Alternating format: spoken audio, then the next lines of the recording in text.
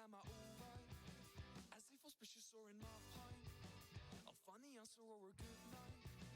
Thank God the time is short. And yes, you always do that one thing when you wrinkle up the nose bridge. I'm trying to figure out what that meant. I took it as a taunt.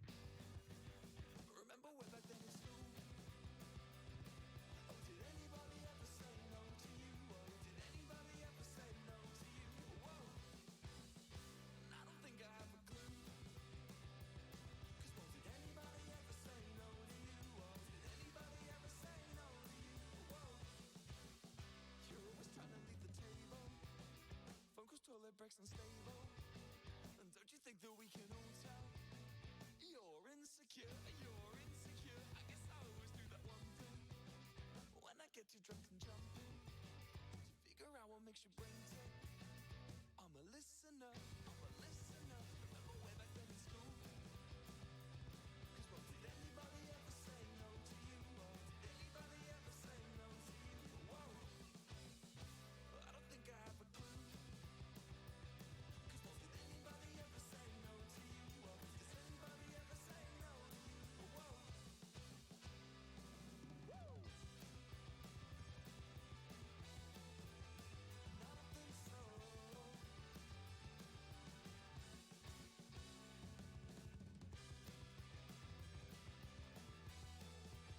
Cause I don't think so. Get the number for the cab call as you're dashing out the front door. You claim to try to dodge the cat call. Thank God the time is short. And yes, you always do that one thing. Cause when you throw and trash me under your drink, I'm trying to figure out what that means. I took it as a taunt. Hello, everyone. If you hear any noise that in the background, that is my brother. Both him and my grandma are watching sports, and so I do apologize if you hear any loud noises. I would close my door, but that'd be kind of rude, and my dogs like to come in here, so I can't close it. So yeah. As the stream title says, we are going to be reading Passerine? My family is watching sports too. Yeah, I'm not a big sports person. That was a long time ago. I'm not going back to it, man. But I've been meaning to read Passerine, and I got the idea, like, hey, what if I do a reading stream? So I've been wanting to do this like for a long time, even before Saddest released their animation with Passerine. Beautiful animation, by the way, like animatic, and Will did a reaction of it, and it was pretty cool. Him and Tubbo did it together, so it's fine. If you do going to competitive swimming, that's still pretty good. Also, wait, fuck, are we doing this? Peeps, join whenever you want to. I just want to read. If you do hear me pause in me talking or hear any nom-noms, that is me eating my dinner, aka we're having Chinese, and so I'm just here finishing it up. Because I did tweet out, like, hey, can I do it in an hour? It's been an hour, so here we are, and I have my food, my Chinese food. Hence why, if y'all hear clinking, that is my chopsticks. Yes, fun fact, I know how to do chopsticks. So, yeah.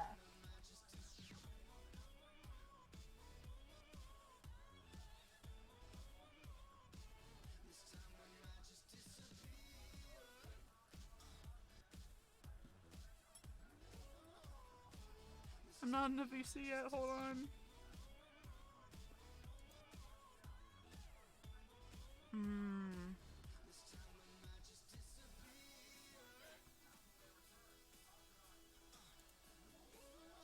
Shoot, where is it?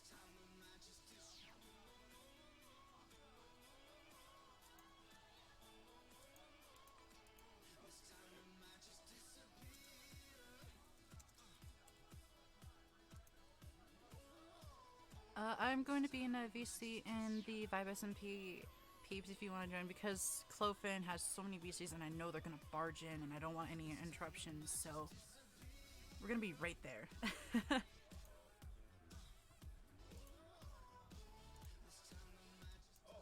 Turn down my music a little bit.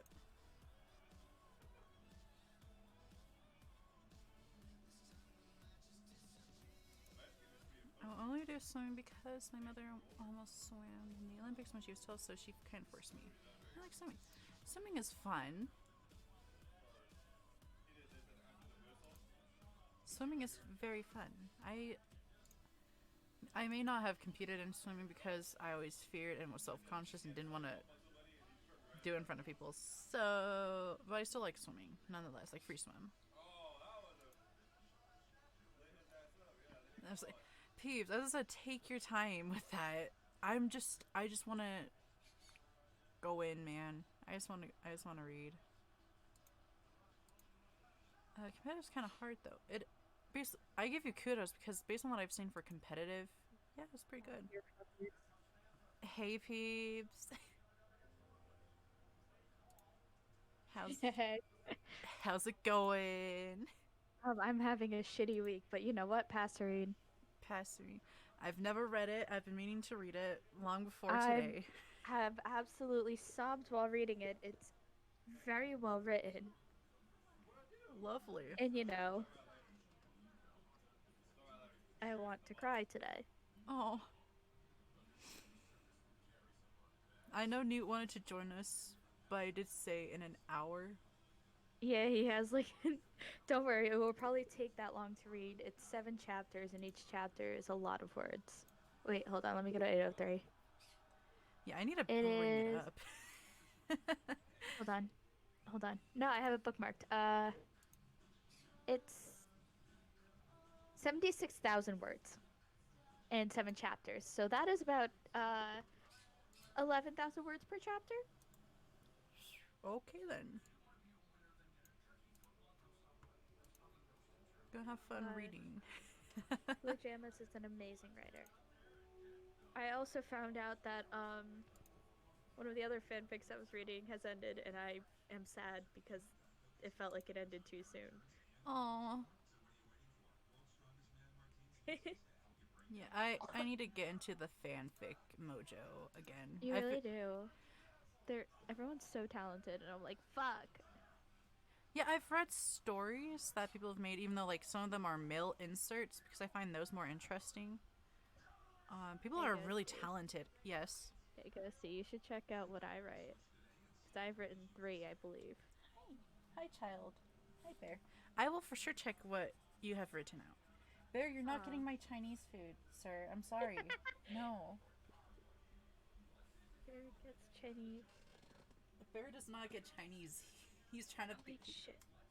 More comments. People want me to continue this one that I read.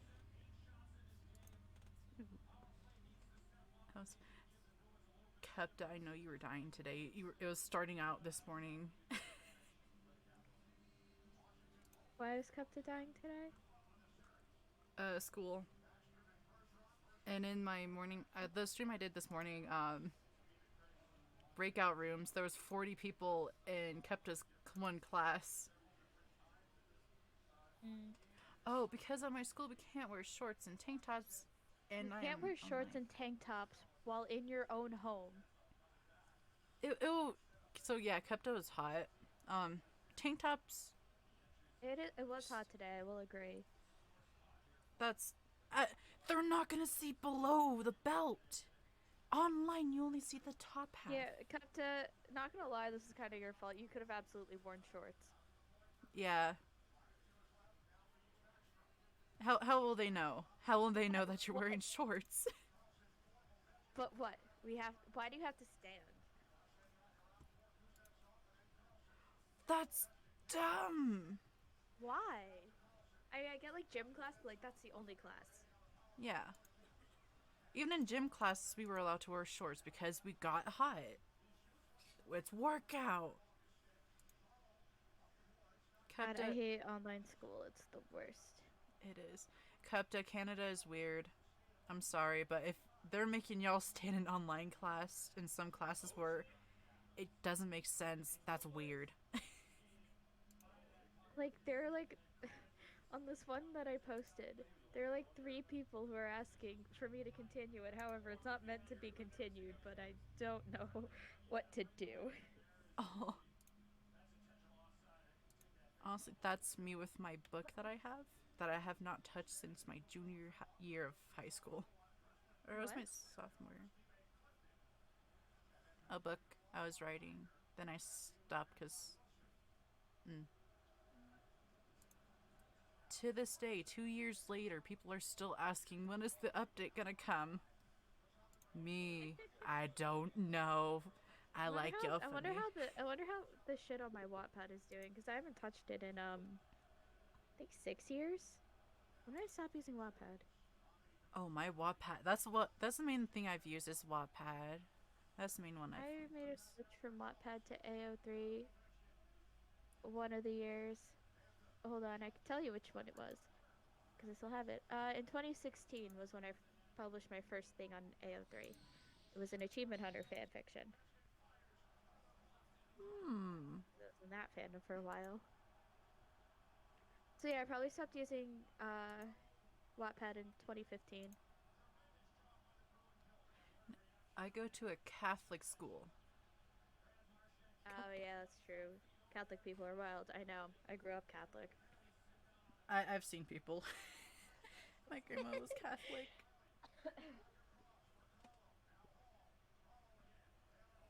I may I can read you the titles of my works while we're waiting.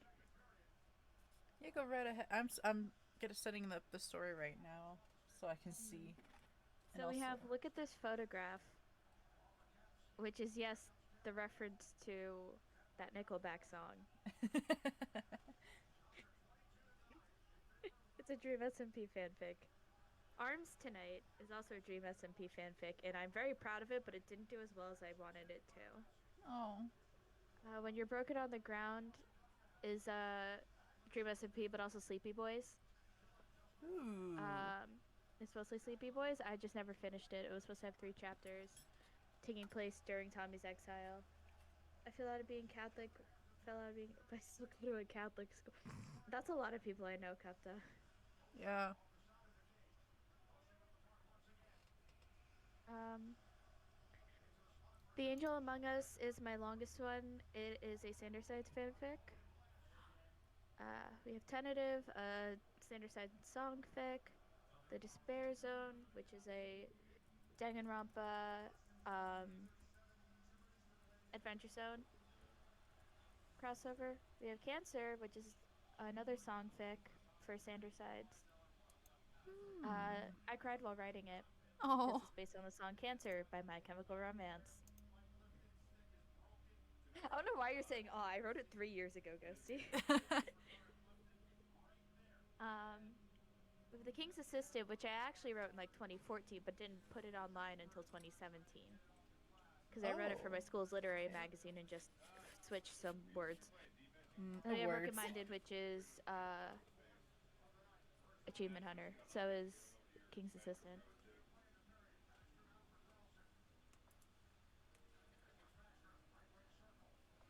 So yep, Gotcha. I have 9 works on AO3 spanning 5 years.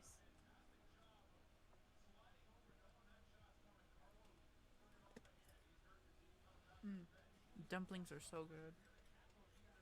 I agree. What kind of dumplings? I usually just get the steamed dumplings, but today I went with fried dumplings and it's pretty good. No, like what's in them? Something. I think meat. You have to pick. No, our Chinese place isn't that fancy. No. They only have one kind of dumpling. I'm like, you know what? Throw it. Send it. So I usually get like fried pork dumplings from this one place near me, and it's so good. Yeah, I just like dumplings. Also, we got dog. Dog, hello. We got dog. I see him on the screen. I found him and I love him. Look at him go. But yeah, if y'all ever need fic recs, hit me up. I have a bunch. And I get a lot of them from TikTok. I will hit you up with that offer. I've been reading a lot recently, and I need some good stories because some of mine haven't updated in a while. Yeah. Like I said, a bunch of them are finished, but they're really good. I have a lot of Persona 5 fics in my in my bookmarks because I was just going through a time. Ah, I'd yes, go the through like my time. Persona session every like year and a half. I feel that. Just love Persona. So good.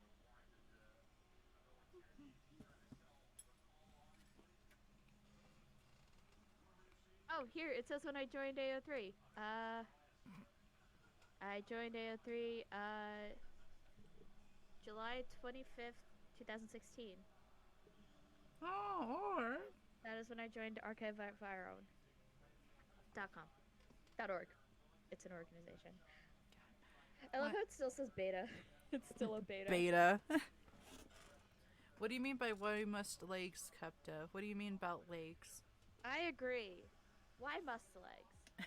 Why must legs? Why must legs?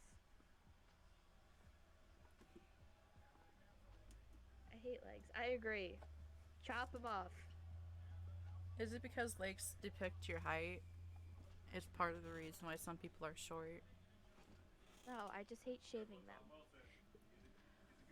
You know, I feel that. I hate shaving my legs.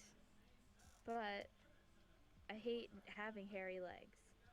So you see my struggle? Honestly, peeps, I'm the same way, but my struggle is...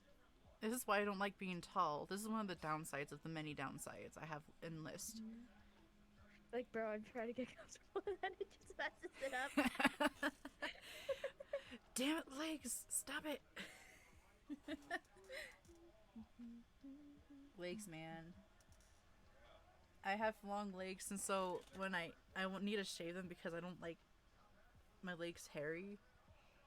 It's an arm workout. It's Yeah, mine is just a mess.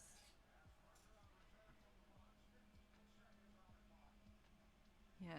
That's why some days I hate being tall.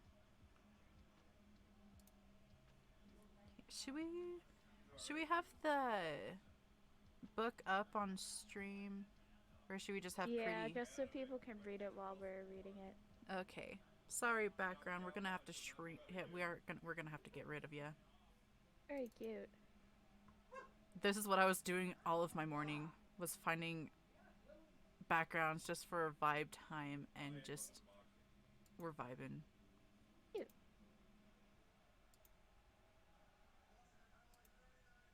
And we also Let me found pull dog. Passerine too. Hold on.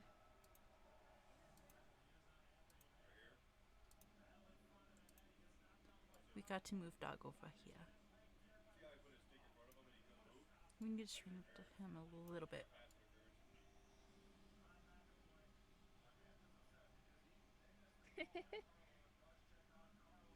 He won't. Oh my god, really? You know what? He's Streamlabs, my beloved. Or OBS, my beloved. OBS, my beloved.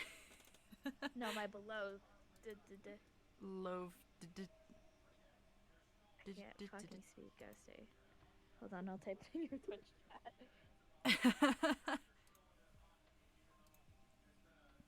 We like speaking words. Words aren't real. Have you ever Beloved. thought about that? That's true. I actually They really had. aren't real. I have an Italian follower, and they apologized. Like, I'm sorry, I'm not good at English. I'm Italian. I was like, oh, I'll die. Aw, I'd die for you. They were. But like, Mm, non-native English, like people who have English as their second language usually speak English better than people who have it That's it's their because first language. us speaking English, we're already tired of it.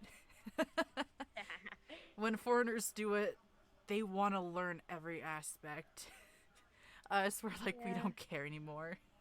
English is like one of the hardest languages to learn. Because of like the many different, like how we spell things and like how there's Yeah, we different have no consistent spelling rules. We have no consistent grammar rules. We just steal from other languages. We're literally like 20 languages in a trench coat.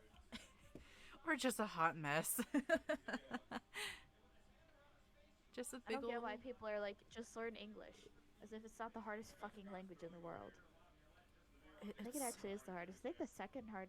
I don't know if it's the hardest, but I know It's up there. Japanese is up there. I'm here trying to learn Japanese. Japanese and Chinese, I think, are the hard, are up there too. Like I- any of the I'll never languages know. they speak in East Asia. I'll never know that language. All I know is that they make good food and hella good anime. No I offense. took German for 5 years, and now I take ISL. I took AP German. I took the AP German exam, and I got a 1. Ooh. Lovely. We hate the college board in this household. Oh, I've hated it from the moment I was told the price for my AP testing. Oh, I got it for free because I got reduced lunch. Yeah, they don't care about me. Because my test was about. I'm trying to remember. It was between like $80 to a little over $90. Yeah, it's like 95. I feel bad for the kids who take the AP test this year, just because they were learning online for most of it. Yeah. If I did that bad while learning in person the entire time, I could not imagine what I could do, how badly I do online. I do bad. I was trying to. I did pretty well in the AP Music Theory one, though. Ooh. I got a 4. Just gonna switch my brain to English or cute how it is. You know, for my May. For May 2-4. I still don't understand what May 2-4 weekend is. I know it's a Canadian thing, but I don't know. May 2. Well, May 24th is a Monday, I don't. so I don't know. I don't know Canadian things. I'm sorry. It's like a long weekend. Uh, Is that it? Kept it? It's just a long weekend that only Canadians Okay. can have.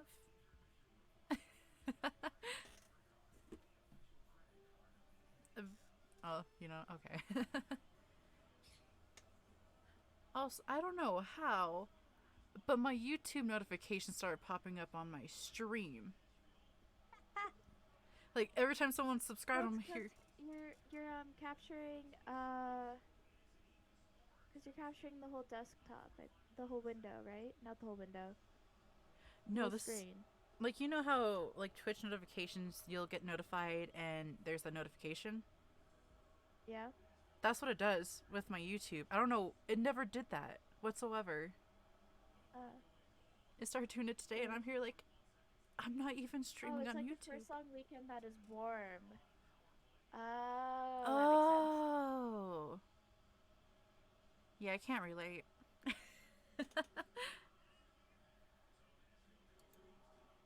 Are we ready to read? I'm always ready to read. I read very fast though, so I gotta work on slowing down.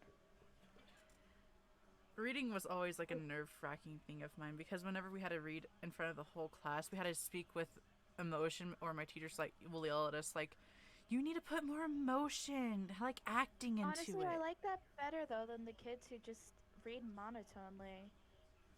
Yeah, that stuck to me, and so I can't read normally. I have to have some emotion in it. No, I'm a speed reader, so my eyes go faster than my mouth. So, that's always fun. Yeah, I don't know how my reading is. It's been so long, and I've only been reading fan fictions. I'm sorry. books. Who are they? Don't know. I love books. I've always been a book person.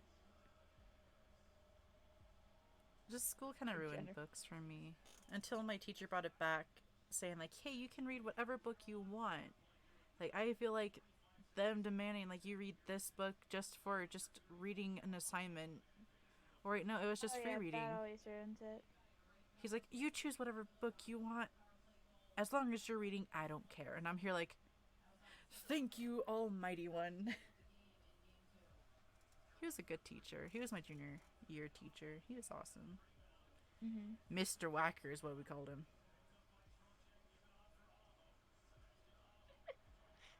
My junior year English teacher hated me for no reason. But that's the only teacher that ever hated me because I'm a teacher's pet. Yeah. Honestly, the only teacher I think hated my guts at the same time is just that's her overall being was my 8th grade junior high honors teacher, honors English teacher. Mm-hmm. She was very strict. AK, if we were not sitting in our seats by the time the bell rang, we were count absent even though we're in the classroom. Oh, that's just bullshit. Yeah. I It, just leave at that point. yeah, especially when we need to grab our notebooks and have it at our desk before that happens. Oh It's my god. Ridiculous. and she was so rude, and the assignments she gave us was like every day we had to do a new poem, even though like it was different types of poems that we had to do. Are you winning, Ghosty? Sees Passerine in the title. Jam. Hi, Jam. We love Jam. We're actually just about to get started, Jam. So you came at a right time. Also, Doggo. He bouncing on them donations. You really do be doing that. I discovered him and I love him and I'm keeping him forever. No one can stop me.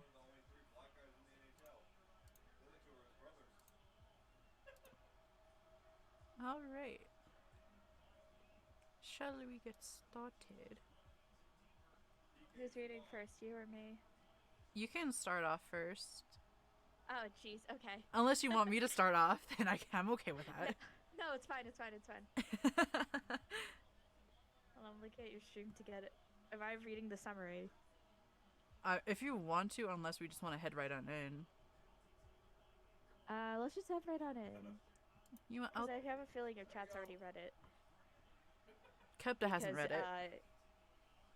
Kepta hasn't read it? Kepta hasn't read it. So Kepta, Kepta, basic rundown. This is a Sleepy Boys fanfic. It's an AU where Technoblade and Phil are immortal. And this is just very good. I don't know how else to describe it. Anyways. I'm just gonna have some medieval fantasy music in the background. Don't mind me. I know what it is. Okay. He must have had a life before this. A mother, a father, a home, maybe sisters or brothers. But it had been so long, too long. And now all he knew was this bloody game. His hands knew no other shape than fists curled tightly around a sword, swinging eternally, finding its mark through skin and bone. They all tried to run, of course. They built walls and cowered in corners, but he always found them. Sometimes they begged, sometimes they chose to jump up from cliffs rather than face his reckoning. And sometimes they stared back at him with eyes as empty as his own and welcomed death with open arms. Those were the ones he envied the most. Technoblade never dies, they whispered around campfires and funeral pyres. He prayed that wasn't true. The voices led him to kingdoms and shires and towns. It didn't matter what they offered him in return. The voices didn't demand coin, they demanded blood. He fought for bold men and stupid men, greedy kings and starry-eyed rebels. He fought for armies doomed to fail and dragged them into the light of glory. He had lost count of how many allies he'd fought beside. After a time, their names and faces had faded into the recesses of his hazy memory.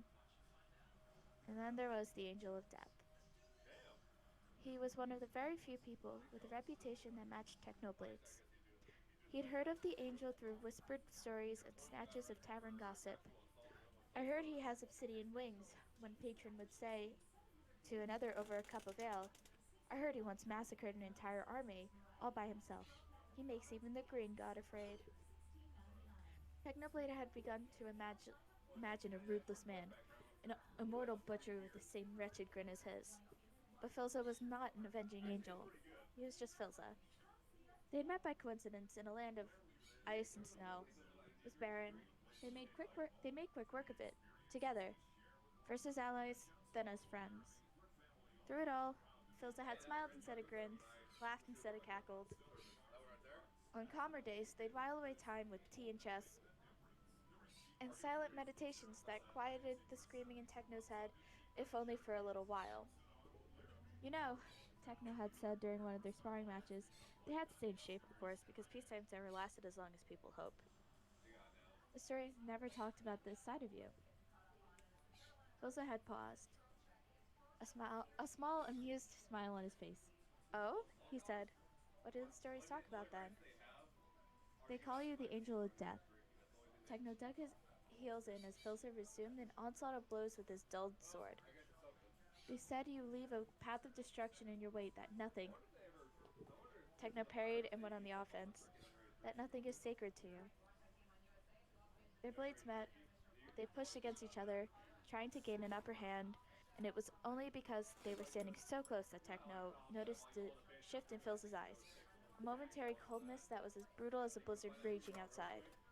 It was there and gone in an instant. Light returned, and Filza laughed as he pushed back against Techno's sword. Stories are curious things, Filza said as he swung again, barely giving Techno time to dodge. Some of them are true.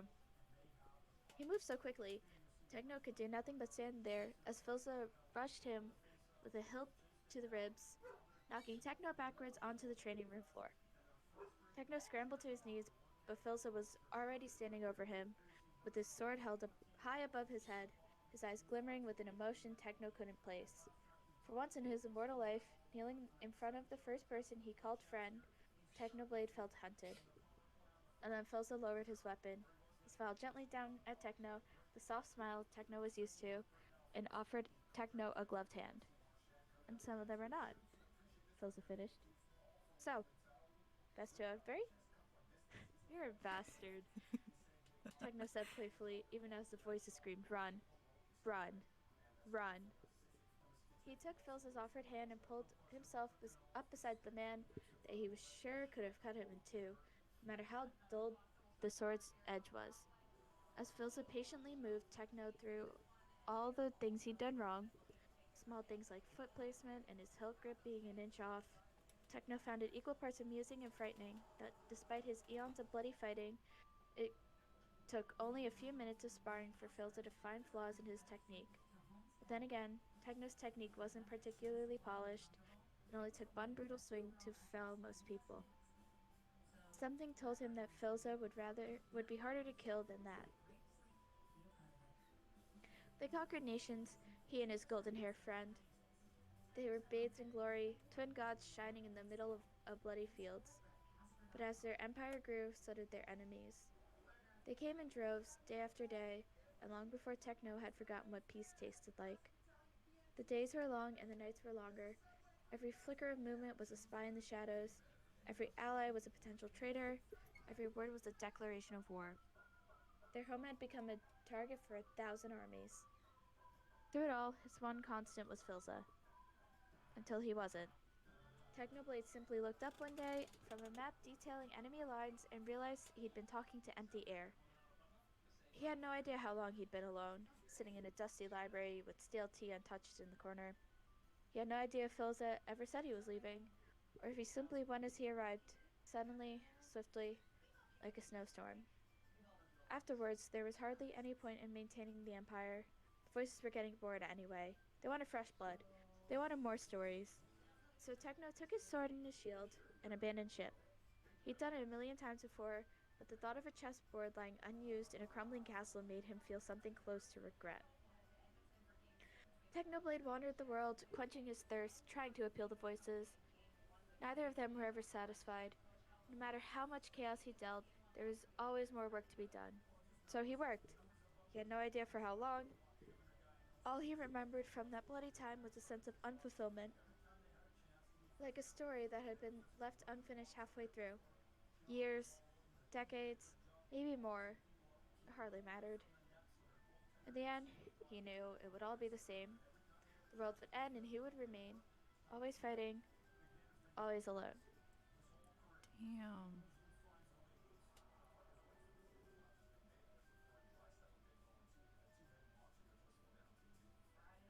Yeah, it's the Immortal Fic Jam.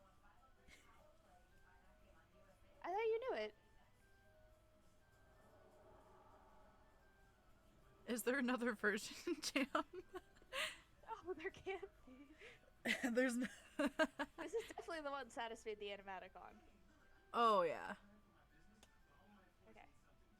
He didn't know what brought him to the kingdom in the first place. Did he really have to see it for himself? Was it simply to satiate his curiosity? Was he bored?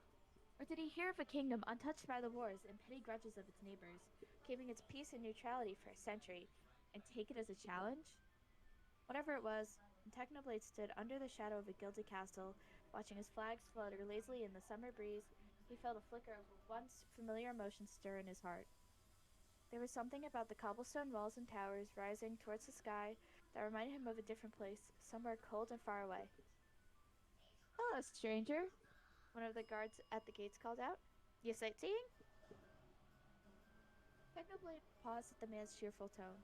Most of the guards had caught sight of Techno's sword and blood-red cape were quick to draw their weapons. But aside from spears that seemed more decorative than threatening, the guards at the gates didn't seem to be on guard at all. "Hubris," voices said. "This is a kingdom of hubris." "Perhaps," Techno drawled, indulging the guard.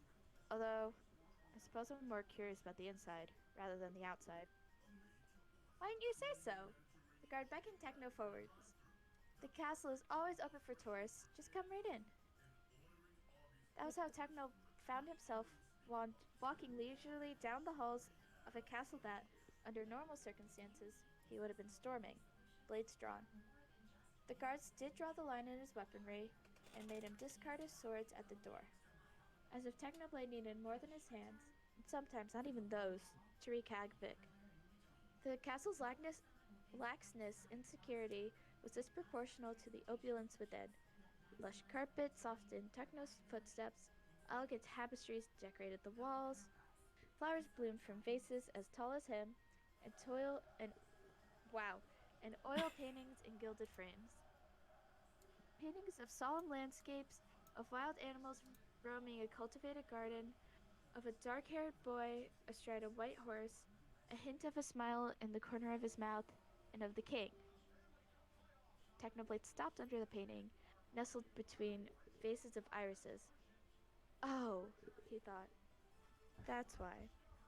It wasn't hubris making this kingdom think they were protected from everything. It was their king. Rendered in paint and shadow, he looked just as Technoblade remembered. The years of leaving no mark on his immortal face. He was standing behind a modest throne, his hand laid gently on the shoulder of a dark-haired woman that must be his queen. In the queen's arm was a golden-haired toddler, sleeping peacefully. On the floor by her feet, with his legs crossed under him, was another child, older, with a gold circlet nestled in his brown curls. "Willie!" Oh. A child's shrill voice rang down the hall.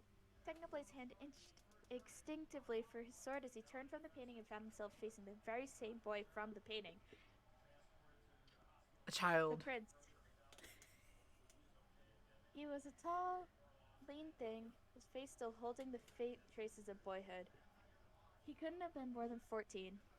In the painting, he'd been grinning, forever immortalized in delight, but here he was staring, his dark eyes unnaturally focused, as if Techno was a particularly interesting book he was quietly picking apart in his head. Techno had seen that expression many times in the faces of wizened generals looking over battlefield arrangements. "Hello," the prince said cautiously. Technoblade found himself raising his hand in a small wave. "Hello."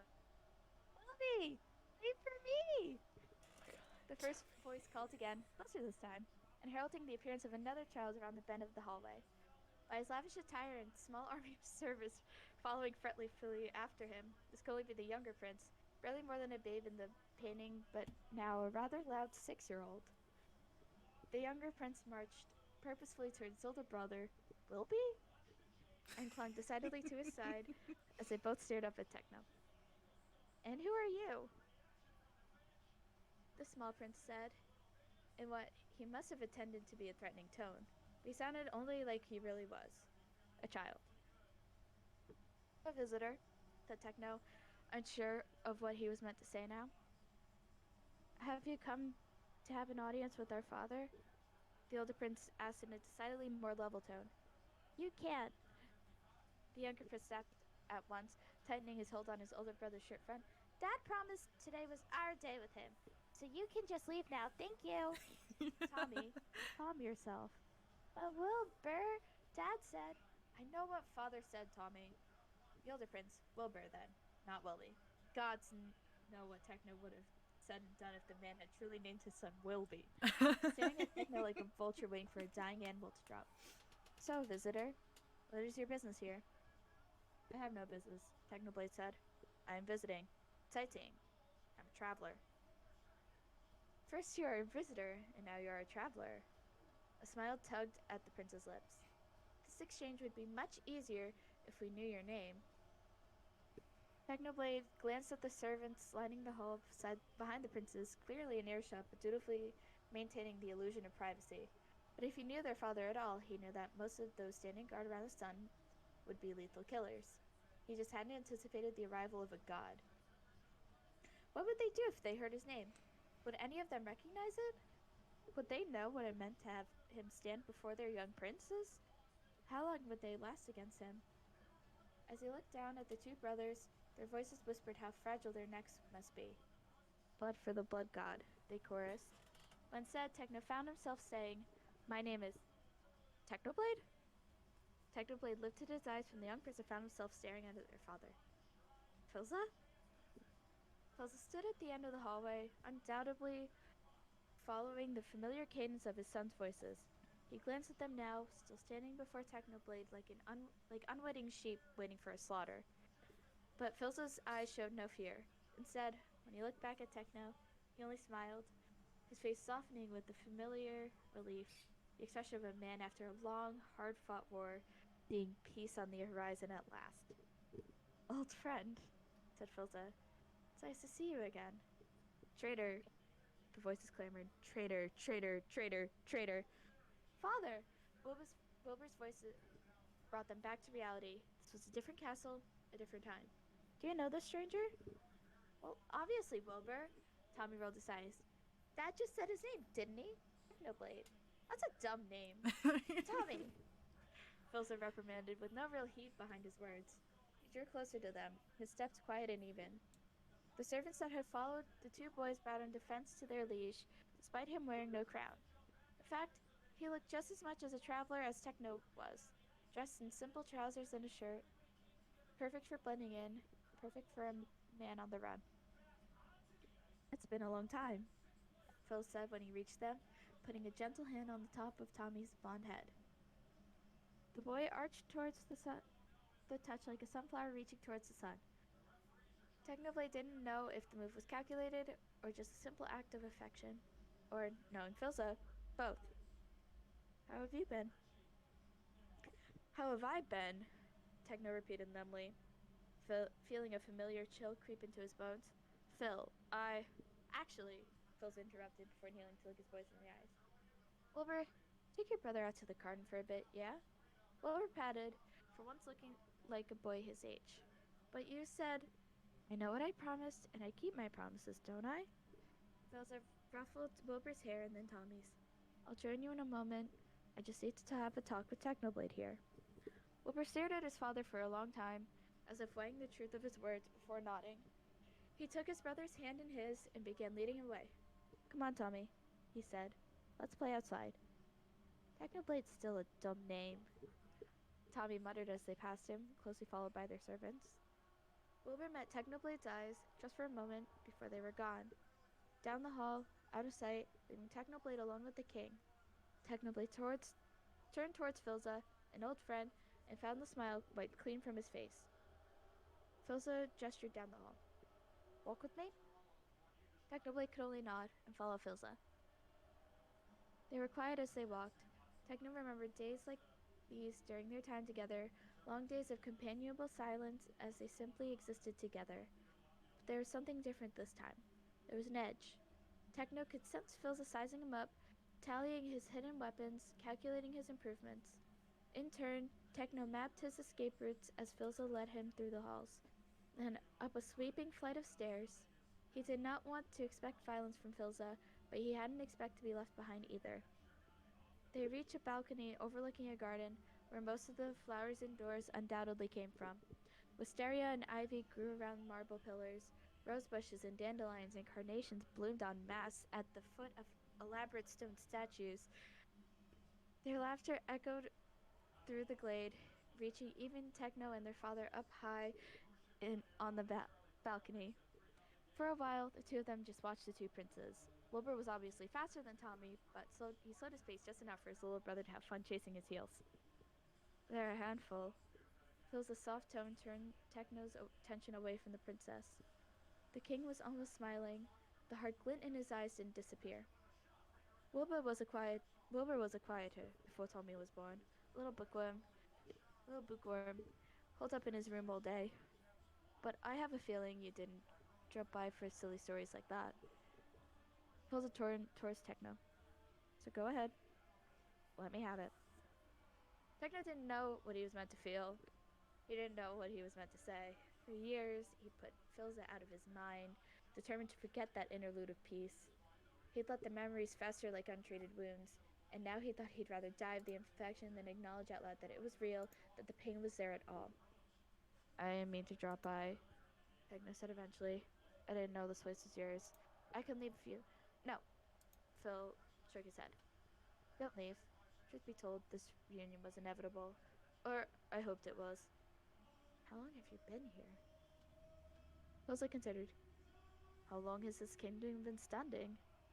Phil, that's... I know. People like us aren't meant to stay in one place for too long. Filza sighed and turned back towards the horizon. He leaned his arms against the wrought iron railings and looked out into the at the land beyond. The slope of distant mountains, the kingdom that stretched on and on, unaware that their immortal king was all that stood between them and destruction. I found a small town while I was traveling. Made it something more. I told myself I would leave after a year, and then it became 2 years, 3 years, a decade. I did leave eventually, before they figured out why the town may have never aged. But then I found out, the moment I left, Filz's expression turned cold. They were annihilated.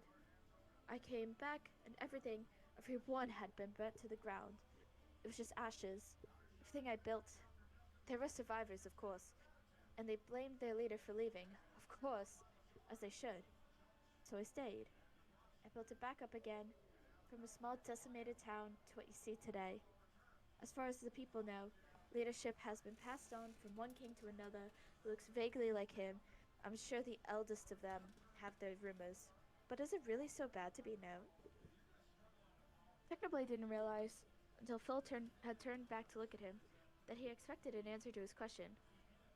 But all Technoblade could say was, "Is that why you left me behind?" Techno, I understand. You heard the place you loved was in trouble, so you came back. But why didn't you take me? Here it was, at last. Catharsis, or something close to it. I would have hunted them down with you, Filza. The people who did that to your town, I would have given you your vengeance on a silver platter. I would have given you the world. Filza didn't look guilty. He just looked tired. I didn't hunt them down, though. What?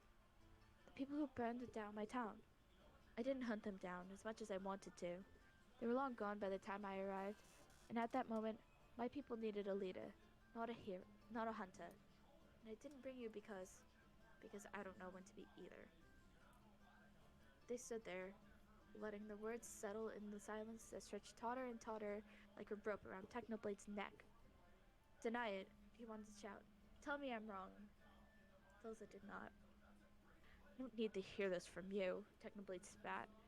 A well of old anger, hurt and anger, once dried up, began to fill anew. Do your sons even know what you are? Who you are? The angel of death, domesticated. Farce. Phil stiffened. You know not of which you speak.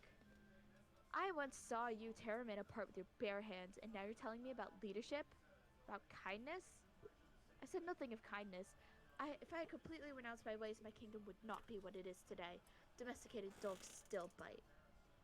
Philza stepped towards him until they were eye to eye. Despite the accusations Techno hurled at him, despite their bloody history, Techno had never truly seen Philza angry. But he had a feeling that if he kept running down this road headfirst, he might find himself knowing the full extent of his old friend's wrath. Philza's eyes were hard as flint, one spark away from combustion. Technoblade glanced down at the garden. Phil followed his gaze until they were both staring back at the two boys below, who'd ceased their playing to wonder at their father and the stranger. They couldn't have heard a thing of what Philza or Techno said, but Wilbur stood with his head cocked inquisitively to the side, as if he were turning over the words. Dad! Tommy shouted. Are you almost finished? Almost, Philza called back. I'll be right down, kids. Tommy elbowed Wilbur and said something that made the other boy throw his head back in laughter. Then the two of them took off, back to their games, back to their honey childhood. When Technoblade turned to Philza again, the king's expression had turned considerably softer. Techno could live another 1,000 years and still never understand how easily Philza could hide his fury. I wasn't trying to settle down, Philza said, quietly now, as if he were imploring a child to stop a tantrum. His eyes were still in the sun's below. I was content, for a while, to watch the kingdom grow, but these mortals and their short, fitful lives, they drew you in, Technoblade. I used to think they were moths drawn to a flame, doomed to catch fire for the most inconsequential things. We've seen their wars, you and I. We've fought them. We both know the things they do to each other. Philza took hold of the balcony railings as if it was the only thing keeping him from floating away. But over the years, I've also learned things they do for each other. Their lives will always be 1 year, 1 week, 1 day short, but it doesn't seem to matter much to them. They live anyway. They love anyway. Forgive an old god for wanting a piece of that for himself. A late morning breeze passed through, carrying with it the scent of flowers and the shredded remains of Techno's anguish. Fury was still there, and the feeling of a betrayal so grand it might never be bridged, the exhaustion had begun to settle in. Techno was used to quick brawls and long hunts, but verbal altercation was not something he'd ever trained for, mostly because he had not cared to speak to anyone that mattered since forever, perhaps. And maybe Philza had been tired too of their life before, always fighting, never safe. And although Techno thought it was only a matter of time before this game of peace was over, he thought maybe he could start to understand why Phil took the chance. It was a foolish move, and Technoblade would scoff at it for the rest of their immortal lives, but it would not be the worst choice anyone ever made. Technoblade had seen the worst, and this was barely a drop in the ocean for bad decisions. Still, it was stupid. One look at Philza and Technoblade realized he must know it too. Are they like you? Techno asked at last, unsure what answer he was looking for. Your boys? Phil sighed. I would not wish my fate on my worst enemy, least of all my own children. His hands tightened around the railings. They take after their mother. Moral, good in all ways. Thank every god that has ever existed for that. Sometimes, Techno prompted when the silence stretched too long. Phil's jaw clenched. It's Wilbur. He speaks of voices. Voices? Philza met Techno's eyes. A conversation from lifetimes ago replayed in Techno's mind. A moment of vulnerability in a castle not so different from this one, where he had spilled his secrets as easily as he spilled blood. The voices, Phil, they demand blood. There was a world's worth of agony in Phil's stare, a burden only understood by a parent fearing for a child. I'm glad he's not like me, Philza said, but sometimes I fear he's growing more and more like you. Techno's breath hitched in his throat. Just the urge looked down again, searched grass for the boy with the ancient eyes. The voices began to sing. Not alone, they said. Not alone, not alone, not alone. No, Techno said, curling his hands into fists and digging his nails into flesh until they drew blood, his daily penance. He's but a child. Techno paused. What was he talking about? What did it matter what Wilbur was? What was this sudden ache in his chest? Something telling of a far deeper wound, an older affliction. He did not know this boy. He should not care. He did not care. But then Philza seized him by the wrist, as if he knew Techno was about to take off running, and forced him to meet his tortured gaze. That is why I hoped you would come. Truth be told, I was very close to looking for you myself. I cannot do this by myself, Technoblade, as much as I want to. You're the only one. You want my help, Techno said dully. My help? After you abandoned me. After you denounced my ways and called me a monster. Philza flinched. I could never call you that, my friend. Friend. The word the Technoblade had only truly understood in the days of snow and sweet tea. I don't owe you anything, Technoblade said quietly. I don't owe that child anything. I know. And I have better things to do with my time. I know. And after all, I shouldn't even be listening to you right now. I should just leave. I know, Techno, I know. And then Philza did something Technoblade would never, in 100 or 1,000,000 years, have expected him to do. He kneeled. Philza, once Emperor, presently King, Angel of Death, kneeled before Technoblade, grasping pathetically at his cloak, his golden hair bowed. The voices were a chorus of disgust and disdain. Oh, how the mighty have fallen. And when Philza spoke again, his voice wavered. I'm sorry, truly, for leaving, but I am asking you, begging you, to do this for me, for my son, for the friendship that we once shared, Techno. Please, please. I do not know how much time the gods will give us. What will you have me do? Techno demanded, his own voice fraying at the edges. What do you expect from me, Phil? Philza looked up at him, his face a study in agony. Stay. Stay and help as much as you can. And together, maybe we can help you as well. The voices paused, just for a moment, just for a breath, as they all considered the weight of Phil's words. And God's, that silence, however brief, however fleeting, was the sweetest thing Technoblade had ever heard. We can help you. What does that mean exactly? What did that entail? Technoblade didn't know, and didn't care. He'd come here in search of a kingdom of peace, and he'd found it. Forgive an old god for wanting a piece of that himself, Philza had said. And what was peace if not the silence?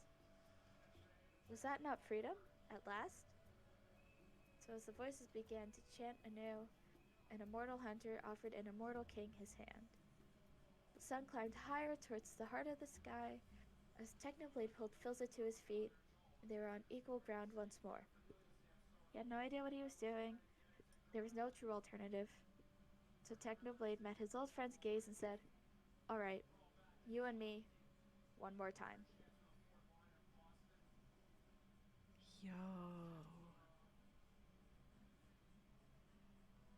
I need to get water. Honestly, as you're reading that, I'm like, I should get something to drink. Yeah, you should have. You know what? Before we started the second chapter, we could do that right now. Right, pause. Hey, Pause. Chad, go get some water. Go get something to eat. Go I definitely need water hydrate. because my voice I start to get congested the more I talk. What, I will be Cupta? back. Wait. Yeah, go get food, Cupta. Yeah, that's what we're saying, Cupta. This is the time for a break. Get your Be right back. things. Yeah, of course. Everyone take your break, get your water, get your snacks, drinks. We're in for a ride. Let me tell you, I'm gonna go get some water because I will probably get dehydrated. So enjoy the music.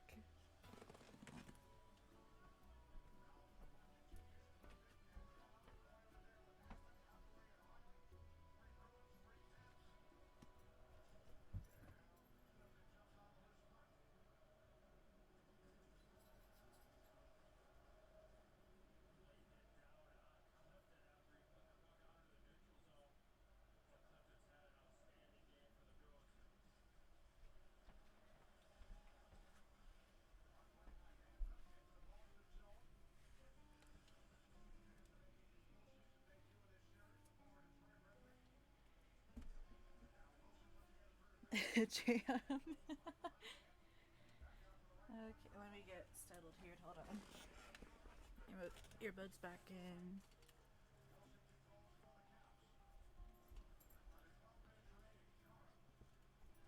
Okay.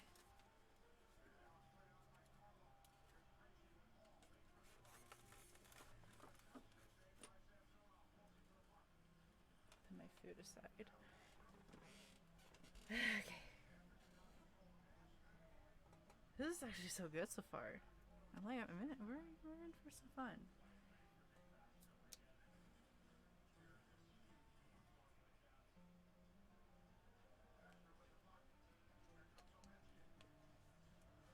The fish will be the new blood god if you don't make sure you're okay. True. Yeah, we're still waiting for our peeps to come back.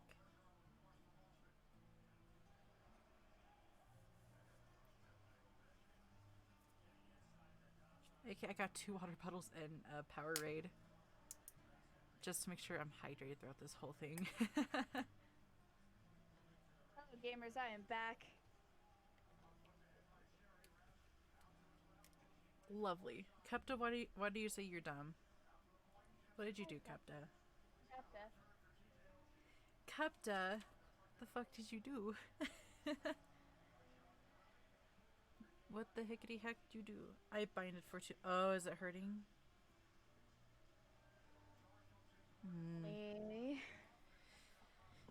Kepta, you need to make sure you don't bind for too long, okay? Just be careful.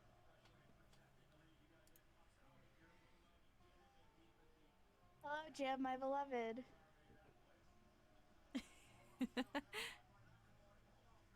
Okay. Did y'all enjoy the first chapter of my reading? As I slowly started to do a British accent for Phil.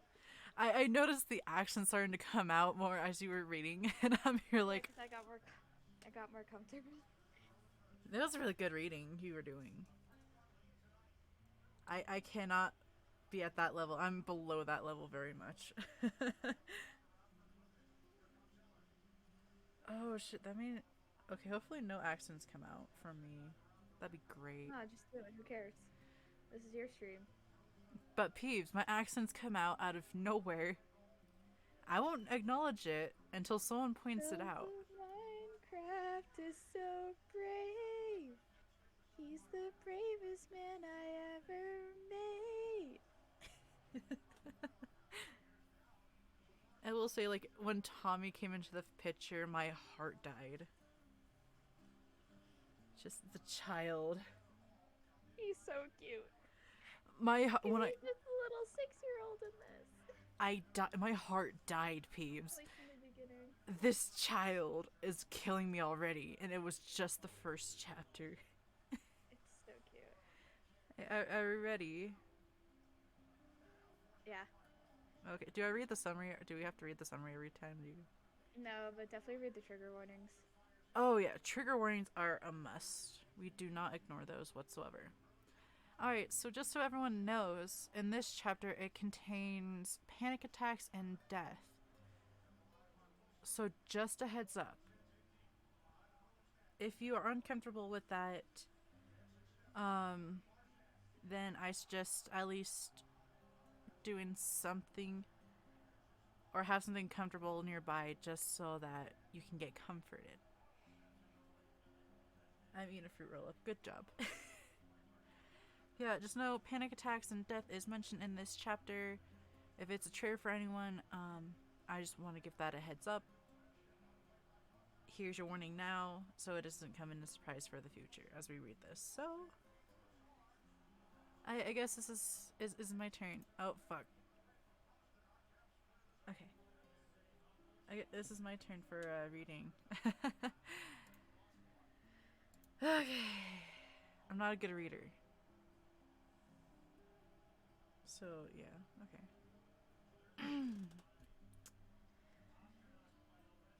Good job, Crypto. Anyways, chapter 2. Like Carolyn Bells, I think that's how the House of Augustus rings.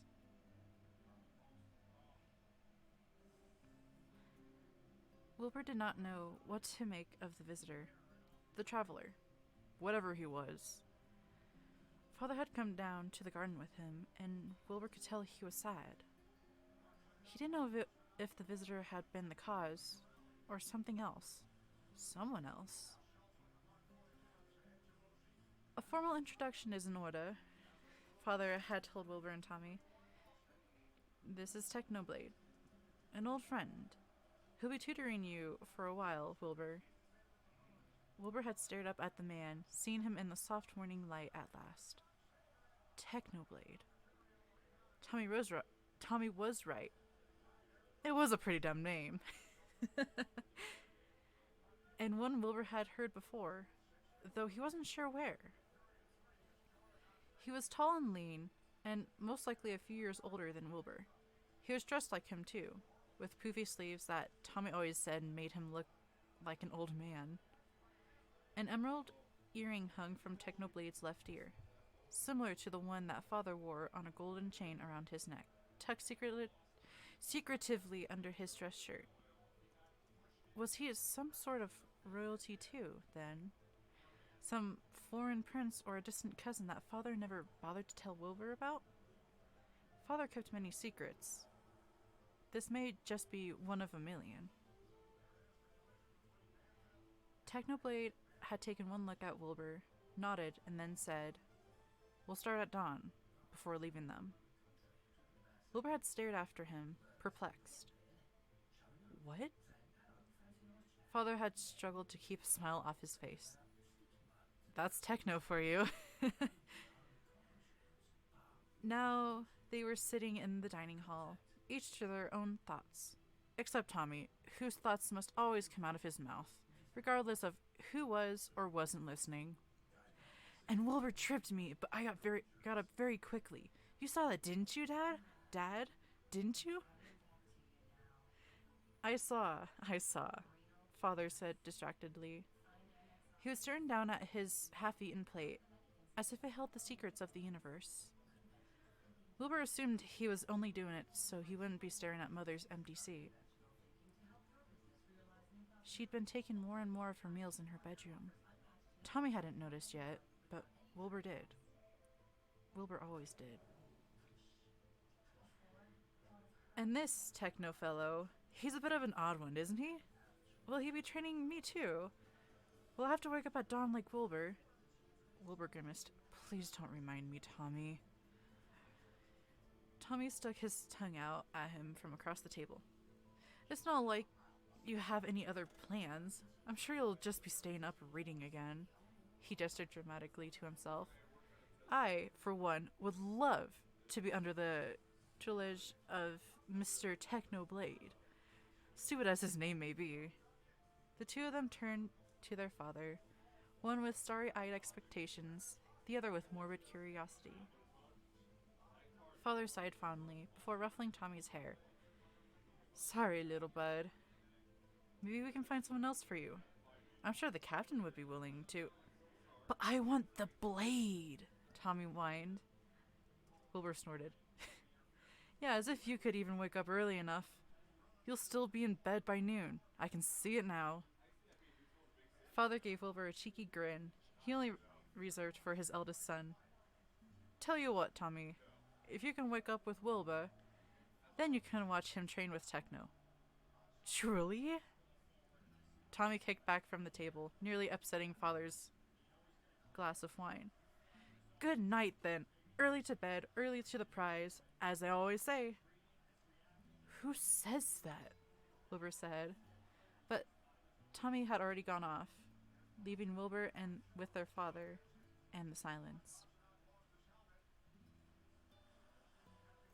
For a while, the only sound were utensils scraping against plates and Wilbur's heartbeat in his ears. He would never admit it to Tommy or anyone, but his relationship with Father was always better with his brother around. It wasn't that Wilbur didn't love his father, or that he thought his father didn't love him. Wilbur couldn't remember it happening, but somewhere along the way of studying warfare and politics, of staring up at the throne that would one day be his, of learning how to be a prince, he'd forgotten how to be a son. And sometimes, when Father thought he couldn't see, Father would look at him with a bottomless grief, like he was mourning something already lost. It should be Tommy, Wilbur had thought. Sunny Tommy, who managed to charm everyone he met, in spite of, or perhaps because of, his loud disposition. Not him. Not when Father looked at him like that.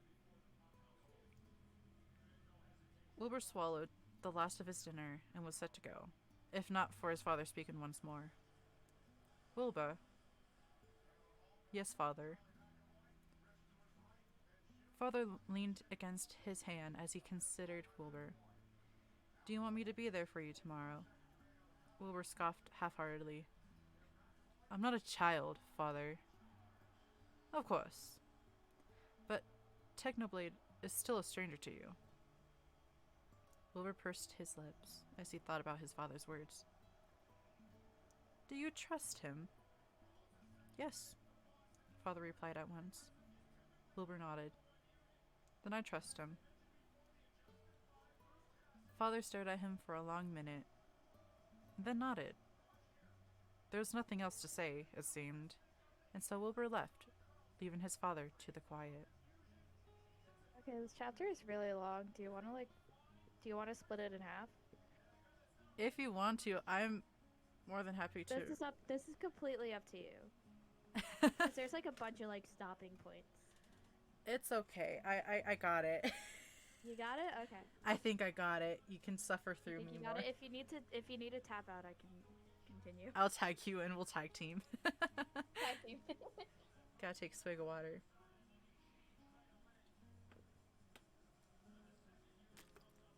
Anyways. Tommy's door was firmly shut by the time Wilbur arrived at their sleeping quarters. Wilbur's own door stood ajar, waiting. Moonlight spilled from the arched windows, painting everything in silver. The bed littered with half-finished books, and the desk bearing scars from Wilbur's manifold frustrations in writing music for the guitar that sat discarded on the floor. Mother had given him that guitar for his 10th birthday. He used to play lullabies, or spooky songs, when he was in the mood for older brother mischief, for Tommy. Before Tommy decided he was a big man and moved out to the bedroom across the hall. His body felt heavy with thoughts. Technoblade, the boy who looked not much older than him, now tasked at tutoring him at what? Father had not been forthcoming with that, amongst other things. With a sigh, Wilbur grabbed the guitar from the floor and dragged it with him to the window. As he plucked idly at the strings, he gazed out at the horizon beyond the glass, the sprawling lawns of the castle ending at the foreboding gates. And then after that, his kingdom, his birthright. He played a single discordant chord. Nothing had come easily to him recently. Music, literature, conversation, everything, all at once, had become taxing. Even laughing with his brother felt like a chore. Wilbur's fingers stilled on what was undoubtedly going to be another bad note. Something was moving, down on the lawn. He squinted at the figure until it came into sharper focus. Technoblade. Wilbur pressed his face closer to the glass, just to make sure his eyes had not deceived him. There were many people in the kingdom with pink hair, but perhaps fewer who also moved with the lethal grace of a python. Technoblade walked across the lawn and disappeared past the gates without a glance back. It wasn't until his breath fogged up the window completely that Wilbur realized he was hyperventilating. He pulled away from the glass and stumbled over to his guitar on his way to his bed. He pulled the covers over himself, as if the darkness would dampen his thoughts. Where is he going? Followed by, will he come back? Will he come back? Will he come back? Will he... You're late. Wilbur blinked in the dim sunlight, barely breaking through the horizon. What? He blinked some more until he finally recognized his surroundings. The smooth marble floor, the 4 columns sculpted like gods bearing up the flat roof, ivy falling over the roof's edge like a waterfall, curtaining them off from the rest of the garden. This was the training pavilion, Father's personal training area, where he attempted to teach Wilbur fencing before it became clear that weaponry was not to be Wilbur's forte. It's all right, son, Father had said, carefully tending to the cut on Wilbur's leg from his own rapier. Kings don't really need to know how to fight. But that's what armies are for. Or, that's what armies are for. Anyway, Father had sounded angry as he said this, but Wilbur somehow knew it wasn't because of him. But you know how. Wilbur had pouted, dutifully trying to hold back tears as Father applied stinging herbs to his wound. Well, said Father, that's different. Different how? Just different. Father finished tying the bandages around Wilbur's leg and smiled at him. I'll tell you when you're older. He never had. But it wasn't Father standing before Wilbur today. Well, Technoblade said, gesturing to the heavy chest in the corner. We're burning daylight here, little prince. Hurry up. Wilbur blinked again. Sorry, but how did I... Technoblade stared at him quietly as they both waited for Wilbur to finish his sentence. His eyes are red, Wilbur noted distantly, even as he struggled to remember anything else. He could not recall falling asleep, or waking up, or walking down to meet his new tutor for their first lesson. Well? Technoblade prodded. Wilbur shook his head. Nothing. What are we, learning today? Technoblade cocked his head to the side, unimpressed. His hair had been pulled into a braid so tight that it hurt Wilbur's scalp by proxy. Philza said you were crap at fencing. Wilbur grimaced as he walked over to the chest, kneeling to filter through its contents. That's one way of saying it. He picked up one of the swords and turned to Technoblade, who'd apparently brought his own weapon, a wicked-looking broadsword with a ruby-encrusted hilt. I'm a bit better at long-range weapons, if you were wondering. I wasn't, Technoblade snorted. Get into position. Wilbur did. That's not correct. Wilbur sighed. I told you. Technoblade walked closer to Wilbur until they were eye to eye. Wilbur was a few inches taller than him. He realized, at least until Technoblade knocked him flat on his back with a sudden blow to the stomach. The air left Wilbur's lungs in a rush. He blinked lazily up at the ceiling for a moment before the indignation set in. He leaned himself against his elbows and glared at his tutor, who was looking more and more unimpressed. You could have withstood that if you were in the correct position, Technoblade drawled. You could have warned me, Wilbur spat, clambering to his feet. Oh, is that how a fighter goes, your highness? Technoblade mocked. All right then. If it pleases you, your princeliness, I shall be striking your shoulder with the flat of my blade next. What? Quicker than a breath, Technoblade did just that.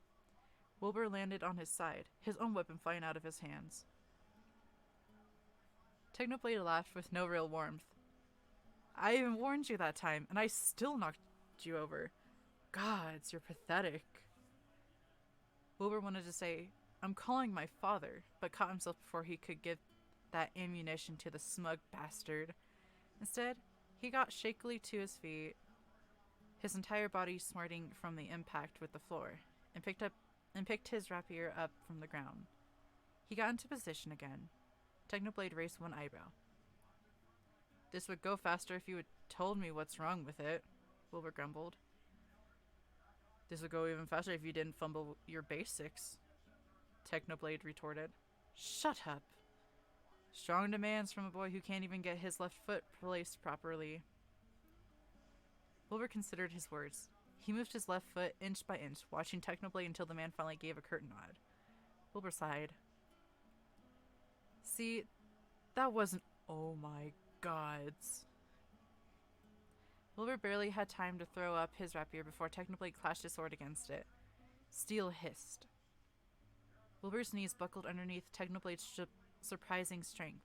It felt like having an entire house collapse on him, and if he fell, he'd be crushed. Technoblade fell back, leaving Wilbur with his heart hammering in his chest. What was that for? Or what was that? Wilbur demanded. You could have killed me that time. I could have killed you multiple times since you first walked in here. Technoblade gestured for him to get into position. Again, again, again. Never let your guard down, Your Highness. Always assume the enemy is planning to strike. What even is the point of this? Wilbur asked. The kingdom has been at peace for gods know how long. I don't need to risk my neck for a skill that doesn't even matter.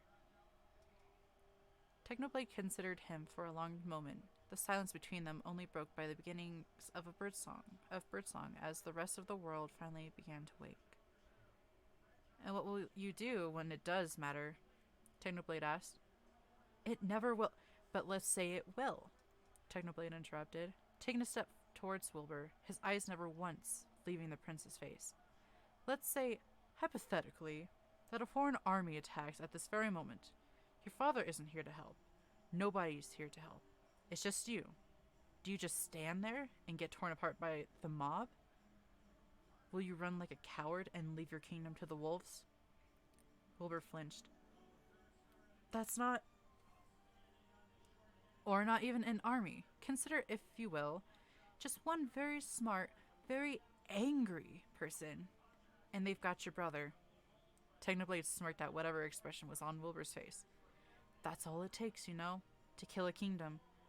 A single person who knows your weak spots. So what you need to do is get rid of them. The weak spots, I mean. This kingdom is only impenetrable because Filza has long ago gotten rid of every vulnerability. So what happens when you take the throne? That's not true, Wilbur said quietly, standing in the downpour of Technoblade's words. My father, he does have vulnerabilities. He has Mother, Tommy, me.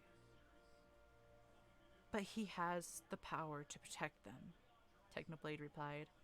And you don't. That's the difference. The sun had climbed higher into the sky, painting everything in gold. Through the gaps in the ivy, the warm light shone on Wilbur's skin, warming him from the inside out. He imagined the light seeping into his skin, into his bones, and through the cracks of his soul until he could be made whole again. A boy of sunlight, like Tommy. He wanted the sun to burn away the tiredness, the sadness, the thoughts. He wanted the sun to burn Technoblade too, with his harsh words made harsher by their truth. Wilbur took a shaky breath, letting the fresh air in and trapping it in his lungs for as long as he could. Then, he let it out. He glared at Technoblade, then got into position. Fine, he spat. Do your worst. Wilby, you look like trash, Tommy said brightly over a plate of eggs. Tommy, Father scolded. No, Technoblade mumbled through a mouthful of meat. The boy's right, Phil. Wilby does look like trash. Wilbur groaned at the remarks, and then groaned some more when the movement made his ribs feel like they were cracking apart. Bruises were already starting to form up and down his arms from the various times Technoblade had knocked him to the floor. He couldn't even reach for his utensils without pain lacing up his side, and so his breakfast remained tantalizingly out of reach right in front of him. Tommy's initial annoyance at sleeping in and missing the blade in action was only matched by his absolute delight at seeing his older brother so battered. and then exceeded by his excitement when Father invited Technoblade for breakfast to recount how terribly Wilbur had performed. It was to track his progress, or some sort of excuse like that. Though Wilbur guessed Father just wanted to stop Technoblade from disappearing wherever he goes off to, like last night. Did he cry? Tommy demanded, practically vibrating off his chair. Technoblade, seated next to him, cut another piece of meat and chewed ponderously on it before answering, "Almost." "Wicked," Tommy breathed. Father glanced at Wilbur worriedly, taking in his bruises. "Techno, maybe next time you can go easy a bit?" "No," Wilbur said hurriedly, wincing when his sore limbs protested. "No, I told him to not hold back." Father raised an eyebrow. "I doubt that." "No, really, I need this, Father," Wilbur insisted. His legs that felt like lead and some of his bones were definitely misplaced. But by the end of their 5-hour session, he'd learned where to strike to kill, and where to strike to incapacitate, how to block attacks as much as deal them, and how to fight off stronger opponents. Which, for you, would be all of them, Technoblade had said as he righted Wilbur's grip on his rapier. "Let the boy bruise a little, Phil," Technoblade said, downing a glass of wine. "It's good practice. Good distraction, too." "Distraction?" Wilbur looked to his father, but he was busy trying to force a bowl of vegetables on Tommy. When he looked again, Wilbur found himself meeting eyes with Technoblade. The other boy was considering him at length. Wilbur had caught sight of that expression multiple times in the past 5 hours. Like Technoblade was inspecting him. Less with the scrutiny of a teacher, and more with the intense focus of a surgeon trying not to make the wrong cut. "What?" Wilbur finally asked. "Do I have something on my face?" "Yes. Defeat." Wilbur resisted the urge to stick his tongue out, like Tommy undoubtedly would have done. "You are a very rude guest." "You're a very weak prince." "I don't see what my physical prowess, or lack thereof," Wilbur Technoblade inserted. Fuck. Okay. "Has to do with you being such a pissy bastard," Wilbur finished hotly. "Wilbur," Father said, swiveling to face his oldest son. "Cursing? In front of your baby brother? I taught you better manners than that." "I am not a baby," Tommy protested. "And what is piss—" "I think that's my cue to go," Technoblade interrupted suddenly, rising from his seat. "To where?" Father asked.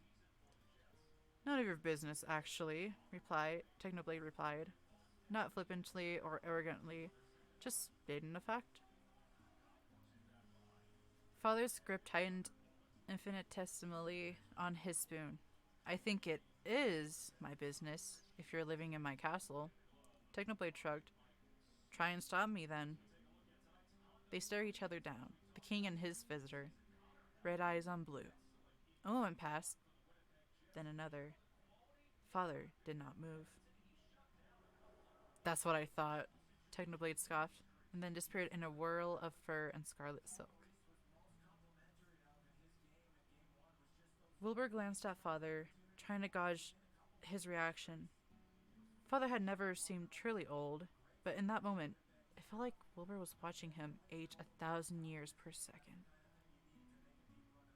"Who is he, really?" Wilbur asked before he could lose the nerve. Father blinked slowly, as if coming out of a dream. "An old friend, I told you." "From when? He can't be that old of a friend. He's just a teenager." "When did you meet him?"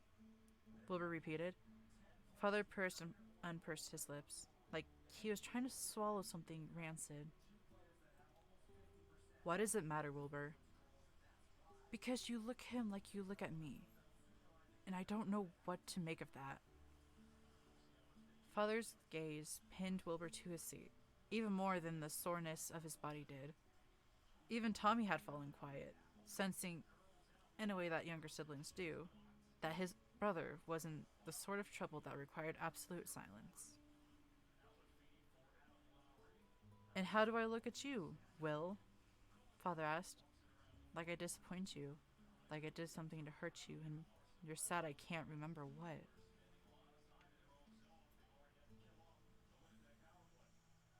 "It doesn't matter," Wilbur mustered what was left of his strength and rose from his seat. "My other nonviolent tutors are waiting. If you'll excuse me, Father." "Tommy." Tommy stared back at him, wide-eyed. Father only sighed. "It's a long story, Wilbur," he said with infinite patience. Wilbur would have preferred he screamed, "And not one you're ready to hear, either of you," he added, giving Tommy a reassuring smile. "But one day, I'll..." "Sure." Wilbur turned from them and began to walk away. "One day, whenever that is." He expected a rebuttal, or perhaps wanted one. But, as always, there was nothing left to say. They carried on like that for months more. Every morning, Wilbur would pull himself out of bed and head down to the gardens, where Technoblade would always be waiting, even after the times he threatened to leave, and the times that it looked like he was truly going. Technoblade would walk Wilbur through his stances and correct them by demonstrating how exactly it could be turned against him. The tutor was never fully pleased, but eventually they made their way through the weapons in the chest and had to request for more to practice with. Spears and knives and axes. They never spoke beyond the usual instructions, and Wilbur never complained again when, a few weeks in, he almost disarmed Technoblade during a sparring session with the rapier. Before Technoblade inevitably knocked him over again. "I almost got you!" Wilbur had grinned, even as he picked himself up from the floor. "Almost won't cut it on the battlefield, Princeling," Technoblade had said with a roll of his eyes. "Now it's going easy on you." "Whatever helps you sleep at night." Technoblade snorted. "I don't sleep." Wilbur was still debating whether he'd been joking or not. Eventually, Tommy's jealousy outweighed his drowsiness, and he began to follow Wilbur to the training pavilion, yawning all the way, with his blanket wrapped around his shoulders and trailing in the dewy grass. He'd sit on the floor, shouting unhelpful advice and laughing at his brother's failures. "Technoblade," the younger prince had said at one point, "will you train me alongside Wilbur?" Technoblade had eyed Tommy in his blanket, looking so serious that Wilbur thought he might actually be sizing his little brother up. "Well, you do have similar skill levels." "Hey!" Wilbur tossed a stray pebble at Technoblade's head. It bounced harmlessly off his braided hair. "I want to be strong like you," Tommy said, uncharacteristically solemn, as he stared up at the older boys. "And like Dad." He raised his gangly arms up to them. "Look at these, Technoblade. They're pulsing with potential." Technoblade arched an eyebrow at him. An amused smile was tugging at his lips. "Little Prince, you are years away yet from needing to learn anything. Your brother's training, so you don't have to. Understood?" Tommy pouted, but nodded. Wilbur stared at him, feeling as if he'd just witnessed the taming of a wild beast. He glanced at Technoblade, who had walked over to one corner of the pavilion to stretch. "How'd you get Tommy to not kick and scream like he does when he doesn't get what he wants from me?" Wilbur called out. I don't kick and scream," Tommy huffed. "I let out a manly whine." "It's probably because he respects me and not you," Technoblade replied curtly. Wilbur whirled on his brother. "Is that true?" he demanded with faux hurt. Tommy shrugged. "I'd respect you more if you weren't reading all the time." "I'm not reading now," Wilbur said. At the same time, Technoblade called, "I know how to read, too. Just put it out there." Afterwards, they would eat breakfast together. Sometimes it would just be Wilbur, Technoblade, and Tommy going over the practice session. Technoblade with his dry corrections and Tommy with his enthusiastic, albeit often inaccurate input. But often, Father would join them, and Wilbur would be lying if he said he didn't feel a bit validated whenever Technoblade praised, or as close as the man could get to praise, his improvements in front of his father. Mother had taken to waking late and took her breakfast into her room. They'd visit her there, Wilbur and Tommy, but she'd often be too tired to speak at all. Holy shit, that scared me. There goes my heart. Ouch. You good? What the fuck? I'm getting a lot of scares today. You too now. Did I spook you? Y'all are I giving think I spooked my parents. Oh no. Y'all are giving me a heart attack today. Again, Damn, I guess I really am gonna kill you. I'm gonna be the death of you. Get old, get a heart attack. From my own child. What has a heart One attack day, and I'm fucking just gonna keel over and die. Ghosty has a heart attack and fucking dies. Yeah, basically. Anyways, thank you, Heart No attack. Buggy, for the follow. Heart attack derogatory. Yes. I'm gonna take a swig of drink. Holy shit. You've been reading for a while. I'm gonna take a drink and then we're gonna continue. Okay, so you guys are on chapter 2, as I've been told by the almighty BB and Jelly. Oh my god, am I almighty? Ghosty has 2 heart attacks in a row. Yep. It's back to back. What? People in chat, hell yeah. With every second I get a heart attack, Jesus.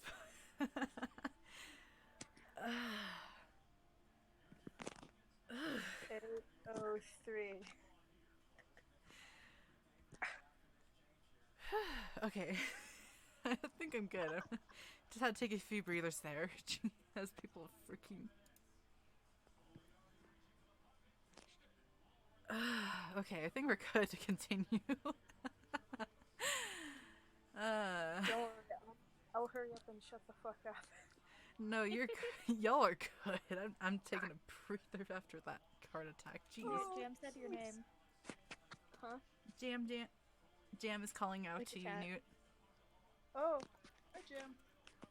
Also, Peebs, your profile picture, top 10 images taken before disaster. Do I have to? Harriet, shut the fuck up. Do I have to join They this don't know after what we're your done profile reading? picture looks like now, do they? Oh yeah. But Ghosty also has a Reddit fully. Yeah, this Well, is I my mean, first time reading. Either way, it just doesn't matter. It does not matter. Are we good to go? Yeah, I'm gonna shut up. Wait, hold on. Before I fully shut the fuck up, who's reading what chapter? Are we doing the we were I each read reading the first chapter? chapter, so Okay, I'll read the third then. I think I got stuck with the chapter. Fuck. Oh no, no. It's fine. I already cried once and it'll just not cry this time. I can read it if you want me to, Peeves. I will. No. I'll do it. Just Okay. make sure to keep yourself unmuted because we want to hear your reaction. Oh, I've been unmuted this whole time. I kept myself muted because I was like doing shit. Yeah, I remain unmuted this whole time just for interactions. All right. Alrighty. Let me. Where was I before I got a heart attack?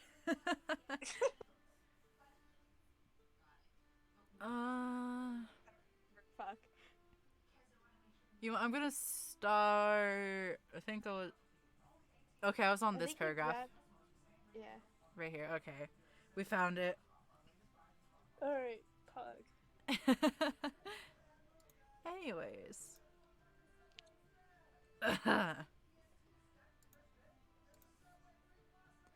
Mother had taken to waking late and took her breakfast in her room.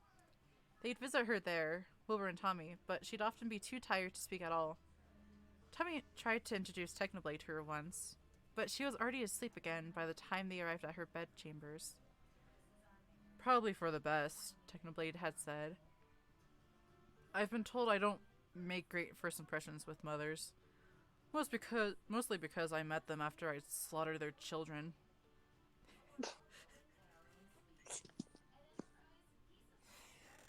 Sorry,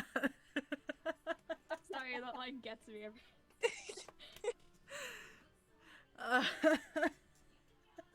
This is fucking great. Best line of the story. I love that. Anyways. Please reserve the morbid chokes for after Tommy's gone to bed, Technoblade, Wilbur said.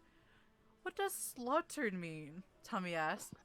I tickled them, Technoblade said. Oh. To death. Oh!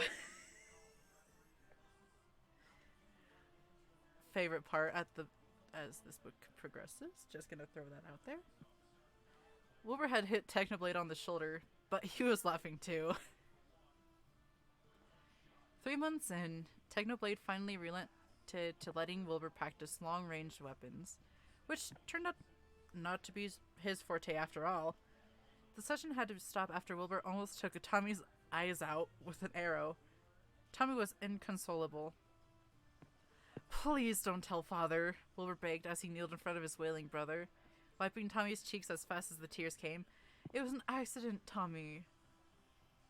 Technoblade was cackling, leaning against one of the pavilion's sculpted pillars. You should see your face, he managed to wheeze out between his guffaws. Oh, God, this is too hilarious. Wilbur turned to glare at him. You do know, if he tells Father, that it means you're in trouble too. Technoblade snorted. I'm not scared of your father. There it was again. The arrogant dismissal, as if Father were nothing to him. Wilbur clenched his jaw to keep the barbed remarks from spilling. Tommy was still wailing, his tiny face turning red from the effort. Oh, poor child. Oh, Okay, Technoblade said after a long moment. That's getting annoying now. Stop. Tommy didn't. Tommy? Stop, Technoblade said more loudly.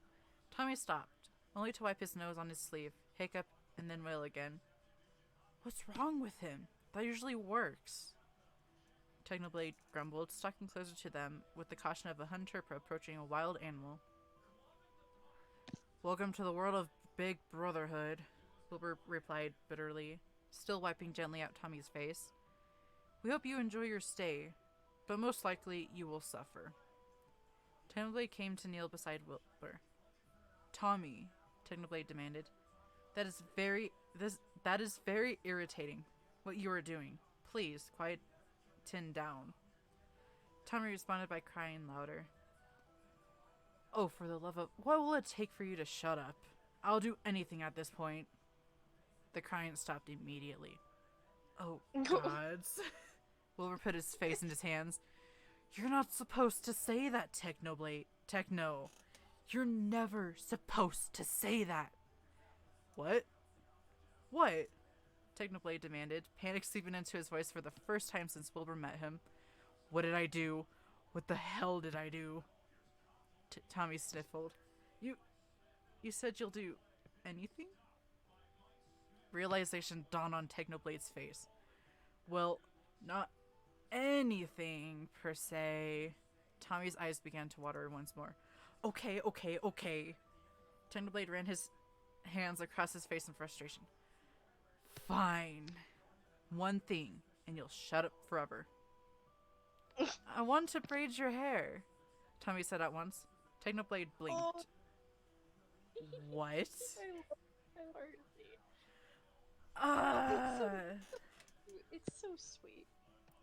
I think about saddest animation part of this. It's It was horrible.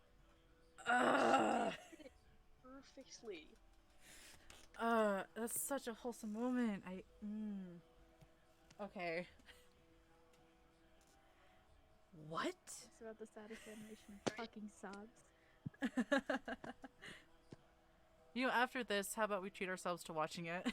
Oh, we're going to. We are one. No, it's gonna take a while to read this. It's already been almost 2 hours, Ghosty. Yeah, almost. We're almost there.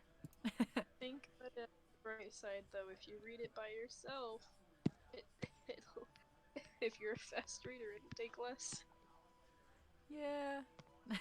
I'm a fast reader. It was a day. Anyways. What? Wilbur echoed. You once got me to let you ride me like a pony across the castle. And you ask him to let you braid his hair? Tommy nodded with all the solemnity of a judge announcing someone's death sentence. Wilbur and Technoblade exchanged glances. Technoblade, one of bewilderment, and Wilbur, one of utmost betrayal. That was how they found themselves wasting the morning away, sitting together on the damp grass. Wilbur leaned back on his hands and raised his face to the sun, letting the light settle against his skin. He could hear Tommy scurrying around, gathering flowers as a spring breeze blew through the garden. For a moment, all Wilbur could feel was a sudden, all-consuming affection. Not for anything in particular, for everything.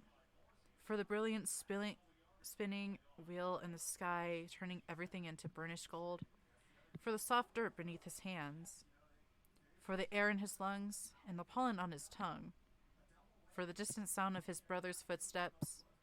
For this boy sitting beside him that, against all odds, Wilbur found he might actually like beyond mere tolerance. For the levity that had started to chase away the more exhausting thoughts. He cracked one eye open and found Technoblade staring at him again, with that all-too-serious look. What? Wilbur asked. Can't a man be glad that he's not getting tossed around for one morning? Technoblade scoffed. Don't discredit my teaching skills like that. You've been getting tossed around less and less these days. Was that meant to be a compliment? None of my compliments will ever be meant. They'll be passive-aggressive at best, openly hostile at worst. Oh, of course. We have to pry positive affirmation from your cold, dead hands. Is that it? Only way you'll earn it, Technoblade confirmed. They went silent as another breeze blew past them, blowing Technoblade's unbound hair across his face. Then, before Wilbur could think twice about it, he said, What did you mean before when you told Father our tutoring sessions were a distraction? A distraction from what? Technoblade's expression darkened for a fraction of a second before he schooled it into carefully neutrality. He shrugged nonchalantly. Well, going boy like you're meant to have hobbies beyond whatever you were doing before. I read, Wilbur said, and played music. That was a sufficient distraction, I think. Not according to Philza. Why do you talk like that, by the way? Wilbur shifted to look Technoblade squarely in the eyes. You call the king Philza, which I can excuse because you're, well, you. But Father also calls you an old friend, and I've asked Mother, because Father tells Mother everything, but she never heard of you before. And you, all these things about weapons and warfare, far too much. You're from a kingdom that has enjoyed peace for decades, Princeling, Technoblade said, with a world's worth of exhaustion in his voice. Beyond those walls, it's different. Knowing war young is not entirely uncommon. Kids just grow faster out there. They have to. Wilbur took fistfuls of grass and threw it at Technoblade's face. Technoblade, unamused, simply blew the grass from his face. Very mature, Your Highness, Technoblade said dryly. You were being all sad again. Wilbur muttered, pulling his knees up to his shin. He looked up just as Tommy came toddling towards them, his arms a burst of color, yellow alstroemerias, white daisies, purple malvas, and freesias, the color of Technoblade's hair.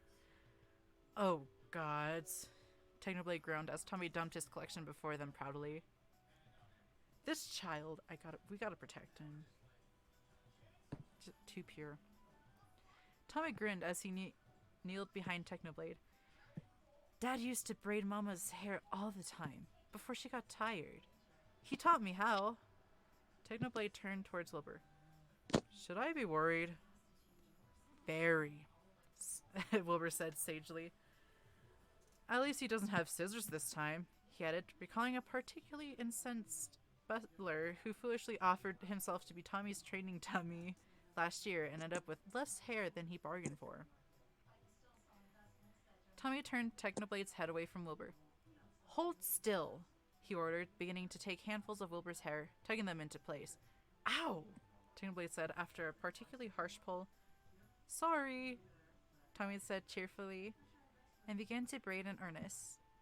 Wilbur sat back and watched them in silence. His ferocious tutor and his even more ferocious younger brother. The sunlight seemed to catch in the tangles of Tommy's hair, making it shine like a golden halo. Wilbur had never seen anyone as focused as Tommy was in that moment, working through Technoblade's hair, pausing only to debate on what flowers should go where.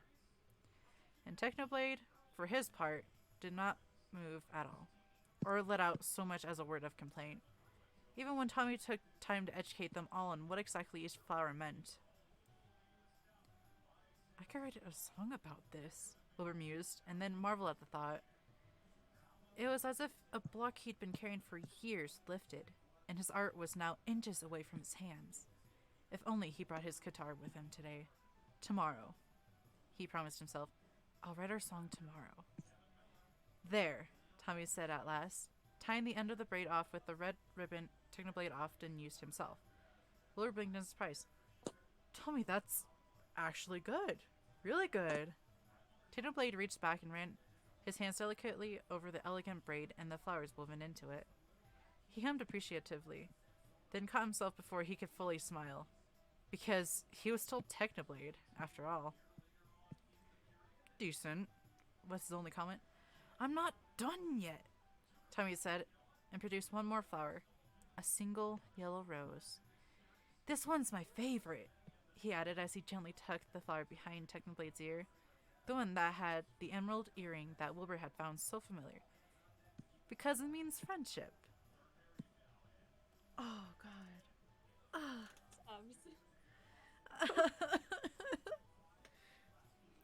This child is already taking over my heart. What the fuck? In this house, we love Passerine, Tommy. Passerine Tommy, my beloved. Passerine, Tommy, my beloved.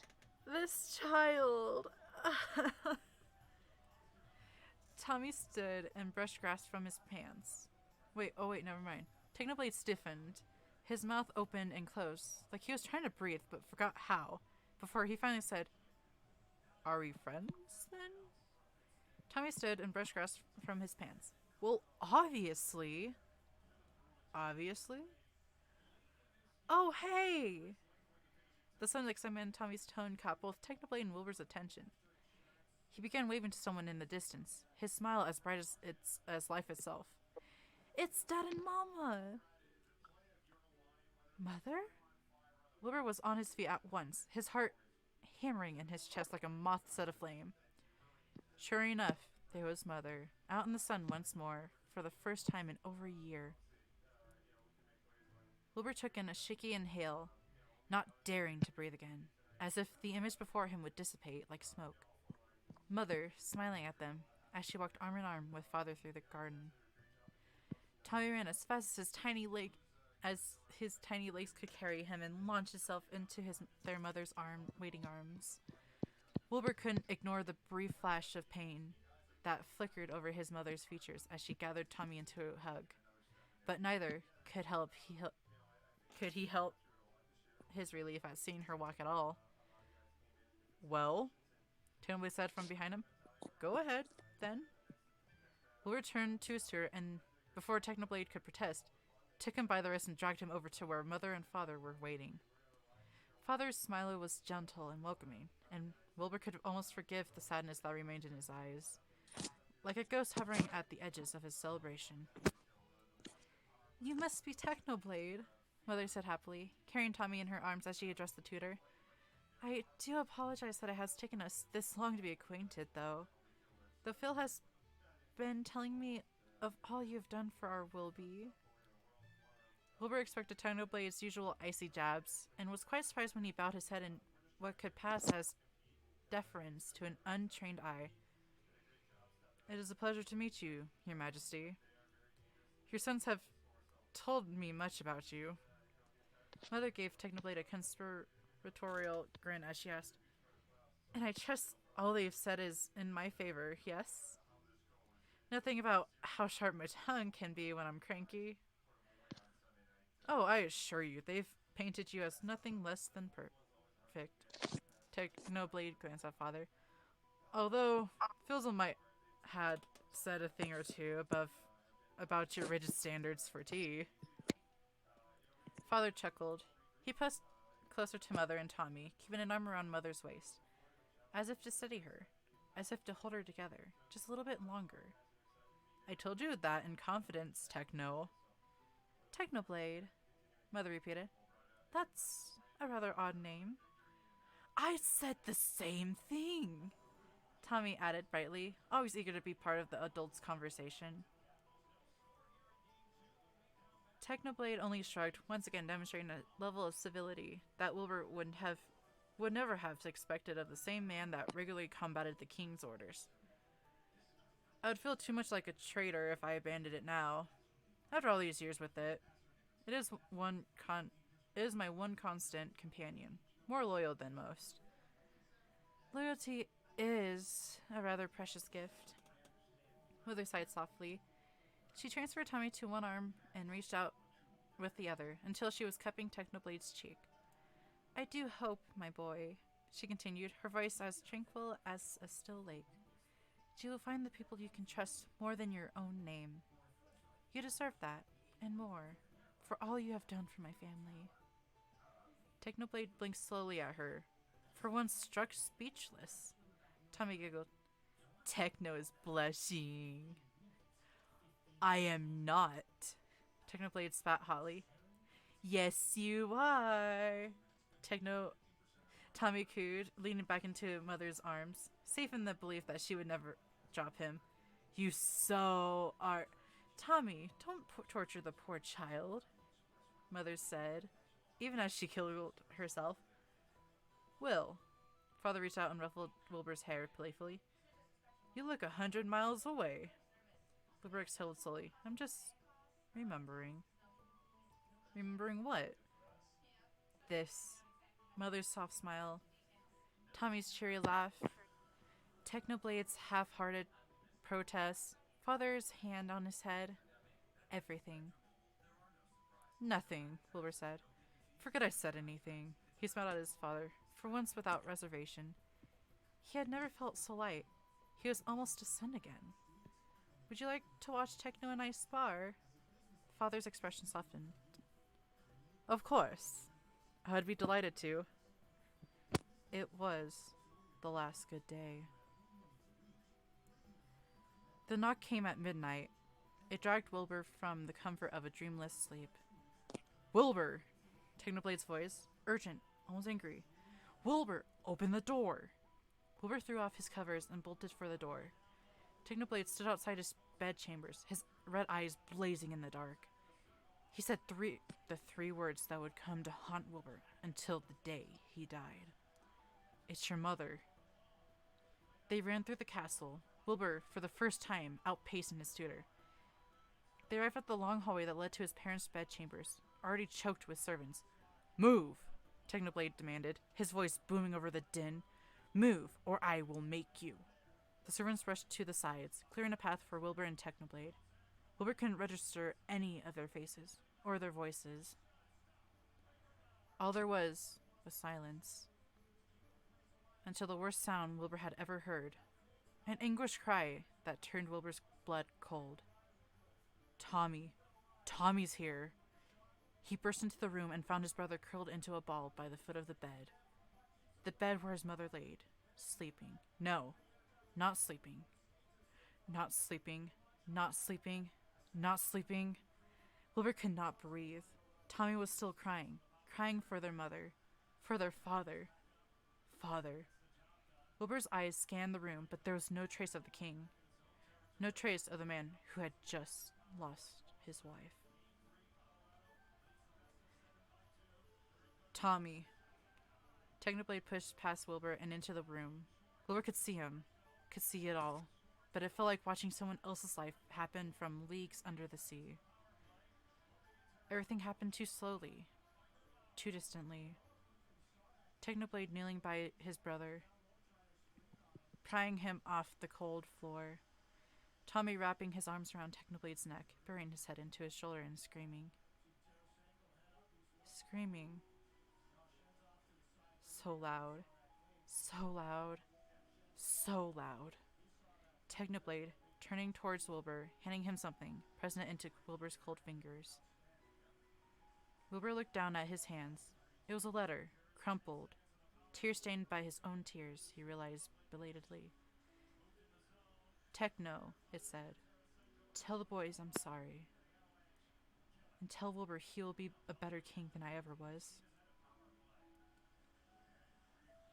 The world fell out from under Wilbur's feet, leaving him suspended in the air, free falling with no true end. No, he thought, or maybe said, or maybe even screamed. No, no, no, this wasn't how it's supposed to go. Oh, said the voices. But this already happened before. Wilbur blinked and blinked again. Father's gone? He said, not taking his eyes off from the letter. He left? Wilbur. Technoblade's voice, rising above Tommy's agonized sobbing. Was that worry in the other boy's voice? I found the letter slipped under my door, and by the time I came here, it was too late. Your mother, she was also gone? The letter began to shake violently. Or, not the letter, Wilbur's hands. But she was just here, this morning. She watched us spar. She was smiling. She was alive. Technoblade, Techno. This was inevitable. Inevitable. I can't pronounce words, fuck. Wilbur clamped his hands over his ears. Shut up. It was meant to be. Go away. Wilbur fell to his knees, pressing his hands tighter and tighter to block out the sound. I thought I'd gotten rid of you. You said you were going to leave me alone. A sudden pain laced up Wilbur's arm, and he opened his eyes to find Technoblade kneeling in front of him, his hand an iron grip around Wilbur's wrist. Tommy was gone. When did that happen? And the silence he left behind was almost as bad as the screaming. Come back to me, Wilbur, Technoblade ordered. Who do you hear? You, Wilbur said haltingly.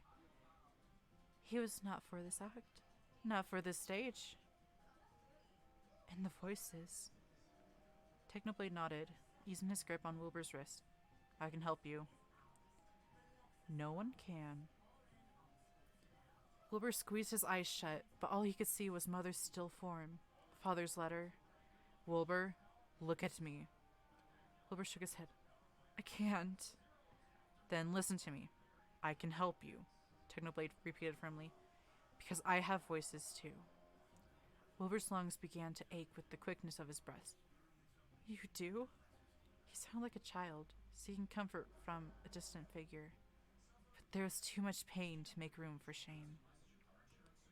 I do, Technoblade said. So breathe with me until they go away, and we can figure out the next step together. That was all they did. They breathed in and out, and in again. Technoblade's hand on his wrist, and the sickly sweet smell of rotting flowers keeping him rooted to the ground, to the universe. In and out, and in again. And in between one breath and the next, Wilbur finally remembered where he'd heard the name Technoblade before. Father, Wilbur swallowed down a sob. He told me a story once when I was young. The first time the voices ever talked to me. He told me a story about an immortal god who was doomed to hear voices in his head forever. A blood god. Technoblade. You're a god? Don't worry about that now. His voice was distant but kind. It doesn't matter. But I don't remember how the story ended. Exhaustion was a heavy blanket weighing him down until he was leaning on Technoblade's shoulder. His throat felt raw, like he'd eaten broken glass. This story has no end, the voices said, but they sounded distant too. Tell me how the story ends, Wilbur begged, even as he felt the last of his consciousness slowly fracture into nothingness. Tell me you'll still be here when I close the book. Wilbur, Technoblade mumbled something too low to hear, and then he said, Okay, I'll be here. Wilbur wanted to say more, or perhaps he didn't. Outside, somewhere far away, bells began to toll, chiming his mother's death ballad, heralding his ascension.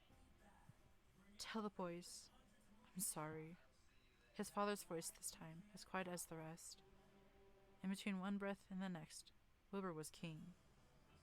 In between one breath and the next, he was asleep.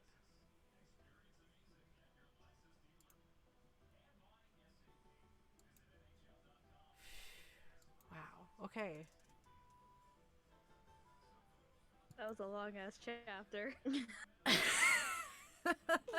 you guys are doing that, I'm telling one of my friends about my fucking hero Brian again.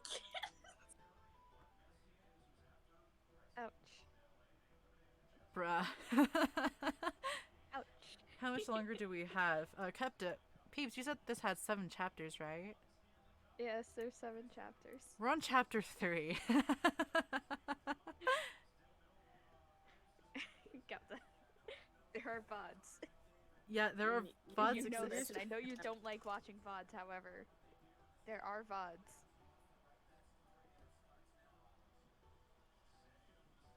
Okay, so you guys are gonna have to give me a fucking second because apparently my iPad has decided to go to 4% in a matter of about 2 seconds. Oh no. I don't know if my phone is enough with battery, but the fuck did I Hydrate. put my phone now? Shit. Camgus has it so sad already. Honey, you got a big storm coming. Yeah, Jam, we're in for a treat. Let me tell ya. Alright, give me like 1 moment. iPad plugged in. Kept it based on what I've heard and when I've seen the animatic, it's about to get worse, man. Transfer to phone. Okay. Transfer to the phone. Transfer to the phone. This is actually based off an Oh Hello song. Like the song Yep. Passerine. Yep. I should have played sad music, but you know what? I didn't. Play Hollow Knight music. Okay. Let me just,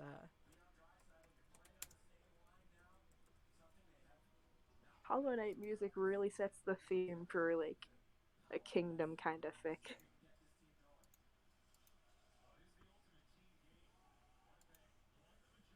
Can we just appreciate the bookmarks are 6906? Are they really? Yeah, look. Oh, I have 6911. I have 6906. The bookmarks on mine is 6831.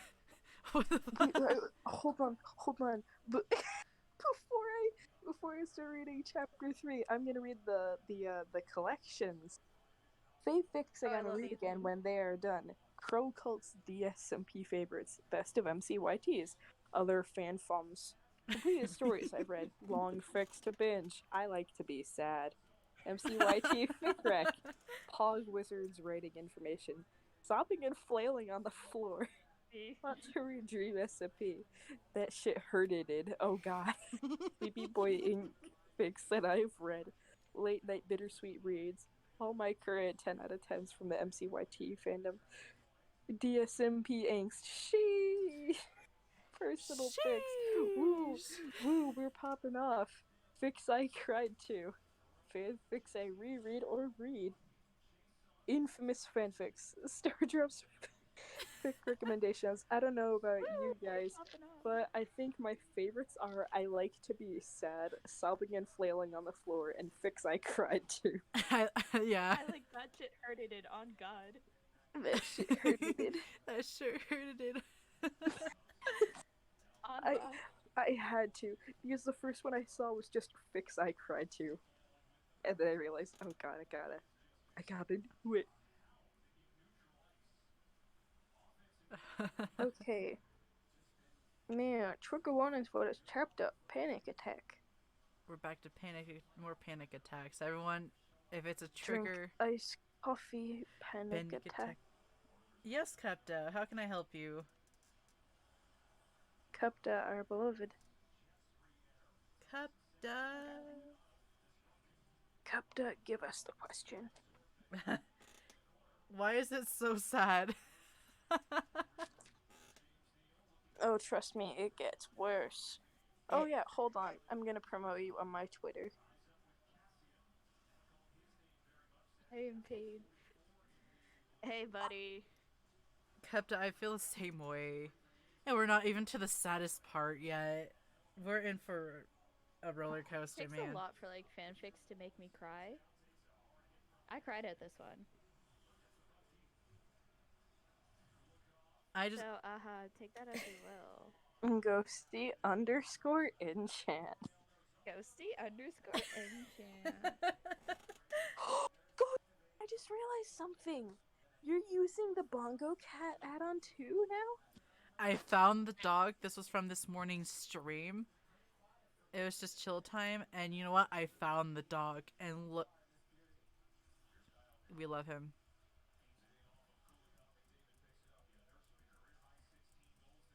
He's above the donation, so he's Made a just having mistake fun. going on Twitter.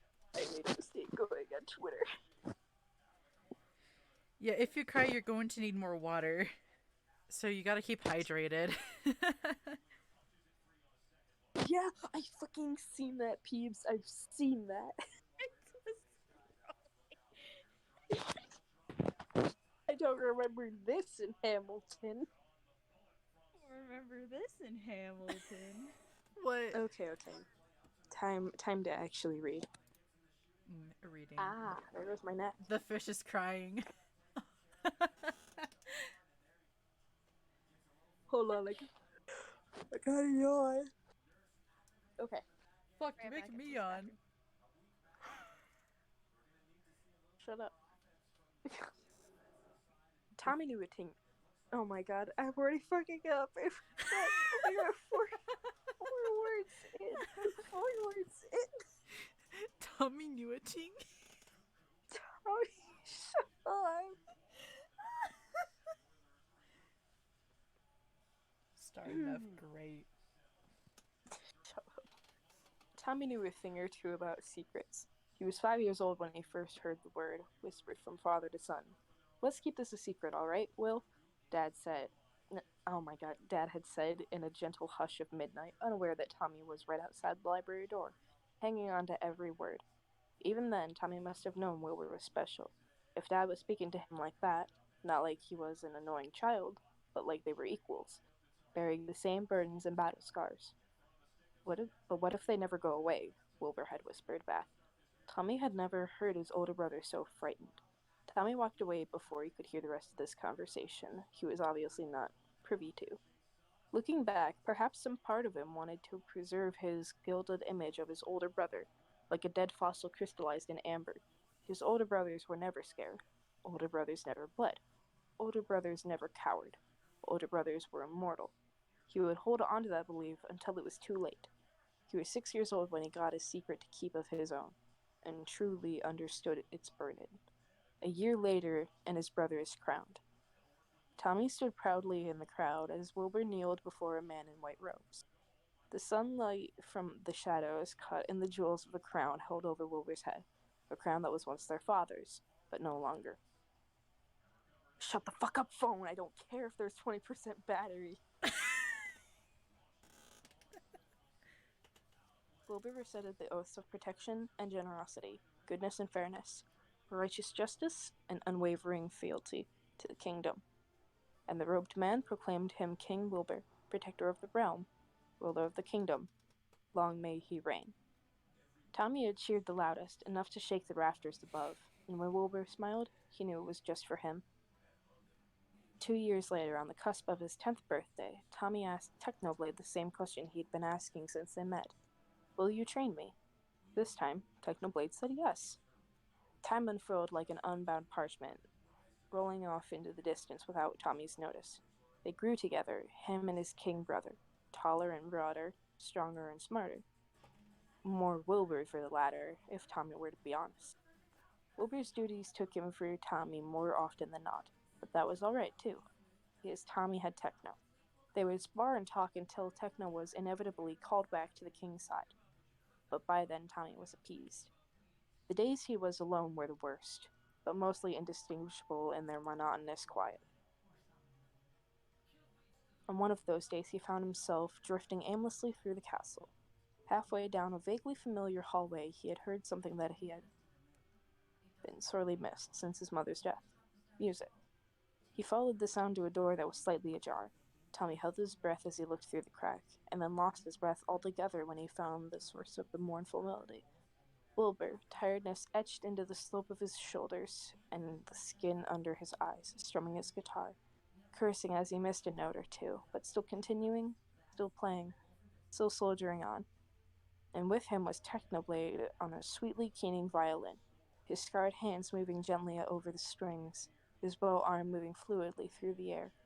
Both of them had their eyes closed, so completely lost to their own music. And Tommy knew, deep in his gut, that this was a world he could never breach. So he closed the door and retreated to his silence. At 15 years old, Tommy was the oldest he'd ever been, but he never felt so young.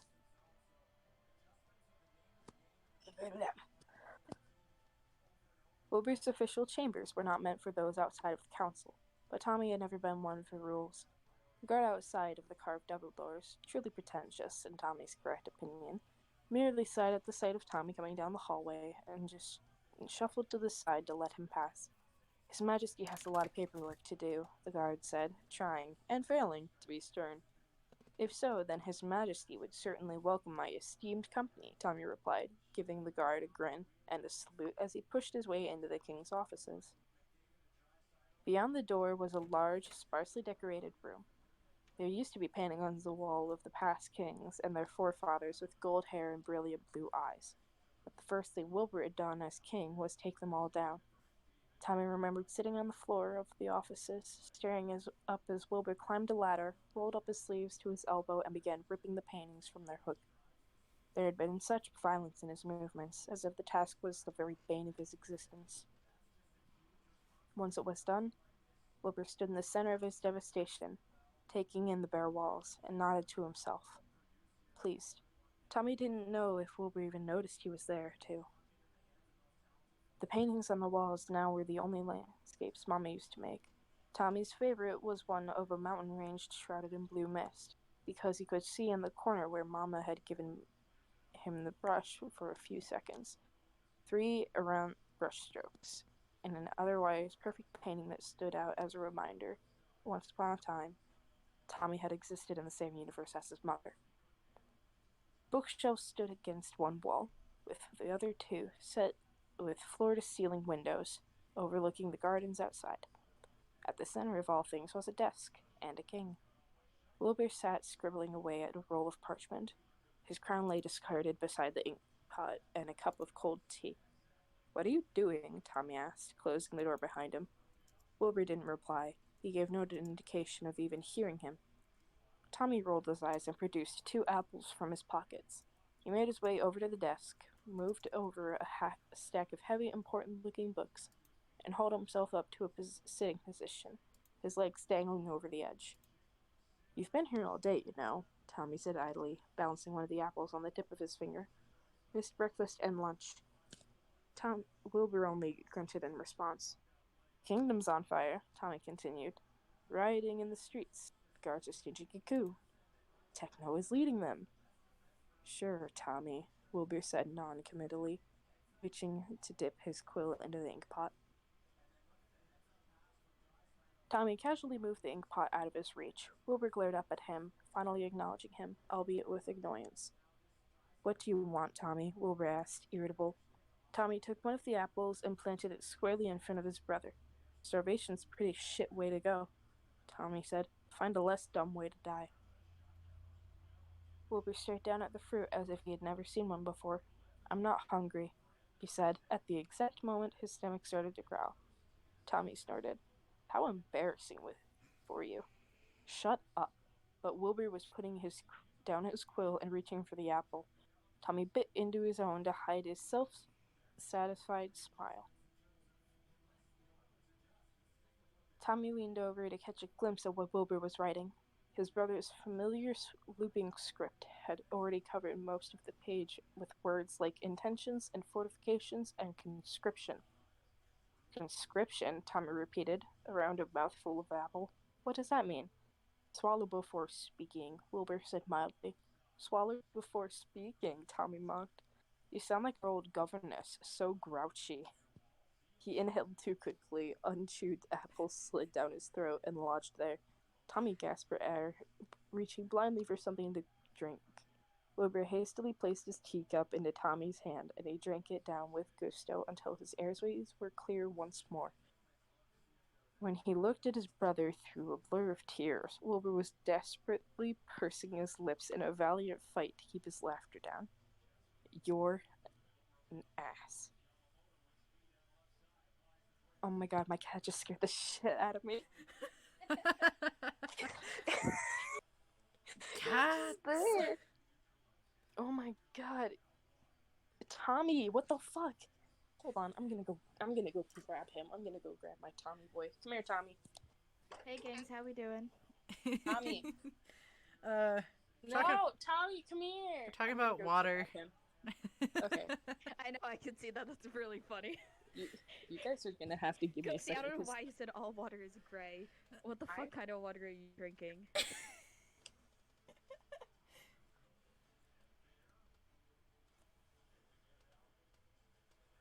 I'm going to go grab my son firmly.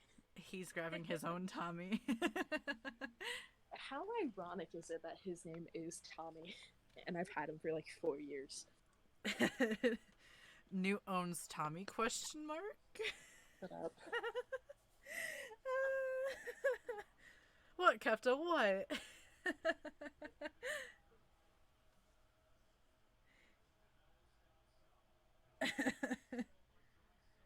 So, besties, how you enjoying the reading so far? Good? All water is not gray. If your water is not clear, it's not safe. Tommy, wanna go on my bed? Water is clear. It's supposed to be clear. If it isn't clear, There we go. something is terribly So wrong you're with the one it. who said water is supposed to be gray. That was a mistype. Do you think my bed, blind eyes Tommy? can see what I mistype? No. No, Tommy, please don't leave me. Tommy, please don't leave. You already left once. Aw, there you go. Come on the bed with me. You can stay up here with me. I can give you cuddles and stuff. Apparently we're turning all the gods gay. Yeah! Implying they're not already gay! He left. I can't keep him here. Rude. Did you guys hear him meowing? Did that even come through? I was getting scolded. By who? Being yelled at that I said all water is gray when I meant all water's not supposed to be gray. It's supposed to be didn't clear. say that. Sorry about that. Tommy did not end up wanting to stay with me. I'm so sad. It's okay. We're here. It's okay, I've always got Tommy in it. My entire timeline on Twitter is just saddest screenshots of saddest cinematic, and I am in tears. Excuse me. Oh Well, my god. Wilbur and We're not even Tebo. halfway through. We're not even halfway through at all. No. And we are at almost at our half-hour mark of our 2 hours. Oh god, and half of it was just spent fucking around. Because I came in. It's Ooh. fine. Now, majority of like a good handful was of me trying to recover from a heart attack. It's fine. He's back. I saw his fucking shadow by the door. Saw his furry Leave ass. the door open. Will you come in and snuggle with me? Possibly. If Tommy comes in here and comes up on the bed with me, I will quite simply just cry. He's finally started snuggling with me after like 4 years, so. Snuggles. Accomplishments. Fan art, what happened? Okay. You're an ass, Tommy wheezed, and your tea's garbage. Wilbur swiped a thumb across his own mouth to wipe his smile away. Techno made that tea. Oh. Techno made? Tommy looked down at the tiny teacup with curiosity. He could not imagine his hardened tutor patiently brewing tea for anyone, even Wilbur. It's alright then. Gods, Tommy. Wilbur placed his elbow on the desk and rested his cheek against the heel of his hand. The look he gave Tommy was one of utmost affection despite the obvious exhaustion etched into every inch of his face. Will you ever grow out of your hero worship of him? Tommy took another, considerably smaller bite of his apple. He chewed on the sweet pulp, thinking all the while of the pink tutor that had taught him and Wilbur all they knew of survival. And not just through fighting. Techno could have left. He should have left. After those long nights of Tommy waking up, Wilbur's dark moods, days where both of them felt so afraid that unraveling each other felt like the only way to fix it. A frustration and anger with no other way out than screaming. But he stayed. He stayed to watch Wilbur be crowned. Stayed to be his most trusted advisor. Stayed and kept him together with everyone when everyone else expected the boy king to fall apart under pressure.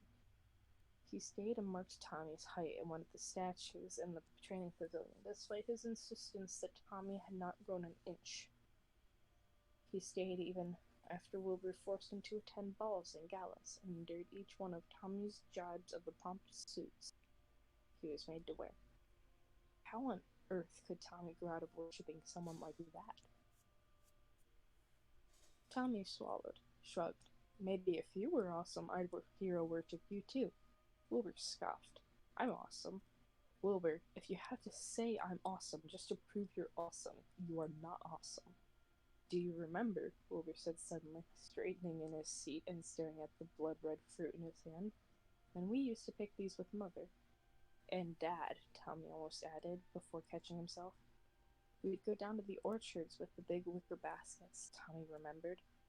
You used to lift me on your shoulders so I could get the ones on the higher branches. A wistful smile tugged on Wilbur's lips. I probably can't lift you now. I'm not that heavy. Wilbur shook his head. It's not a matter of whether I could, it's a matter of whether you'd let me. Tommy opened his mouth to retort, then quickly shut it. He realized it was true. He probably wouldn't appreciate being on Wilbur's shoulders, nor would he even need to. He'd hit his growth spurt sometime last year, licensing Techno greatly when it was clear Tommy would be taller than him if he kept up the pace. That meant that he would soon be taller than Wilbur, too. We could just try shooting apples down with arrows, Tommy offered gently. I'll try not to shoot for your eye this time, Wilbur replied with a laugh. I don't remember much about her, Tommy admitted, as he rolled his apple between his palms, as if that could somehow make her distant laughter clearer in his head. Storing some cocaine. Let's go.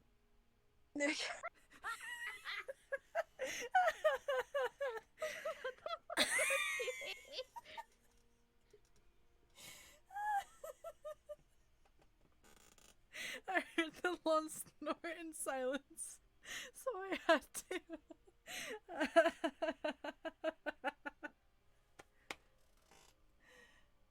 I had to. Fuck alone. My sinuses are going absolutely batshit. Shut the fuck up. I can only go so long without sniffing heavily. Listen, it's allergy season. I forgive you. Yeah, exactly. It's allergy season, not drug season. I don't know, drug season is 24/7, 420, man. Shut the fuck up. 24/7, 420. There are not 420 days in a year. Shut Yo. up. I don't remember her laughter. Ghosty.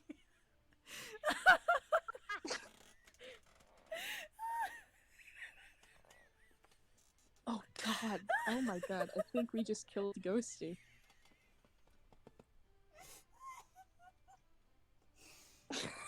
Ghosty's gone. Newt, just continue. Newt, just continue. It's only like I can't. Keep going. I can't. I fucking can't. I'm sorry. My eyes, I can't see. Oh my god.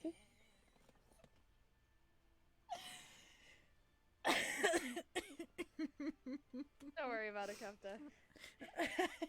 Ghosty just made a dumb joke. Couldn't fucking hear it. I'm so sorry. God. Anyways. But I remember how much she loved those apple picking days. We would be there until midnight if she got her way. She used to gather the apple blossoms and toss them at us just to make us laugh whenever we complained we were getting bored. No, Wilbur said quietly. That was Father. Tommy wanted to kick himself. Oh, well, I'm sorry, I guess. I told you I don't really remember. It's alright, Tommy. There's no need to apologize. Wilbur tossed his apple high into the air and caught it gracefully with one hand. He abandoned you too.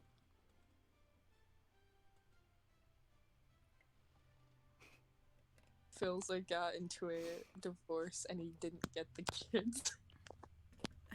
What? Imagine leaving your kids. Can't Imagine relate. leaving your kids. Can't be me. He gave custody to Techno. Philza doesn't pay his child support. That's why he's gone. It's okay. Phil just went out to get some milk. He'll be back. He went out to get some milk. He went to the bank to get a loan for child support. Just Ah, picture. shit, wife's dead. He comes back. He only comes back when none of his sons die.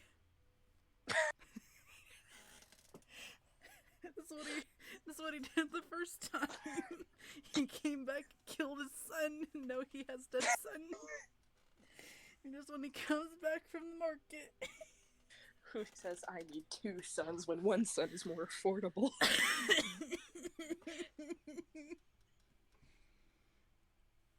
I'm so fucking stupid.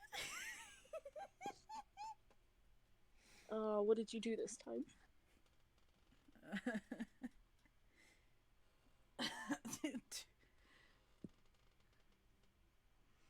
He got a deal. Half his sons. So feels easier, great dad or horrible dad in fanfics, because the great dads fics are writing what they want, and the horrible dad fics are writing what's canon. They're just telling me the True. truth. Like, you can't hide from the truth, Oh. man.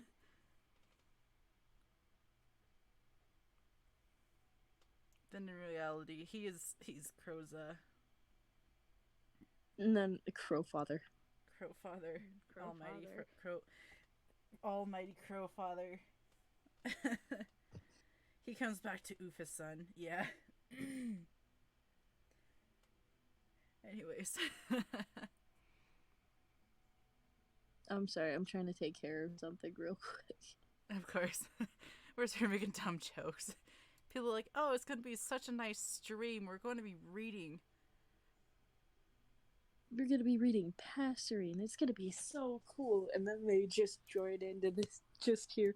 Why do you need one? Why do you need two sons when one is just more affordable?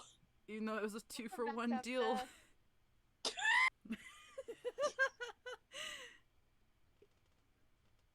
Man. Two for one deal. I want to return the other one. He thought it was a great deal, but he regretted that choice. So he had to take back one.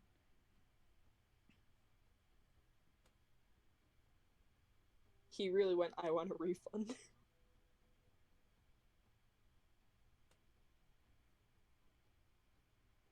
Then just another child comes along. Okay. Oh shit, there's a third. Yep, when Ranbu came along. Fuck. The people say like Techno is like more of a dad to Ranbu. I mean, I can see that, partially. Oh shoot. My phone's at What? 1%. Fix that. Now. Well, plugging it in. Have you ever thought of it? Yes. But do I do it? No. Yes. When he's here here's the return receipt. Then he basically disowns Tommy. Jam. Anyways, I'm gonna go grab my phone plug in. Y'all continue reading. I'm gonna go get my plug in. Oh shit. I don't know if I there's a can dog read behind anymore me. because my phone is like so Child. fucking scuffed. Son. You want me to? You're behind me, baby. Yeah, I stopped at if you were reading along, I stopped at it's alright, Tommy, there's no need to apologize. It's alright, Tommy. There's no need to apologize. Wilbur tossed his apple high into the air and caught it gracefully with one hand. He abandoned you too. They polished off the rest of their apples in silence, neither of them saying another word about the phantoms that had been hanging over them for nearly a decade. It seemed to Tommy that people were haunted by two types of ghosts. The ghosts of those who died and those who left. It was just as luck that he had both. When they were both done, Wilbur silently wrapped the cores in an extra sheet of parchment and placed it on the edge of his table for later disposal. As he did, Tommy's attention was drawn back to the letter Wilbur had been working on when he entered. "You didn't answer my question," Tommy said, idly kicking his heels against Wilbur's desk. "What does conscription mean?" Wilbur said as he took up his quill again. "You don't need to know, Tommy." Tommy bristled at the careless dismissal. "I'm a prince of the kingdom, Wilbur. I deserve to know." Wilbur quirked an eyebrow at him. "Oh, suddenly you're interested in the affairs of the realm?" "I've always been interested." "What's our highest earning exported product then?" Tommy scanned the table. "Apples? Tea? Parchment." Wilbur rolled his eyes. You are a ridiculous child." He began scribbling away at the letter once more. I'm not a child," Tommy murmured. "You are. Look at yourself. You're supposed to be a prince, and yet you spend your days play fighting with Techno, or annoying the gods, or annoying me. What part of your behavior isn't childlike?" Wilbur's quill stopped in the middle of a sentence as his words settled over them. Tommy felt heat rise to his cheeks and hurriedly got to his feet before Wilbur could say, His gut churned at the insult, and the lingering taste of apple on his tongue turned rancid and bitter. Tommy, Wilbur called, but Tommy was already making his way towards the door. Tommy, wait. You're not the fucking boss of me. Tommy spat without turning, lacing his words with venomous anger. I am, actually, but that's besides the point. Tommy heard Wilbur's seat scrape against the floor, but no footsteps running after him. Tommy, gods, you're proving my point if you walk out that door. I don't care. Screw you, Wilbur. Screw you. Tommy threw the doors open, startling the guard outside. He marched past the threshold, slapping his cheeks as if that might somehow dissipate the shame gathering there. He shouldn't be this angry. All three of them, Techno, Wilbur, and Tommy himself, have said worse things in the past, to and about each other, but seldom did it ever sting like this. Perhaps because it came in the wake of their father's memory being conjured up between them. Perhaps because it had been their first proper conversation in a week. Perhaps because Wilbur was right. Wilbur was always right. The door slammed shut behind him, echoing through the empty hallway. Come on, Tommy prayed. Come after me. But the door stayed closed, and that was answer enough. Ghosty, can you read the rest of this chapter? Because I actually do really want to read the next chapter. Yeah, I got you. Let me have my voice recover from my fucking wheezing.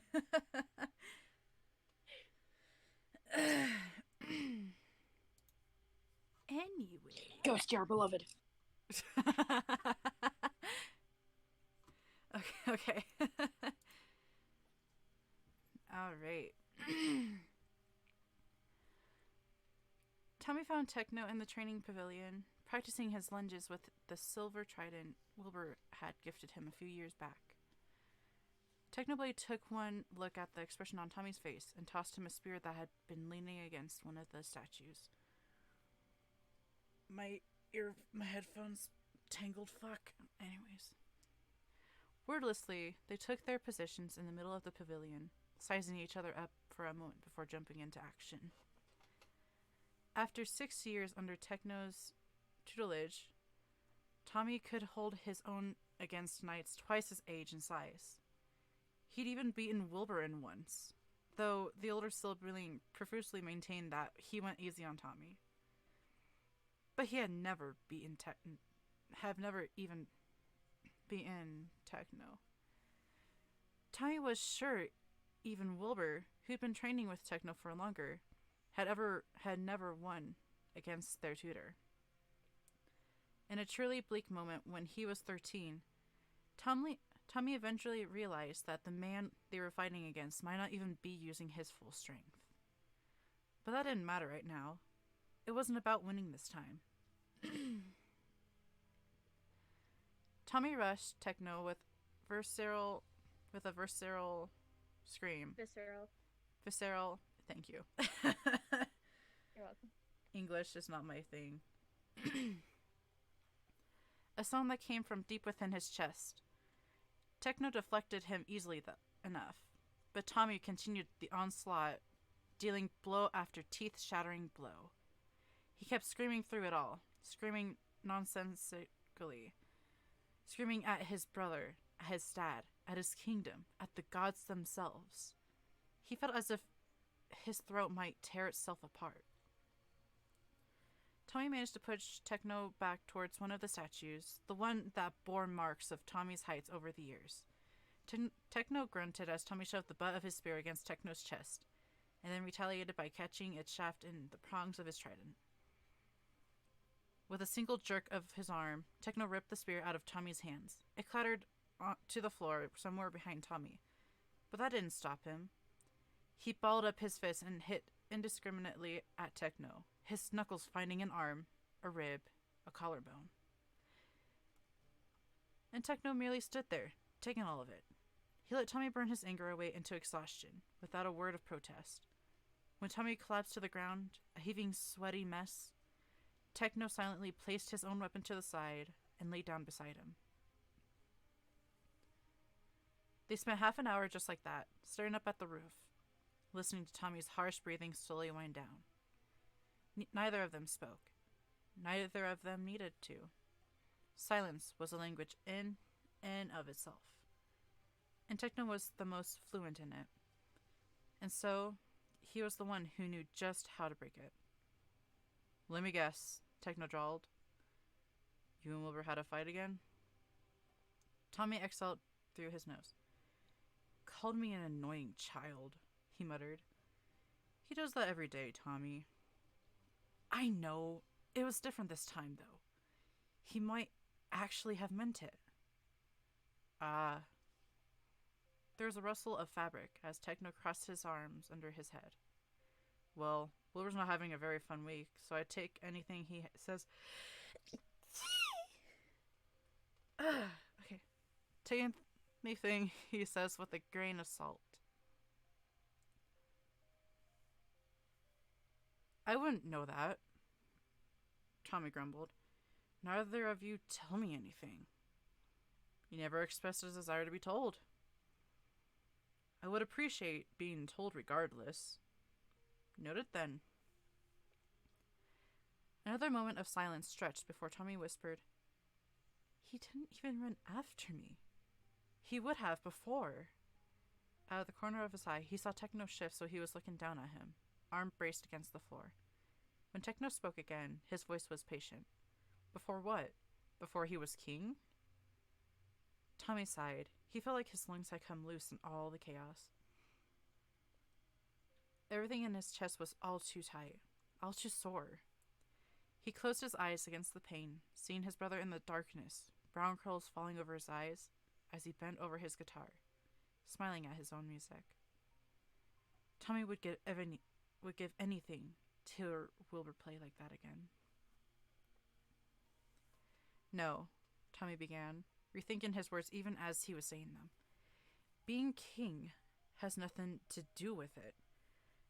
I guess I mean it was different before.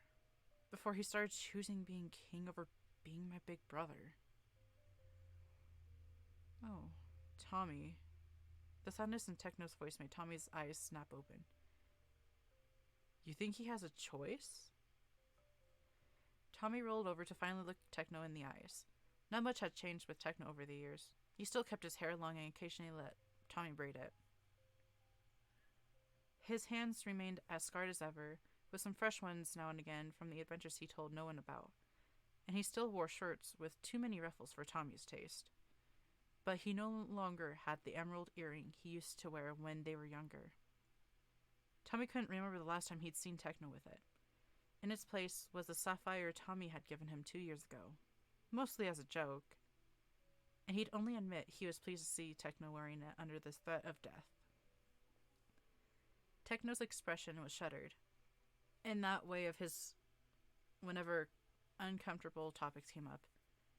His past, state secrets, Dad. Something's really happening, Tommy said, watching Techno's face carefully. Something bad.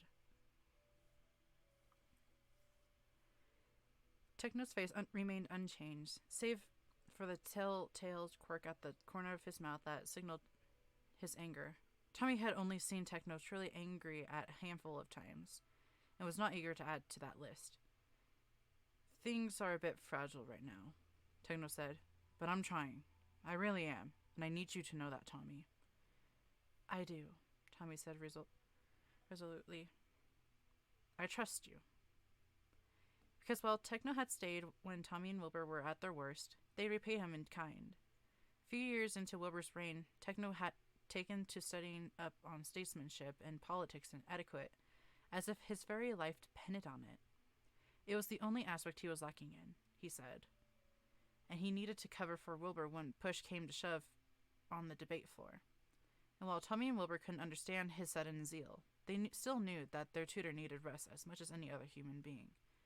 So they developed their own systems of getting Techno to eat and drink, and oftentimes had to physically pry him away from the library. Techno eventually relented to calming down after he knocked Wilbur to the ground in one of their struggles to get him to bed. And when he sometimes disappeared in the middle of the night, or went off to God's nowhere for days on end, they'd simply welcome him back when he was ready.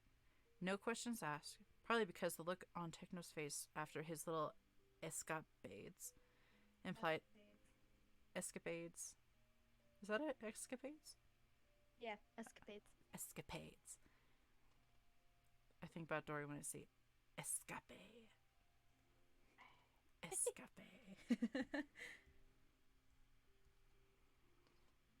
Implied that whoever asked would be thrown over a balcony.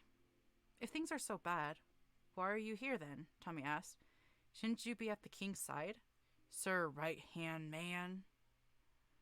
Techno wrinkled his nose in response. Oh? Laughter bubbled out of Tommy, unbidden but welcome.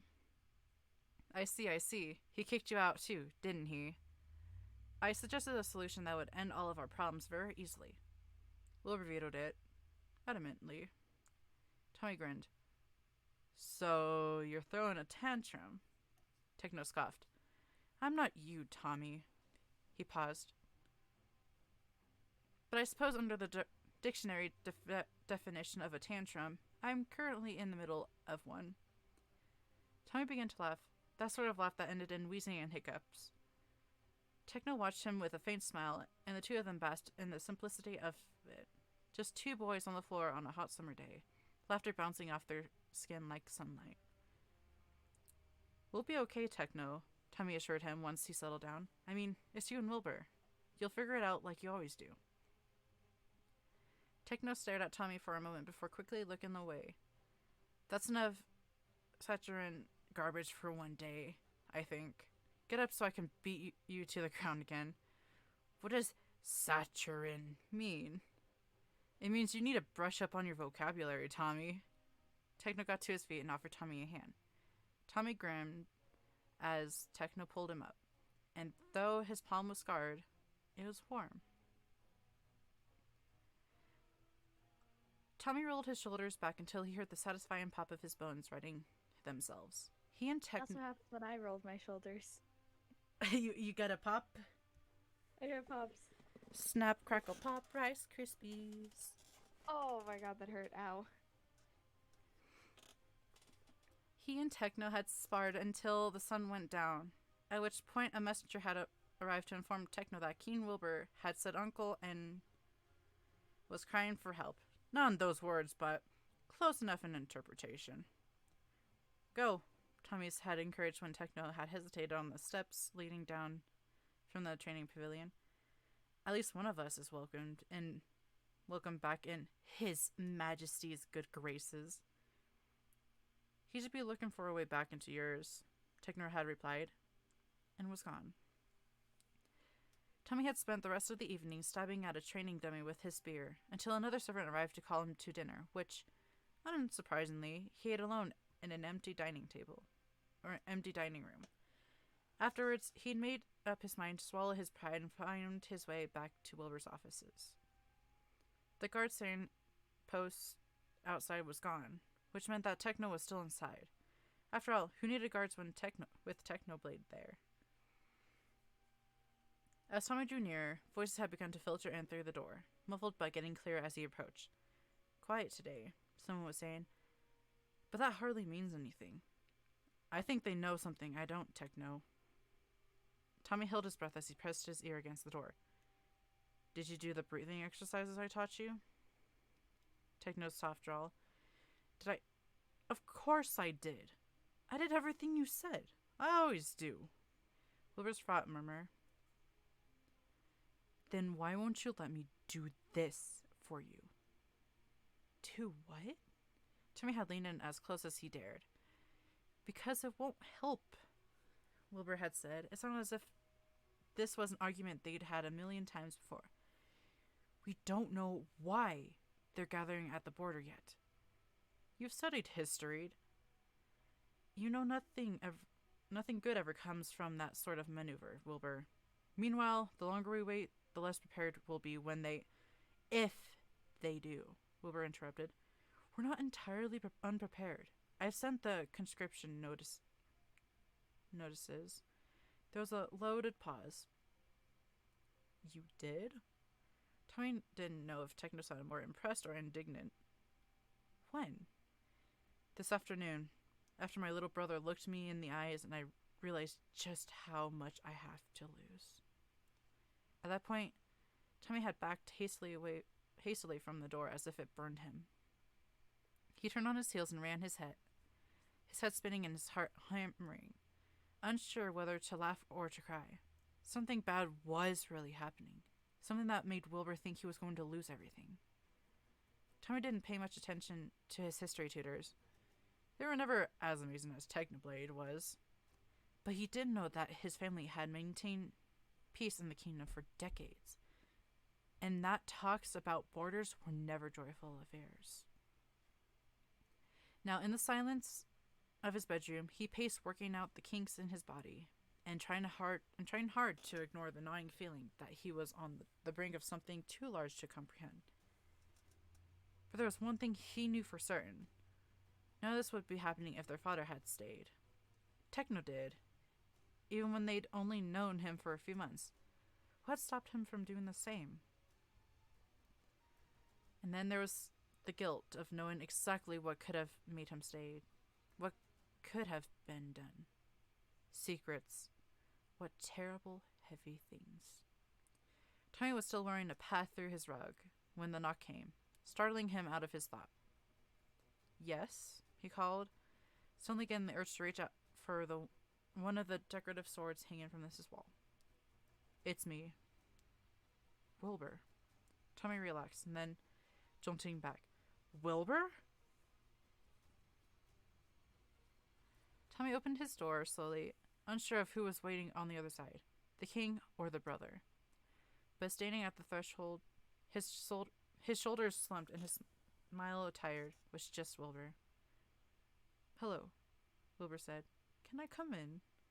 Tommy rolled his eyes. Techno told you to come, didn't he?" The smile slipped from Wilbur's face. "Doesn't matter?" he asked exhaustedly. "Suppose not." Tommy stood back to let Wilbur inside. Wilbur crept in like a tourist, looking at every inch of Tommy's room like every little thing was a priceless artifact. When had Tommy last allowed his older brother into his bedroom? Most likely around the same time Wilbur moved his things into the king's quarters. "I like this," Wilbur said idly, pointing at an ancient morning star hanging next to the door. "Really ties the room together, I think."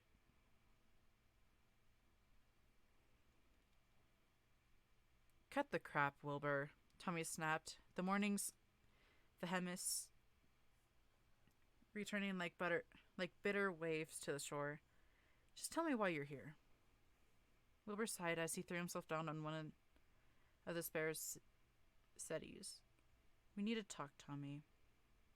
"All right." Tommy leaned against the wall, across his arms, watching Wilbur suspiciously. "Talk then." Wilbur crossed his legs and returned Tommy's scrutiny tenfold. His dark eyes seemed to be made for the very purpose of staring people down. "First of all, I would like to apologize for what I said earlier. You are never an annoyance to me, Tommy, but you are a child." "Wilbur." Wilbur held a hand up to silence him. "Let me finish," he said, wielding not the authority of a liege, but of a firstborn sibling. "You are a child. That isn't a bad thing. You're allowed to be what you are, and you're young. But that's also the reason why I thought it was best to keep things from you. In my efforts to protect you, I drove you away, and that's the last thing I want. And you're right, speaking with Techno did help me to come to that conclusion. But we all need Techno's help now and again, don't we?" Tommy scoffed, but he knew he couldn't disagree. Wilbur knew it too. "I don't need to be protected, Wilbur," Tommy said weakly. "Then why do you always look sad?" Tommy's eyes locked on Wilbur's. "What?" There was a world's worth of pain in Wilbur's expression. "Whenever you think no one's watching, you look so sad, Tommy. But I see you.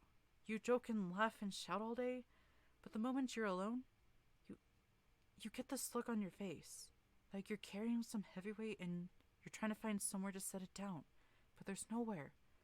I've seen that look, Tommy, and that's why I'm scared for you. Because Father..." "Don't," Tommy croaked. "Don't compare me to him, Wilbur. I am nothing like him." prove it then. Wilbur suddenly stood, making Tommy jerk back against the wall. Do what he never had the guts to do, and tell me. Tell me what's wrong, Tommy. Tell me what you're carrying, and I'll help you. Tommy's chest felt tight with the pressure of the decade-old secret.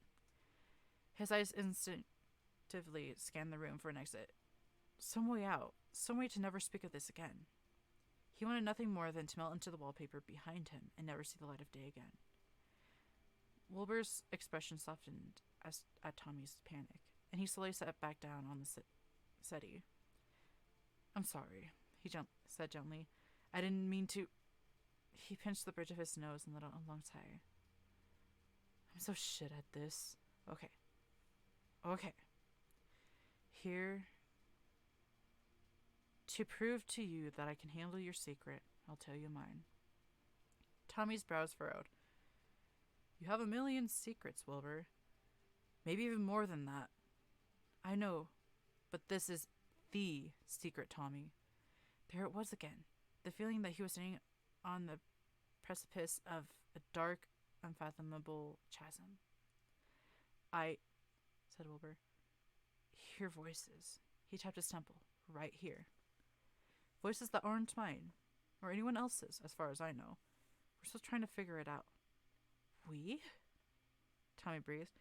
Techno and I. Of course. Tommy leaned slightly forward, confusion and fear warring in his gut. What do these voices say? Sometimes they're cryptic, vague, talking about fate and strings. Sometimes they just taunt me. And sometimes it's worse. Wilbur took a shuddering breath. So much worse. And right now? Tommy asked, not sure if he wanted to know the answer. Right now, Wilbur said quietly, they're telling me to kill you. Tommy's breath caught in his throat. He was suddenly very aware of how many weapons, decorative or otherwise, he had on his walls. Wilbur, you can't... I'm not going to do it, Tommy. Wilbur said, sounding hurt that Tommy might ever think the opposite. I would never hurt you, but the voices, they're saying it's inevitable. Inevitable. Fuck, I can't say the word. It's not a word I can say. That it's your destiny to die by my hand.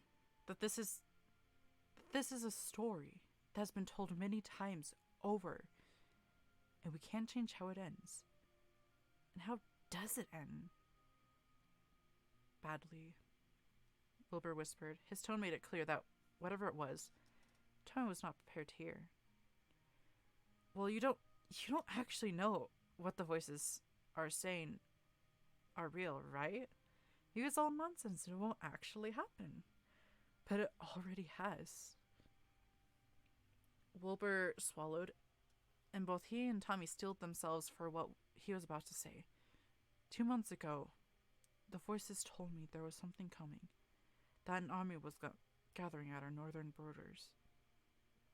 But we don't have any enemies. That's what I thought too. But I sent some spies to investigate, just in case, and they confirmed it. Wilbur steepled his fingers, his eyes as hard as and dark as polished iron. Just like the voices said, a war might be coming, Tommy. What was it that Techno had said? Wilbur's not having a very fun week? Tommy might laugh at how huge of an understatement that was, if he wasn't too busy choking on his own tongue. War. Such a small word for such a big thing. Well, Tommy slid to the floor as his legs gave out. That's that then. Techno and I are trying to make contact with the foreign army's generals, Wilbur said, and Tommy noticed for the first time how many silver hairs Wilbur had acquired, almost glowing in the moonlight streaming from the windows. We're doing everything we can to stop it from happening, Tommy. But yes, that's it. Those are my biggest secrets. The rest are inconsequential. He took a deep breath as if to steady himself. I think it's your turn, Tommy. Tommy laughed bitterly. After that reveal, anything I say will just sound stupid. It won't, Wilbur said resolutely. He leaned back on the settee, giving Tommy a gentle look. Whenever you're ready, Tommy, I'm right here. Tommy drew his legs towards himself and wrapped his arms around his knees, clinging on for dear life. This was too much. Too fast. He wanted to yell. He wanted to crack his fist open on the marble statue with Techno's little markings. He wanted to pinch himself and wake up yesterday, when nothing was wrong except for the gnawing pain in his chest that had never gone away. Even 9 years later, he wanted his parents. Oh, fuck. Excuse me. The world had gone suddenly dark, and in the shadows, Tommy finally let go. You want my secret, Wilbur? He pressed his face against his knees, as if that might hide his shame from the world. I saw him. There it was, the truth, or a confession, or both. That night, I saw him. He heard Wilbur suck in a breath. There was no need to elaborate. Between the two of them, there was only ever one he, and only ever one night. He kissed my hair, and that's what woke me up. I saw him walk away from my bed, towards my window. I saw him open it, and saw him climb out, or jump out. I want to say he flew out like a bird, but I don't remember that part very well. What I do remember is just lying there. Lying here, fully awake, knowing something was really fucking wrong. I just laid there. Tommy's eyes began to sting, so he closed them shut before the first of the pathetic tears could fall. Eventually, I climbed out of bed and I went to the room, wanting to believe that I just dreamt it all. And that's when I found Mama. He could sit still. He could still it? What the fuck? I'm thinking that's supposed to, he could see it in his mind's eye. He remembered so little of her, but he could never forget how he'd crawl up on the bed next to her, trying to wake her. He could never forget his confusion when she refused to, nor the blinding pain when he realized why. And most days, Wilbur, that's all I think about. How I was awake and could have stopped him. And I could have made him stay, and you wouldn't have needed to be king so young. I could have spared you for all of this, Wilbur. And now everything's gone to shit and it's all my... A sob tore free from his lips, sudden and unrelenting. I want to help you, but I don't know how. Nobody ever taught me how. Tommy. Wilbur's voice sounded so far away. But the worst thing, Tommy continued, trying to ignore the ever-tightening noose around his neck, is that maybe I should have seen it coming. He used to come by your door in the middle of the night when you used to live across the hall. I kept my door open just a crack after the first time it happened, just to see if he would come again. And he did. So many times. I used to think he would knock eventually, but he never did. Tommy tightened his hold on himself, shaken with grief, and maybe with relief too. I think he was saying goodbye long before he left Wilbur. For a moment, the only response to his words was silence. Tommy was afraid to look up to see if Wilbur had left, angry and betrayed. But instead, Tommy felt warm arms encircle him and pull him towards something safe and solid. Tommy, Wilbur whispered into Tommy's hair, you were 6. And that was it. That was what broke Tommy in the end. He crashed into his brother, wrapping his arms around Wilbur's torso and burying his face in his chest. The tears finally came. A culmination of 9 years of guilt and paranoia, of stumbling through life unsure of where he stood with his brother, of fearing that one day Wilbur might find out what he failed to do and hate him forever. But this wasn't hate. This was the opposite. Shh. Wilbur ran a hand through Tommy's hair. It's all right, Tommy. Let it all out. There was just the two of them in that moment. There were no voices, no ghosts, no secrets, just Wilbur and Tommy. Tommy and Wilbur. Eventually, Tommy's sobbing ebbed. His cheeks were wet and cold from his tears, but he could breathe easier than ever did. He drew back from the circle of Wilbur's arms and found his brother looking at him with gentleness that he could never deserve in 1,000 years. See? Wilbur said, delicately brushing stray tears from Tommy's cheeks. Isn't it lighter with someone else to carry it with? Tommy sniffled. You always have to be right, don't you? Well, of course. Otherwise I'd be stripped of my title as Grand Master of Pretentiousness. The council would have a field day. Tommy laughed wetly. What will your voices say after you suffer such a disgrace?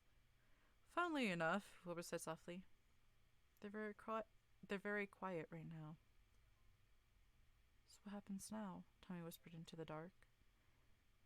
I don't know, Wilbur confessed, but what I do know is that there should be no more secrets between brothers. Agreed? Agreed. Tommy smiled.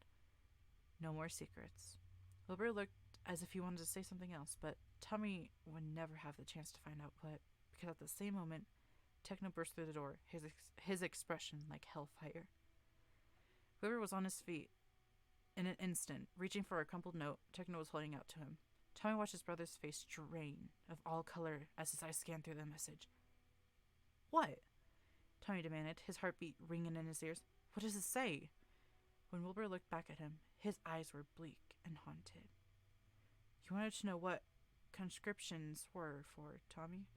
Well, you're about to find out.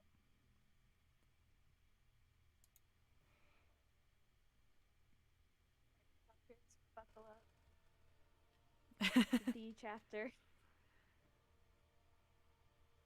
Alright. Trigger warnings. Violence and descriptions of violence. Assault and death. Be prepared, chat. You're in for a roller coaster. We're in for a ride right now. This is the longest chapter, I think. Kepta's ready to sob. I can already see this going to be a long chapter because of how small this scroll wheel is. This thing is, yeah. Whatever, I'm a great reader. Okay. Let's do this. Let's go.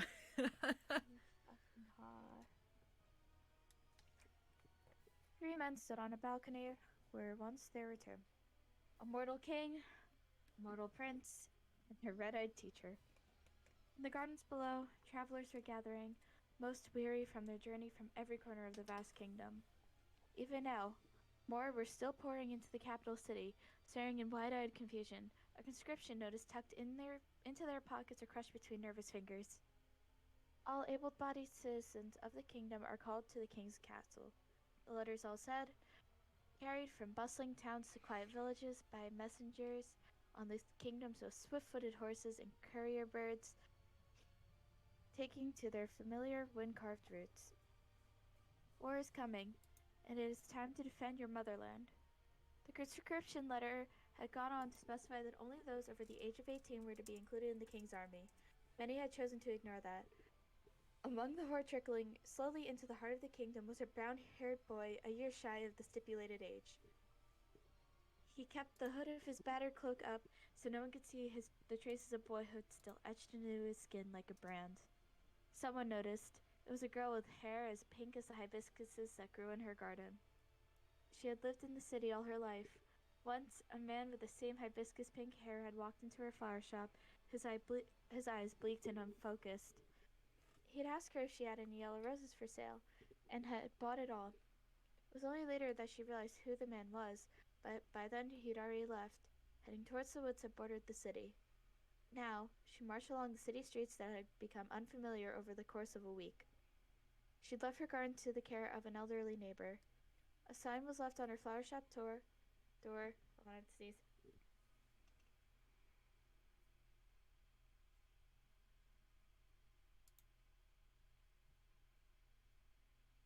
Wait, Calling what? hopeful customers that was closed indefinitely. There's nothing else to do now but follow the course of the crowd, keeping an eye on a stranger that was definitely much younger than her, wondering whether or not he'd outlive her. They passed underneath the castle gates, where a woman they called the captain kept a watchful eye. She was under orders to turn anyone away anyone who was too sick, too young, too old. But every time she looked into their eyes, she only saw herself. She clawed her way to her position, made sure to earn her reputation, and had stood guard over the royal family for over a decade. It was her stubbornness that got her to where she was, adorned with medallions from the king, both old and new. It was stubbornness that she saw in the people now. So while she did her duty by barring the way for the youngest, the sickest, the oldest, if she turned away for a moment when an aged warrior did her best to hide the wrinkles on the back of her scarred hands, or when a 17-year-old boy pulled his hood lower over his face, or when a strong-jawed smith from the city limped by her with a broken foot that wasn't quite healed yet, well, she would consider that her duty too. By the time the boy and the flower shopkeeper had found themselves in the garden, crowded, people stood shoulder to shoulder, pushing and pulling like a tide on the trampled remains of the dead queen's flowers. The shopkeeper grimaced as her boots treaded across petals and stems, violently returning them to their soil. The boy did not notice the flowers at all. He was staring up at the balcony, looking at the man whose call was answered by thousands.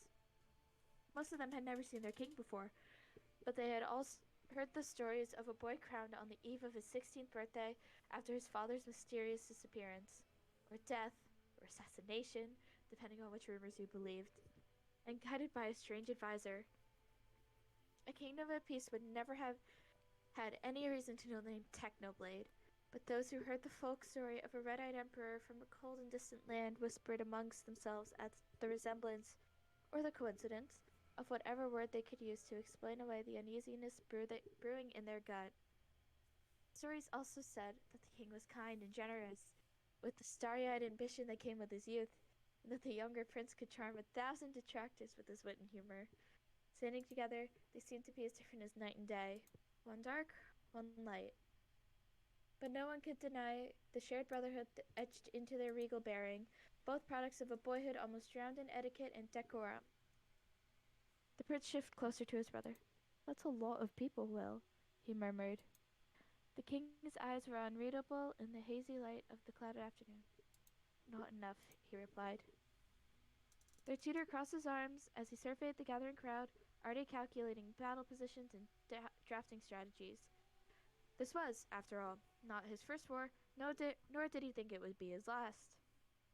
I'll oversee training as much as I can, for as long as we have time. I've identified some potential battalion leaders from the guards and the people who came earlier. I'll delegate the responsibility of training the newer recruits, which is most of them, Wilbur pointed out. They never had a reason to learn how to fight before this. You underestimate your people, Wilbur. Technoblade replied patiently. There are other reasons besides war. Look, there. See that person with the bow? They're a hunter, used to shooting down fast-moving targets, which makes them an asset for our archery line. Folks from the mountain regions are used to riding on horseback, so that's our cavalry also established. Miners and smiths are used to swinging sharp and heavy objects around. Give them broadswords instead of pickaxes and hammers, and we'll be ready to go. Wilbur cut him and bemused. You sound almost optimistic. Did you hit your head on a wall this morning? I've seen worse odds. Tommy scoffed. This is different from all your war books, Techno. This is real life. He did not notice the knowing look shared between his brother and their tutor. Anyway, Technoblade continued, I've reached out to mercenary guilds to supplement our offense. Our coffers can handle the hit. After all, this kingdom has only been busy with trade for the decades. What if it all goes to shit anyway? Tommy asked quietly. Technoblade's expression hardened. It won't. How can you be so sure? Demanded the young prince.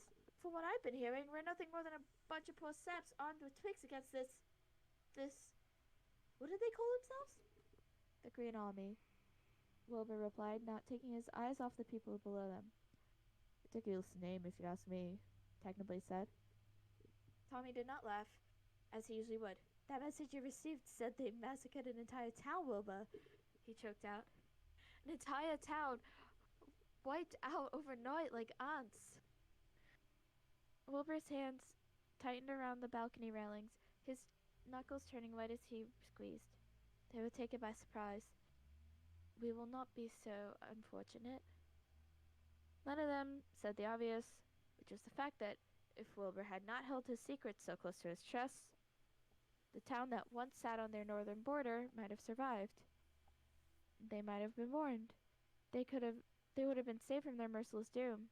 Hypotheticals, Techno had told them before, were worthless and only crippled their way forward, but sat in the uneasy silence between them, broken only by the tutor saying, "Other towns along the Green Army's route has been evacuated. We should be expecting refugees to arrive in the city in 3 days, but the temporary camps will be finished and ready by then." And what's the status on the army itself? Based on the spies' reports, we have half a month at most before they arrive at the valley, which gives us another week to repair the troops before we set out. The army should be done tallying and divvying up weapons by tomorrow, and caravans have been loaded with other supplies. And the other thing we planned? Gathering the materials as we speak. The alchemists are working as fast as they can, given that it's delicate work, but it should be done before we go. Good. Wilbur raised his head towards the sun, breathing in the last sweet winds of spring. As he did, Tommy and Technoblade were the only ones to notice the fresh scratch marks running down the pale column of his throat.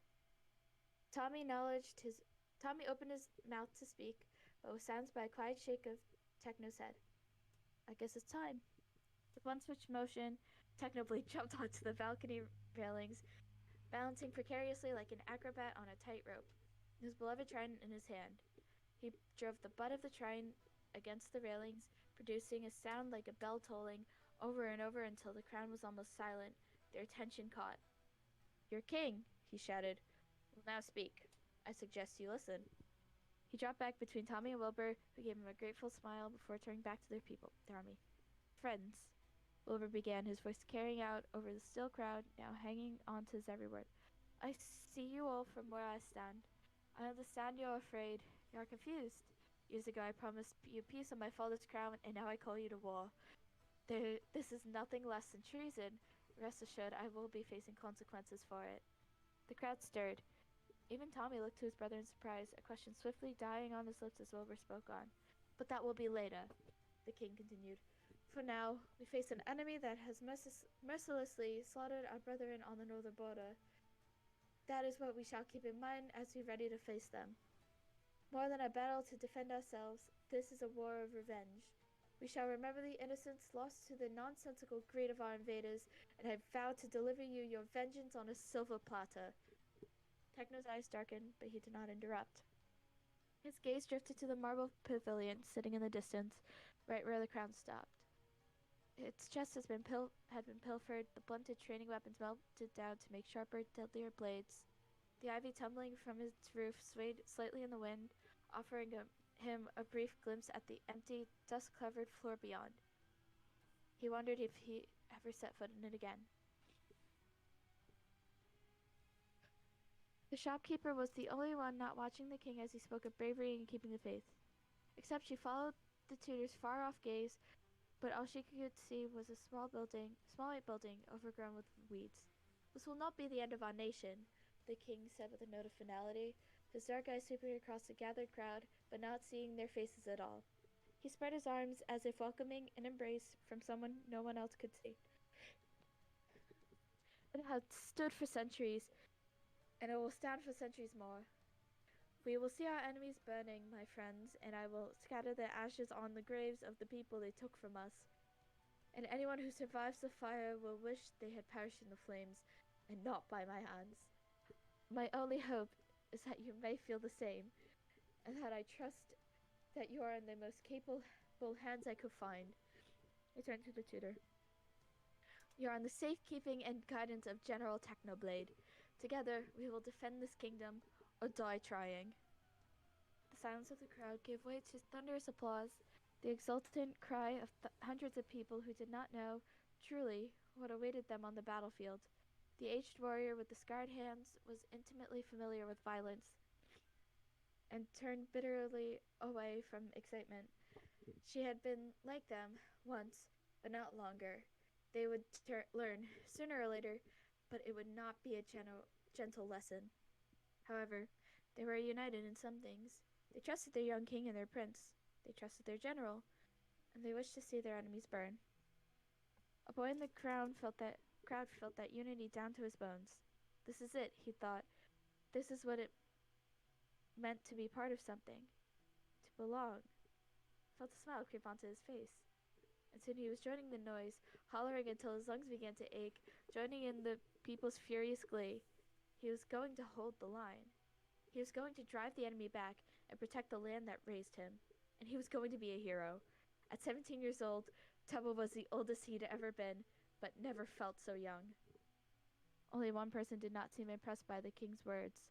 The tutor-turned-general was staring at the king, his mouth a thin line of disapproval. "So when did I get the promotion?" Techno played slowly. Wilbur shrugged, dismissive. "You're already acting like a general anyway." "But I..." "Technoblade." The king's voice turned cold as he stared his old tutor down. "You promised to help me. Is that a lie?" Come on, you drink. Drink it up. If you ever need to take a break, just let me know and I'll tag team in. Nah, I got this. I want to read this whole chapter. Okay. Technoblade's eyes flashed dangerously. "Careful, Wilbur," he said quietly. "You forget who you're talking to." Wilbur blinked, his eyes suddenly clearing. He opened his mouth for some retort, perhaps an apology, but then there was Tommy. Brilliant, loud Tommy. Leaning so far over the railings, Technoblade had to pull him back by the back of his shirt. When he turned to them, he was beaming, his eyes bright in the afternoon gloom. "We're going to win," Tommy said, his eyes still ringing with the crowd's approval. "We're actually going to win, aren't we?" Wilbur and Techno exchanged one glance, and all was forgiven.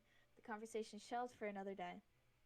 The general still looked at the king with something close to concern, and the dark circles under the king's eyes were getting harder and harder to ignore each day. But none of that mattered anymore. If Tommy said they were going to win, then by the gods, neither of them would tell him otherwise. Not when he looked the happiest he'd been in a month. By this time next month, we'll be back to worrying about trade routes and bothersome sycophants, Wilbur assured him. "What the hell's a sycophant?" "Gods." Brother a look that was equal parts annoyed and enduring. "Remind me to hire a better linguistics tutor for you when we get home." Tommy rolled his eyes. "Good luck finding someone that can stand me. I'll chase anyone away in 3 days, at most. Bet your whole damn life on it." Wilbur grinned at Technoblade. I could think of one person. "Techno, will you finish that sentence?" Technoblade drawled in his usual monotone manner. "And I will end your bloodline right on this balcony. I will throw you off, witnesses be damned." And the king broke into laughter. For one shining moment, children again. Techno found himself smiling. The sky was dark and bleak, but there, on that balcony, there was sunlight. "It's you and me," said Technoblade, putting one hand on top of Tommy's head, the other on Wilbur's shoulder. "One more time."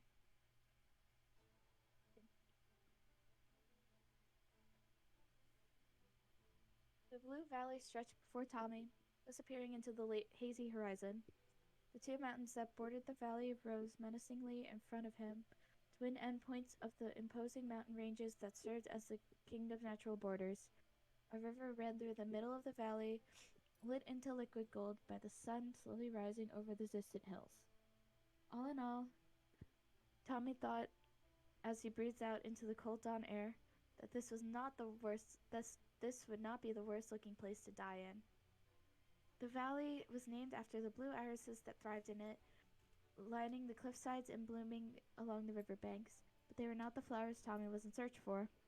He ventured down the hillside, keeping his eyes close to the ground. He rolled up his pant legs to keep them dry from the morning dew that clung to the underbrush, but it left everything below his knees vulnerable to traps that had been set up around the camp. One wrong move and he'd lose a foot for his troubles, but he was determined to make the trip worth it. It had been a week since they arrived at the valley, and while that meant most of their preparations were finished, it also meant that the other shoe would drop any day now. Tommy could feel it breathing down his neck. The only way to combat it was relentless distraction, keeping his hands busy. So he traveled down the hill, one careful step at a time, until a flash of yellow in his periphery caught his attention. "Found you," he said, making his way over to the flowers clustered under a rock, almost indistinguishable from their blue iris neighbors if it weren't for the golden center that earned their name. When Tommy strolled back to camp, he had a fistful of morning glories clutched in his hand and a grin on his face. Everybody was already awake, clustered around cook fires, going through morning exercises or just milling about. Someone had brought their guitar, and its soft music echoed above the sounds of conversation and laughter. People raised their heads when Tommy passed, calling his name or waving him over to join them for breakfast. He cheerfully declined, but not before exchanging jokes and pleasantries with some of the more familiar folk. It's easy to miss the shadows this way. In the bright light, he might miss the tousled hair of those who had not slept in days, or the bleak look on the captain's face quickly hidden by a strained smile, or the smell of sulfur that clung to their clothes like a nasty, unrelenting parasite. It's pretty tragic, isn't it?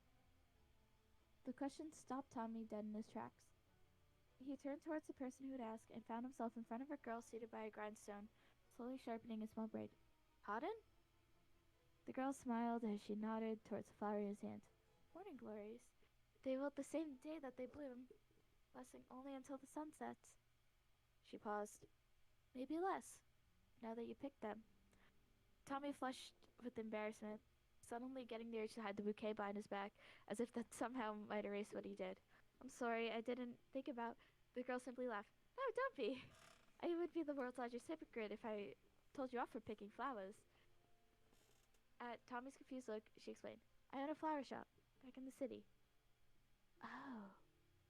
Tommy looked down at the flowers clutched in his hand, his brows furrowing as he thought, it is sad, I suppose, that they die so quickly, but aren't they beautiful while they last? Grindstone slowly ground to a halt as the girl merely sat there, staring at Tommy with an inexplicable expression on her face. Well, thought Tommy, this is awkward.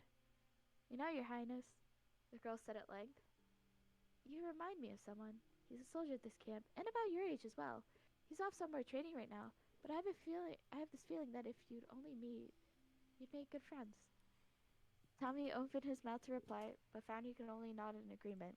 The girl gave him a small, sad smile, as if she could understand his silence more, even more than if he had spoken, and went back to her work. Tommy pried his feet from the ground and began walking towards the heart of the camp, but the girl's words followed close on his heels. That was a true tragedy, wasn't it? More than the flowers that only bloomed for a day, the bitterest devastation was in the what-ifs. Tommy didn't understand why, but he found himself lingering on one scenario. A different life where he had met the person that he reminded the girl of, where neither of them were young soldiers. You'd make good friends, she said. But that wasn't right. Tommy felt, inexplicably, down to his bones, that if he met that boy, they would be brothers. It was only until the royal tent was in view that Tommy realized that he didn't even ask the girl for the boy's name. If we moved this battalion here, they could provide cover, but we'd also run the risk of... Tommy? Tommy looked up.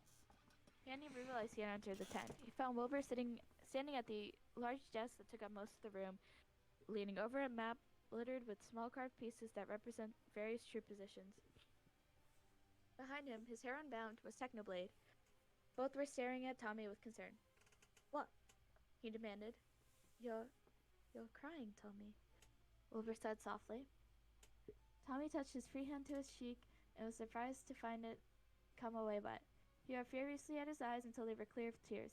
This was not the time. This was not the fucking time. He strode deeper into the tent, ignoring the worried look Wilbur threw Techno and Techno's answering shrug. Tommy stopped at one corner of the map and pointed to a cluster of carved archers clustered on what would be the hill they were currently on. We don't need that many, he said determinedly. Just one. Just you, Wilbur. Wilbur seemed frustrated by the change of topic, but had no choice than to follow his little brother's lead. You're overestimating my aim, Tommy. Tommy drifted away from the map, throwing himself on a spare chair in a corner. He gestured Techno over, and the general silently complied. You always pull through when it matters, Tommy said as Techno took a seat on the ground in front of him, his back to Tommy. As Tommy gathered Technoblade's hair into his lap, he added, except the many, many times you lost a duel with Techno. Normally this would warrant a chuckle, or at the very least an indignant eye roll, but Wilbur simply leaned over the map again, his expression shuddered once more. Techno turned to Tommy and whispered, we must not break his intense, beast-like focus. Tommy started. The only beast-like thing about him is that tangled lion's mane he calls hair. Wilbur snapped up to glare at them both. I heard that. Of course you did. Of course he did, Techno said, turning back away. Lions have an unparalleled sense of hearing. Tommy laughed quietly to himself as he began braiding Techno's hair, his fingers making knots with the ease that came with years of practice. This had been their routine for the past week. Wilbur would pore over the battle plans with wild-eyed obsession that got more and more frenzied by the day. Techno would call out every flaw in Wilbur's proposed changes until they encountered one that seemed to be actually useful, and Tommy would braid. He kept his hands busy. If it weren't for the distraction of Techno's hairs between his fingers, Tommy would most likely join the flower shop girl over the grindstone, mindlessly pawing his spear until doomsday. Sometimes Tommy would wake up in the middle of the night and find his brother still awake, reviewing their plans and muttering to himself, or not to himself. The voices. The mysterious, omniscient, creepy as all hell voices that plagued his brother for years. Tommy began to weave the morning glories he found into Techno's hair to hide the fact that his hands started shaking. 2 nights before had been the worst of it. Tommy had been awoken by the noise of glass shattering.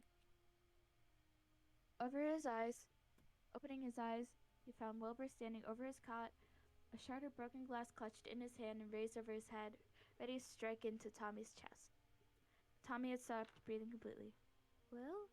he said, his voice coming out meek and trembling. "We meant to kill you," Wilbur had croaked, blood dripping down his arm from how tightly he was holding the broken glass. "We're going to kill you, Tommy. It's fate. It's meant to be." "Wilbur." Tommy had reached out to clutch at his brother's shirt. "Wilby, please, don't hurt me." Wilbur had blinked rapidly, his eyelashes glistening with unshed tears. "You haven't called me that in such a long time." And the glass shard had dropped, but not into Tommy's flesh, into the ground beside his cot, driven into the soft dirt. Wilbur had kneeled beside him for the rest of the night, whispering apologies that chased Tommy into his uneasy sleep. By morning, Wilbur seemed to have completely forgotten the incident, or had chosen to ignore it completely, and Tommy was already plucking flowers off the hillside with shaky fingers. Tommy looked up now to find a white cloth tied around Wilbur's left hand, where the glass had cut into his skin. It was the only evidence that that night had not been a dream, and that Wilbur's voices were slowly taking over. "Must be the stress," Tommy thought as he braided the last of morning glories into Techno's hair. When the war was over, Wilbur would be back to normal again, and Tommy could not go back to not being absolutely terrified of his older brother. "Done," Tommy said at last, flicking Techno's finished braid over Techno's shoulder. "Finally." Techno stood and plucked one of the morning glories off his hair. He tucked it behind Tommy's ear before moving over to one of the chests tucked under the table. "Consider this a sign of my gratitude." He opened the chest and pulled out something dark and folded. When he unfurled it, Tommy shot to his feet, his eyes going wide at the blue and red coat Techno held up, its golden buttons gleaming, the royal coat of arms stitched over where Tommy's heart would be. "They finished it." Tommy couldn't help the laugh that bubbled out of him. "They actually finished it." "Cuts, Tommy," Techno said with a small smile. "It's just a uniform."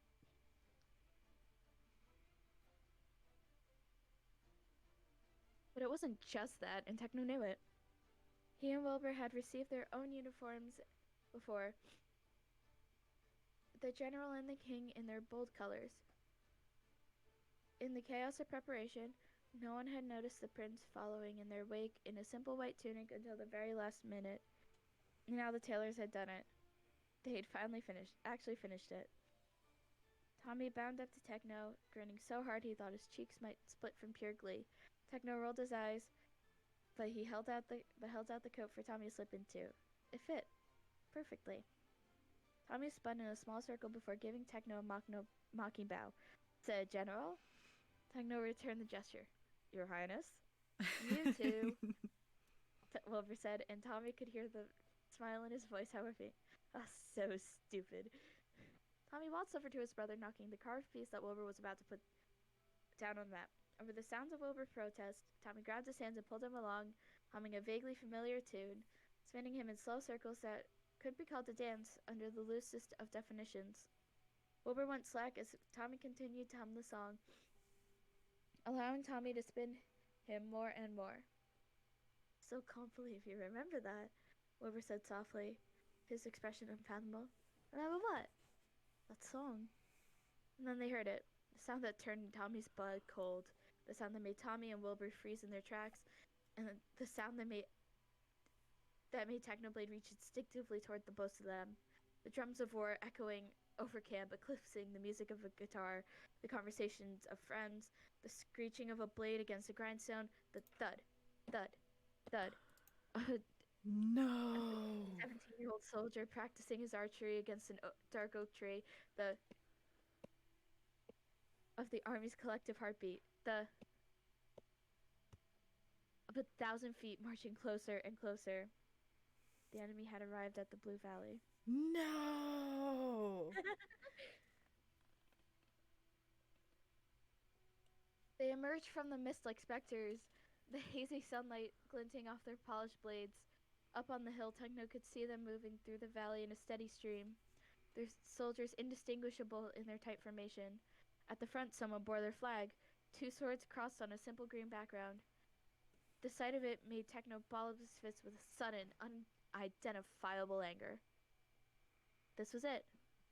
Seemed like the entirety of the Green Army was there, as expected. While the valley would serve as a choke point in the Royal Army's favor, it was also the only direct path towards the heart of the kingdom. So now both sides were going to throw all their pieces on the board. One decisive battle, a quick end. Only one army would emerge from this valley intact, and Techno would be damned if it wasn't Wilbur's. Techno turned to the king standing beside him. Are you ready? Wilbur's eyes were locked on the mountains. But he was all ever be. The camp behind them was empty. Everyone was in position, moving like clockwork under orders they'd been practicing for days. The only ones left on the hill were Wilbur, Tommy, and Techno. And the archers. Tommy bounded up to them, his chest heaving with effort. They set up the flare, he announced breathlessly. It's go time. Wilbur turned towards the group of archers behind him. Between them was a raging campfire, sending flickering shadows over Wilbur's face as he took one arrow from his quiver and dipped its cloth-covered point into the flames. The dozen archers, the best of the best, handpicked by Wilbur himself, copied him wordlessly. The cloth, smothered in a special incendiary fuel, would burn faithfully until it reached its mark. Wilbur turned back towards the valley, knocking the arrow into his bow. With a deep breath, he pulled the arrow back and aimed towards the sky. Behind him, the archers did the same. Hold, he ordered. The Green Army marched closer. Hold! Techno felt a hand close around his nails digging into his palm, and looked down to find Tommy staring intently at the encroaching forces, his eyes unblinking. They were close enough now that Techno would see the glare of the dawning sun bouncing off their breastplates. Wordlessly, Techno squeezed Tommy's hand. Now, Techno thought, it has to be now. At the same time, Wilbur called out, Fire! 1,001 burning arrows arched over the valley like comets of red and gold. The Green Army paused, perhaps in confusion at the pathetic display of force. Just 13 arrows soaring across the air. It would not even hit their front lines. But it didn't matter. They were not the intended target. Once upon a time, Wilbur's aim had been so poor, it would have taken nothing short of divine intervention to correct it. So Techno corrected it. Now, Wilbur shot true. His arrow landed amongst the weeds, and then there was fire. It felt like the whole valley was set ablaze, the heat searing Techno's skin even from where he stood. The burning arrows had ignited a line of fire that ran horizontally through the valley, cutting the Green Army off completely. Soldiers from the Royal Army that had doused that area in the ever-burning fuel in the moment they saw the enemy coming, then promptly fell back into the mountains, taking shelter for the next phase. The fire would not hold them off forever. Wilbur gave a signal, and the archers scattered to their next positions, leaving the 3 of them truly alone, watching the fire for the first signs of life. It came in the form of a man in a white cloak, stepping through the flames like it was merely an inconvenience. He shrugged off the heat, flicking an ember off his shoulder before his eyes found them on the hill. He pointed his sword straight at Wilbur. That isn't a white flag of surrender, Techno, Wilbur said quietly. No, it's not, Techno replied, finally letting go of Tommy's hand and reaching for his trident. It was a long shot anyway. A little heat, nothing to mass murderers.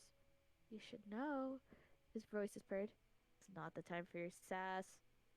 Hegno thought back, as if that might stop the age-old melody that was starting to play in his head. The enemy army followed after the man in white, less gracefully but stubbornly, like God's damned cockroaches crawling over the valley. And then there was a battle cry, ringing from all directions as the royal army appeared from their hiding spots, in the trees, or in the weeds, from the river and from the mountains, and catching their enemies by surprise. But the Green Army was well trained. They recovered swiftly, and though most of their army was stuck behind the fire, they were biting back. It wasn't long until bodies were dropping, not just the enemies.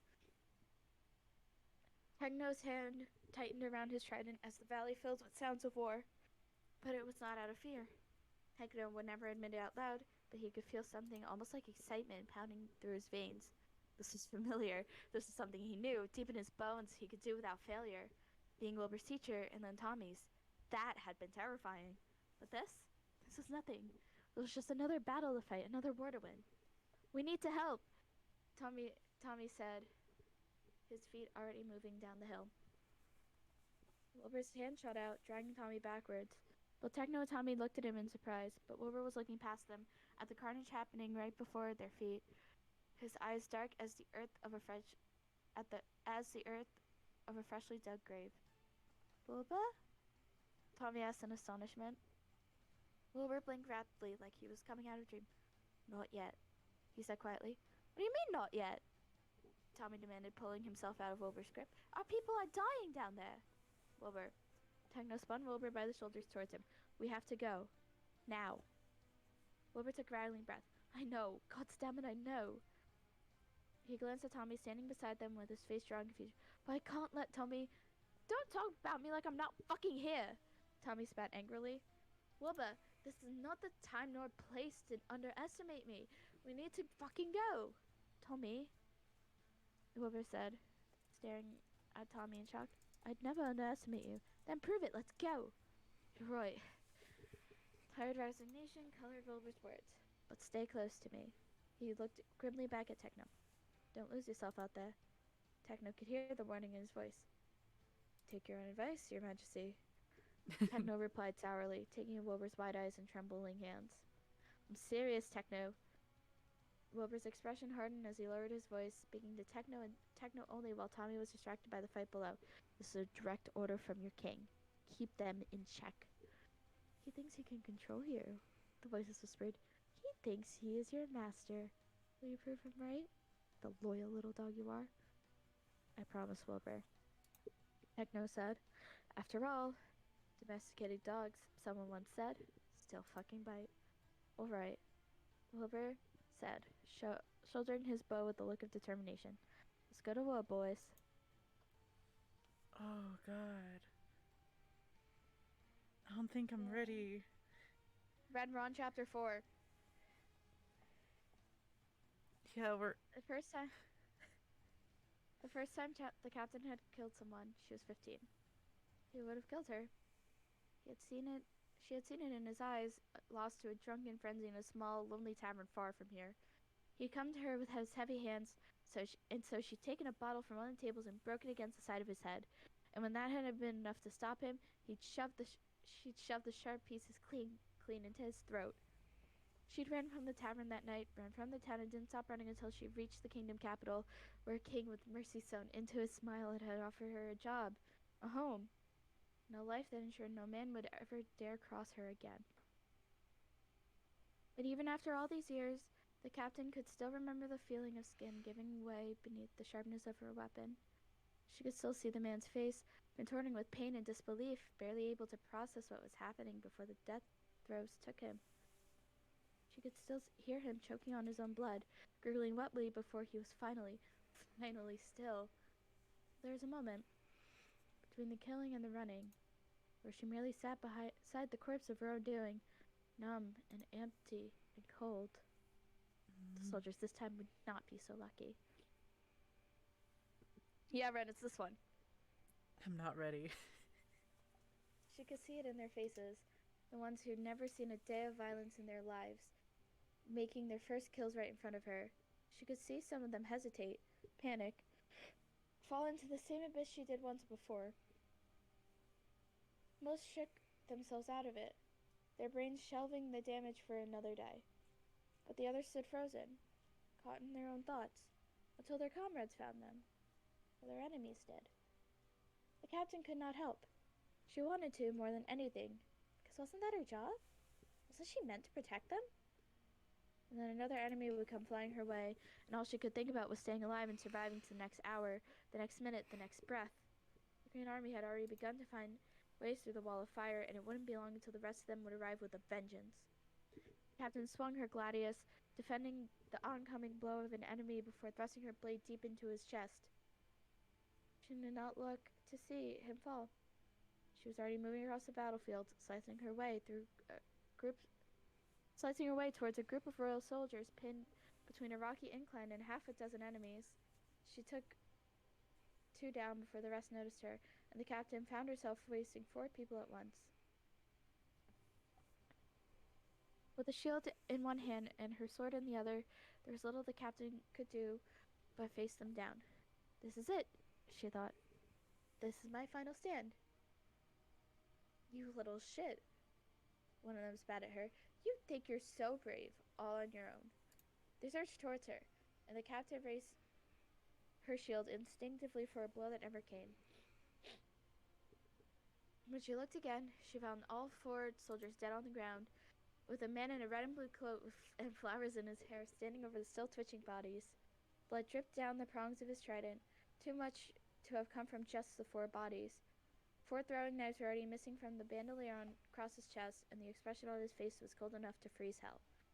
Stop staring and get to work, soldier, Technoblade said, the very same Technoblade the captain had seen carrying the small prince on his shoulders around the castle, the same Technoblade that shuffled uncomfortably in 2 tight suits at formal functions that he nevertheless always saw through the end, the same Technoblade that the past king, the captain's savior, trusted with his sons. The captain could barely recognize him. But then again, something in the back of her mind told her that she was truly seeing him for the first time. She'd heard the rumors, the whispers, questions about how he never seemed to change over the years. She disregarded all of that now. He was a man who just saved her life. Nothing else mattered in the war.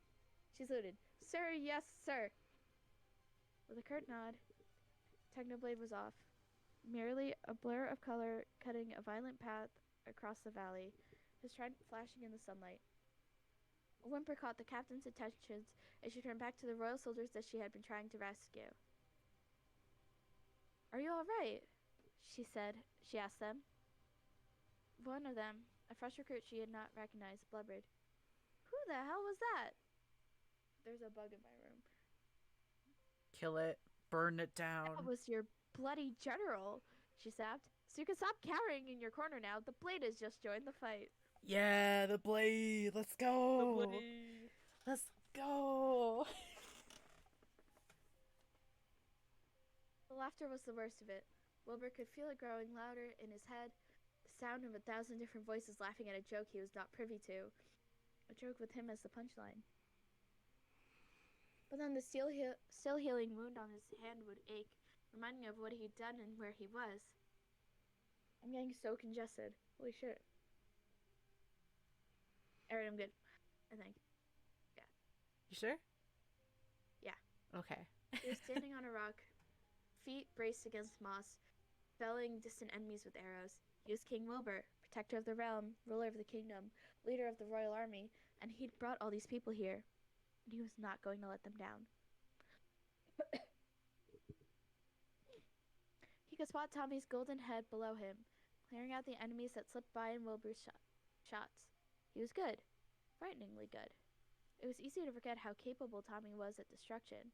He was so used to seeing Tommy lose against Techno that he'd forgotten that against anyone else, Tommy was a force to be reckoned with all on his own. That did not do much to dispel the worry tightening in Wilbur's gut. He was, after all, also an older brother. Tommy launched himself into an incoming enemy, spear out. The enemy swung his sword with his sword, but Tommy ducked just in time and swept his leg out to knock the man over. Wilbur saw the spear pierce clean through, and the body was still twitching on the ground before Tommy was whirling around to face another. This one didn't even get a meter near Tommy before Wilbur had put the arrow through their throat. Tommy rolled around and flashed Wilbur a grin. Not bad, Archer boy! Despite everything, Wilbur managed a small smile. A smile that slipped from his face when a sudden motion flickered in the corner of his vision.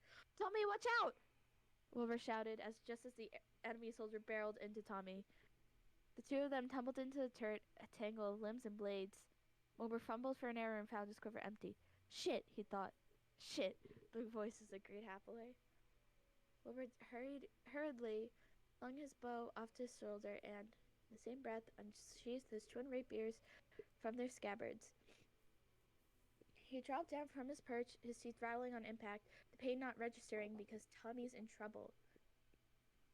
The enemy soldier had Tommy pinned to the ground, swords right over his head and ready to drop.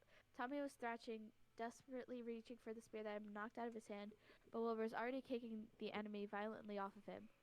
The enemy rolled across the ground, allowing Wilbur to stand between him and Tommy, the twin swords flashing menacingly in the flickering firelight. Get the fuck away from my brother, he hissed. How touching, the soldier said mockingly. He was different from the others, Wilbur could tell. He didn't know how exactly, but he just was. His eyes and hair were as black as coal, in stark contrast to the blood-stained white cloak he wore around his shoulders. You, Wilbur said, brows furrowing. I saw you walk through the fire. How? The man scoffed. You think that little stunt could stop me? He raised his blade. Upon closer inspection, it seemed to be made out of pure obsidian. Pitch black all the way down to the hilt. I was born in fire. You're the leader of this army. Sapnap. He gave a short bark of laughter. Me? No. I'm merely a pawn in this game. A pawn with a grudge to settle, but still a pawn nonetheless. He grinned. Now, show me what he taught you, King.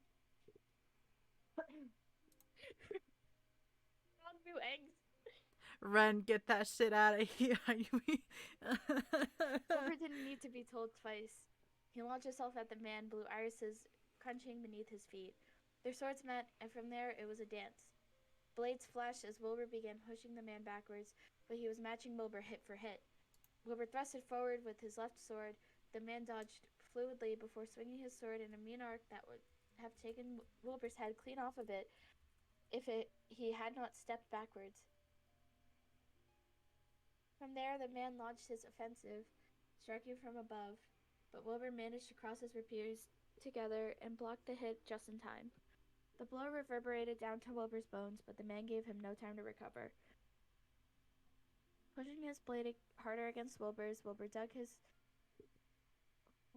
heels into the ground and parried, using the man's weight against him. He hoped it would cause the man to stumble and end this manner once and for all, but instead the man swung again, feigning another overhead strike before changing to a side hit at the last moment. Wilbur blocked the blow, but the force of it sent him crashing to the ground. The white soldier stood over him, a small smile playing on his lips. That was disappointing, he said, spinning his sword lazily between his fingers, as if he had all the time in the world. At the very least, I expected a man trained under a god of blood to, well, actually draw some. Wilbur froze. He glared up at the man standing before him, suddenly understanding. You're here for techno. The man stopped spinning his sword. Surprised he told you what it is. Must mean a lot to him. His smile was slow and cold. That makes this all the more fun. He raised his sword and brought it crashing down. Bruh. Ren, why are you doing this? Ren, how do you have so many crying emotes? Fundy Tommy puns, Tubbo round. Tommy very sad. Cry. No, not the cry. What? Wait, we're not done yet. Hold on. Clear the congestion. God. It might have been hours, it might have been days.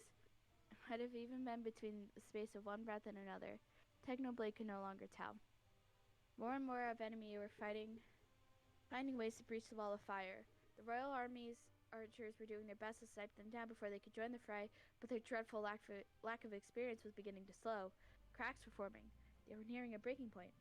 No, Techno thought, a trident in one hand, bone-handled chain whip in the other. Not if I could help it. He found himself in the thick of it. No, not to the violence, but to the sound of Wilbur's people. His people, calling for help. A god's help. Blood, the voices demanded. Blood for the blood god. Techno didn't want blood. Not today. He wanted justice. Get down, he told the Royal Army soldiers that gathered around him. Techno realized with a jolt that they had not come to him to ask for his protection, but to give him theirs, as if their fragile mortal bodies might make a difference when it came to him. Fools, he wanted to say, but all that came out was, on the ground, all of you, now. They were quick to comply. They dove into the weeds just as Techno lashed out with his whip. The heavy chain carved an arc through the air before finding its mark, wrapping around the neck of an enemy soldier. Techno pulled sharply, knocking the soldier down.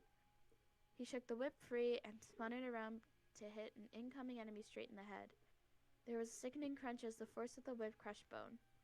Before the body hit the ground, Techno spun the whip towards other targets, aiming for throats, temples, ankles, anything to pull or crush. He was standing in the eye of the storm, his whip cracking through the air like lightning. When the chain whip rattled back into his hands again, it was wet with blood. You can get up now, he told the soldiers that were staring dazedly up at him. Take care of the stragglers. What stragglers? One of them called out incredulously, but Techno was already moving again. He launched himself into the air, for a brief moment flying weightlessly over the carnage, and then he crashed down with his trident, impaling a man to the earth. He pulled the trident out with a sickening squelch. Ew. Oh god. They're very disgusting. Threw a throwing knife right into the eye of an approaching soldier. Another came running towards him, but he made quick work of them too. This was his element. This was where he belonged. More. The voices demanded. More. More. More. This was not his element. This was not where he belonged. He was under strict orders from the king to keep himself in check, and he would not falter now. Then he heard it. Techno could not explain how he heard over the sounds of swords clashing and people dying and fires burning. It was as if his very soul had only been listening for that sound, and nothing else. In the far distance, a scream. No.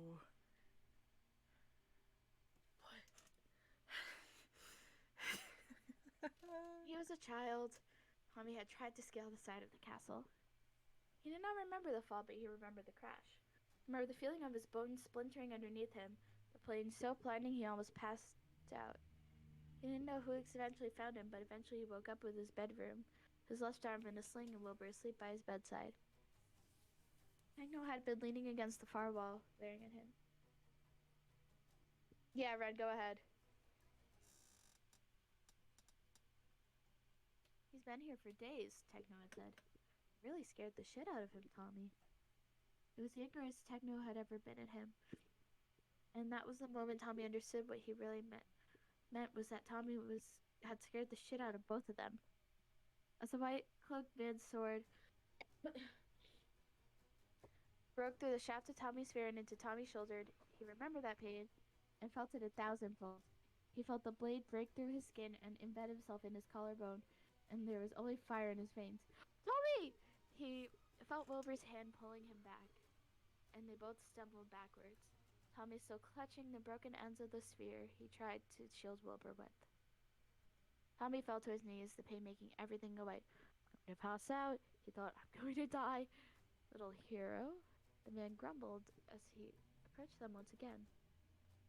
The edge of the sword dripping with Tommy's blood. You're only delaying the inevitable. Now sit still as I put you down. Tommy. Tommy's hands were on him, pressing against his wound. Tommy, come here. I'll fix you. Wilbur. Tommy croaked as the white man advanced. Wilbur, the enemy. Say your goodbyes, princeling. The man cackled, raising his sword one last time. Tommy grabbed Wilbur, even as his entire body trembled with the movement, covering his older brother's body with his own. He shut his eyes, waiting for the coup de grace. It never came. When Tommy looked back again, he found Technoblade standing over them, blocking the man's sword with his trident. Finally, the man growled, pushing against the shaft of Techno's trident. I've been waiting for you, you bloody bastard. Techno cocked his head to the side, considering the man at length. He said monotonously, don't fucking know you. The man's eyes hardened. You killed them. You took them both away from me and you don't even remember. He jumped back, cutting the air between them with his sword, splattering the ground by Techno's feet with Tommy's blood. That's alright. I'll just make you remember. Techno turned to look at Tommy and Wilbur, his expression carefully neutral. He took in Tommy's wound, and Wilbur still frantically trying to suppress the blood flow. Techno. Tommy breathed. Techno. Tommy breathed. Techno's jaws clenched. Go. He turned back towards his enemy, his braid whipping in the wind. Most of the morning glories were gone. Take care of your brother, Wilbur. What? Homie, let's go. Wilbur said sharply. He began to pull Tommy over to the mossy rock he'd been standing on. He leaned Tommy against it and bent to the task of securing the gash in Tommy's shoulder. Wilbur ripped the end of his red and blue coat and began wrapping it around Tommy's shoulder. Can't see, Wilbur, Tommy protested, straining to look beyond Wilbur's head. You don't need to see that, Wilbur insisted grimly, tightening the cloth around the wound. Don't want to see that. See what?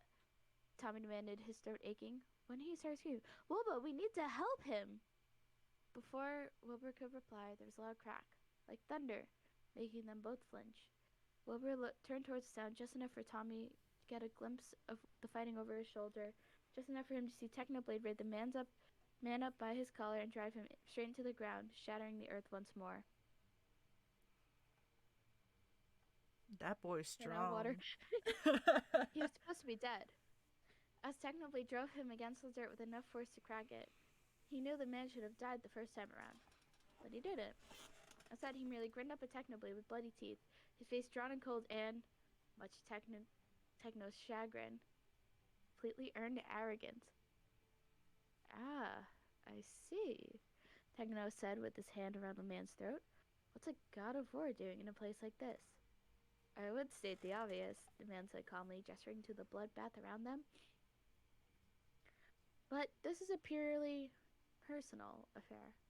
He kicked up, landing a hit on Techno's gut that launched him backwards. Techno braced himself against the dirt, unwilling to give the war god any more ground. Tommy and Wilbur were somewhere behind him, and that was all the reason Techno needed to pick up his trident again. The war god got unsteadily to his feet, then he seemed to merely shake himself out of the experience of having his head cracked against the ground with the force of 20 rampaging bulls. He cracked the tension out of his neck and simply picked up his sword again. Now that we're properly acquainted, the war god said, let's take this more seriously, shall we? He moved quickly, quicker than Techno expected. God, that tickled my throat. Techno barely managed to parry a blow aimed directly at his heart. Techno thrust out with his trident in retaliation, but the war god simply danced out of the way before returning again in full force. Techno took one of the knives from his bandolier and stabbed out, managing to nick the other god, just barely, before they clashed weapons again. Blow for blow, hit for hit, they could have gone on like that forever. God of war and a god of blood. Another life they might have been allies. Techno tried in vain to remember which of the many people he felled over the centuries had belonged to this man, but there were too many, a long line of ghosts he would spend his immortal life atoning for. Atoning? The voice laughed. What is there to atone for? Does the lion atone for killing the gazelle? Does the fire atone for burning?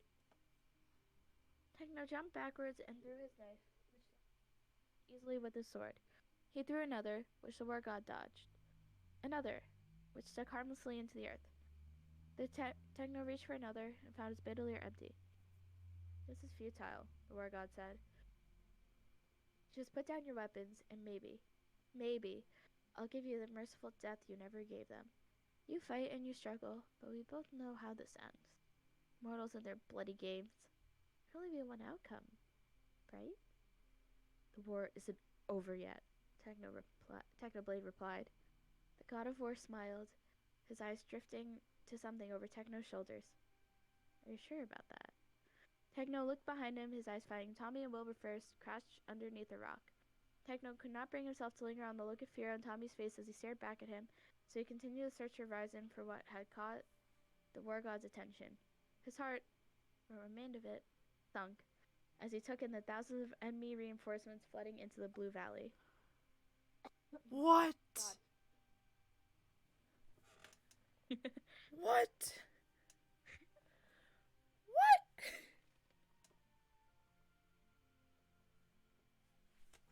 Tubbo stood in the knee-depth waters of the river that cut through the valley, once clear and now ran red with blood.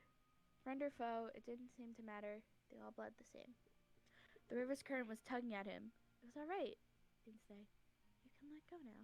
And Tubbo wanted to. By God, he wanted to more than anything. His quiver was empty of arrows. He lost his bow and sword in the chaos. All he had now was a dagger, its blade no longer than his hands, just as frail. His body felt like it had been fighting for weeks, but a glance at the sun high overhead told him it had only been hours. Hours of senselessly slaughtering his way through the fray. It was better when he still had arrows, when he could stand and shoot at distant enemies without thinking of them as people. When he resorted to using a sword, when he had gotten close to see the fear in their eyes as his blade pierced through cloth and skin, when the blood had colored him crimson, it was suddenly frighteningly real. Once he had wanted to see their enemies burn. Now, he just wanted it to be over. Tubbo looked up at the sound of shouting. Before him, enemies were running through the wall of flames, cutting through the fire like one after the other in an unending tide. The words reinforcements and too many and retreat echoed in Tubbo's ears as the breath was knocked out of him. He tightened his grip on his dagger as the enemy's reinforcements advanced, cutting down to people who were too weak, too inexperienced, too tired to fight. People like Tubbo. They drew closer. An infinite army. Tubbo felt bile rise in his throat. Too many. Too many. Too many. He felt hot tears slipping down his cheeks. Too many. Too many. He felt his fear and dread like a physical weight almost driving him to his knees. Too many. In the end, Tubbo was not a hero. But he raised his dagger anyway. Oh, Tubbo. Child soldier, LMAO. Bruh, come on. It's over. It's over, Tommy whispered. He leaned against his brother as they both looked over the valley at the enemies descending upon their army like a swarm of hawks. He knew his shoulder was now a distant worry. It wouldn't kill him, but he knew death was coming for him regardless. We're fucked. Wilbur was very still. Wilbur. Tommy turned to his brother. You know I love you, right? The king gave him a sharp look. What the hell are you talking about? Tommy swallowed thickly, trying and failing to keep the tears in. I love you. I don't think I've ever said it, but it's true. I figured, if it's my last chance, this is not your last chance. Wilbur snapped, his eyes darkening. He whirled around, facing Technoblade, who still stood between them and the mysterious soldier. Techno! Techno glanced back at Wilbur, his expression shuddered. He did not look at Tommy. It's time, Wilbur called out. For a moment, Techno only stared, and then slowly, deliberately, he nodded. I'm sorry, Wilbur. What?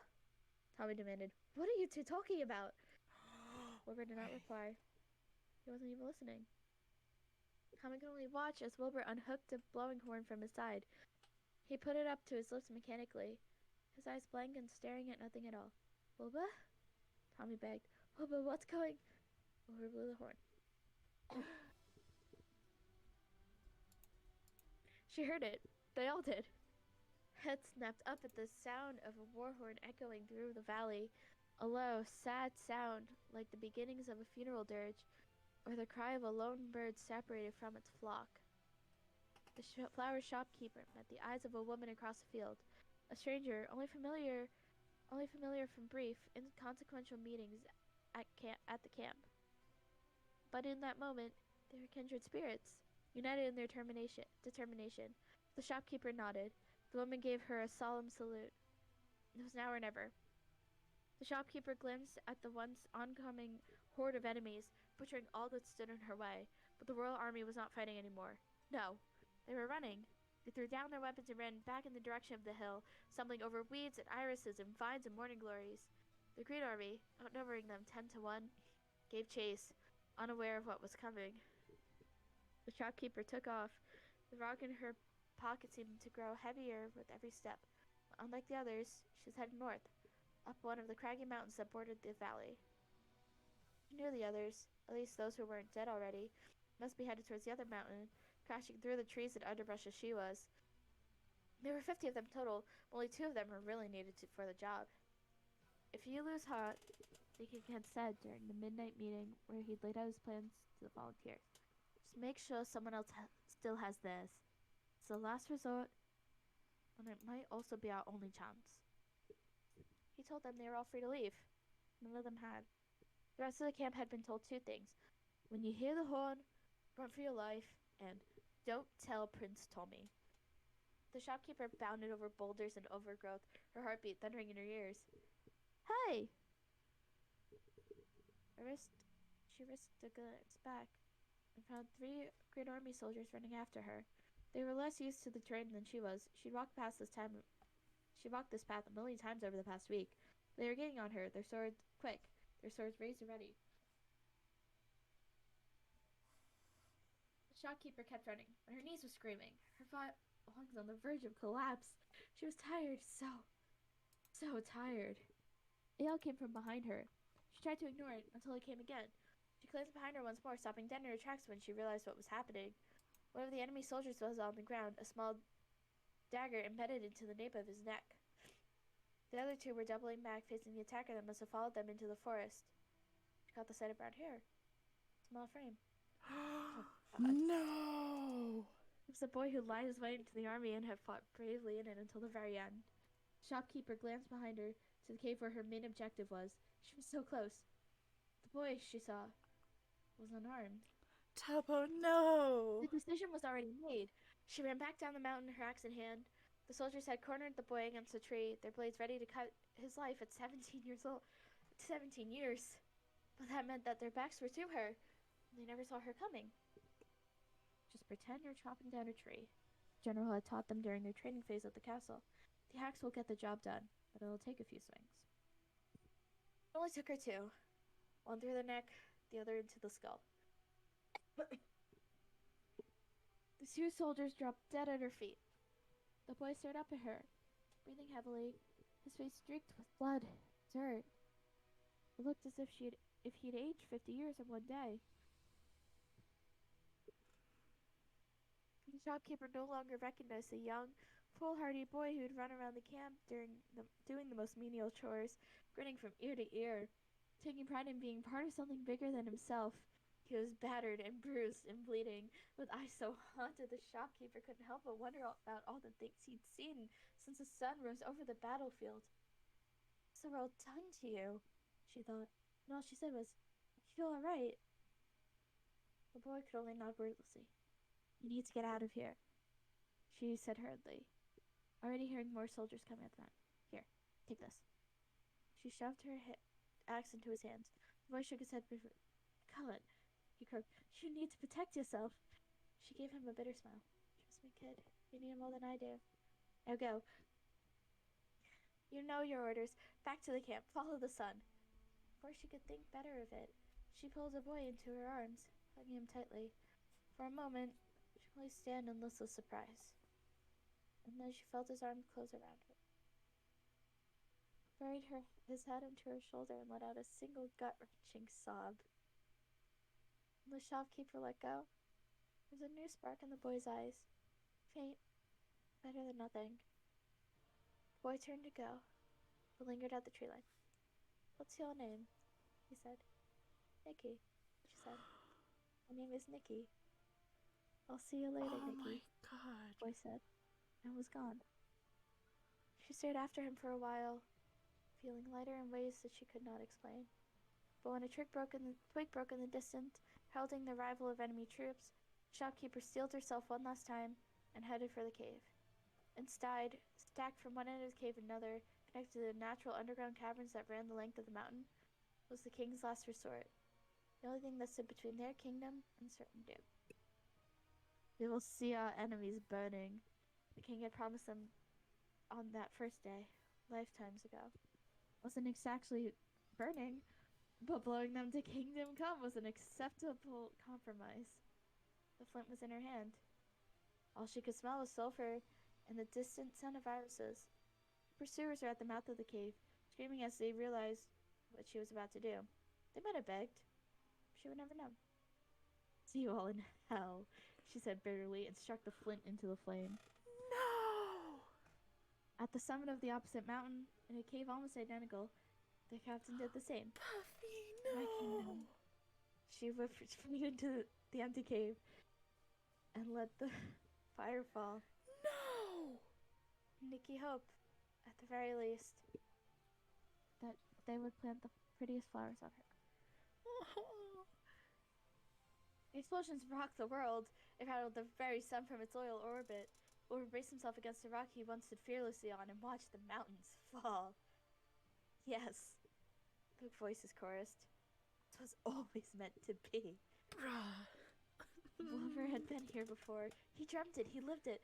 As an avalanche of rocks and earth cascaded into the valley, crushing anyone unfortunate enough to be left behind, friend or foe. Wilbur felt a tug of familiarity at its core. His ears rung from the violence of it all. Voices, the screaming, the blasts that went on and on and on. Flocks of birds soared up to the sky, disturbed from their perches. They were the only survivors.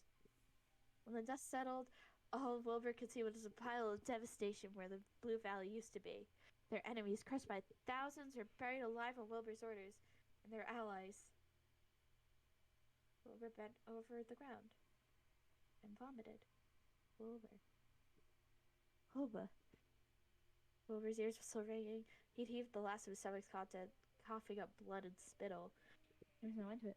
Wilbur turned, almost afraid of what he would find behind him. Tommy, face pale, his eyes wide and staring, as if he had never seen Wilbur. Only, Wilbur croaked, "Stop looking at me like that. Look away. Look away. What?" Tommy's voice was so small. "The fuck did you just do?" What the fuck did he do? The war god demanded. Trying moving towards the king and the prince, but Techno was there, forever blocking his way. "Don't take another step." Techno raised his trident, prongs aimed towards the war god's chest. "Your army is gone. There's nothing left to fight for." "Bastard," the god growled, his obsidian sword trembling in his grip. "You think this hurts me? I died years ago." Techno took a deep breath, his hands still reeked of sulfur. "Come then," he said exhaustedly. "Blood for the blood god. I shall kill you again." The war god jumped towards him, starting the cycle anew. "You said no more secrets!" Tommy's nails dug bloody crescents into his palms. "You promised, Wilbur!" They were all dead. They were all dead because of the man that Tommy couldn't bear to call his brother. He wanted to dig into his skin and rip out every part that was Wilbur's. He wanted to gut himself, tear it all apart from the inside out, and if that was what it took to get rid of the screaming in his head. Wilbur wasn't meeting his eyes. Tommy marched up to him and grabbed him roughly by the collar. "Fucking look at me, you piece of shit!" Tommy screamed. The ground was still shaking. Maybe it was just him. Hot tears spilled down his cheeks, tears of a rage too big for his body. How long have you been planning this? Was it from the beginning? Did you look out people in the eyes and never bother telling them you were leading them to the slaughterhouse?" "One of them had to have survived," Wilbur whispered, his words almost lost in the wind. "I warned them." Tommy shook him violently. "That's not the fucking point!" he sobbed. Wilbur finally looked at him. There was nothing behind his dark eyes. "What I had to do told me," that's all he said.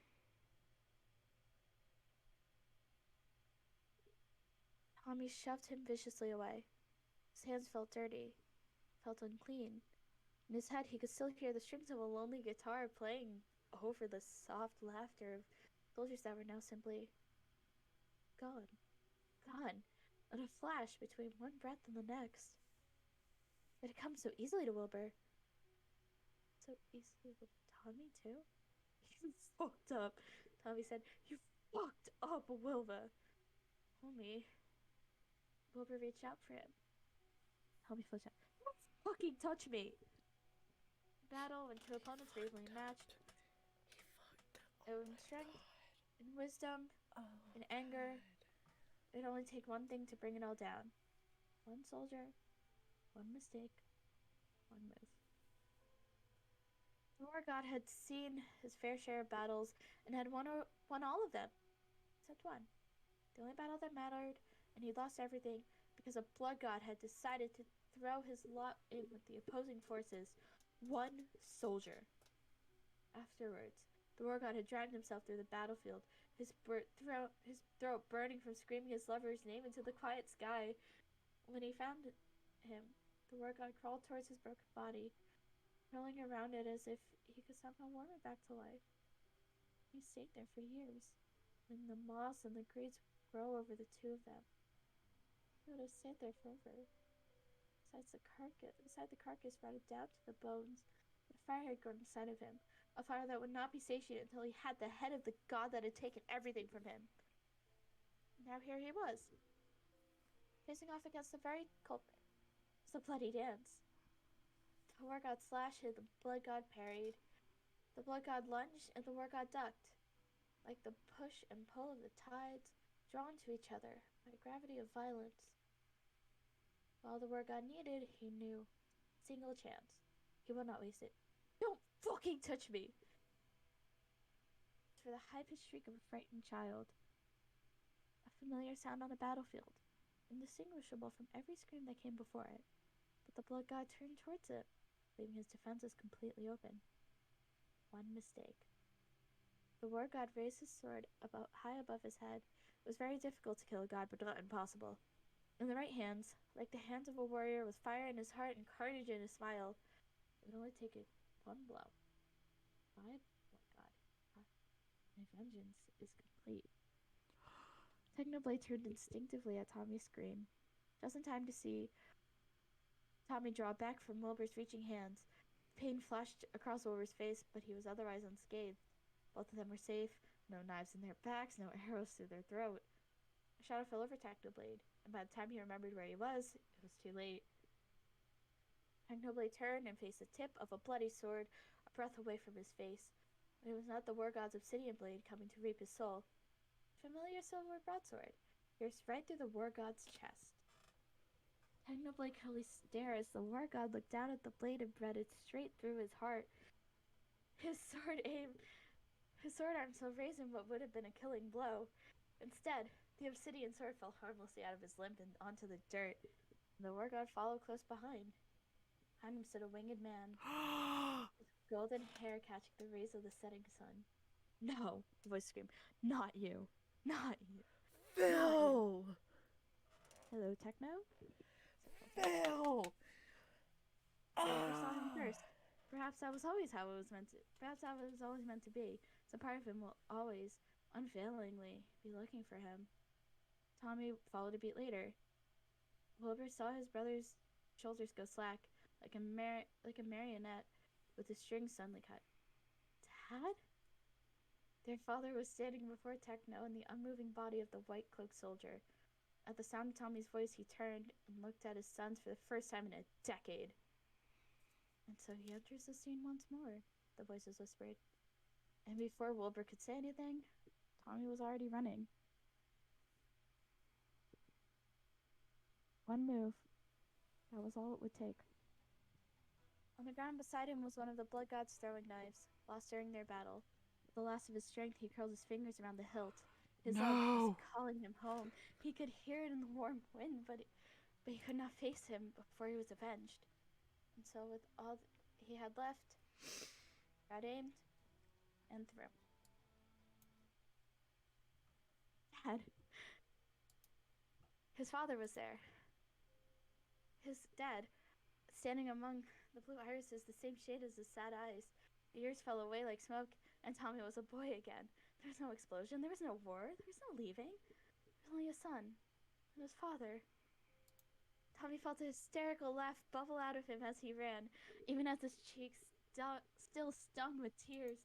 There was everything. There was confusion, there was grief, there was anger, there was relief, there was disbelief, there was joy. Dad! Tommy shouted, spreading his arms wide as he ran, like a bird about to take flight. Tommy! Dad's smile was still the same. After all these years, he opened his arms, welcomed Tommy into embrace. My boy, you've grown so much. And then there was pain, as the knife found its mark in the prince's heart. No! Are you fucking kidding me? What? No.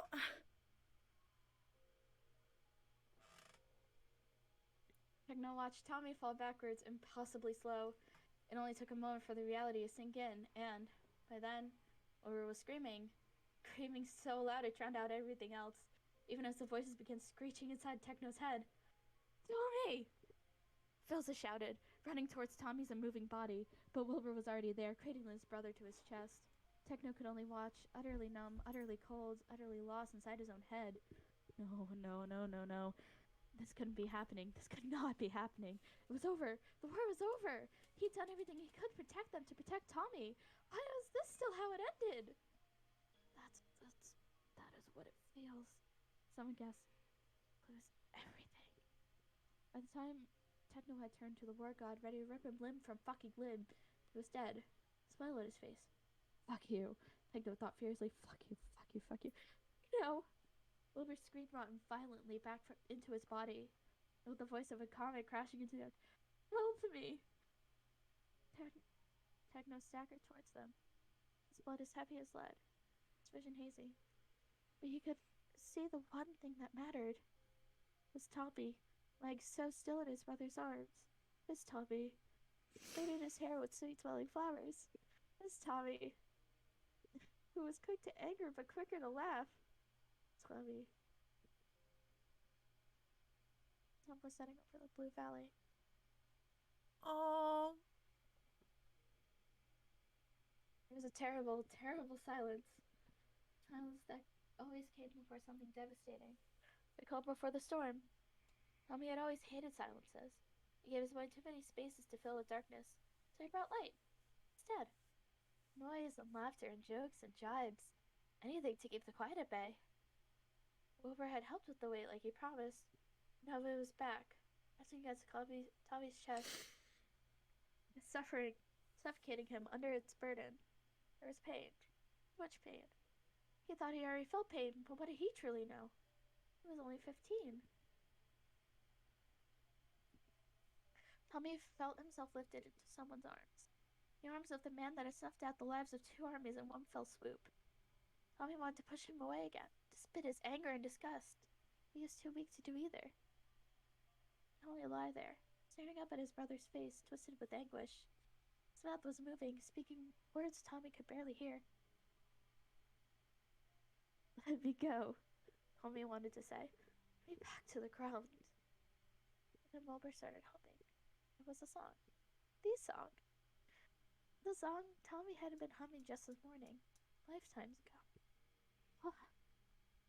Tommy breathed, the rest of the question dying on his lips. He couldn't keep his eyes open. He should. He knew he should, because otherwise he'd be... Your lullaby. Wilbur sobbed, his tears hitting Tommy's cheeks. It's the lullaby I used to play for you on my guitar when we were younger. And just like that, everything that came before was forgiven, forgotten, and... gone. Was that such a bad thing? Rest would be nice. If it meant his lungs would stop hurting. If it meant his chest would stop aching. Sleep. Sleep was good. Sleep was musical, but Tommy could feel someone stroking back his hair. So gently. So lovingly. Keep your eyes open, Tommy. Techno. Keep your goddamn eyes open. Pad. He needed to keep awake. Techno was telling him to, and Tommy always did what Techno said. Because Techno was his tutor, his teacher, his big brother. Oh. I would have. Tommy coughed. He felt blood trickle down his jaw, and then nothing at all. I would have liked to hear you play together again. Wilbur's hold on him tightened. Somewhere far away, someone was screaming for a medic, and Tommy knew. Tommy knew it was... We'll play for you, Techno vowed. We'll play when we get home. We'll play for you as many times as you want, Tommy. I'll let you beat me when we spar. I'll let you braid my hair. Maybe cut it all off if you want to. Anything you want. Keep your eyes open. A shadow fell over them, in the shape of wings that Tommy had only seen once before, when he had flown out of Tommy's bedroom window and out of their lives forever. Not forever. Tommy tried to raise his hand to see his father's face, but his pain was too much. Dad, Tommy whispered. He still wanted to do so much. He still wanted to scream at Wilbur and then embrace him. He still wanted to find flowers for Techno's hair. He still wanted to go home to the kingdom they had protected. He still wanted to hug his dad. But a darkness was quickly gathering. Mommy? Tommy had no idea who said his name. It all sounded so very far away. Don't leave me, Tommy begged. He's so scared. Please hold me. A kiss on his forehead, someone holding his hand, strong arms around him. Wilbur, humming his own lullaby, formed into the dark. To be here. Too late. Thank you. We'll be brave. Thank you. He had so much left to say, so much left to offer. Love, forgiveness, cheer. But he would leave it there until he woke up again. Tommy's eyes drifted shut. His mother's laughter had never sounded clearer.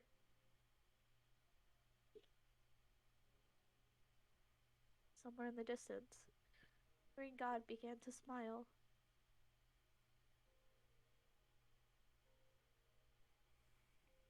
Oh my Who the fucking fuck just joined? Hello?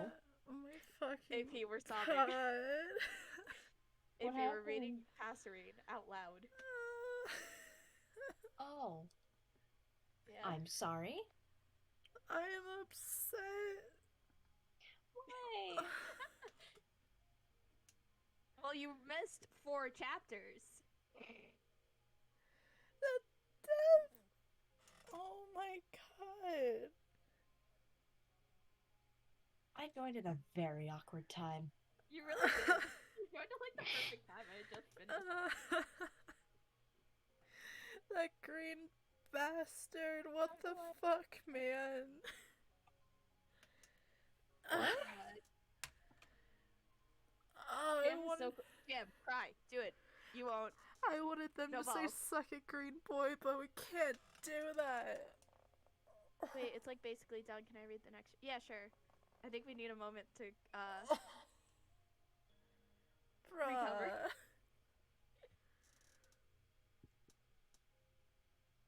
Bruh. Keep in mind, AP, we've been at this for like 4 hours. I'm upset. Jesus Christ. Me and the others were just being crackheads. Are you over glad on I the- read the that Origin chapter out loud, server. Ghosty? What's up? Are you glad I read that chapter out loud? I probably would have had emotion and just tears already forming. Oh, tears formed while I was reading. It was great. It's. Hmm. Yeah, how's your You guys crackery? okay? I'm not okay, man. It started off so well. We just. AP,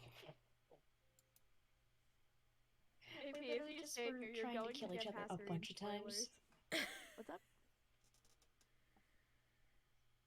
Death. I want to understand what the hell. Read Passerine. It's emotional. Yeah, I can tell. Yeah. I didn't This think. is inspired by the saddest animatic that has come out, which is really fucking good. Upset. What? You mean the other way around? Yeah. The saddest cinematic It is was inspired. No, like You this said this was reading inspired. This reading. Like us Oh, reading that's what this got you is- to read it. Ren, you're not Yeah. even in the call. Ren, get in the fucking call. I don't know what you fucking mean. Oh, they're in D&D. Oh. I can at least start Anyways, it. let's listen to Mask.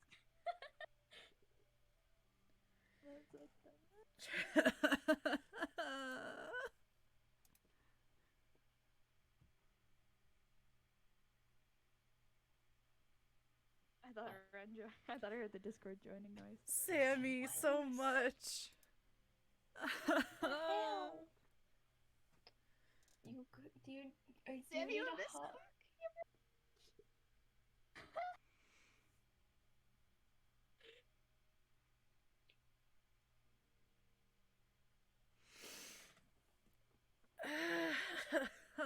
Okay. Where's my comfort hoodie? We're throwing that Just bitch like I on. left. Hello, I want to come read for you guys. Trademark on Minecraft. Oh, we dear are Lord. sobbing. I'm aware. I've already read it. I've I'm here to also read already chapter read it. That's why I 5. read the chapter. That's why I read this Hold one on, chapter. let me put my comfort hoodie on. I'm still sobbing. I've read most of the next chapter, but I haven't read anything after that. Just. I read the whole thing. Well, fun. That's cool for you. Well, for me, I know. I read this. I just while wanna. ago. I Because I bet. knew. I read Satis this was this like week. going on it. About it. I've been gambling Rumble points. No, wait. We've been at this for almost 5 hours, I think. Almost Why 5 is it hours, that and every Sleepy Boys, I'm all a mess. Why is it that Everything every has gone to Sleepy shit. I read is We're in the comfy, big, how do you play oversized the hoodie. violin? We cut Because the people like him playing the sleeves. violin, even though he plays What? fucking trumpet. Yeah, doesn't. Yeah, I thought he played. I thought Wilbur mentioned he played trumpet. People think he's elegant and he plays violin, but no.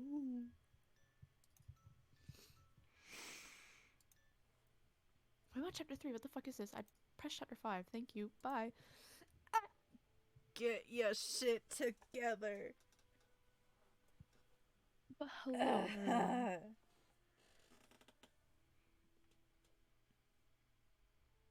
Hello, AP. How are you doing? Hey. Chat, there's triggers again. There's more death and there's depictions of grief. Yeah. Well, the death in general is just like, war. What we just fucking read. Oh, yeah. Can I read this one? Just get on with it. Alright. How You the first tell fuck? Tommy. How the fuck is there still chapters? Because it's long. Okay. I'm here to make you guys cry. In my reading voice. Fuck, goddammit. Peeps did a very good job, by the way. Thank you. I wish tried I my hardest, knew. But I was sobbing. Yeah. I don't cry that much, so I'm fine with reading. No, I'm just emotional. I get emotional when I voice act and shit. I Oh, makes sense. Yeah. feel it so much. Why do you think I cry during bits? Time to break out the sour scream. Sammy, it's true. Break your shit out. Okay. Let's tell me when to go. Go ahead. I'm just getting schlatt. Yeah. Oh yeah, I bought my schlatt. By the way, I bought the suit schlatt and Satis U2s. I got this. I didn't buy the status twos. I I got. only got a slot. I'm glad I bought it earlier, or else I probably would have Jam been. feels bestie. I don't know if I can do this. I already Hydrate, yeah. can. Anyways, I'll Start. Get it done and over with. He first held Tommy in a sunlit room. He had come earlier than expected. Was such a small thing, so much smaller than his brother had been. The midwives had told him that there was a chance that they would lose him within the hour, and his wife had cradled the newborn against her chest, sobbing against his pale skin. "My baby," she cried. "My little fighter. Be brave, Tommy. Be strong." But Tommy was so still in his mother's arms. Philzette stood at her bedside, watching her coo and cry at a baby that did not stir. He had lived a million lives, and all its miseries combined could not compare to the pain of being a mourner at his son's birthbed. And as the minutes churned on, heedless of the growing abyss inside his chest, he found that he would not even cry. It was a sadness too big for tears, a grief too infinite to measure. And when his wife had offered the baby to him, to give him his chance at saying goodbye despite her own despair, Philza did something that he would never forgive himself for. He hesitated. He looked at the silent bundle in her arms, dead before he could even live, and felt the fracture in his heart grow. This was the fate of humanity, eventually. It did not matter if Tommy lived to the next year, the next decade, or the next breath, he would still one day die. Bitter and numb and hateful of the word, Philza wondered if it were better that Tommy died now, before Philza could grow to love him more. People mourned their beauty of a wilting rose, but an unblooming bud would be a quieter heartache. But Tommy wasn't a flower. He was Tommy. He was Phil's son, and he loved him now as much as he could ever love him later, though later might never come. But his arms were made of stone. They would not rise, as much as he willed them to. If he held Tommy now, he knew he would never let go. He would follow his baby to his grave. And then there he was, sneaking past the guards and the midwives, passing under a grieving God's notice. He climbed up into bed, smiling at his mother, apparently oblivious, or immune, as often sorry-eyed children were, to the anguish that coated the very air of the room. "Is this my brother?" Wilbur asked, leaning over the baby in his mother's arms. "May I hold him, Mother?" A lump formed in Phil's throat. He turned away before Wilbur could catch sight of his face, and when he turned back around, Wilbur had Tommy in the gentle crook of his arms. The sunlight slanted over them, and Phil wanted to remember them like that forever. His two beautiful sons, immortalized in gold. Wilbur's earth-brown curls hid his expression as he bent over the baby, murmuring something Phil almost didn't catch, and the baby began to cry. Wilbur pulled back, astonished, as his face drawn in awe. "What is it?" he asked frantically. "Did I do something wrong?" "No," Phil sobbed, falling to his knees before the three of them, his lovely, laughing wife, his kind, bewildered Wilbur, and his loud, shrieking Tommy. "You did everything right, my boy. You're perfect." Now Wilbur held his brother, a baby no longer, but still so small, to his chest as they walked through the quiet, empty camp. Wilbur spoke the words he'd first spoken to his brother all those years before, over and over, like an enchantment or a prayer to bring him back to life once more. "I will love you forever. I will love you forever. I will love you forever." But this time, Tommy did not wake up, and Philza was still made of stone. He walked the ruins alone. Night had fallen, but the moon and stars were hidden by heavy clouds, cloaking the earth in darkness. The sky itself was in mourning. Tubbo moved through the gloom, the torch in his hand creating shadows that seemed to reach towards him like the helpless ghosts. He stepped mindlessly over the rubble, his feet meeting dirt and stone, and sometimes the flesh of a fallen comrade or an enemy. But did that matter anymore? That had not been as lucky as him. His ears were still ringing from the explosion, and his bones felt like a house of cards, one whisper away from collapsing. But he was alive. He was alive, when all the others were not.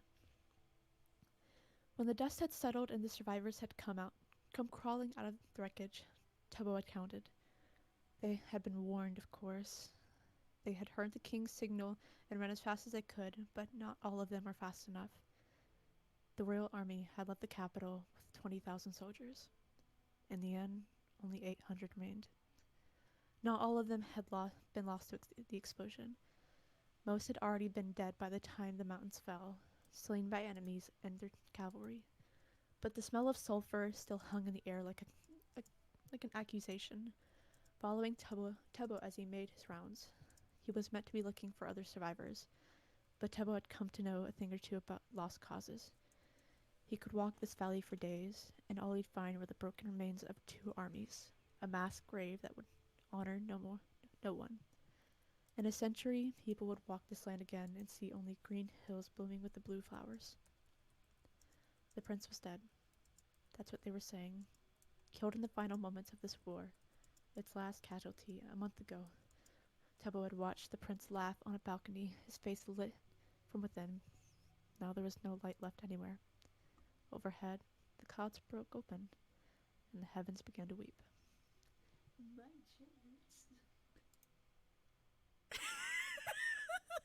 Leave me alone. Just hearing them in the background all of a sudden.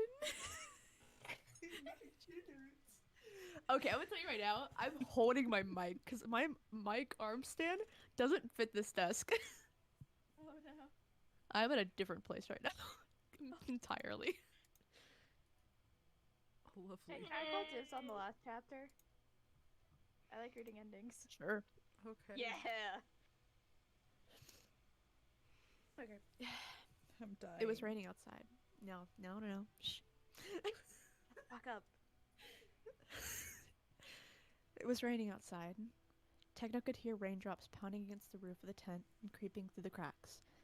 But the boundless cold he felt was from something else entirely. Bunk. He'd collapsed on the ground the moment they entered the tent, shivering from with his arms around his knees, unable to feel anything beyond the relentless chill. It felt as if his bloodstream had frozen over, with brutal icicles stabbing into him from the inside out. And when he tried to duck his head into the dark embrace of his arms, a single blue petal had fallen against his skin. No. He ran his hands through his hair, pulling pink strands out from the roots in his desperation to remove the last of the morning glories out from the tangles of his braid. Blood flowed from the places where his fingernails scraped against his scalp, but Techno found that he didn't care. He couldn't care. The whole world could burn around him, and all he would be thinking about were the flowers still caught in his hair, their saturine scent like poison in his lungs. He clutched the flowers in his hands, blood-stained and trembling, and threw them as far across the room as he could, where they landed at the feet of the king. Wilbur sat at the cot his brother slept, used to sleep in, clutching the broken boy to his chest. He was rocking back and forth, muttering words Techno could not comprehend as he pushed the hair back from Tommy's pale, unmoving face. Dead. He's dead. Dead and gone forever. The voices were screaming, clawing against the walls that Techno had set around them and had tried to maintain for years. All for Wilbur, all for Tommy. Now one of them was dead and the other was dying. There was no doubt about it. Wilbur would not survive this, and neither would Techno. Blood, the voices demanded. Blood for the blood god. His hands curled into fists, so tightly his nails broke the skin of his palm. Blood trickled down his hands, but it would not be enough. The voices wanted a massacre. The voices wanted violent vengeance. And there was nothing and no one on the other side of his anger. All their enemies were dead. There was nowhere to go but inward. Techno's knife was still lodged in Tommy's chest, in Tommy's heart. Your fault, the voices began. Blood flows with you everywhere you go. Did you not think you can outrun it? He thought he had. By gods, for once in his damned life, he thought he'd finally found somewhere safe. Somewhere where no one knew his bloody past or cared to. Somewhere with clear skies and a warm garden where he could pretend to be something he could never be. Mortal. And now it all came crashing down around him. I don't know if I pronounce that word. Farce. His naivety. Farce. Fuck you. Love His you too, farce, his honey. naivety. I know. Leave me alone. My brain doesn't work right. This was his cost of those. No idea what that word is, Vesper. What? Those days. Halcyon? You. Halcyon days. How the fuck do you know what that word is? That is not a word. That's not a word.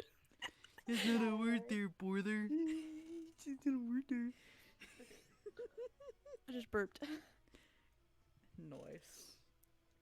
Stop. Oh, that's what that means. Just Oh, read. that's what that means. Stop. Googled it. I had to like mute Rambu's tab because I couldn't concentrate, but we're good. Okay. Time to get back into the thing. Wilbur. The name scratched his throat. He could barely hear himself speak. He tried again, putting as much strength into his words as there was left in him. Wilbur. Let him go. Out of the corner of his eye, he could see Philza raise his head from the silent seat in the corner. He had not said a word since his arrival, not even as they marched back to the tent with Tommy's dead body in between them.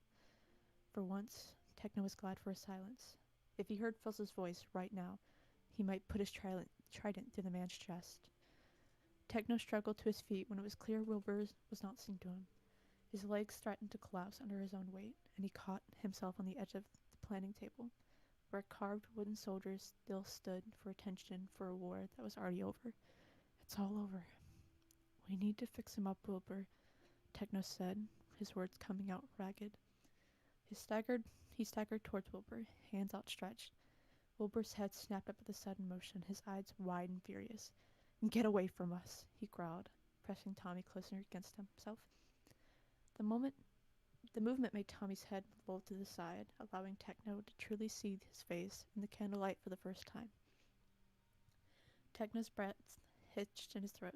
Tommy looked so peaceful, as if he was simply sleeping, as if any moment now his eyes would flutter open and he'd grin up at the both of them, easily diffusing the tension as only Tommy could. Wake up, Techno begged, prayed, wished, please wake up. But he would never again. You can't hold him forever, Techno spat. For God's sake, Wilbur, there's a dagger in his chest. Wilbur looked at the still bundle in his arms, noticing the state of his brother for the first time. Absently, mechanically, he reached out to wipe a streak of dirt from Tommy's cheek. His expression grew incensed as the stubborn soil clung ferociously to his brother's skin, and Techno feared he might just wipe Tommy's flesh down to the bone. Are you trying to peel him? Techno demanded angrily. Wilbur looked at him with a look of unbridled wrath, but did not reply. With a scoff, Techno took a stray piece of cloth hanging off the table and marched over to the tent flaps. He drew them open and leaned out into the rain, catching the cold raindrops of the cloth until it was damp. Cold water slipped down his wrist, but it was a distant feeling, felt by another man at another time. When he turned back to them, Wilbur was still clinging to Tommy like a lifeline. Let him go, Techno ordered. Wilbur shook his head silently, his shoulders trembling. I can't. Wilbur, I said I can't! Techno stomped towards him until he was standing over Wilbur. Of course you can. It's easy. Just open your damn arms and put him on the bed. Wilbur glared. It would be easy for you, wouldn't it? Techno narrowed his eyes at him. What's that supposed to mean? Cold. Everything was cold. Cold in his lungs, cold in his heart, cold in the very depth of his soul, if he still had one. Cold from the rain, cold from Tommy's skin, cold from Wilbur's damning eyes. Thunder cracked in the distance. It was going to be a long night. It's easy, he said. Just open your damn arms. Wilbur didn't know if he wanted to laugh or wail at Techno's words. There was nothing easy about anything anymore. Every breath felt like inhaling broken glass. Every thought was a raging shriek. There was blood from his mouth from where he'd bitten the inside of his cheek just to keep himself from screaming. And by gods did he want to scream. He wanted to tear the whole world apart with his bare hands, burn and salt it. Leave nothing behind, not even one whisper of what once was. But it did not deserve even the memory of Tommy. You heard me, Wilbur hissed the man standing before him, both of them glowering, truly seeing each other. Everything comes easy to you, doesn't it, blood god? Techno's brows drew together in anger. You don't get to throw that back in my face. Not tonight, not after everything that I did for you. Wilbur's arms trembled. He looked down at his brother's sleeping face. Sleeping? Sleeping? He isn't sleeping. He's dead. Dead. With a rattling breath, Wilbur traced the curve of Tommy's cheek, stopping where it used to dimple when he smiled. And then Wilbur looked down, where a knife still jutted out of his chest like a violent reminder. Fresh tears stung his eyes, and he tried desperately to blink them away before they could fall. And still a rebel tear found its way down his face, carving his dirty cheek in half. Death. Such a small word for such a big thing. Wilbur hadn't even wanted Tommy on the battlefield in the first place. He had planned to leave Tommy in the castle, where he would be safe behind the walls in his own personal army of guards. But Techno, God's damn Techno, had talked him out of it. Tommy is stronger than you'd like to admit, Techno had said. and smarter than anyone gives him credit for. And if you leave him behind, you will not only lose an irreplaceable asset, you will also lose your brother's love. Don't stand there and tell me that Tommy will allow you to fight this war without him. What will you do when he inevitably protests? Lock him in his bedroom? Shackle him to the wall? You tried to protect him once before, and look where that got you. And so Wilbur had taken his brother to the front lines, ordered the tailors to make him a uniform that Wilbur would have killed to never see him wear, and then he'd sent his brother, his baby brother, his Tommy, off to the slaughter. And now he was dead. Dead in the red and blue colors of the family that failed him one last time. No, the voices hissed. Not your family. Wilbur had met Techno's eyes once more. This is your fault. And Techno was right. In the end, it was damnably easy for Wilbur to stand, open his arms, and place Tommy down on the cot. Before his body had moved on its own, but this time every action was deliberate. Deliberately, he shrugged off his torn and bloody coat and put it over Tommy to keep him warm, if warmth was something dead bodies still felt. Deliberately, he tucked a loose strand of Tommy's hair behind his ear. Deliberately, Wilbur let his brother go. Deliberately, he turned and faced Technoblade. Anger, it seemed, was a stronger emotion than sorrow. Technoblade's eyes were gleaming in the flickering candlelight. He had still held the wet cloth in his hand, but he clutched it so fiercely Wilbur would not be surprised if it was merely shreds by now. Be careful, Techno. No, be careful, Techno troll. Of what you're. Stop! Don't laugh at me. I haven't read in years, but I'm good at it. I'm laughing through the pain. I'm laughing through the pain of my chin. I don't know why when I read, my chin just fucking decides to just not. There's a cat in my room. It's not my room, never mind. There's a cat. Be very careful, Techno drawled, of what you're about to say to me, Wilbur. You told me to bring him here. Wilbur flung the accusation like an arrow from a bow, watching it strike its mark. And you were their target. We're just all fucking collateral damage for you, for all the shit you've done. The past caught up to you, Technoblade. Why the hell did you bring us all down with you? Thunder crashed around them like a vicious war drums, followed by a flash of lightning that bathed everything in a ghastly glow. Technoblade and Wilbur stared at each other across the flower-strewn gap that grew between them with every word. They were two ghosts in limbo, twin stars drawn to each other's collapsing gravities. They were going to destroy each other tonight, and Wilbur was going to enjoy every damn minute of it. I told you, Technoblade growled. I told you I would take care of them, didn't I? I could have stopped this at the border, but you wanted to play the peaceful dignitary even when the bloody facts were staring you right in the face. Wilbur remembered that day clearly, the day the first of the spies reports have come in, confirming that the voices had been whispering tauntingly for weeks. Wilbur, as always, had called out for Technoblade's advice, and Technoblade had read the missives once, looked up, and simply said, I could kill them all. Wilbur had flinched. Techno, that's not... I could. You know I could. Technoblade had leaned over his desk, meeting Wilbur's incredulous stares with hazy eyes. Just say the word. Wilbur had not. They argued like they had never argued before, like they were arguing now. And Technoblade had left, slamming the doors of Wilbur's office with its force, rattled the books of his shelves. And then not even a day later, the Green Army had massacred an entire city at the borders. Had Technoblade been right then? Was Technoblade right now? Wilbur found it didn't matter. He didn't care. All he wanted was to rip and tear. His fury would not discriminate. Ah, Technoblade. Wilbur shook his head ruefully, always choosing violence at every turn. Technoblade inhaled slowly. You don't know what you're talking about. Oh, don't I? Wilbur watched Technoblade's features twist in surprise and grim anticipation, quickly hidden by a veneer of indifference. Did he know what was coming? Did he fear it as much as Wilbur was eager to twist a knife? Tommy didn't know about where you'd go off to in your little nighttime escapades, but I do, Wilbur finally said, finding a grim sort of delight in every way Techno froze on the spot. Did you think I wouldn't notice?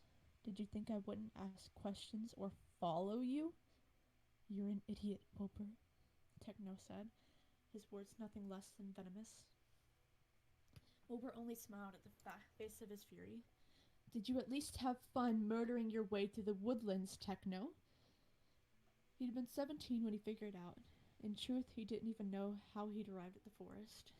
It was exactly like the first time he'd ever seen Techno leave, all those years ago, when the raging voices had followed him into the darkness, and he'd woken up somewhere with no recollection of how he'd gotten there. Oh, I'm sorry. Good one. Nice. You're doing good, sweetie. You're doing good, sweetie.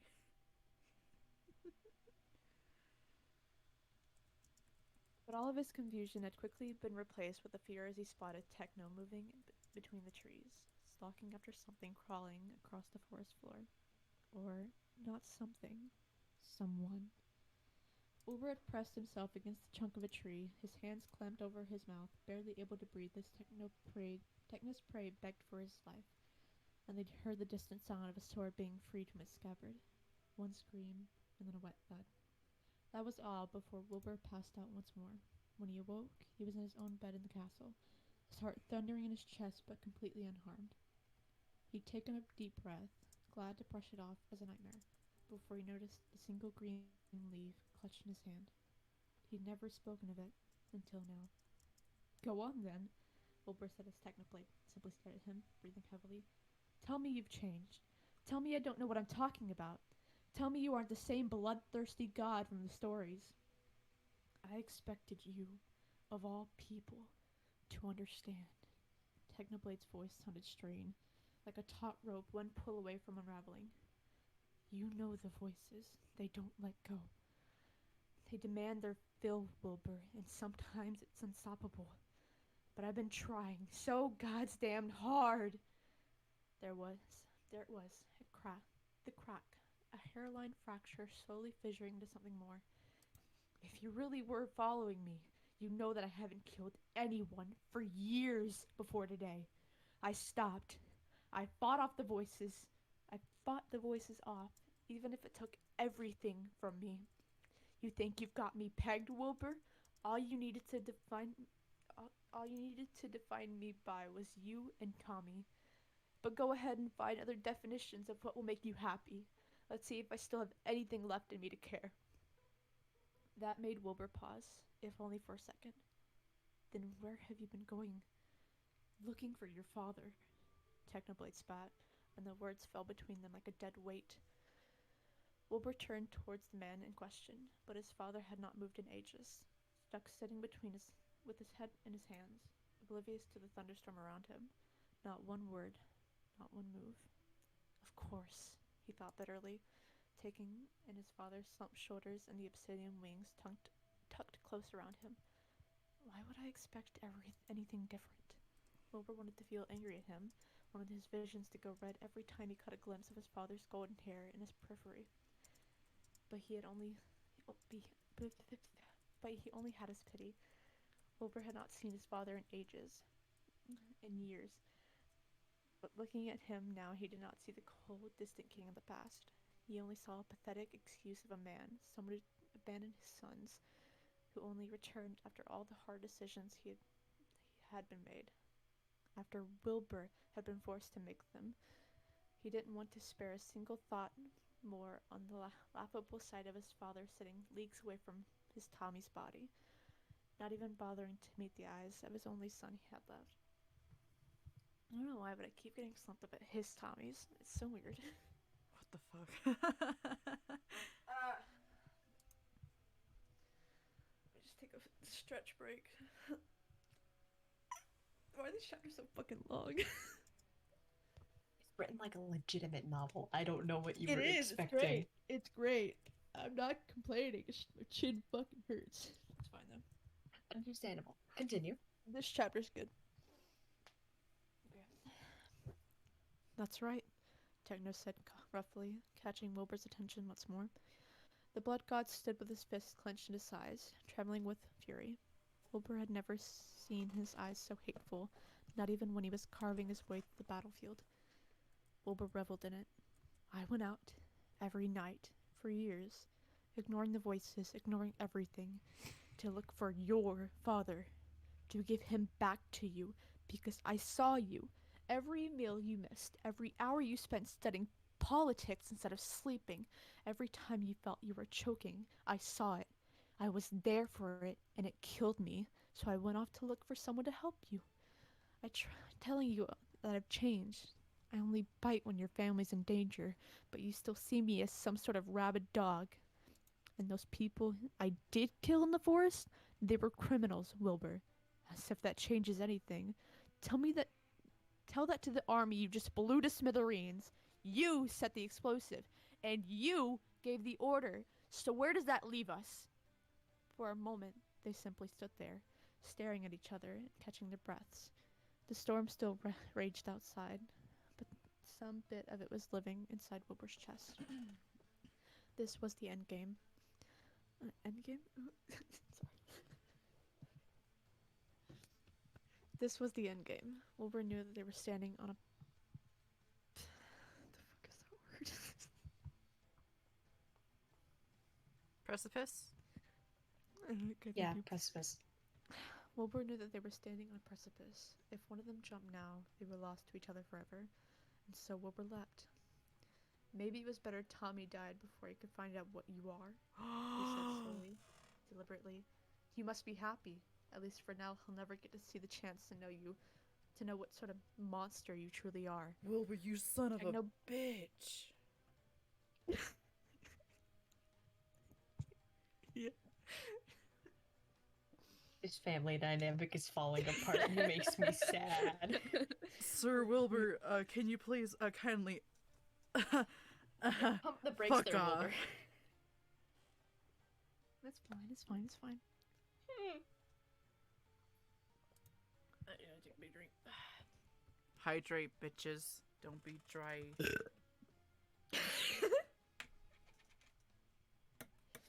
I'm the comedic relief around here. I'm holding the microphone like a fucking comedian anyways. Okay, brother. Whatever you say. Technoblade moved in a flash.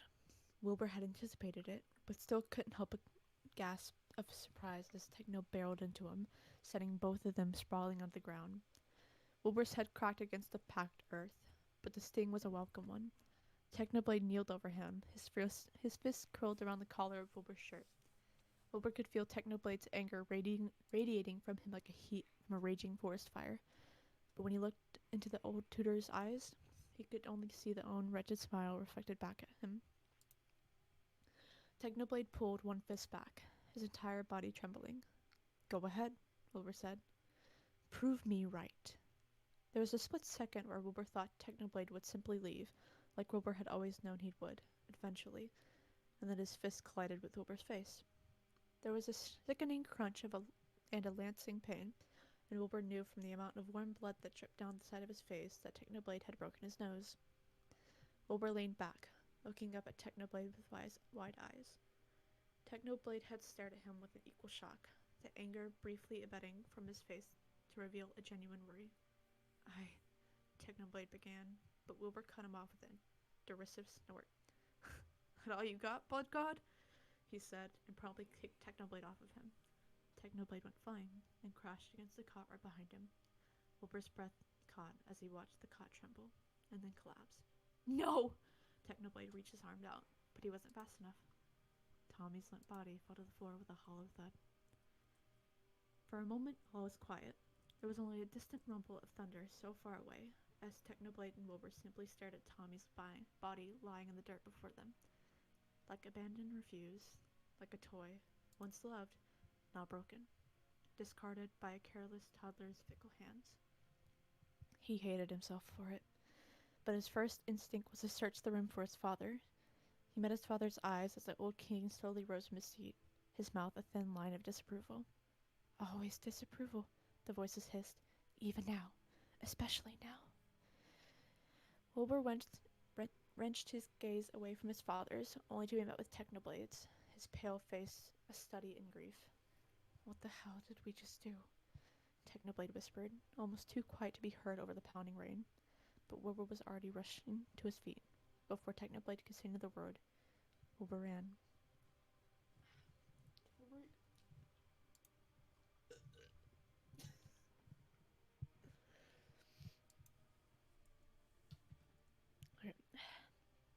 Don't. The warning was soft, but brooked no argument. Techno stopped at the edge of the tent where he'd been readying to chase after Wilbur, turning towards the sound of Phil's voice. Phil's had gathered Tommy's body into his arms, but he was looking right at Techno. He needs space, Philza continued, his blue eyes almost gray in the dim light. How would you know? Techno wanted to say, but his gaze fell and caught on Tommy. What was left of his anger just evaporated in the mist as he took in the state of his pupil. The blood and mud still on his skin and clothes, the dagger still protruding from his small, unbreathing chest. Phil held the boy with an infinite gentleness, Tommy's head nestled against the crook of his arm, Tommy's cheek pressed against his cheek, exactly like how one would hold a newborn babe. Techno wondered when the last time Phil had held Tommy like that, if Tommy even allowed him to over the age of 3, and realized it did not really matter. His father's arms never forgot the shape of a child. Not that Techno knew anything about being a father, or being a son. Techno nodded begrudgingly at Philza, and we need to clean Tommy. Phil looked down at the body in his arms, and his expression cloudy. I suppose we should. They moved quietly, carefully. Techno grabbed the cloth he dropped during his tussle with Wilbur and went to wet it in the rain again, lingering the cold till the raindrops washed away the blood on his knuckles. Wilbur's blood. His stomach tightened as blood-stained water dripped from his hands, but in a few moments his hands were clean once more. When he turned back to Tommy and Phil, he found that Phil had taken the knife from Tommy's chest. Is this yours? Phil asked bitterly, running his hand over the knife's scarred handle. You should know, Techno said. You gave it to me. Phil looked up in surprise. Techno could only shrug, unsure of where they stood now with each other. It was a long time ago, Techno said. You gave me the whole set. During the... Yes. Techno cut him off. During that time. For the first time, Phil seemed to look his age,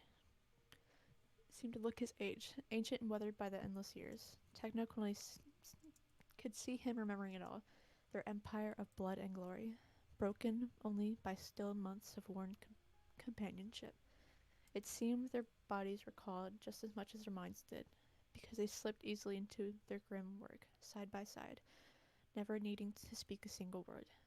As Phil combed the dirt out of Tommy's hair, Techno scrubbed the stains on his arms and the stubborn one off his cheek.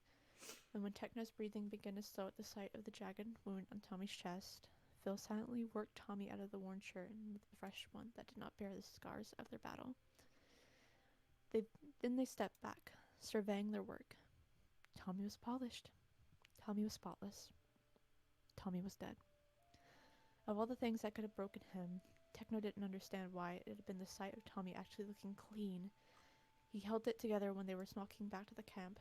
He held it together when Wilbur pinned him with accusations that simply echoed what the voices had been saying for years. Monster, monster, monster. He killed 1,000 men, seen allies eviscerated, and witnessed the fall of kingdoms. He'd seen Philza kneel. He'd seen the world end 100 times over and watched its people rebuild it over and over while he stood back, helpless, wanting to scream at them for being foolish, but also yearning, with all his might, to be able to love something enough to also love what grew from its ruins. And looking at Tommy's peaceful face, and looking at Tommy with, you laughed, and it threw me off.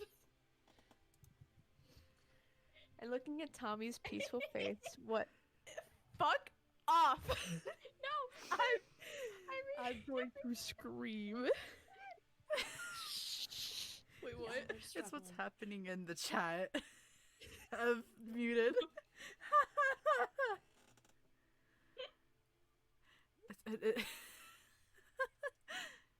Beautiful. Holy shit. Oh shit. Wait, hold on. Am I Technoblade? guess who you No, are. I'm I the think knight. you're Wilbur. I'm Wilbur. Wait, what the fuck? And Not a I'm child. I'm technically Tommy, so Wait, wouldn't it be Wilbur then? I mean, They're basically I look up siblings. to a lot of people like an older sibling. So, Okay. Okay. So we'll discuss this Gargoyle's after. speechless. hey, Take a deep breath. Take your time, Okay. sweetie. You're doing I'm not great. crying from the story. I'm not crying from the story. did I say I'm gonna take. something? No, was it's it fine. I gotta something go to the bathroom said? anyways. No, you're fine. I'm gonna take a short little bathroom break. Talk amongst yourselves. Cry. I went to the bathroom and got water halfway through this, so like I missed a Then bunch of the sad reread. part. No. I What already if we read it, though, so I know continue? what Oh happened. yeah, true. Just listen to your music. I'll be right back. So, Hey, besties. What if we what more continue roles do we reading? need to fill? No, I like Ren's reading voice. Yeah. Anyways, so Peeves Hey. about being Filza. Hey. What's it like being immortal and abandoning your children and then coming back after one dies? It feels like shit. Man, Yeah, that's what I was expecting. really do be But I feeling also like know how the story ends. Also, Ghosty, how does it feel to know that the voices in your head are gonna constantly criticize you about the fact that your own weapon killed your most closest friend's child? Your brother. Is that really what happens? I have no idea. I missed Yeah, like the first. Will and couple Tommy are chapters. Oh, no, Tekno, brothers. Tekno absolutely sees Tommy as a brother. Saw Tommy as a brother, but never admitted it. So how does that feel, Ghosty? You know, it's a lot to take in. The voices, yeah, they're assholes. But we gotta deal with them somehow. Someone has to Jim goes live with sad, it. sad time. Wilted flowers, sad time. Oh, Do you guys like yellow roses? The fuck up, Fargo. get your ass out of here. The dog's currently in my room now. Hello, dog. Puppy. His name's Dexter. He's cool. Oh. He likes to chew up his fucking bed. Imagine. Anyways, Hey, Dex. Okay. Where's I at? Okay, I know where's that. Something. I'm aware. Shut up. And looking at Tommy's peaceful face was what finally made Technoblade, Emperor of Ice, Blood God, Destroyer of Worlds, cry. He stood over Tommy's body and let the tears fall. He felt himself come undone with grief and guilt, misery and madness. And all at once he understood. He understood the anguish in the war god's eyes. He understood the pain of what the widows and orphans he left in his wake. He understood the agony of an entire world brought to its knees before a merciless god. And he felt it all. A hand closed around his trembling shoulders. Techno. Phyllis's voice was a distant thing. We need to talk. Talk? Techno rolled around, shrugging Phyllis's hand off his shoulder. The other god simply backed away, giving Techno his space. Techno hated that almost as much as the blank look on Phyllis's face. What is there to talk about? About? Phyllis swallowed, leaning against the table as if he could not bear his own weight any longer. About why I left. Your son is dead. The words tasted like ash on his tongue. His corpse is right in front of you, and you want to talk about yourself? Philza flinched. But that was what extent... But that was... Oh my god. But that was the extent of his reaction. This is important. You have to understand. What is there left for me to understand? It's not over. Philza's eyes bored through him. The war isn't over. Techno exhaled heavily. Don't screw it with me right now. I'm done. I'm finished. Would it help? Filza said slowly. If I told you the leader of the Green Army, its general, its ruler, whatever, is still out there? Techno blinked, hot tears still stinging his eyes. What? Filza's lip drew into a thin line. A habit Techno recognized from their Empire days as something Filza did when he was trying not to scream. I left for 1,000 different reasons, Techno. When she died, I just knew. Though the pain of losing her was more than I could bear, I knew something worse would come. And it did come, sooner than I expected, but it came. He glanced at Tommy, his expression undecipherable. Her death destroyed me, but I knew the day I lost my son to be the day I destroyed the world. His eyes slid to Techno. You understand that, I think. I do. Technoblade did not want to agree with him on anything, but there was no other explanation for the voice slowly getting louder and louder in his head. He was beginning to lose himself. He already had, if he'd hurt Wilbur like that. If it had only been a few hours, there was no telling what he could do, what he would become later. He stared at Filza, for once realizing the Angel of Death might be called that for a reason. We gods are different. Our grief is infinite, but so is our power. Filza looked down at his hands. No being should have both. Grief, in a mortal, already does so much fucking damage. In us, it'll be 1,000 times worth. So I did the only thing I felt could save me, save everyone from my grief. His blue eyes found red. Have you heard of the Green God, Technoblade? Techno found himself nodding. The Green God, an infamous force, but a mystery to all. Technoblade had found the name carved into trees older than civilization, and written to the Moral's holy text. Filza smiled. The Green God can bring him back. The rest of the world fell away, and in its place, hope. That's why. A single tear, the last of its kind, the last Techno could give, fell down Techno's cheek, warm and light. That's why you aren't breaking down right now. Oh, Filza gave him a sad smile. Believe me, old friend, I am completely losing it. I just had more practice at hiding it than you. Knowing I can revive my son doesn't do shit for the pain of seeing him die in the first place. And your wife? That sobered Filza quickly. I don't know. The texts I read, and there were millions, had conflicting stories about the Green God's rules, what he can and can't do. They all agree he's powerful, even more powerful than you and me combined, I reckon. But he can bring back Tommy, and right now that's the only thing that matters. Techno was quiet for a moment, simply processing the weight of Filza's revelation. And then he said, couldn't you have said that before I broke Wilbur's face? Filza grimaced. I'm sorry. I was, losing it, as I said. You know me. Techno nodded. I do know you. Always gone in the aftermath, aren't you? Techno. You could have stayed to explain, Techno said quietly. You could have taken me with you. They both knew he wasn't talking about just Tommy anymore. Filza shook his head sadly. What gave me the strength to leave the night my wife died, Techno, was the knowledge that you were staying behind. I'd seen what you were becoming to the boys, and what the boys were becoming to you. I knew I could leave, because they had you.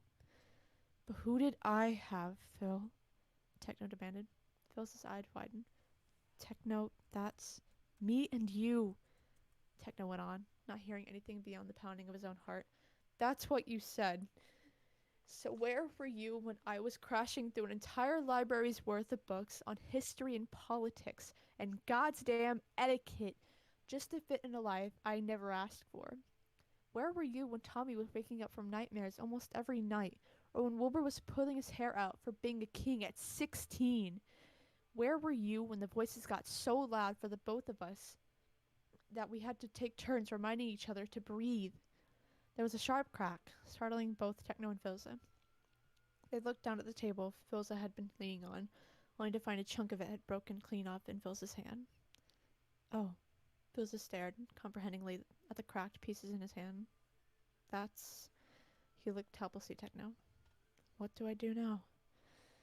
Technoblade crossed his arm. Apologize, for one thing. For the table or for leaving? At Technoblade's unimpressed look, Philza winced. Sorry, that was my awful attempt at humor, I supposed. He took a deep breath, dropping the broken pieces from his hand. I know I have a lot to be sorry for, he began. Techno sighed. There's going to be a but now, isn't there? But, Philza continued, meeting Techno's disappointed stare head-on. Something close to sadness flickering over his face. We have the rest of our lives for my atonement. I will apologize to you every minute of every day, once this is all over. I will never stop trying to make it up to you, but it will have to wait once we're safe, once we're all home. He glanced pointedly at Tommy, then back at Techno. Like I said, this war isn't over. The Green God is still out there. This was simply his invitation. An invitation? Techno thought about the words of the thousands of corpses, enemy and ally, buried underneath the rubble of exploded mountains. His trident and whip, still sick with blood. What had the war god said? I'm merely a pawn in this game? Is this all a joke to him? Philza nodded tightly. He's more god than both of us. You calling me mortal, Philza? That depends. Philza smiled gently. Do you still think it's an insult? Techno did not reply. Instead, he turned towards the front of the tent, to the rain still raging outside. Someone needs to find Wilbur. Philza found himself at the very edge of the hill, kneeling over a cluster of blue flowers, the rain pouring over his shoulders. He seemed numb to the cold, to everything entirely. But when Philza spread his wings over him, keeping the downpour away, his dark eyes flickering over to his father, just for a second. Just for a heartbeat, it was an acknowledgement, which is more than Phil could ever hope to desire. Techno's words echoed through his head, each syllable leaving bleeding wounds that Phil would never show. Techno had already suffered so much, too much. Phil would rather die than add to that. Whatever apology he could come up with now would be meaningless, a small, pathetic scratch against an iceberg of his own making. Actions, after all, spoke louder than words, and Phil's was nothing if not a man of action. King at 16, Techno said, if it was the worst thing to be. Now, looking down at his son, Philza knew it to be true. Wilbur was holding his own hand in his lap. In the dark, Phil could just barely make out to be a jagged, barely healed scar in his palm. He wanted to ask a million things at once. Are you okay? Are you okay? Who did that? What happened? Will you ever forgive me? Forgive me, forgive me, forgive me. But he held his silence, even if it was the second most painful thing he'd ever done. He waited. And waited. He would wait until the world ended, if that was what it took. And eventually Wilbur spoke. It really was meant to be. I'm sorry? Philza asked gently. Yeah. Wilbur sighed heavily. You should be. Will, why didn't you visit us? Wilbur asked suddenly. Overhead, lightning arched across his midnight sky, and Phil finally allowed himself to look. Really look at his son. His jaw was sharper, his shoulders broader, but underneath the blood and grime of the haunted eyes, it was still his boy. His Wilbur, terrified of the dark. Or even write a letter. Anything? Phil's heart shattered. Because if I did, if I allowed myself that foot in the door, I knew I wouldn't have the courage to leave again. And did you ever think of us? Of course. Every second of every day. I never thought of you, Wilbur said. Or at least, I tried not to. It was hard. I saw you everywhere. In the paintings, in the garden, down every hallway, in Tommy's eyes, In Techno's words, he closed his scarred hand so tightly that the wound would open once more, spilling blood onto the grass. But what's strange is that I never saw you and me. Thunder echoed over the valley, but Philza barely heard it. I think that's a good thing, Wilbur. No. Wilbur gave a rueful shake of his hand. No, it's not. I'm tired of pretending it is. I'm tired of everything. I wish I could just be like you and leave it all behind without looking back. That was enough. Philza went and kneeled before Wilbur, his hand finding Wilbur's shoulders. Wilbur's expression crumpled, and Philza knew it wasn't just the rain dripping down his cheeks. Leaving you and Tommy, Philza said, almost killed me, Wilbur. But I knew I had to spare you from exactly this. He shook him slightly, desperately, just to get any sort of emotion behind those cold brown eyes. We can bring him back, Wilbur. This isn't the end. He told Wilbur of his plans, of the years he spent hunting down every lead and every whisper of the Green God who would rewrite history, rewind death itself. I know, Philza said. I know this doesn't absolve me from things I've done, leaving you when your mother had just... I thought I was protecting you from my world, but I should have understood either. You are my world. You and Techno and Tommy. After this, after the Green God gives us your brother back, we can go home together. You can be Prince Wilbur again, if you want. Or we could go somewhere else, find a place nobody knows our name, and just be. For a while, Wilbur was silent again. Speak, Philza begged. Please talk to me. At last, Wilbur said, you know, children don't really care about why their parents leave. They only care that they did. It's a blessing, I suppose, that I was never truly a child, even when I was young. He nodded once, almost to himself. And how sure are you the Green God will give us anything, after all he's done? Because I'll make him, the angel of death vowed. Wilbur scoffed. Right. Techno told me about you, you know? Well, I guess you told me about Techno first, with your bedtime stories. Every time I pray to the gods, I've only ever been praying to you. I'm not much of a pious man now. Wilbur gave him a ghost of a smile. But I suppose faith is stronger when tested, right? Before Philza could say anything, Wilbur threw his arms around his father, pulling him into an embrace. Philza stiffened, a frozen, unmoving statue in his son's arms. And then he cracked. He leaned into Wilbur, his own arms going around Wilbur and pulling him close. He still remembered the last time Wilbur had allowed himself to be hugged like this by his father. He was older now and heavier, but that would never matter. Phil had never forgotten his initial hesitation at holding Tommy.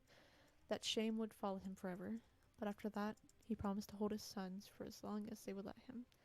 He had sworn never to be the first one to let go. Phil had spent 9 years, 10 months, 3 days, and 16 hours away from his eldest son. And now, in the rain and the dark, where nobody could see him cry, he was finally home. Wilbur buried his face in his father's shoulder, clinging on for dear life. This isn't forgiveness, he whispered. I know, Philza whispered back. And you have a hell of a lot more explaining to do. I know. And when we get Tommy back, you'll have to bend over backwards to appease him. That boy holds grudges longer than I do. I know, Wilbur, I know. Phil felt Wilbur nod against him. Then that's where we'll start. When they returned, Technoblade was waiting at the mouth of their tent, the light behind him making him barely more than a shadow. In his left hand was a roll of bandages ready for Wilbur's nose. Wilbur found himself grinning, a quip already on his tongue, but was silent as Techno crossed into the rain and wrapped Wilbur in his arms. Wilbur sunk wordlessly into the god's embrace, and both of them were finally warm. Forgiveness came easily with brothers after all. The angel of death looked on quietly. He would not be welcome for this moment, not when there was too much between the three of them still. But he knew someday he would be again. One day, the four of them would be together in a home full of sunlight. Looking forward to that distant time, Philza finally felt peace. Inside the tent, a golden-haired prince slept on. My mouth hurts. With So I your- did Reading read the all this long one. chapters. Within each hour, we will finish a single chapter. Oh boy, 4 a.m. Oh boy, 4 a.m. Oh boy, 4 a.m. Oh. No, I've read most of this. I read this chapter. I've only read most of next chapter. That's what it was.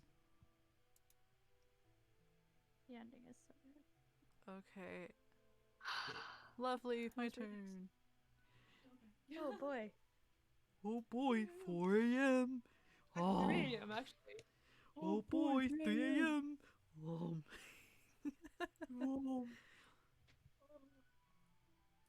Alright, we will speed demon this. Read all this good stuff. Delicious.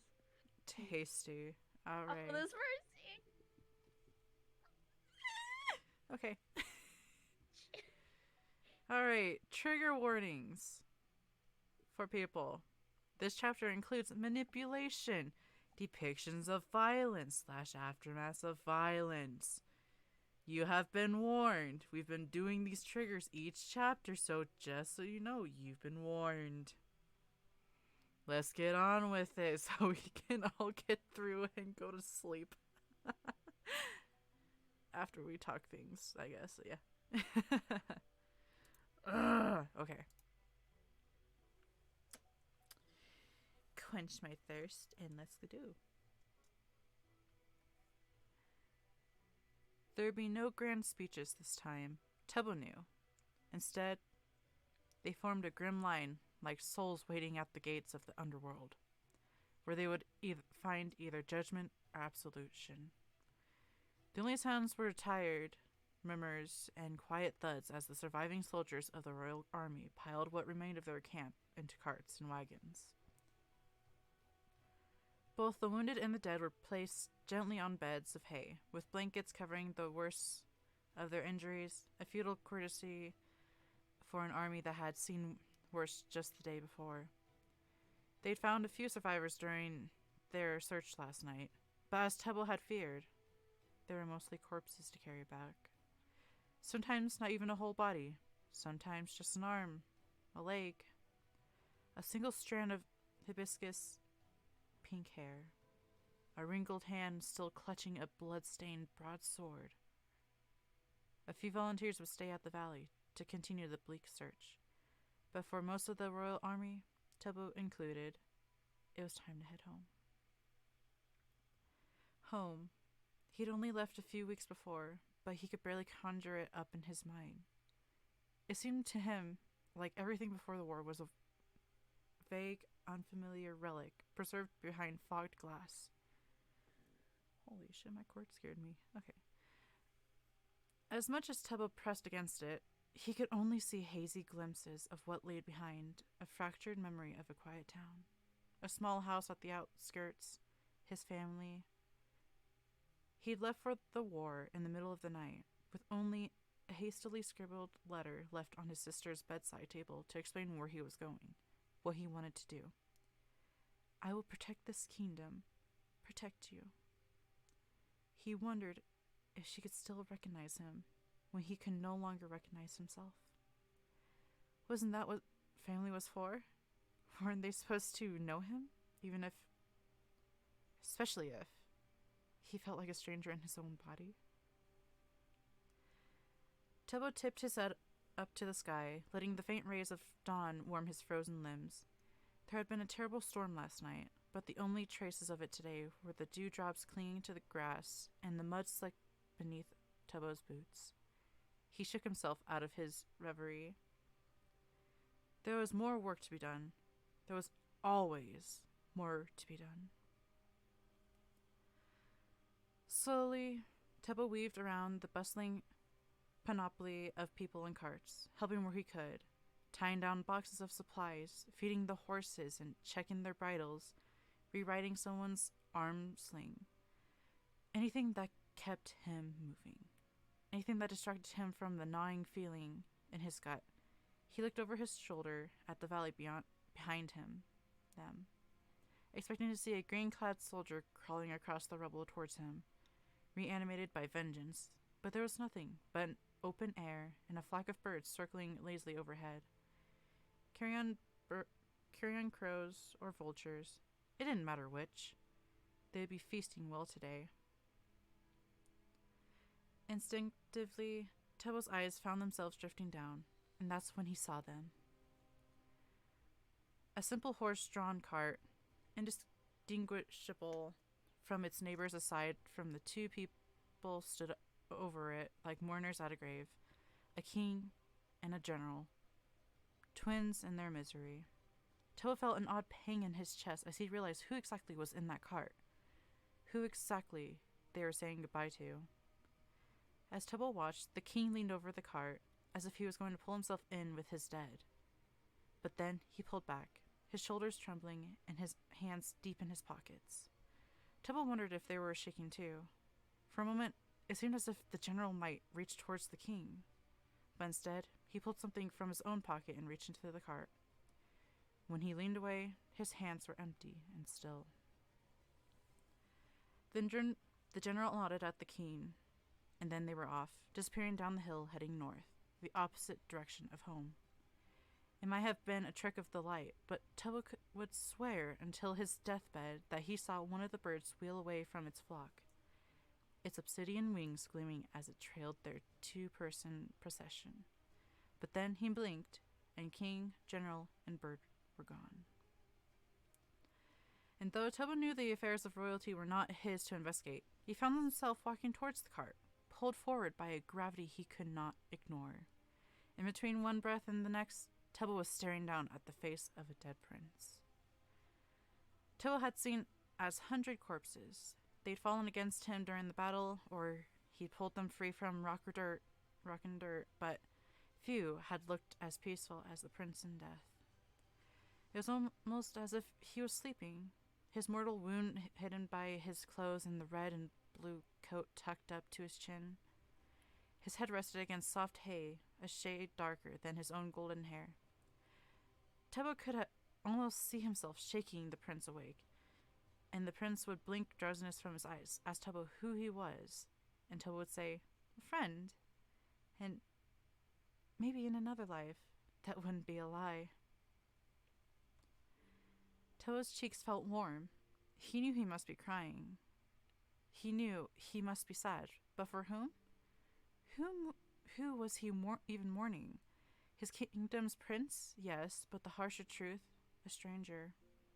A stranger whose laughter still faintly echoed in Tebo's head like a half-remembered song from a distant childhood. A stranger who'd gambled his life to his kingdom and lost it a heartbeat away from victory. If this bitter thing could even be called that. A stranger that felt like no stranger at all, but a stranger nonetheless, Tebo reminded himself. And through a blur of tears, Tebo saw what the general had left behind, tucked gently behind the prince's ear, like a final offering, a single yellow rose. Hey, besties, y'all like yellow roses? Shut the fuck up. Get out of here. Fuck you. Fuck you. Fuck you. Mwah.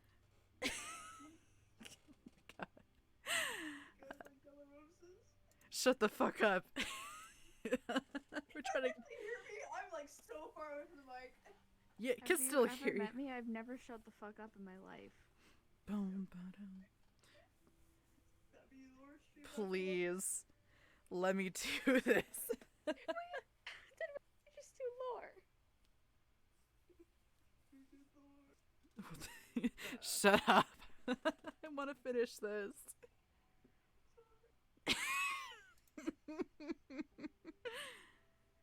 Anyways.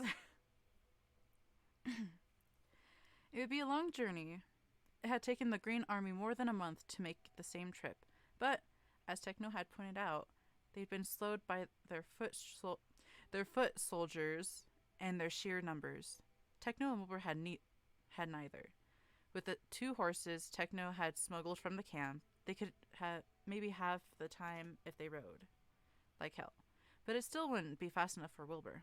Each minute was another where he hadn't saved his brother yet, and each second crashed against him like waves wearing a cliffside down into pebbles and chalk.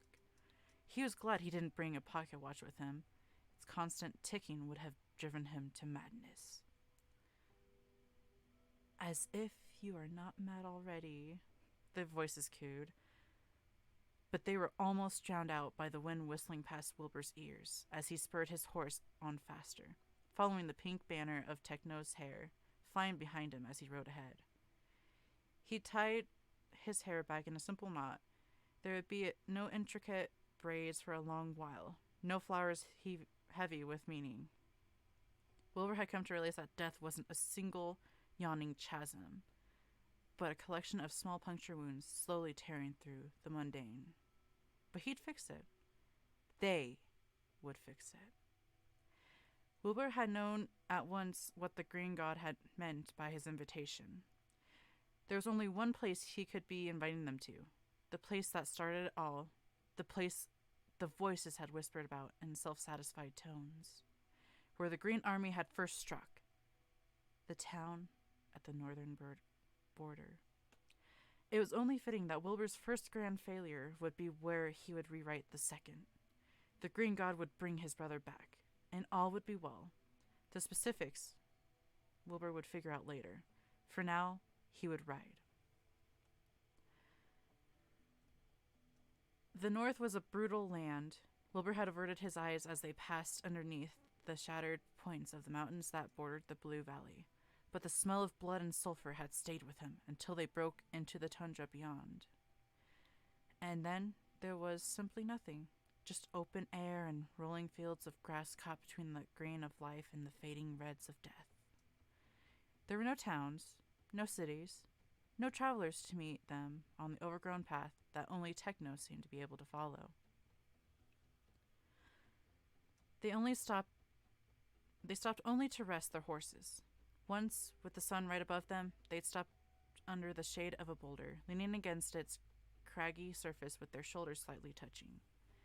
Techno had pulled his shirt over his head to wring the sweat out of it, and Wilbur had caught sight of the bruises and wounds that marred his old friend's weary body.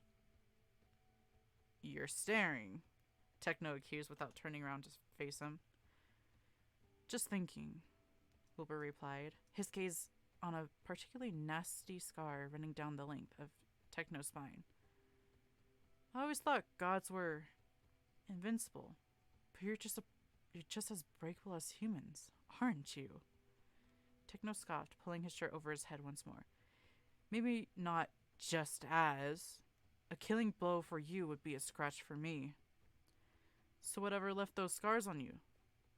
They were awful then." Techno was silent for a moment. "I've lived a very long life, Wilbur," he finally said, glancing at Wilbur with an indecipherable gleam in his eyes. "Awful things come with the territory." Wilbur swallowed, unsure of where he wanted to take the conversation, but also unwilling to let go of the vulnerability that Techno so rarely shared. But gods can be killed. Filza. He killed that war god. Neither of them missed the tremor in Wilbur's voice as he named his brother's killer, or the hesitation with which he said his father's name. But they both silently elected to ignore it. Techno took a tentative sip out of his water canteen, squinting into the distance as he thought. "It would take a considerable amount of force to kill a god," Techno said slowly, his brows furrowing. "And your father, Phil, he's that strong." "Huh." Wilbur tipped his head back and searched the skies until he found the distant speck of his father hovering overhead, his obsidian wings spread wide. They had not spoken more than a few cautious sentences to each other since the night of his father's return, and Wilbur knew it would be a long time yet before he could look at his face without feeling like he'd been punched in the gut. Wilbur had built stories around the man for years, justifications and explanations and vicious scenes where Wilbur screamed at him until his very lungs gave out. In a way, Wilbur was disappointed, because Filza had turned out to be in the right. He'd left to save his sons, and now his abandonment was outweighed by the fact that he could bring Tommy back. How could Wilbur begrudge him for that? Wouldn't he have done the same? It was hard to hate someone when you saw sense in their actions. But damn it if Wilbur wasn't going to try his best to anyway. This isn't forgiveness, he told his father. He never added a yet. Even the mere possibility of absolution, Wilbur thought, was more than Filza deserved. I died years ago. Wilbur shot Techno a confused glance, but Techno was still staring straight ahead, his eyes unseen. That's what the war gods said. I think it was easier to kill him then. I think he let us do it. Techno closed his eyes as a sudden gust of wind blew through the tundra, raising the hairs on the back of Wilbur's neck. Vengeance is a powerful motivator, but it's like a fire you have to keep feeding, or else it burns out, or burns you. He offered the canteen to Wilbur, who took it and brought it quietly to his own lips. I think the war god simply ran out of kindling. Or maybe he just got tired of tossing shit into the flames. Techno let out a breathy laugh. Guess we'll never know. He pushed himself off the rock and began heading towards the grazing horses. If you keep stalling with dumb questions, we'll reach the border by the time you're dust and bones. And I really don't want to be bargaining for 2 dead people. One's already a hassle. Wilbur threw the canteen at his head, but Techno caught it out of the air effortlessly without looking back. Show off, Wilbur grumbled, but he was smiling for the first time in what felt like centuries. This won't last, the voices reminded him as he followed Techno back to their mounts. This stage is set for a tragedy, Prince. This hungry audience will accept nothing else. Screw you and your stage, Wilbur thought, catching Techno's eye as the general hauled himself up onto his horse. Once upon a time, Wilbur would have cowered at the echoing threats inside his head, but now he stared right back at that monster, and he refused to be the first to flinch. And they rode on. They slept under the stars, or more accurately, Wilbur slept fitfully, tossing and turning with nightmares. It would be naive to think he could find peace anywhere, even in the oblivion of sleep. If it had been his call, he would have ridden through the night without pause, but Techno had vehemently, I don't fucking care about that word. Vehement. That word, yeah, sure. Vetoed the idea. We're vetoing the word. Fuck it. Cancelled. Wilbur had tried to argue, but Techno was quick to shut him down with, "You are useless to me, sleep-deprived." Over the years, Techno had come to learn that the only way to get a man like Wilbur to concede was to cut deep and cut fast. By the way Wilbur's jaw tightened, Techno knew he'd hit his mark. He would apologize, but if he were to be honest, he'd do almost anything to get Wilbur to rest. Despite the divinity in his veins, even Techno felt like he was fraying at the edges. He couldn't even begin to imagine what the past weeks had done to a mortal like Wilbur. Wilbur had begrudgingly slid down from his horse and laid himself on the cold ground of the tundra with a pile of blankets. "I'll keep first watch," Techno said, knowing he wouldn't wake Wilbur until dawn. Wilbur nodded, knowing the same, and by the time Techno heard the telltale signs of a winged god's descent, Wilbur was asleep. Techno spared Filza a glance as he settled himself against a pile of their supplies. His blonde hair was wind-tossed and his clothes ruffled, but for a man who spent the day closer to the sun than the highest soaring birds could even fathom, there was relatively nothing out of place, except his eyes. Techno had never seen a god more wary. But then again, he hadn't looked at a mirror in a while. Already thinking about leaving again? Techno mused. Filza tore his gaze away from Wilbur's sleeping form. No, was his simple reply. Techno stared at the man before him, wishing he could believe him. Filza sighed as he sat down on the grass, crossing his legs under him. For a while, there was only the howling of the winds to fill the silence and the distant squawk of a bird on the hunt. Then Filza said, "What was he like?" Techno looked up from where he'd been idly pulling at the grass beside him, but Filza was looking at Wilbur again, his expression unreadable in the dim moonlight. Wilbur's face was a pale thing, and under that pile of blankets, it was as if he wasn't even breathing. Techno looked quickly away. "What do you mean?" Techno prompted when Filza seemed content to just stare at his son until morning. Blinking slowly, Filza amended, "Tommy. What was Tommy like when he was growing up?" Techno's nails dug into the dirt. Neither Techno nor Wilbur had spoken Tommy's name. Filza hadn't spoken at all, mostly because he was determined to keep as much distance as possible between him and Wilbur. But for whose benefit? Techno didn't know. But now the name sat between them, as heavy as a curse, as hopeful as a prayer. Techno turned Filza's question over, treading the line between the truth and what he wanted to say. There was not much overlap. His son's childhood was a luxury Filza had squandered away the moment he wrote that pathetic excuse of a goodbye letter. And it would take more than a few weepy conversations during a storm to crawl back into Wilbur and Techno's good graces. Eventually, Techno shrugged.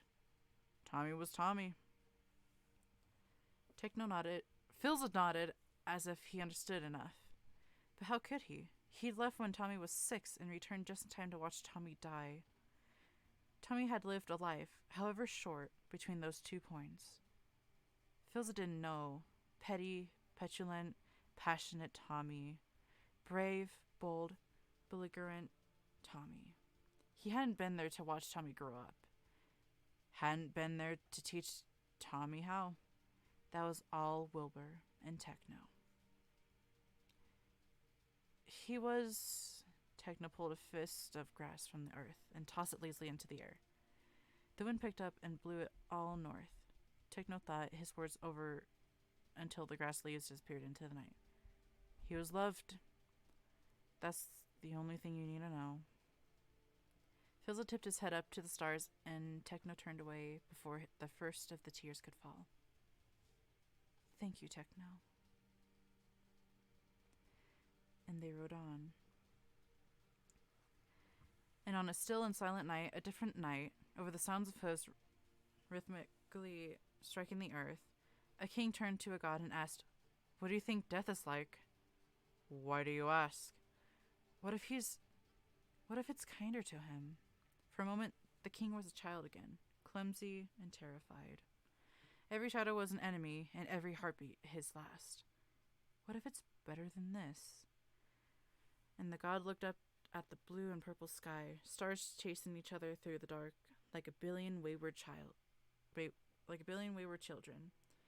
with only the distant snow-capped mountains in the horizon as a reminder of his earthbound fate. With the sweet air in his lungs and the steady trot of his steed, the god could almost see himself drifting between galaxies, wandering, but, for once, not alone. "Wilbur," said the god, "there's nothing better than this." And they rode on. The days turned into weeks, and Filza watched from the skies as the tundra changed from alpine to polar. Green to white, grass to snow, cold to colder. They were getting close, and it was getting harder to breathe. Wilbur and Techno had let their horses go the moment the ground turned slippery, and were now slowly making their way through the frozen wasteland, with Wilbur bundled in fur and fleece. It became clear immediately that Wilbur was going to slow them down. He staggered after Techno, who stopped every few miles to let the young king catch up before he moved again. Left to their own devices, Filza knew he and Techno could finish the journey faster. But if Phil knew that, then surely Wilbur did too.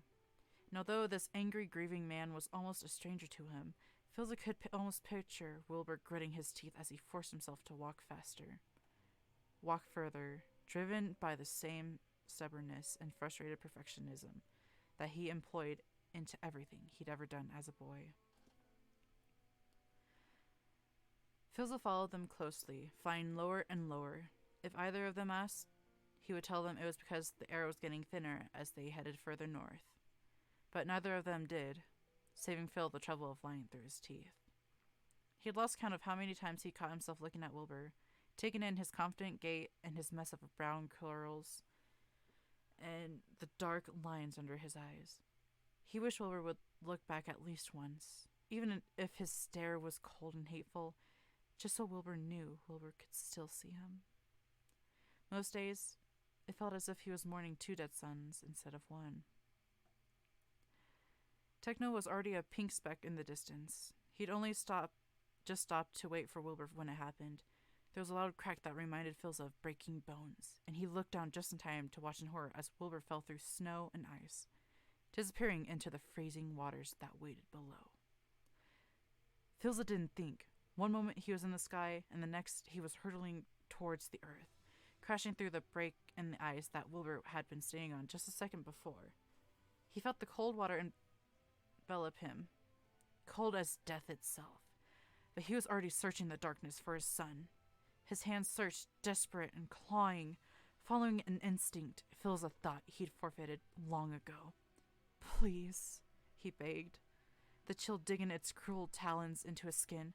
"Please, please, please, not him too." Phil's fingers closed around a wrist, then a forearm, and then he was swimming upwards towards the faint light above. But Wilbur was so heavy, weighed down by his bulky clothes, and the water was so cold, and Phil was reaching, and there was no air left in his lungs. A hand closed around his own, pulling him up the rest of the way. He broke through the surface, gasping, and hoisted Wilbur up onto solid ice before climbing after him. Phil dragged himself over to where Wilbur was lying, heedless of anything else. He kneeled over his son, who was so pale and so still, his eyes closed, just like his brother. "No!" Phil grabbed the knife tucked into his boot and began cutting away at Wilbur's wet clothes. The blade slashed through fleece and tore at cloth, and Phil peeled it all away until Wilbur was left only in his drier tunic. "No!" Phil curled his fingers around his opposite hand and began pushing down on Wilbur's chest, following the beat of his own frantic heart. "No! Come on," Phil whispered under his breath, trying to keep count of his desperate compressions but unable to focus on anything but Wilbur's face. His dark hair dusted with white snow. "Come on, Wilbur!" "Philza!" Techno's voice breaking through the panic. "You're going to break him. 18, 19, 20. Stay with me, my boy. Stay with me." 25, 26, 27. A violent gasp tore past Wilbur's lips as his eyes flew open, staring up at the gray sky above, and then he was scrambling onto his side, coughing up water, trembling, choking on air, but alive. Phil let out a rattling breath as he fell back, feeling like the world had fallen out from under him and then came crashing back, burying him in dirt and ice. I almost lost him. The thought came at him like a knife to the chest. He stared down at his trembling hands, at its many scars and calluses, at the small, faded line right at the base of his pinky finger where Wilbur, 2 years old, had bit him. He didn't even remember why Wilbur had been so angry at him then. Sometimes Phil thought toddlers were menaces, driven mostly by their bite-sized fury, but he recalled the look Wilbur had given him when he drew his bloody hand back. It wasn't fair, exactly, that he would get reprimanded. Even as young as he was, he knew, as all children should, that he was loved enough to be forgiven for anything. It was regret. Regret that he'd hurt his father, or regret that he didn't bite harder. Philza never knew. It was the same look Wilbur was giving him now. A look that said, "I'm sorry." And at the same time, I would die just to spite you. But the only thing Wilbur said out loud was a weak and tremulous, "Father?" Before his eyes fluttered close, and he slumped back against the snow, his chest rising and falling softly. Asleep, not dead. We have to get him out of the cold. Phil's eyes slid to Techno.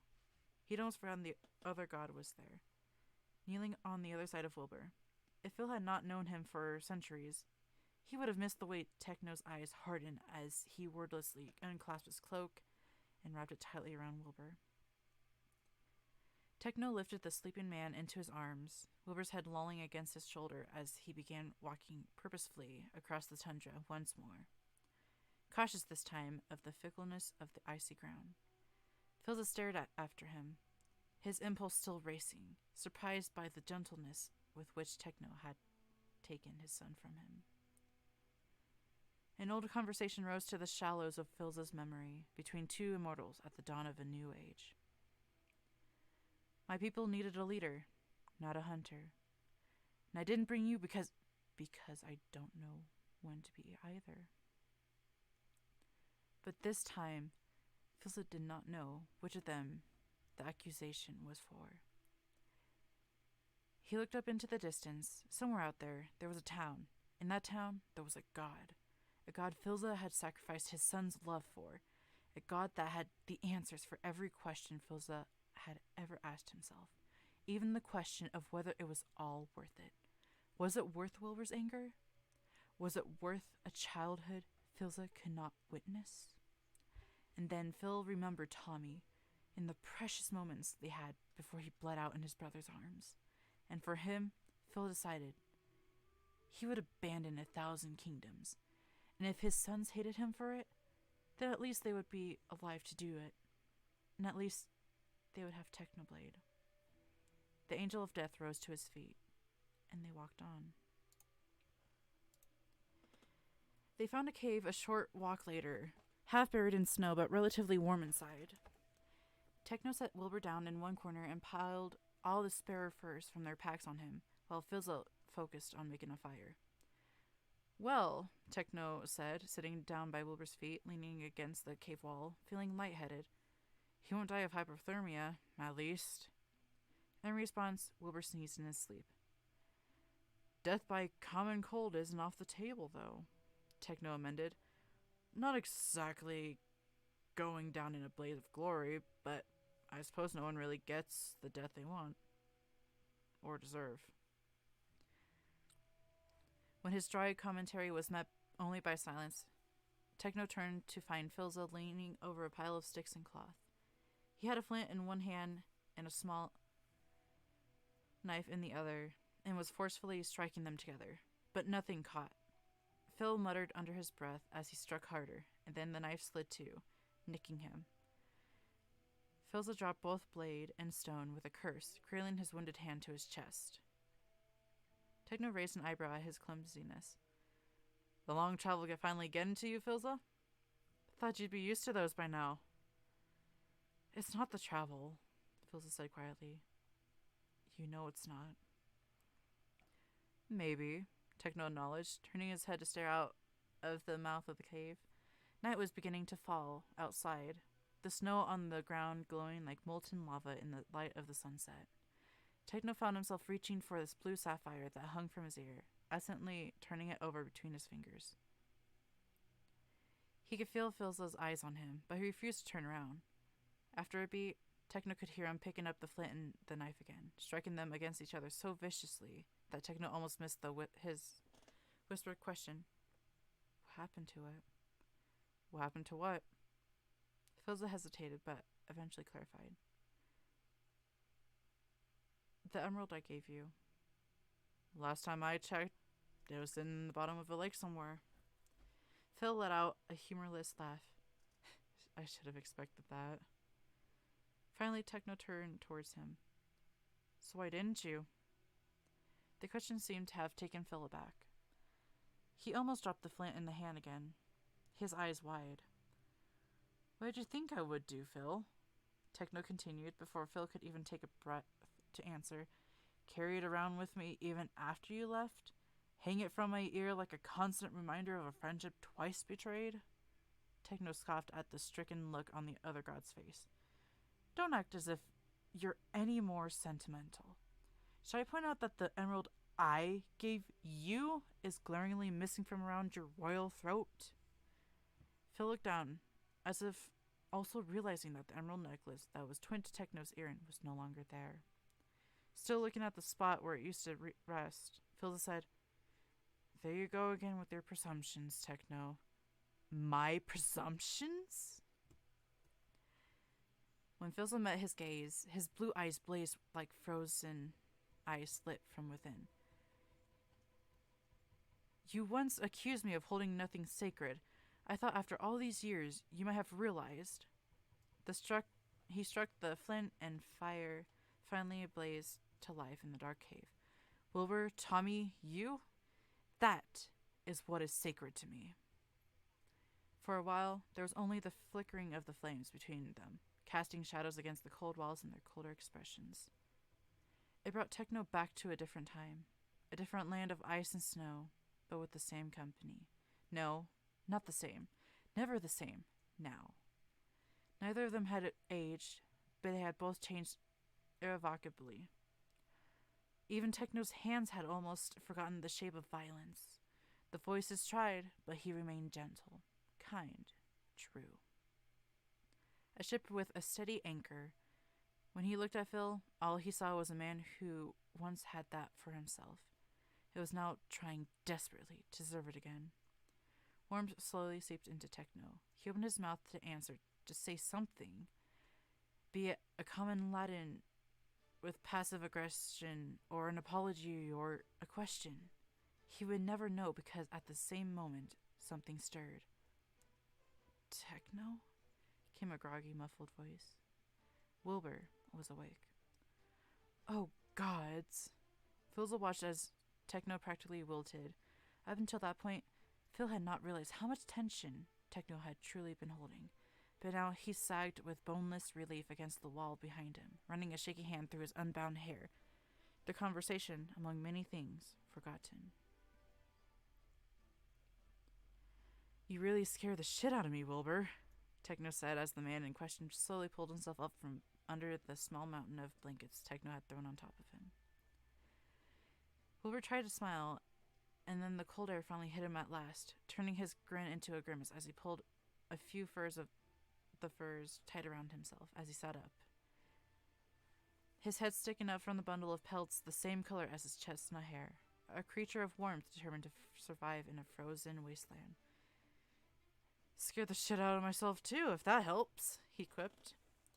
When he met Phil's eyes, it took all of Phil's willpower not to crawl to him and shake him by the shoulders, either to hug him or demand if he was alright, if anything hurt, if anything was broken. Phil held himself impossibly still as Wilbur opened his mouth to speak. Perhaps a thank you? Perhaps acknowledgement? Perhaps another whispered, Father? Do you have any water on you? Wilbur asked. Phil would take it. He would take anything. He reached for his pack and took out one of the canteens he'd filled with fresh water before the land froze over. He tossed it to Wilbur, who snuck a pale hand out of his cocoon of blankets and took a long, hearty swig. When he was done, he tossed the empty canteen back at Philza and retreated against the wall, his eyes shining as he stared into the flickering fire. So that was... Wilbur shook his head ruefully. That was definitely something. Yes, Techno replied drily. You nearly dying definitely was something. Wilbur shrugged. Well, we're a day's walk away from the god that can bring me back to life anyway, so I don't think it hardly matters. Unless that god doesn't want to. Techno's eyes slid to Phil. I think it's time we talk about that possibility. Phil sighed. They'd been dancing around the topic for weeks, but now they were at the threshold. And Phil knew he would only be prolonging the inevitable. A hazy memory rose to the surface, stumbling through the ruins of an old civilization, running his fingers against ancient walls that remained surprisingly free of dust. Finding himself inside a library where no living being had walked in eons. Books. A lot of books. Books in languages Filza had not heard spoken since he himself was a young god. And in between the pages, an answer. There were stories before, Techno began slowly, of the green god being afraid of you. But then you said he might even be more powerful than you and I combined. Stories, Filza shrugged. Unreliable little things. But then again, having power doesn't exempt you from having fears. Even the most fortified wall can fall with a single well-placed blow. What does that mean for us? Wilbur asked. It means, Phil said, that I think I have something the green god fears. But until we know what that is, we have no choice but to strong-arm our way into getting what we want from him. And to do that, I need you, Techno. Here it was, the other shoe, the last trick up his sleeve. I found a way, Filza said, for someone to breach the realm of what is possible. An untold power, strength to rival 1,000 godly armies. All we need are two gods, one to be its vessel, and the other to be its sacrifice. Sacrifice? Wilbur and Techno said at once, one sounding incredulous, the other simply curious. Yes. Despite the fire in front of him, all Phil could feel was a freezing cold. I need your godhood, Technoblade. There was a long pause, and then Wilbur's voice, sharp as a blade cutting through the silence. But what will happen to you? Philza opened his mouth to answer, then promptly closed it when he realized Wilbur was looking at Techno. The god, in turn, looked lost in contemplation. When he finally met Phil's eyes, his expression was as blank and merciless as a bed of fresh snow hiding spikes beneath. Will I die? There's no emotion behind the question, just an objective. Philza shook his head. No, at least I don't think so. You don't think so? Wilbur repeated viciously. Techno's life is on the line here. Do you think you can give us a better answer than that? Wilbur, Techno said sharply, calm yourself. Let the man finish. You won't die, Phil said above Wilbur's protest, but you will lose everything that makes you divine. Your strength, your invincibility, my immortality, Techno finished. Will I lose that as well? Yes, Phil said quietly. You will. Good, Technoblade said, sending even Wilbur into silence. He seemed to consider his words for a few moments before giving a nod, the movement like a hammer slamming down on the final nail in a coffin. That's good. How are you so nonchalant about this, Techno? Wilbur demanded. How can you sit there and tell me you're so willing to give up your immortal life? Techno scoffed. Immortal life? That should be oxymoron. He looked down at his hands, clenching and unclenching them in his lap. There is not much living to be done when you're immortal, Wilbur. I think there comes a point when everyone, immortal or otherwise, finally does everything they were meant to do. Everything that comes after is just additions. The only difference is that mortals get to go. You get to finish your story. Close your book. He took a deep, rattling breath. I've always envied you for that. Are you done then? Wilbur asked, his expression caught between furious indignation and the fear of losing yet another brother. Do you think you've done everything? My life was fulfilled the day I met you and Tommy, Techno said, and everything that came after was an epilogue I frankly didn't deserve. After we get him back, someday, not someday soon, I hope, but someday, I want to get to follow you to wherever your finished stories go. Wilbur's eyes shone in the gloom. Techno, he began, his words barely a whisper. But, Techno caught him off briskly, suddenly rising to his feet. That's only our last resort, isn't it? I don't have to sacrifice anything until push comes to shove, right? He gave Philza a pointed look until Phil nodded hesitantly. Right. Well, I'll go hunting for dinner. Try not to kill each other while I'm gone. And then Wilbur and Philza were alone. Techno ran. He ran until his lungs were free of smoke and cave and toxic mortality. He ran until he was more blur than man, more air than body. He ran until he fell to his knees in front of the cracked ice that almost claimed the last life Techno gave a shit about. He stared into its dark depths, the shifting waters like a grim invitation. Technoblade never dies. The voices urged, promised, cursed. I guess we'll have to see. Techno replied and began to laugh. Wilbur fell back against the cave wall, staring at the space where Techno had been just moments before. He was familiar with this side of his old tutor, so easily startled in moments of vulnerability, like a newborn fawn just starting to learn about a world capable of hurting it. My life was fulfilled the day I met you and Tommy. He sounded so sure as he said it. Wilbur wished he could say anything with even the fraction of conviction Techno had.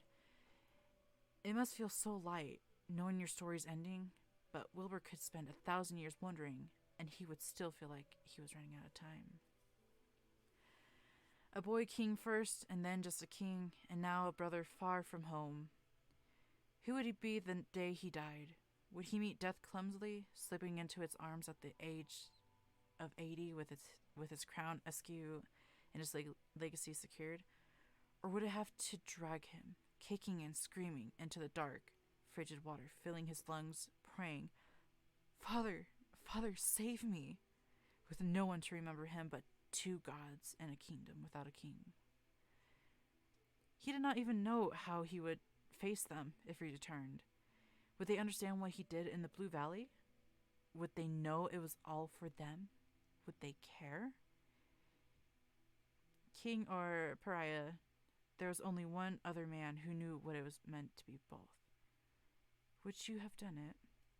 Wilbur asked once again, a little boy looking for approval in places he would never find it.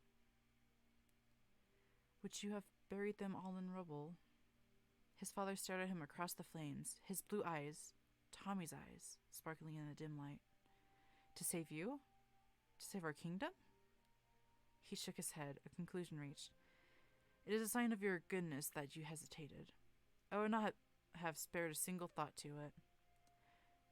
And how did you know if I hesitated? Because I like to think I still know my own son.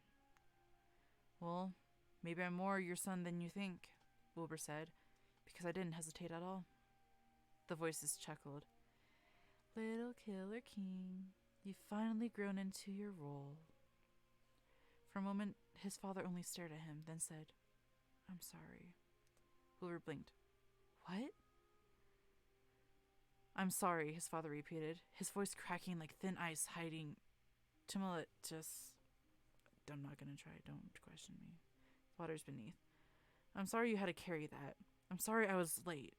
If I had been there with you, I would have pressed that button just so you didn't have to. Wilbur felt... Child, what are you doing? What are you doing?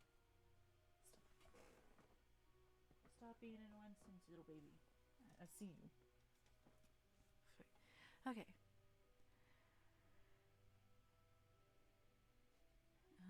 I'm sorry, his father repeated. Oh, wait, no, I was right there. Wilbur felt his chest tighten, like some curious giant was squeezing him between its palms, breaking him open and asking, What are you made of, little one? It wasn't a button, Wilbur said. I blew a horn. Did you now? The voices murmured. Father looked just as surprised as Wilbur felt. Right, I don't know why. He shook his head as if trying to clear it of cobwebs. Will, do you sometimes feel like you're an echo of something? And not a sound of my own? Wilbur chuckled darkly. Every goddamn day of my life. For what it's worth, his father said, I am proud of you, Wilbur. Proud of who you were and who you are now. That will never be in question. Thank you. Wilbur replied softly, and meant it. I spent your childhood so clouded by worry. The words rang true in the cave, in Wilbur's heart. So afraid, always, that you would be taken from me.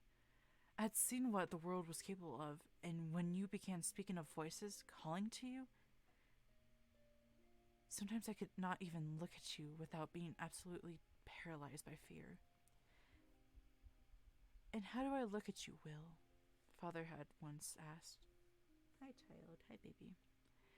He dismissed the question before, insistent that it was disappointment that wrinkled his father's brow and tugged his lips into a frown. Now, Wilbur thought, get out of the trash, you weirdo. He might be closer to the truth. His father had never been sad because of him. He had been sad for him. It was as if Wilbur had been looking through a fog to his childhood. Now it lifted, leaving only clarity. But that was my own fault, Father continued, his eyes shining. With tears, Wilbur noted with shock. It was a strange thing, watching a parent cry. Everything was backwards, and yet everything was just right. If I ever made you feel inadequate or unwanted or like you disappointed me, Will, I want you to know you can never do that. I have lived this life for more time than you can comprehend.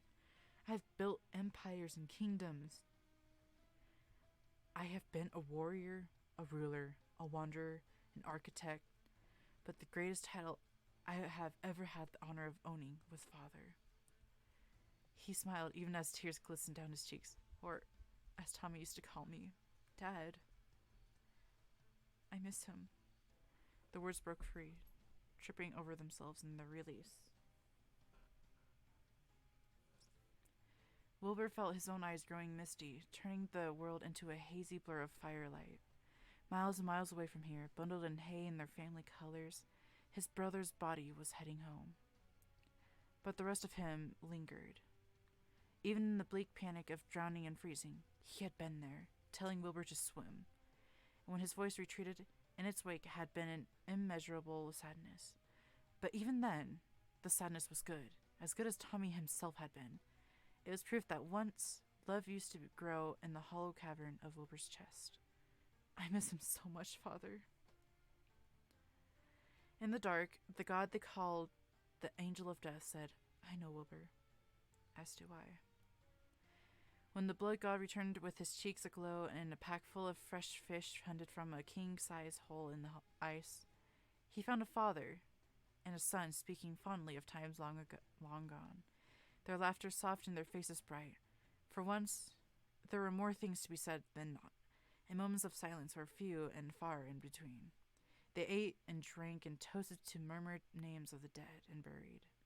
They told stories, as people used to tell stories of an immortal hunter and an harbinger of death.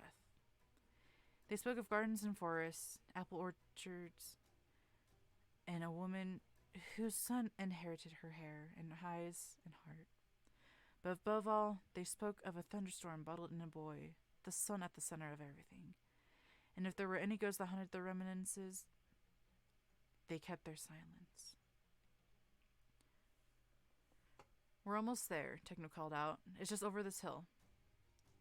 He looked back to Wilbur, slowly making his way up the slope. Fizzle hovered close behind, grimacing every time his son slipped or slid against the snow. Wilbur, in true Wilbur fashion, had decided he did not need any help, blaming his blunders entirely on his new fur-lined cloak and not on his inexperience with maneuvering a frozen incline. If he weren't so sure Wilbur would retaliate with an arrow to his shoulder, Techno would have laughed at his flailing attempts.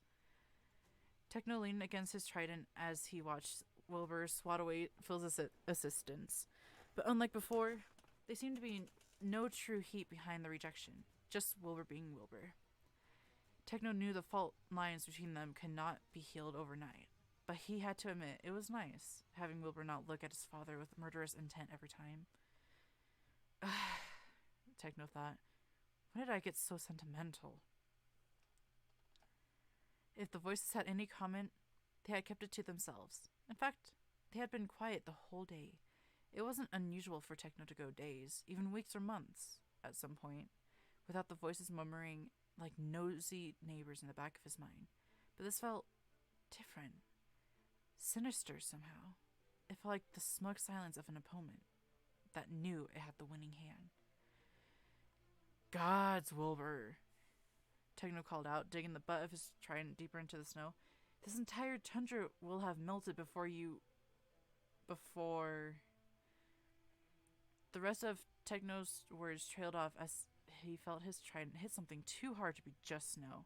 With a sinking feeling in his gut, Techno looked down at where his trident had struck, slowly moving the snow aside with his weapon, slowly but surely unveiling what was hiding beneath his feet.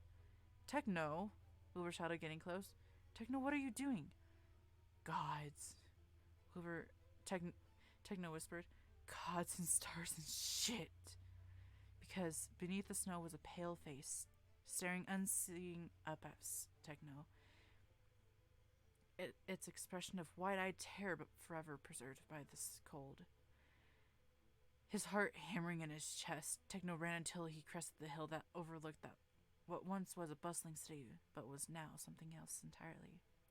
He could hear Wilbur scrambling up the hill behind him. He knew Wilbur would see it eventually, but still, Techno turned back around, catching Wilbur by the shoulders before he could realize the full extent of the devastation. Wilbur, Techno said solemnly, I need you to know this isn't your fault. Wilbur's brows drew closer. I don't listen to me, Techno demanded in a voice that he had not used on him since they were tutor and pupil. We're here for one thing and one thing only, and if anything can get in the way of that, your self-doubt, your fear, your loathing, I suggest you leave them at the door, right here, right now. Do you understand? Wilbur's eyes hardened. I'm not a child. That wasn't my that was my question. Wilbur shrugged his hands off of him and gritted out, I understand, before marching slowly up the rest of the way. How bad is it? Philza quietly asked quietly, as they watched Wilbur reach the crest. Fucking bad, was all Techno said in response. Techno could pinpoint the exact moment Wilbur saw it for himself. He went rigid, his hands curling into fists, the only indication that he was not a statue of frozen flesh and bone. When Philza and Techno joined him at the summit, Techno heard his fellow god draw in a breath as he, too, took in the massacre below them. Burned bodies lying in scorched snow, frostbitten corpses laid in careless piles, or tossed against the city walls. Bodies too small to belong to adults. Blood scattered across the white landscape like some errant child had taken a red paintbrush to a black canvas. Dozens, hundreds, thousands. The entire city presented like a gruesome welcome sign. Without a word, Wilbur slid down the rest of the way, his boots skidding against the ice and snow. Phil and Techno exchanged a brief glance before they followed after him, and the three of them made their way through the carnage, none of them speaking or even daring to breathe.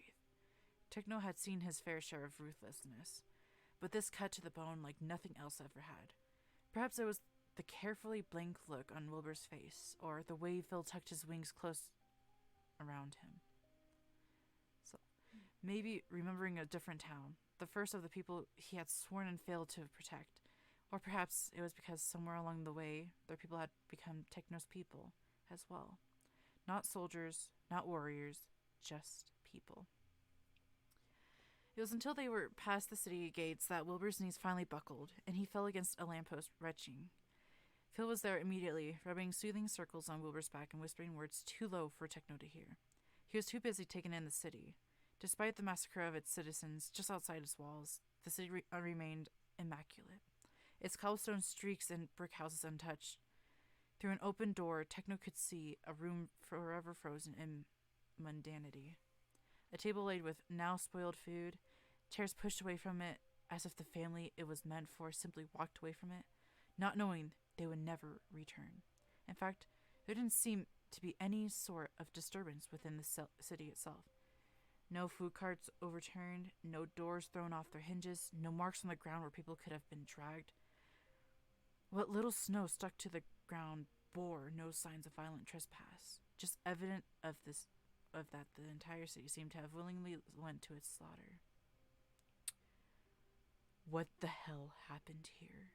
Techno thought, his hand tightening on his trident, almost snapping it in half. All of this, Wilbur said, staggering to Techno's side. All of this just to get us here? Not us, said Filza, coming up behind them. Just me. I was getting close to something big, and the green god called me back. Techno let out a bitter bark of laughter. Filza, don't tell me we're supposed to reason with someone who'd do this just to invite you to his little playdate. We've done worse ourselves, Phil said quietly, making Wilbur freeze. To fighters. To enemies. You once fought for any cause that would give you an enemy, reminded Phil, his eyes pinning Techno in place. There's no accusation in them, just truth. That you would blanch now is proof of how far you've come. In about a few minutes, Techno, I think we'll need your old heart. I know, Techno mumbles, turning away from Filza. Don't send a mortal for God's work. Hey, Wilbur said weakly, I'm right here. And we're so glad to have you here with us, Techno said wearily. Could you say that again without looking constipated? Techno shook his head, unwilling to discuss it any further. Wilbur was not meant to be here. Techno had already lost a brother to this war and wasn't too keen on losing another. But he knew there was no force on Earth, mortal or immortal, that could stop Wilbur from standing under this pale red sky. Running a finger over the pommel of the rapier sheathed at his side with every intent to shove it through the heart of the god that killed his baby brother. In the distance, church bells began to ring. Filza met Techno's eyes. He's calling. Techno nodded, gripping his trident tighter. And we're answering. They moved as a unit through the dead city. No sound except for the howling of the wind and the insistent toll of the bells. The closer they got to the heart of the city, the more Techno felt like each footstep was not his own. There was a greater gravity pulling them forwards, giving them no choice but to descend. And then, as he came around a bend, he saw it. A bell tower rising towards the sky, its bells still pealing away, and beneath its long shadow, a church of marble with its doors thrown open. An invitation. It's not too late to turn back around, Techno said. Yes, Wilbur said. It is. And climbed the stairs to his apotheosis. What else could Techno do but follow? They walked into the church and found him immediately. He was sitting on a pulpit of marble, his legs dangling over its gilded edge. He was calmly reading a book, eyes leisurely moving across the leather-bound pages. His eyes were the most striking thing about him, an unnatural shade of green that reminded Techno of overripe grapes, sour instead of sweet and rotten to the core. The rest of him was unremarkable, save for the fact he was wearing nothing more than a faded white tunic and trousers in the freezing cold. He could have passed for a mortal. Curly, dark blonde hair tucked behind his ears, hands wrapped in bandages up to the knuckles, and a face that could have been a face Techno passed on the street a million times over without remembering it. No obsidian wings or the eyes the color of fresh-drawn blood. A man, not a god. Filza and Techno exchanged a glance. Is this really him? The quirk of Techno's eyebrow asked.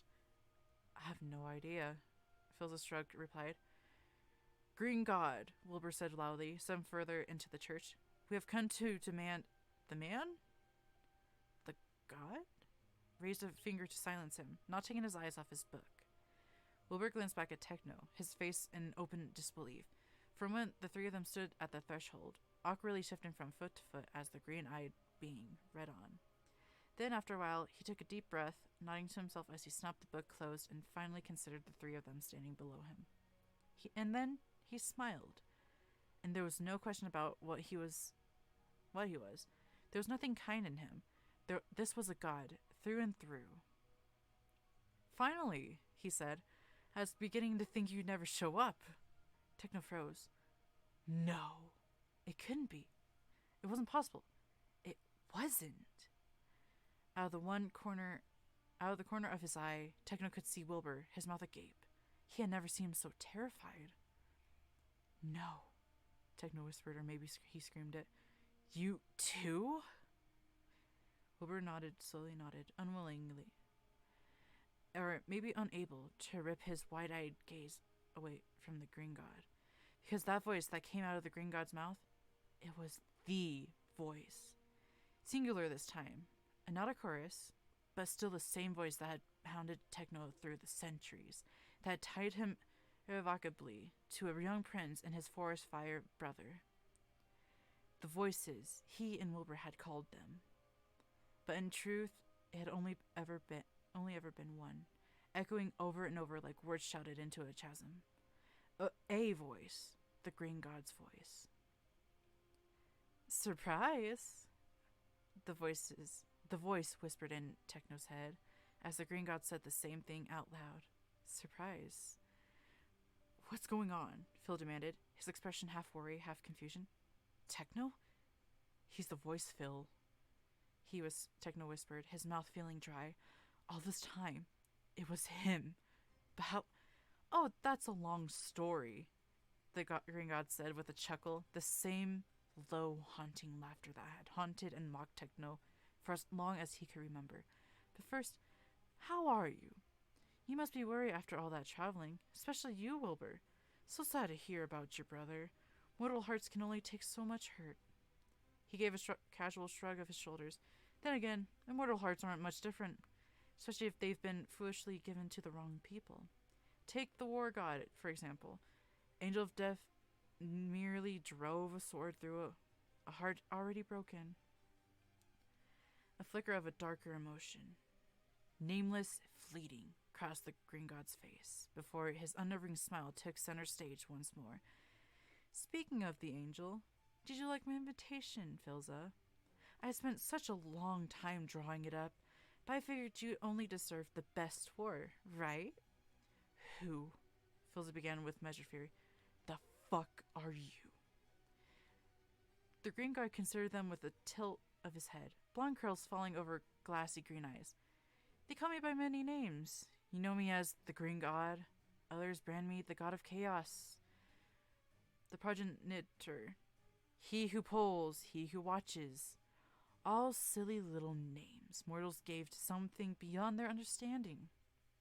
He placed the book he was reading on the ledge beside him and raised his arms over his head in a languid stretch. But my friends called me Dream. The red sunlight streaming through the stained glass windows fractured over Wilbur's face, painting him in a kaleidoscope of colors as he stumbled over his words. Charming King Wilbur for once rendered speechless. The Green God, Dream, seemed to delight in his fumbling. His smile turned sharper as his gaze found Wilbur. Wilbur, Dream said, I truly commend you for that show with the explosions. You took most of them out in one fell swoop. But I have to admit, if Techno had continued on as he was going, I would have been forced to step in. I suppose I shouldn't have underestimated the great and powerful Blood God. Wilbur shook his head slowly. As if coming out of a daze. All those people. His voice trembled. Why? How? Those are two very different questions, Dream said cheerfully. So why don't we start from the very beginning? Philza had no idea what was going on. All he knew was that every instinct in his body was telling him to fight, to reach for the sword strapped across his back and draw it against the smiling man at the other end of the aisle. But he also knew that beside him, Wilbur and Techno were standing, transfixed, as it was not his call to make. The two of them were twin students, waiting for answers from a far wiser teacher, and Philza could understand that desperation, that ceaseless drive to find answers by whatever means necessary. He'd found himself lost in that feeling for nearly a decade. Wilbur and Techno had been waiting for this conversation all their lives, and they hadn't even known. Phil was not going to take the chance away from them, no matter how much he wanted to drag them both far away from here. So, he stood his ground and listened. Dream's knowing smile seemed to be directed straight at him. First things first, said the green god, leaning back on his bandaged hands and considering the three of them carefully. I think you must have noticed this already, even if none of you had the words to name it. This is not the first story told. This is not your first life, nor will it be the last. Out of the corner of his eye, Phil saw Wilbur stiffen and Techno jerk forward. He moved discreetly closer to them, a hand on the pommel of his sword even as his head swam with the green god's words. Dream's smile only widened. You are royalty now, but before you were simple soldiers. Sometimes strangers on your own separate journeys, sometimes rebels against a shared cause, sometimes happy, more often not. He gave a soft laugh. There was one time you were enemies, tearing each other apart until there was nothing left but bones. What the hell are you talking about? Techno demanded, his red eyes blazing, incensed by the very notion of standing on a side where Wilbur was not. I'm talking about different plays, Technoblade. Dream spread his arms wide as if welcoming them all home. Different stages, different actors, different scripts. But all the strings lead back to me. Philza did not want to believe it, but even as he stood there with his heavy disbelief, his mind raced through all the times he felt like 10 different people trying to live in one body. An echo, not a voice. He thought about all the dreams of finding Wilbur in a dark room, of Tommy standing on a bridge that went on until the very edge of the world, of Techno watching him from an island in the sky. Hold on.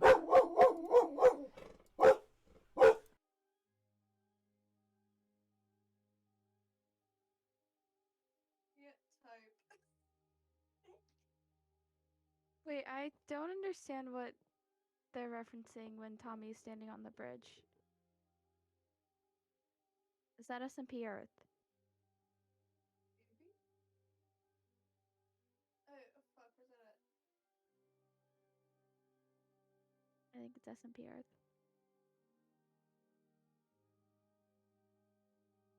Where's that at? I got lost. What just happened? I can't type. I've been typing in GIFs. I'm upset. I am like 10 feet away from my keyboard right now. I can barely hear you. I know. I'm currently laying with a dog. We're just chilling. He's sleeping. I'm on a bed. The microphone's like on the chair. Bruh. Anyways, To be fair for us. be continuing, right? Not having dogs Please bark. continue. Please do. Yeah, that scared me. It's freaking dogs. Oh my god. It's like almost 1 in the morning, dude. Come on. Where was I?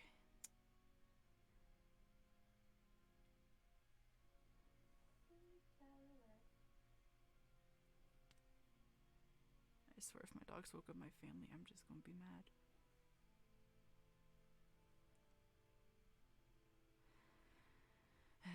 If that was true, then Phil's bones were older than he thought. He had always been dancing to someone else's song, over and over, and over and over again. When Wilbur spoke again, his voice was a fractured mess. So everything has been you all along? No. Dream's expression was full of mocking pity. Not everything, just the big things, all the small, intimate details, all the character. That was you. To put it bluntly, Wilbur, I may have put those soldiers in your path, but it was still your choice to carve a bloody path through them. It was still you that sounded that horn. Still you that pressed that button. He shrugged. If you're looking for absolution, you won't find it here. And the voices. The voice. Oh, that! Dream's grin was laced with venom. Honestly, I just wanted to screw with you. Had to have some fun for myself while I waited in the wings. Philza turned to Wilbur Techno and Wilbur, but they were already looking at each other. Their faces a reflection of the others. In all the world, they were the only two who could truly understand each other in this. Fizzle was merely the witness. He'd seen Techno pull his hair out in anger, had seen Wilbur lose weeks of sleep, seen them both unravel at the seams over it. Filza himself had burned through libraries and crypts, looking for an answer, and now it was here. As simple as it was terrible. The green god was simply bored. You're a monster, Filza gritted out, his fingernails digging into his palms until they drew blood. You're a goddamn fucking monster. Oh, I haven't even gotten to the worst part, Dream laughed. Technoblade. Technoblade glared up at him, bloody murder in his eyes. You're the real tragedy here, actually. And at that, Dream dropped down from the pulpit, landing soundlessly on the marble below. Techno and Filza instinctively put themselves between him and Wilbur, but the god simply leaned against the first of the pews, examining them with all the nonchalance of a child finding a curious bug crushed beneath his heels. I almost let you sit this one out, you know? Almost allowed you a quiet life in the woods with your family. Surprise broke through Techno's fury, but it was Wilbur who spoke up. His family? Oh, sure. Father, mother, siblings? Whole 9 yards. Siblings? Techno finally croaked. 3 sisters, Dream informed him gleefully. 2 brothers. But then I changed my mind. Couldn't waste all that dormant godhood in you. All the gods are major players, but none of the others are as fun to play with as you. What did you do to them? Techno demanded, stepping forwards. His trident was suddenly in his hands. What did you do to my family? Techno, Phil warned, or maybe it was Wilbur? Dream smiled. The correct question, he said slowly, is what you did to them. Techno lunged. They crashed against the marble pulpit with enough force to crack it. Techno had a fistful of the green god's tunic in his hand and his trident in the other, breathing heavily as dust and chips of marble rained down on them both. He could hear Wilbur and Filza calling his name, but every other noise was drowned out by Dream's laughter, a sound that had become so familiar to Techno over the years. He hated it all his life, and now there was a smug-looking face to attach to it. I told you, Dream spat in his face. I don't call every action Technoblade. I present the choices, but you make them. I was the voice, but you were always the blood-stained hands. I don't even remember their faces, Techno thought, tightening his hold on the green god's shirt until he could hear it begin to tear. I don't even know their names, and yet he was consumed by it, an anger that felt like all his nerves singing at once, demanding the same thing. Vengeance. Fractured light slanted over the 2 gods. The whole world was a broken, miserable thing. Why? Techno hated the despair that bled into his voice, but there was nowhere for else to go. Why me? Why did you change your mind? He tried searching for sympathy in Dream's face, but all he received was the darkest sort of humor. You can search for meaning all you want, he said. Turn over every rock and read all the stars in the sky, but the truth is, Techno, you were simply in the wrong place at the wrong time. All of us, Techno growled, are just helpless insects in your god's damned web. Is that it? He thought he might have seen something graver flicker over Dream's face, but it was gone before Techno could put a name to it. Not all of you. Techno was going to kill him. He was going to put his trident through that wicked little grin and be done with it all. But then he felt a pair of hands at his shoulders, pulling him back. Techno! Wilbur's voice leading him back to his own body like a lighthouse calling a ship to safer shores. We still need him. He still has to give him back to us. Right, Dream hummed as Wilbur dragged Techno to his feet. You still need me, Techno. Don't you fucking call me that, Techno spat. They had him surrounded. He was on the floor, leaning against a broken pulpit. And yet the bastard still looked like he held all the cards. And he did. Techno felt himself sad at the realization. Dream had everything, because he still had Tommy. Dream squinted up at each of them in turn, his eyes finally landing on Filza, who'd drawn his blade. Dream considered the sharp tip pointed straight at him. That's the same sword you killed the war god with, yes? He asked, calmly, as if they were discussing tea. Phil didn't deign to give him an answer. Techno alone recognized the look in Phil's eyes. Philza had never been haunted by voices, but he demanded blood all the same. Did he at least fight well? Dream continued, when it was clear none of them were replying. He must have, if he managed to kill your son. You will listen to me, Philza said, his voice as cold and lifeless as tundra they'd ridden through. I do not care about your stories. I do not care about you. But if you have all this power, if you can rewrite history, then you will give me back my son. Or else. Or else what? Dream demanded. We've been down this road before, Filza. You have had a million chances to kill me, to end this loop, but still here we stand, still at an impasse. But that wasn't quite true, Techno thought. He makes even the Green God afraid. Somehow, despite everything, Filza had the upper hand. But one glance at the man told Techno he was just as clueless as he had been in that snow-covered cave. It was there, the key to everything, nameless and out of reach. What the hell are you, Filza? And another thing, said Dream, slowly getting to his feet. He leaned against the ruined pulpit and considered them all with a strange expression. Giddy, almost. I only write the histories, Filza, plentiful as they may be. Even I do not have the power to rewrite them. Once performed, an action cannot be reversed. Once penned, an ending cannot be restored. Wilbur stiffened. What does that mean? But a monstrous sort of chill had already settled in Techno's soul, even before Dream threw his head back and laughed and said, It means I can't bring back the dead. Your brother's gone. For good. How many times, Filza had often wondered, could a heart break before there were too few pieces to make it whole again? He had seen mortals survive the cruelest of fates. They would lose homes and livelihoods and friends and family, and still they would pick themselves up the next day and soldier on. But there was a breaking point. Filza had witnessed that too. But when did it come? Was it the second loss, or the third, the sixth? Or did it take one great tragedy to bring a man to his knees? Even the most fortified wall can fall with a single well-placed blow. And even the strongest god can fall with a single well-placed heartbreak. No! Filza's sword nearly slipped from his grip before he tightened his shaking fingers around it once more. You're lying. You must be.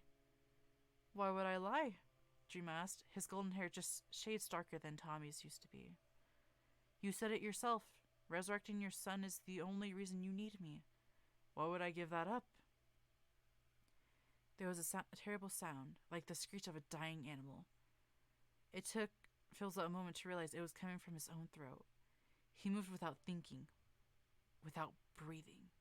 He raised his sword high over his head and brought it crashing down on the god that had taken the remnants of hope from Filza's grasp, and dashed it against a wall. His blade shattered the marble pulpit, cutting the book the green god had left on top of it into shreds of leather and paper. But when the dust settled, he found Dream standing unharmed a few paces away, looking unimpressed. I hadn't finished reading that, Dream complained, and it was just getting interesting too. And then there was Techno, taking him by the shirt and throwing him through the nearest window with all force of a blood god could muster. He crashed through the stained glass, disappearing into the snow beyond. Filza and Techno were quick to follow. They bounded over the shattered glass, not even feeling it cut through their skin, weapons out and ready for slaughter. This, at least, was familiar. The angel of death and the blood god, raining bloody vengeance. This was their role. This was who they were. Dream had been flung against the wall of the building beside the church, and he sat in the rubble like a king lounging on his throne, his grin as lazy as it was malicious. "So," said Dream, "I take it you're angry with me." Philza flew towards him, kicking up cold snow in the violent wake of his wings unfolding. He slammed his foot against the great god's chest, reveling in the sickening crunch that came with his head cracking against the debris. His sword was at the god's throat in an instant, cutting a single line across the pale skin. "I will enjoy taking you apart," Philza thought. "If I shall spend eternity suffering, then so shall you." "I never promised you anything," Dream said quietly, gazing up at Philza. "All that foolish hope? You're the one that went searching for it. You saw patterns in the sky and then blamed the stars for your own wrong interpretation." Suddenly his hands shot out, gripping the blade of Philza's sword so tightly that blood dripped down from his palms. With surprising strength, he pushed the blade down until it was resting against his heart instead. "Go ahead. Tear me through. Tear through me. I'm not the one who left one son by his mother's deathbed and forced a crown on the other. I'm not that kind of monster." "He was 15, Philza croaked. "He died for your war at 15. And you abandoned Wilbur at 15. The green god sighed wearily. "They grow up so fast, don't they? Pity you were only there for the end." He brightened. "Speaking of Wilbur, I never answered his question, did I? Of how I did all this?" He let go of Philza's sword to just out everything. The empty town, their shattered universe, their strange story. "I don't care." Philza steadied his shaking hand and prepared to plunge it through the god's heart. After years of fighting, he had figured out exactly where to slice without killing. Death would be too kind of a god than this monster deserved. "Well, you should," Dream laughed. "Look behind you, Philza." Philza would have cut off an arm before he took orders from him, but there was something in his words that made Phil's blood freeze over. Slowly, without moving his sword away from the green god's chest, Phil turned. He saw Techno making his way towards them, his unbound hair falling over his face like a brutal shroud. His trident glistened in the dying sunlight as he spun it expectantly in his hand, ready to be Philza's fellow executioner. But then, behind him, standing at the window they crashed through, looking numbly out at the scene, was Wilbur.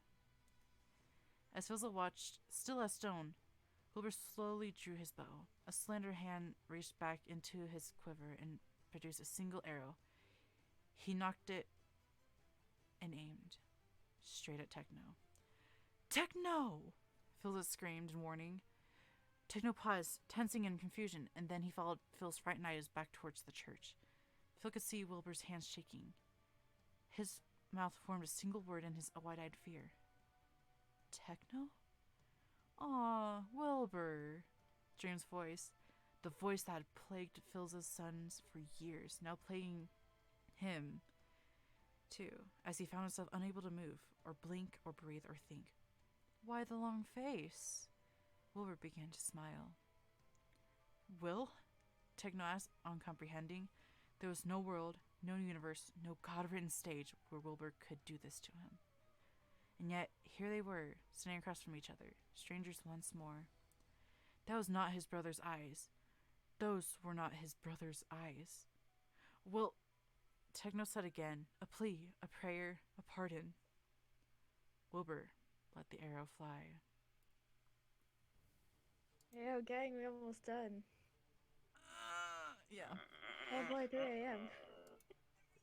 I gotta go. How we feeling, besties? AP, how you doing, sweetheart? You missed the first half of the story. Yeah, I did. Yeah, you did. I know. You will take my gifts. Alrighty. You will take Anyways, for this chapter, we got for our content trigger warnings, we got derealization, themes of derealization and manipulation, graphic depictions of violence, death, and panic attacks. Drink iced Oh coffee. boy. Panic attack. Also, Ren, why the gifs, please? too big. Anyways. The arrow whistled through the air, steady and sure, just like Techno taught him. Techno rolled into the snow at the last moment, shaking himself out of his frozen shock before the arrow could punch through his heart. It thudded into the ground somewhere behind him, but Wilbur was already knocking another, aiming before Techno could get to his feet. Wilbur! Techno called out, reaching for him, but there was nothing behind Wilbur's brown eyes, no clarity or kindness. Wilbur shot again, and this time it found its mark in Techno's shoulder, and it hurt. It hurt! Fighting back a scream, Techno pulled the arrow free and flipped onto his feet, his shoulder a bloody mess. He stared across the way at his student, his We're king, almost there. We're his almost brother, done. who was climbing Who over knew the we would do window, 7 hour his stream? expression I never remaining thought I'd blank do and that, but painless here we even as the are. broken glass cut his palms open. Techno could hear the green god laughing somewhere behind him, but he kept his eyes on Wilbur as he slung his bow over his shoulder and unsheathed his rapier instead, a mindless marionette. All the strings lead back to me, Dreama said. That was how he'd led the city folk outside to their deaths with everything else untouched. With a bitter taste in his mouth, Techno wondered how many of the Green Army, too, had been under the Green God's influence, acting on his orders without any choice.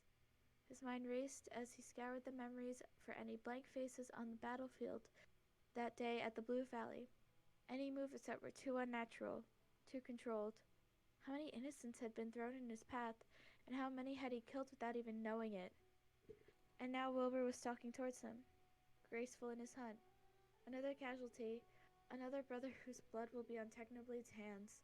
He'd killed his family once before, the Green God had said, and now he was fated to kill another. Fate. Such a small word. Such a big thing. There was only one way for this to end. With trembling hands, Techno raised his trident and was ready. Philipsa turned toward the sound of the Green God's laughter. He still had the bastard trapped under the tip of his sword, but they both knew who had truly won.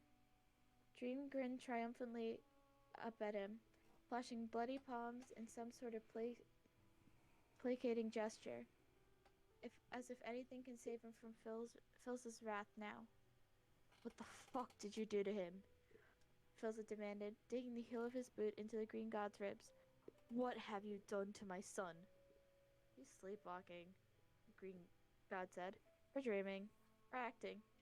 Choose whatever explanation hurts least for you. Or whichever will excuse him from the mistakes he's about to commit. You've done this before. Philza pressed harder. He would crush him like a twig beneath his foot. He would kick him open like the god's-damned insect he was. You've controlled him before. A few times, here and there. Dream shrugged nonchalantly. But I avoid it as much as I can. It's not very fun inside your son's head, you know. There's a lot of heaviness here. He considered Philza with a small smile. What concerns you, though I suppose you already know that. I could kill you, Philza drawled, a strange calm settling into him. All his anger and grief had fled to a universe far from where he was, leaving nothing in their wake. Philza was the void between stars and the pitch black of the earth's final night. He was the silence after a curtain call and the stillness of a home abandoned. The day I lost my sons would be the day I destroyed the world, he promised Techno. He would start with the god that had taken them from him. I could push this sword straight through you and be done with you, he continued, gripping his ancient pommel. And with my final breath, I'll take what's left of your son's heart and tear it to shreds. The Green God replied calmly. Would you risk that? Would you risk his sanity for your own? You've done it before. Do it again. He leaned forward until the tip of Phil's blade tore a hole through his tunic. One swift push and it would tear through skin and bone too. Go ahead. Let him be the sacrificial lamb for your own peace of mind. Kill me. And kill him. Hilda stared down the blade at the smiling god. The sword had turned him for eons, and it had only failed him once, when it had left the war god enough life in him to carry out one last vengeance. It would not make the same mistake again. In the distance, Filza heard Techno call Will's name, but there was no reply. Hesitating, Filza, said the green god.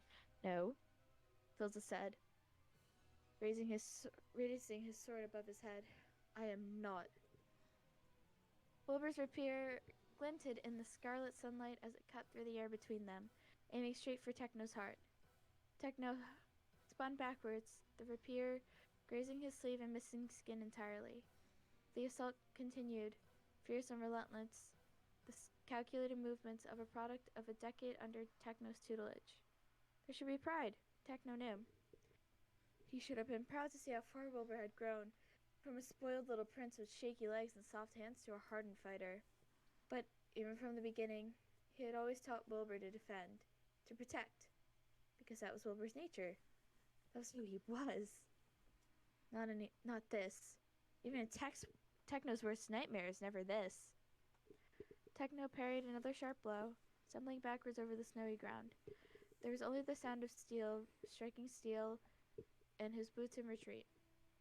Wilbur pushed against Techno's trident, battling for the upper hand, and in that moment, they were close enough for Techno to meet Wilbur's dim eyes. A flicker of recognition, or a spark of surprise. Techno would take anything. Wilbur. Please. Wilbur, you have to shake him off. I know you can do it, alright? I tell you how to ignore the voices and this isn't any different. Ignore his directions and follow mine. For a moment, Techno thought that he might have seen something shift behind Wilbur's expression, like lightning behind a dark curtain. But then it was gone. Maybe he had never been there at all. As quick as a goodbye, Wilbur jumped back, then struck out, kicking at Techno. Techno skidded backwards, almost falling over into the frozen ground. He righted himself just in time to block another savage blow that reverberated down into his bones. But even as he was recovering from the shock of it, Wilbur's hands flashed as he reached into his quiver and produced an arrow, clutching it in his fist and bringing it down into Techno's uninjured shoulder. Techno bit back a scream as it shredded through cloth and skin. He spun away from Wilbur, breathing heavily. He scarcely had time to pull the arrow out before Wilbur was on him again, raining blow after blow that Techno could only half-heartedly parry. Wilbur was backing him up against the church. Soon, there'd be nowhere left to run. In a desperate attempt to put space between them, Techno swung his trident in an arc. He knew Wilbur would duck harmlessly under it, hopefully giving Techno time to think of better strategies than praying for a miracle, but Wilbur was fast. Too fast. He ducked, then sprung up in the same breath. He swung with a careless lethality, this time aiming for Techno's face. It slashed the air a mere inch from his cheek before it drew back once more, and then shot point first towards his eye. Techno's breath caught in his throat. Everything was moving too fast, and too slow. He could see the snow melting against Wilbur's cheeks, glistening like tears. He could see the blade heading towards him.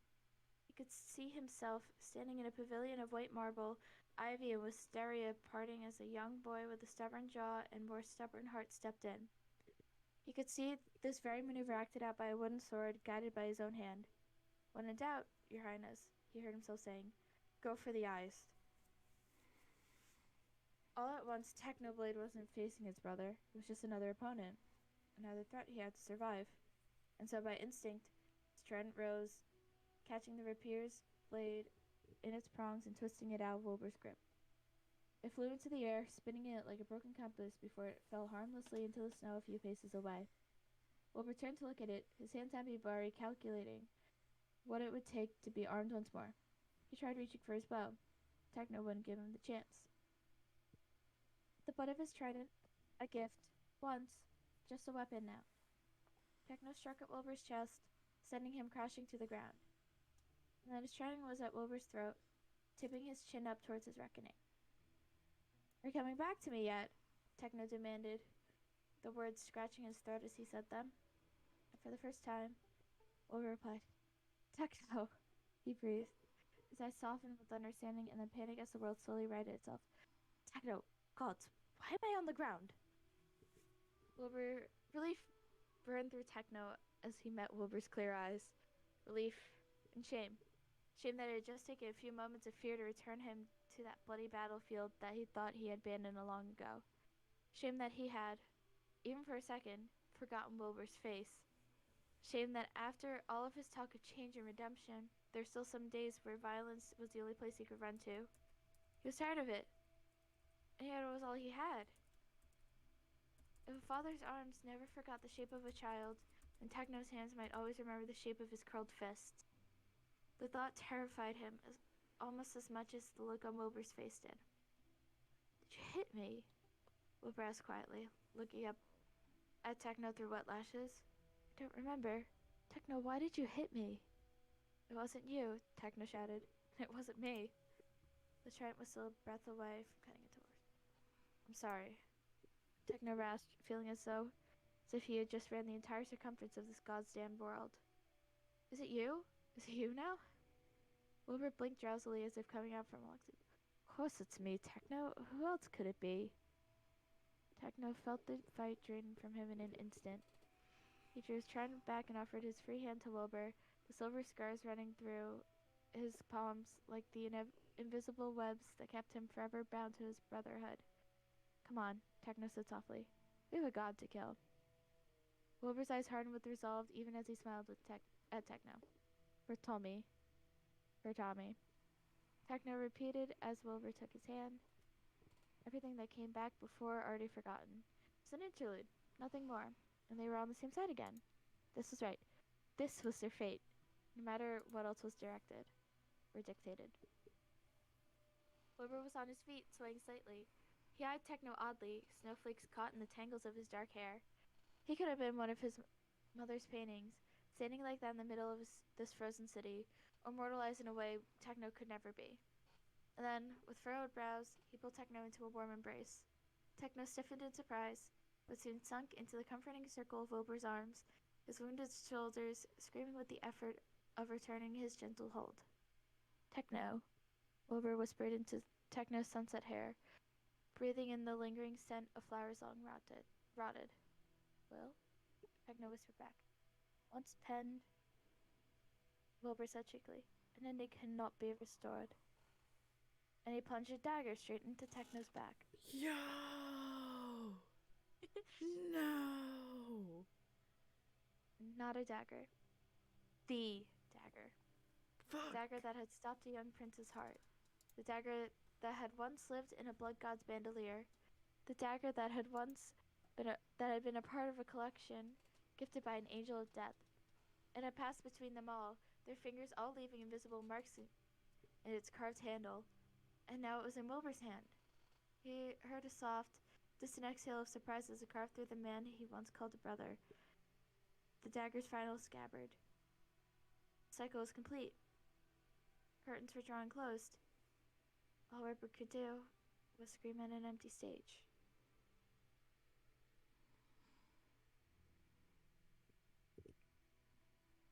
Techno's life had not been the easiest thing in the world.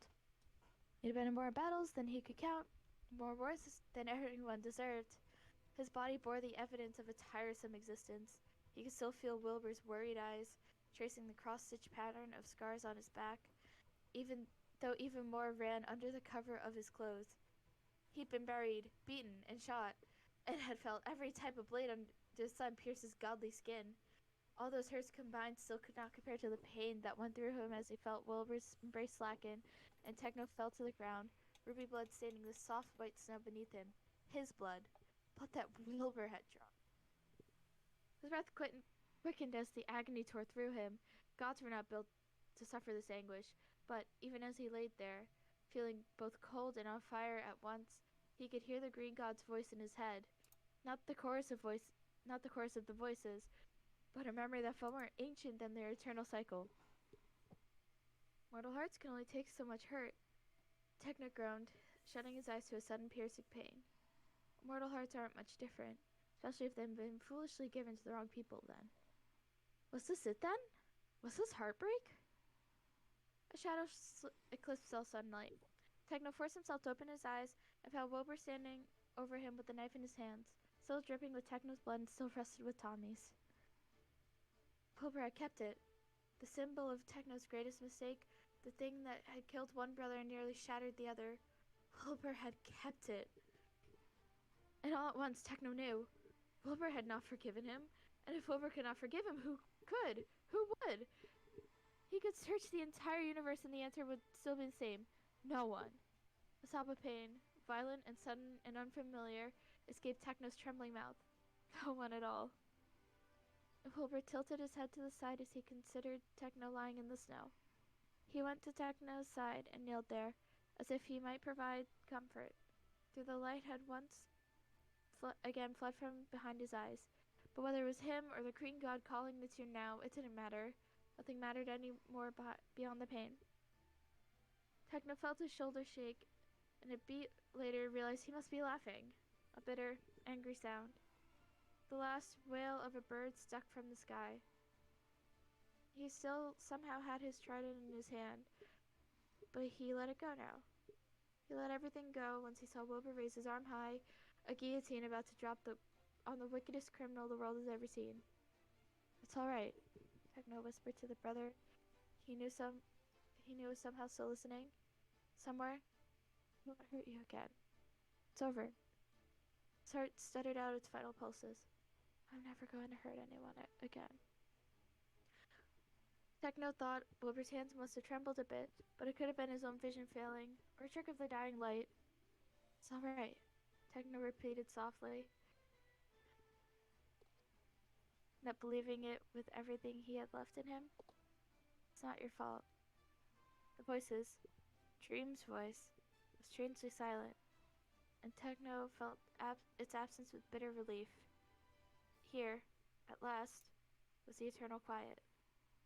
Look me in the eyes. Let him look me in the eyes, Techno demanded. At least give me that. The soft brown shade of Wilbur's eyes, so bright in the fading sunlight, was the last thing the god of blood saw before the dagger dropped.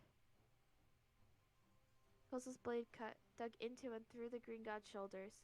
Armor eyes widened with surprise as Phil's kept going until the sword pierced through the rubble and then the earth beneath, pinning the god into the ground.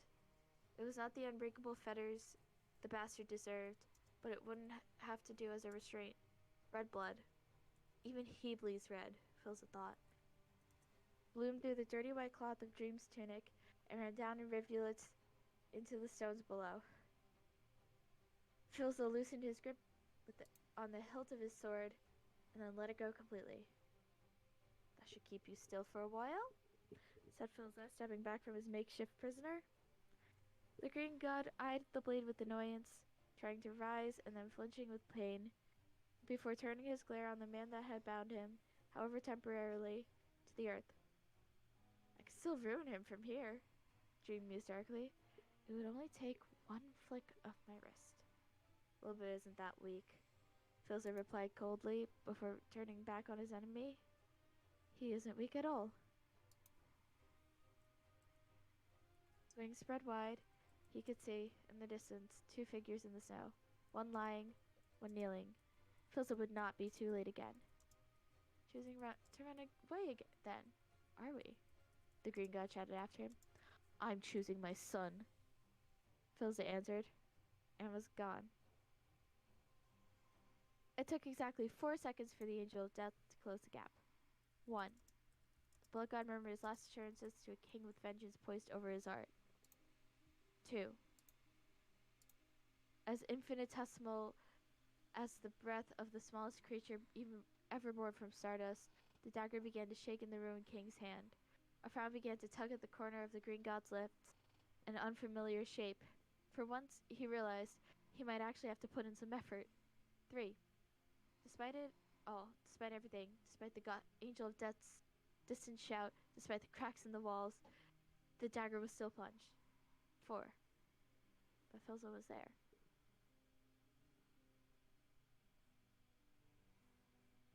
hand closed around his son's wrist, ending his weapon's violent arc a hair's breadth away. Techno's still chest.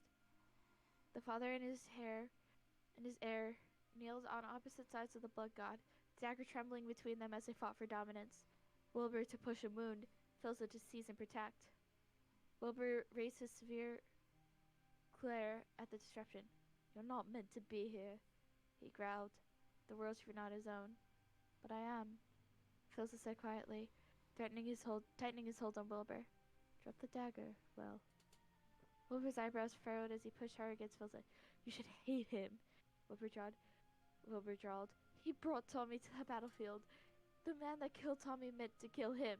You should hate him," he repeated more strongly, a hint of emotion finally creeping into his voice.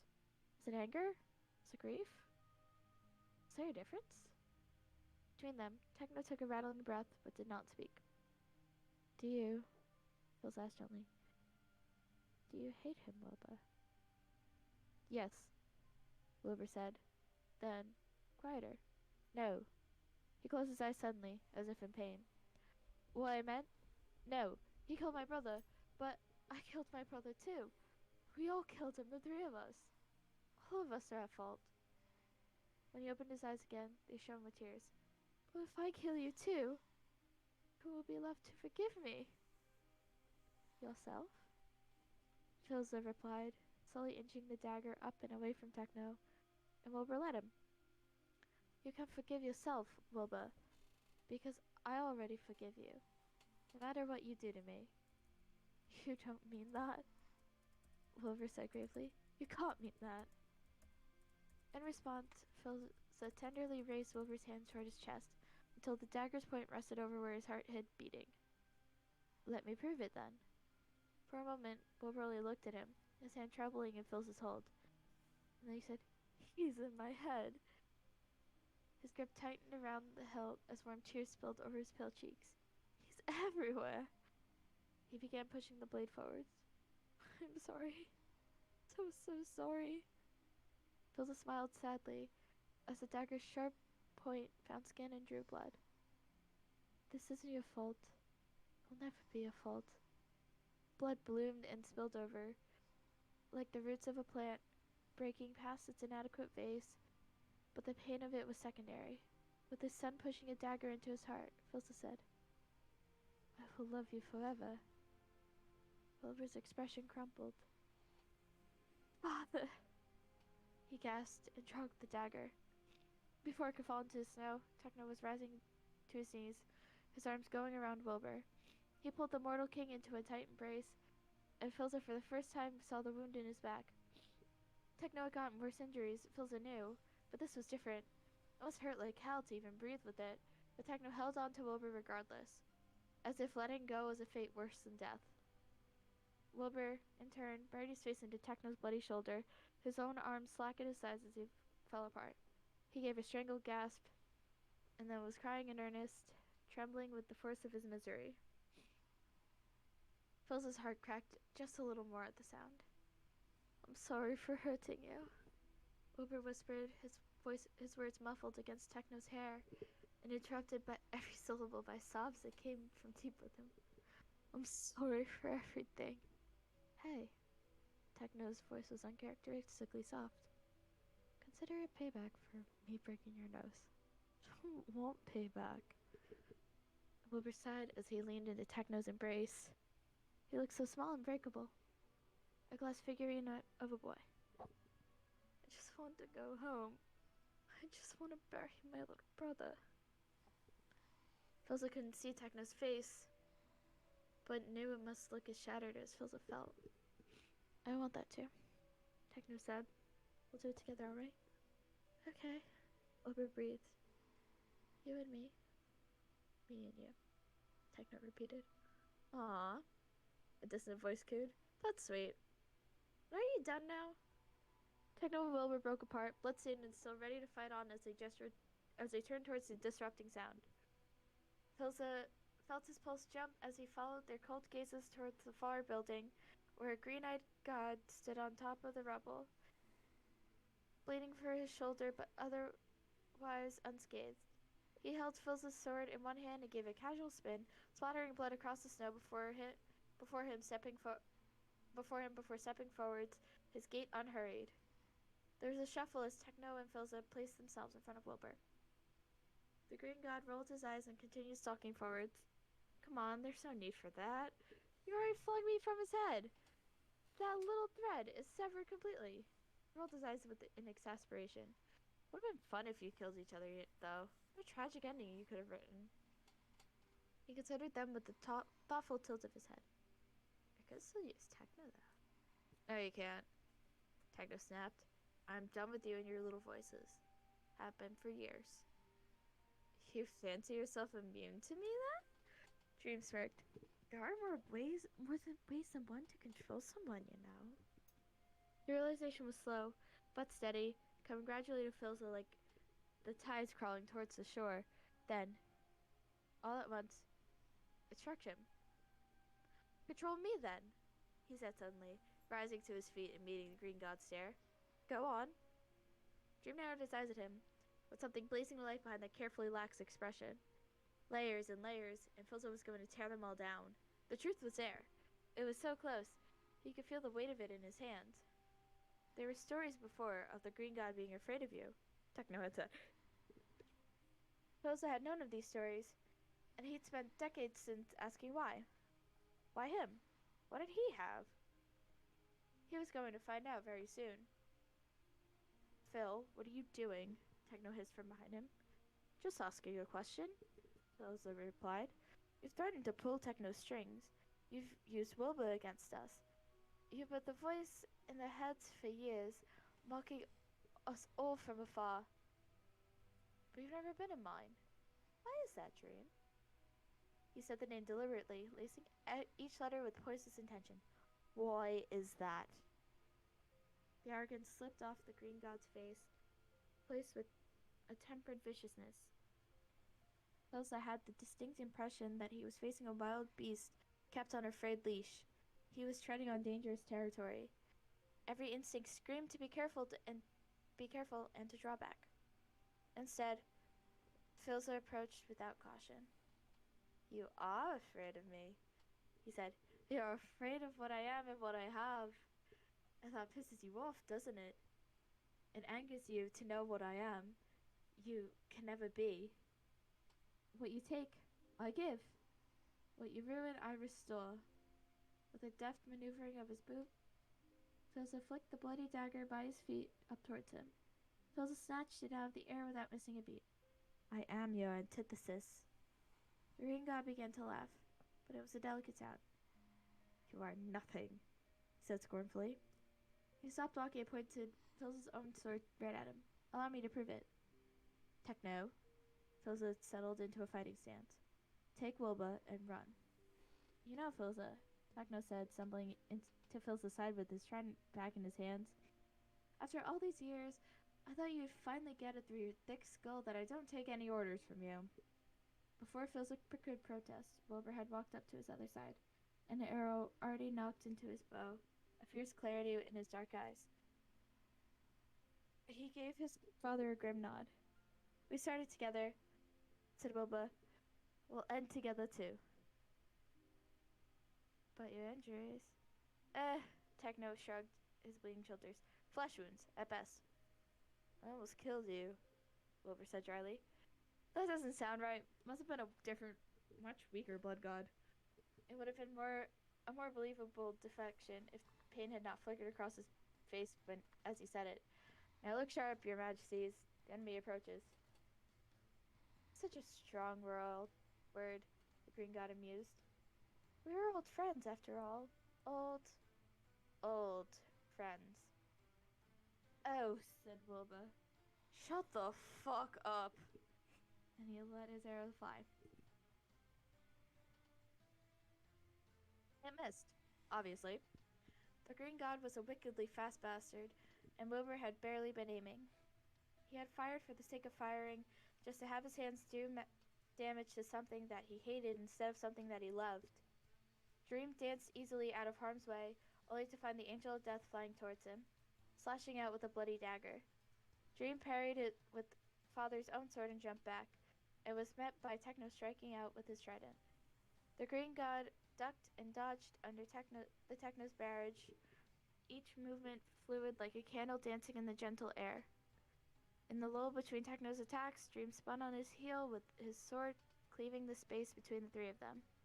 Father leapt backwards, but Techno dropped to the ground instead, sweeping his leg out in an attempt to trip their opponent.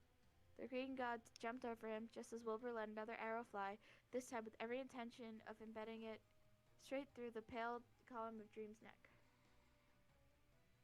But Dream simply grabbed the arrow out of the air, snapping it in half with his thumb and tossing it over his shoulder before he even landed back down on the snow.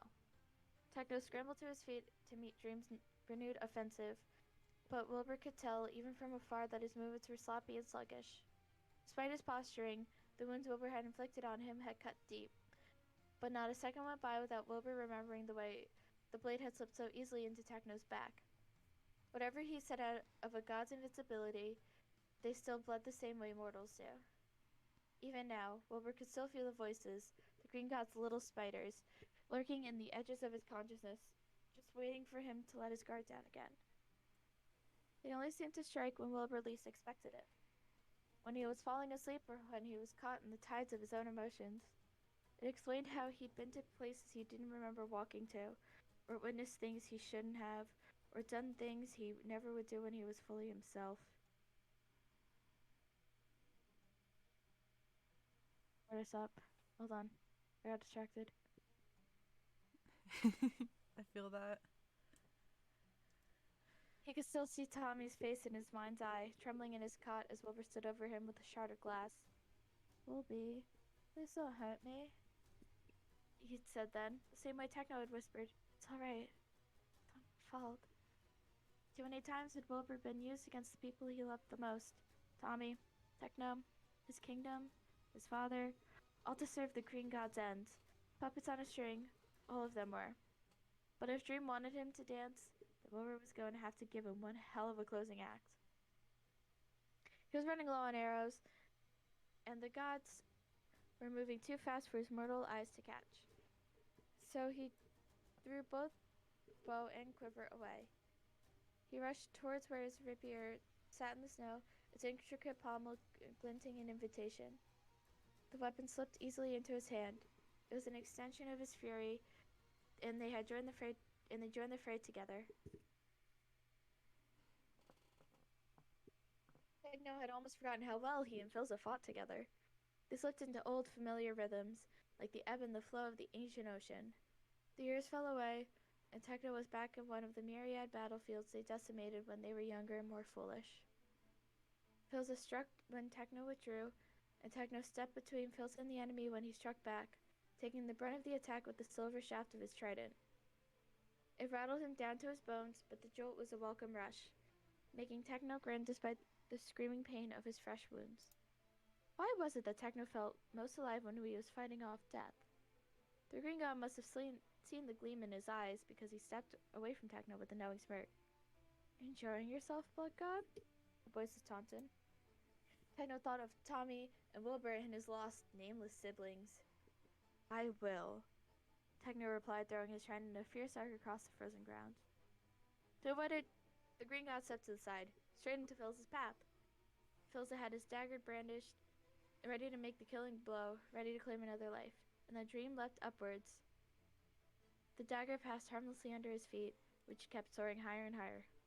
"Oh, God damn it all," Technoblade groaned. "The bastard can fly!" He hovered in the sky, suspended by no strings Techno could see. No raven wings like Filza either.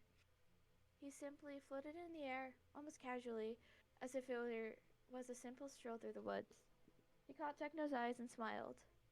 Techno cursed himself for his naivety. The man could restructure the very fabric of the universe. Of course he could fly. Filza's shoulders tensed as he gazed up at the Green God in his lackadaisical flight. "The sky is my domain, Dream," Filza drawled. A shiver went down Techno's spine. The Angel of Death's words were as cold as the tundra around them. "You dare trespass?"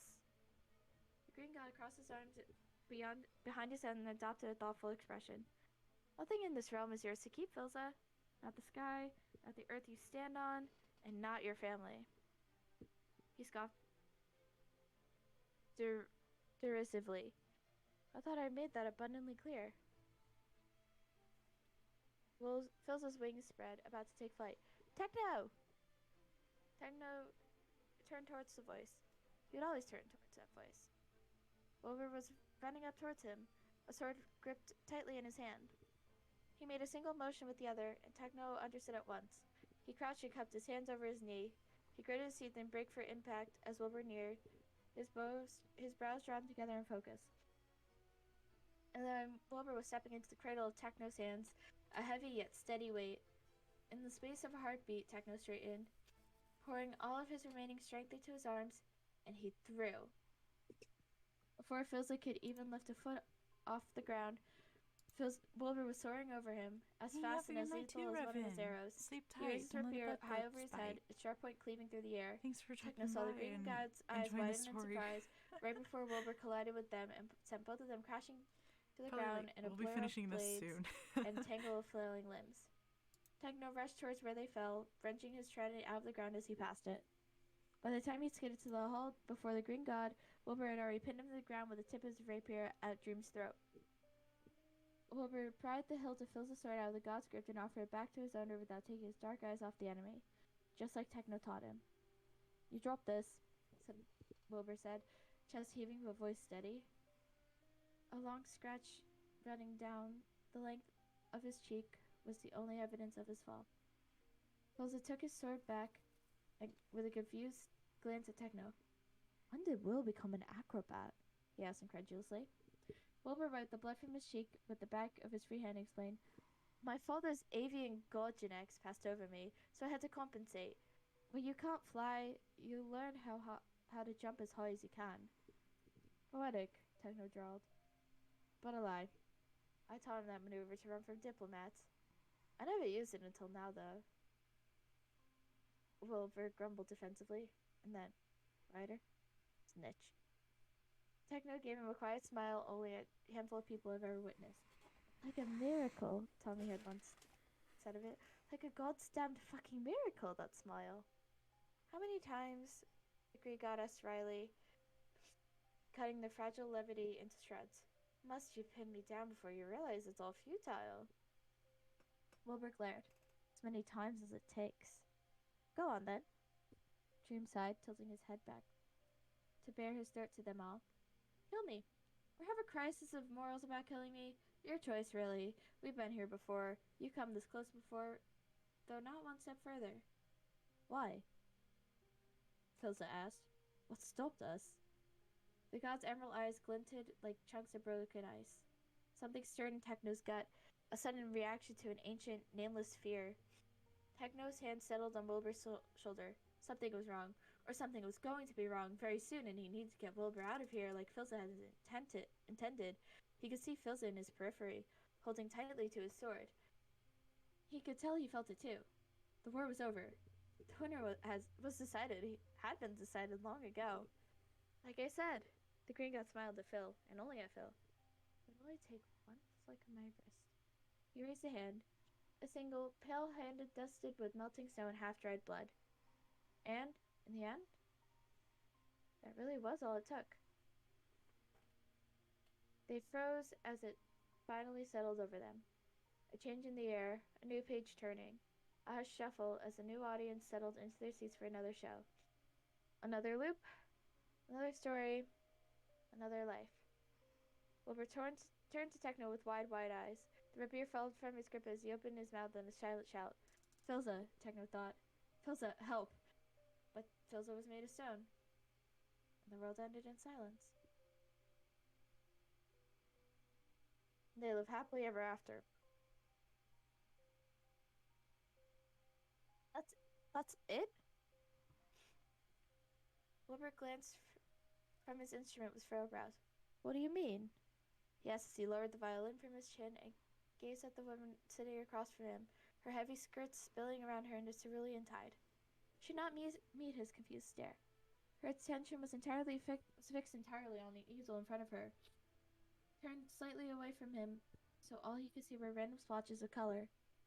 Paint stained her hands and her hair and skin, deep indigos and soft blues, and the dark browns of eyes that were his inheritance from her. Mother considered her canvas in silence for a few seconds before making a gentle stroke with her brush. "You stopped playing all of a sudden," she murmured absently. "I thought the song was finished." "It's not," Wilbur said. "Just like your painting isn't either." She shot him a rueful smile. "Cat so cheeky." "Well, you weren't looking, I suppose."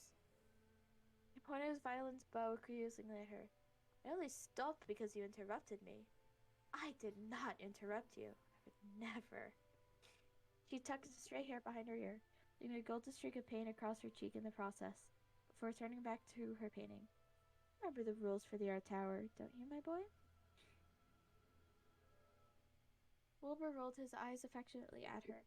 The art tower had been his mother's idea, and her first mistake had been allowing a 10-year-old Wilbur to name it. It was the east tower of the castle, and it was meant to be a place just for the two of them. A place where Wilbur could play as loud and as badly as he wanted, and where Mother could accidentally spill jars of paint without ruining some priceless artifact. A place where stringed instruments hung on the walls instead of morning stars and swords, and worn easels stood in place of suits of armor. It was a tower, and it was full of art. Thus, following young Wilbur's stream of consciousness, the art tower. Older Wilbur would have chosen something a bit more tasteful. He would name it after the massive arched windows that let in the soft morning light, or the daffodils that grew at the sills, or the white lace curtains dancing in the breeze like the veil of a bride made of air. But it would be Art Tower, now and forever. Tommy would never let him live it down. "I'm not hearing any music," Mother hummed. Wilbur said lovingly as he put the violin back under his chin. "The things I'd do for you, Mother." Her eyes crinkled at the corners as she gave him a dazzling smile. "If you finish your song," she said, "I'll let you peek at the canvas." "That's bribery. You are bribing your own son, your own sweet boy." She tossed her head back in a laugh, brown and gray ringlets falling over her shoulders. "Dance for me, my puppet," she chortled. She waggled the fingers that were holding the paintbrush in some vague approximation of puppetry. "Dance." Wilbur shook his head and raised his eyes to the heavens. "All right," he said. "On the top, then." He bowed a string and began to play again. A shadow fell over Techno as a giggle interrupted the sounds of the forest, chasing the birds back to their nests. Without opening his eyes, Techno said, "I know it's you." Another giggle, quieter this time, as if she were trying to swallow back her childish glee. "Papa wants you home," she said cheerfully. "You're in big trouble." "Sure," Techno drawled sarcastically. "And you aren't a little brat." "Hey, that's rude. Papa said you weren't allowed to be rude to me anymore." Techno felt something against his rib that might have been a kick or a gentle breeze. He smiled to himself as he finally cracked one eye open to look at his little sister. She was pouting, arms crossed and brows furrowed as if she could ever be terrifying to him. She intimidated him as much as the bumblebee drifting drowsily overhead. So close, Techno could reach out and trap it between his cupped hands. But instead, he stayed where he was, arms folded under his breath, the grass beneath him as soft as a bed of hay. "Papa really does want you home, though," she reiterated, even as she dropped on the ground beside him and laid her little head against his chest, her twin braids like pink snakes coiling across his torso. Techno leveled his breathing so she could stay there lying peacefully, as if she were a wild animal that could be spooked away with one wrong move. But though she did have some of the wilderness in her, there was no doubt in his mind that she was fearless. 6 years old, and Techno already knew that she would someday rule the world. And he would be the proudest older brother on the face of the earth. "Techno?" she asked pensively after a moment of comfortable silence. There was seldom a different kind of silence between the two of them. In a family of loud, loving parents and louder, more annoying siblings, he and his younger sister had managed to carve out a space for themselves where they did not need to shout to be heard. She was gazing up at the foliage above them, her face dotted with the sunlight that punctured stubbornly through the leaves, unwilling to let their to the earth be interrupted by anything less than a fellow star child. Do you ever feel like, she began hauntingly, like your spirit is too big for your own body? Nah, Techno replied after serious consideration. My spirit likes where it is just fine. She rolled over to fix him with her piercing blue eyes, looking annoyed. As if Techno had failed some sort of test he did not even know he was taking. Well, I feel like that sometimes, she declared imperiously. How could you not? You're so small. Where's your spirit want to break out of there? You're suffocating it. I feel like a frog sometimes, too, she continued in that nonsensical way that young children often bounce from the heaviest subjects to the lightest without warning or prolonged thought. Techno missed having that kind of power to simply not give a damn. Mom and I went to the village yesterday, and it rained, so we had to stop under a tree so we wouldn't get wet. And I found 3 frogs running by in the rain. 3 frogs, Techno! Have you ever seen 3 frogs all at once? Never. Techno lied easily. It's the rarest occurrence in the world, I think. As rare as a quadruple rainbow. I think the gods might be sending you a sign. And the frogs, she barreled on, seeming to give no heed to Techno's reply. They were just jumping from one puddle to another. Splish, splash, splish, splash. But I don't think they liked any of the puddles because they didn't stay in one for too long. Splish, splash, on to the next adventure. Adventure, huh? Techno mused. Is that what your spirit wants then? To break out for a great adventure. Great big adventure. I don't know what my spirit wants to do when it gets out. When? Techno nodded. Not if. What she wanted, she would get. And Techno almost always was the instrument for it. But, she added, getting to her feet, right now, I think I'd rather not get scolded by Papa. Let's go home. And she smiled. That smile that ran in Techno's family and seemed to find him the only exception. It was a smile, Techno thought, that wars would be fought for. It was a smile that could burn this whole damn forest town. The gods took all the good things they had ever created and stitched it into the corners of that smile. Techno couldn't help but smile back. Rougher on the edges and made of meaner stuff. He got to his feet and held out a hand to his sister. She placed her tiny palm in his. It was the most precious thing Techno would ever hold. Let's go home, he echoed.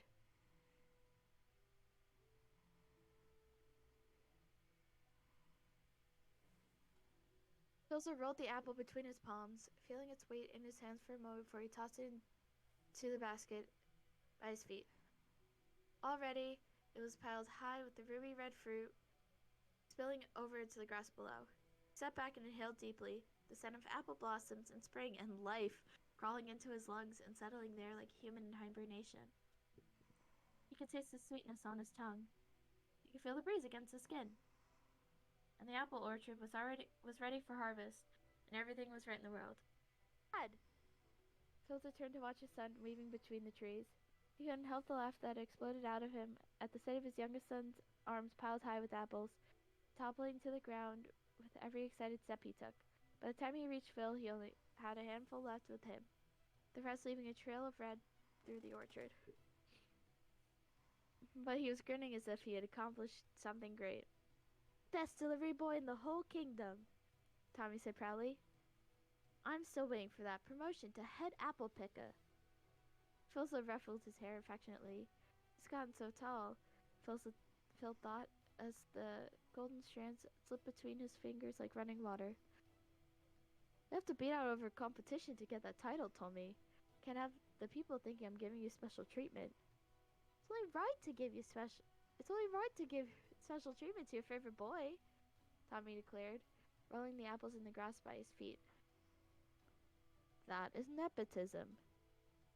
No, it's being a good father. Phil's smile faltered, almost infinitesimally, but Tommy caught it anyway. Hey, he said with a gentle voice and Phil's it deserved. Something wrong? No, Phil said, feeling fissures form in his chest where his heart used to beat. He took a deep breath, letting the taste of pollen linger on his tongue before swallowing the bitters down. Nothing's wrong. That's the problem, isn't it? Tommy stared back at him with soft blue eyes. Someone once told Phil that children are merely a reflection of their parents, but he knew that couldn't be true, because every time he looked in the mirror, he only ever saw the worst of himself. All the places he abandoned, all the people he killed, all the sons he left orphaned. But when he looked at Tommy, all he ever saw was proof that the universe still had the capacity for goodness. Tommy really did get a lot taller. In time, he would grow to be even taller than Filza was. If only he hadn't died before he could. There were many things Filza knew that Tommy could never do now. To even have him standing before Filza under his shifting shadows of their kingdom's apple trees was an impossibility. Tommy's brows drew together in confusion as the silence between them stretched on. Filza knew he was only prolonging the inevitable. Let me stay in this life, he begged, for 1 second more. A minute passed. 2. Tommy shifted on his feet. Dad? He whispered. Filza sighed. In a quiet, broken voice, he said, "This isn't real, is it?" Tommy stared at him blankly. And then he began to smile.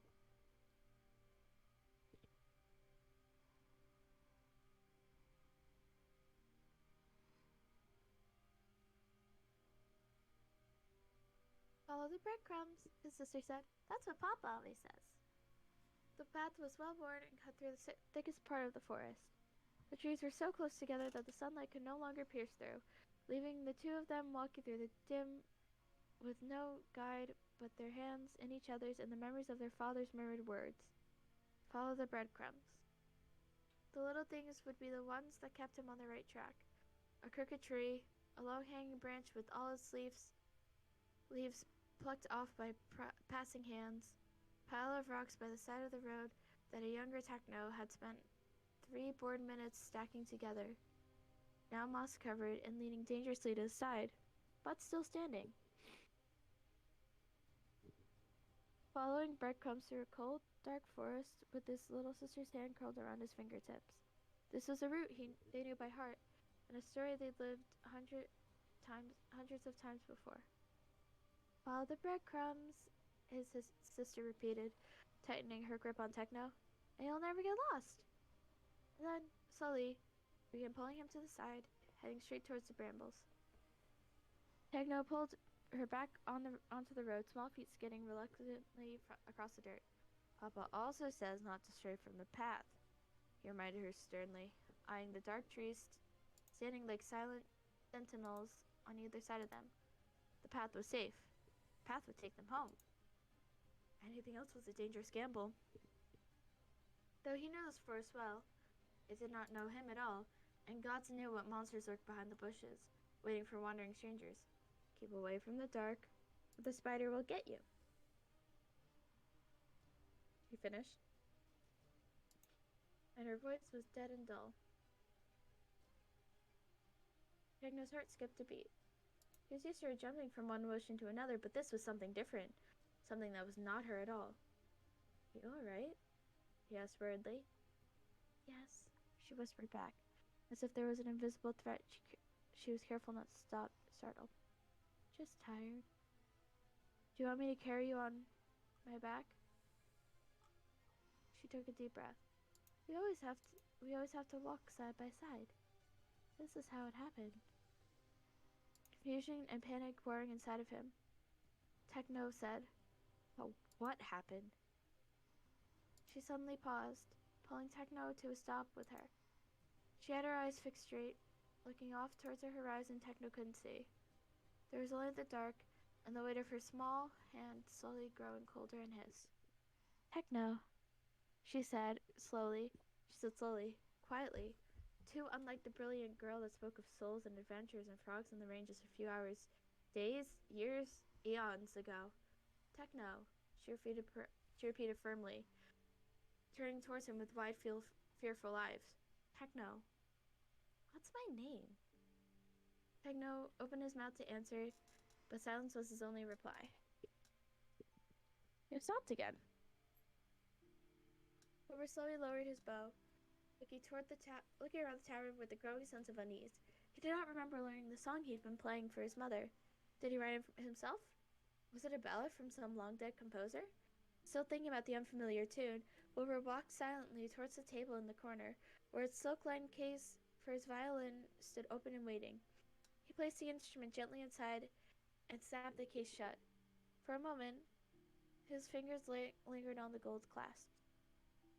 I don't even play the violin. He turned towards his mother, who continued painting as if nothing happened. Lost her colors. Mother? Wilbur called. Mama? She paused, then gestured him over. Come look at this, Will. Wilbur made his way over to her, stopping just behind her and placing his hands on his shoulder as he leaned in to look at her work. There was a painting hanging in the hallway downstairs that Wilbur walked under at least a dozen times a day. It was the official family portrait, done by their court painter, when Tommy was just a toddler and had slept soundly through everything. Wilbur had always hated it. They always looked so stiff and serious in it, and Wilbur could remember the horrid pins and needles he acquired from sitting on the floor for hours on end. And his mother, in response, it made him beautiful. She used brighter colors,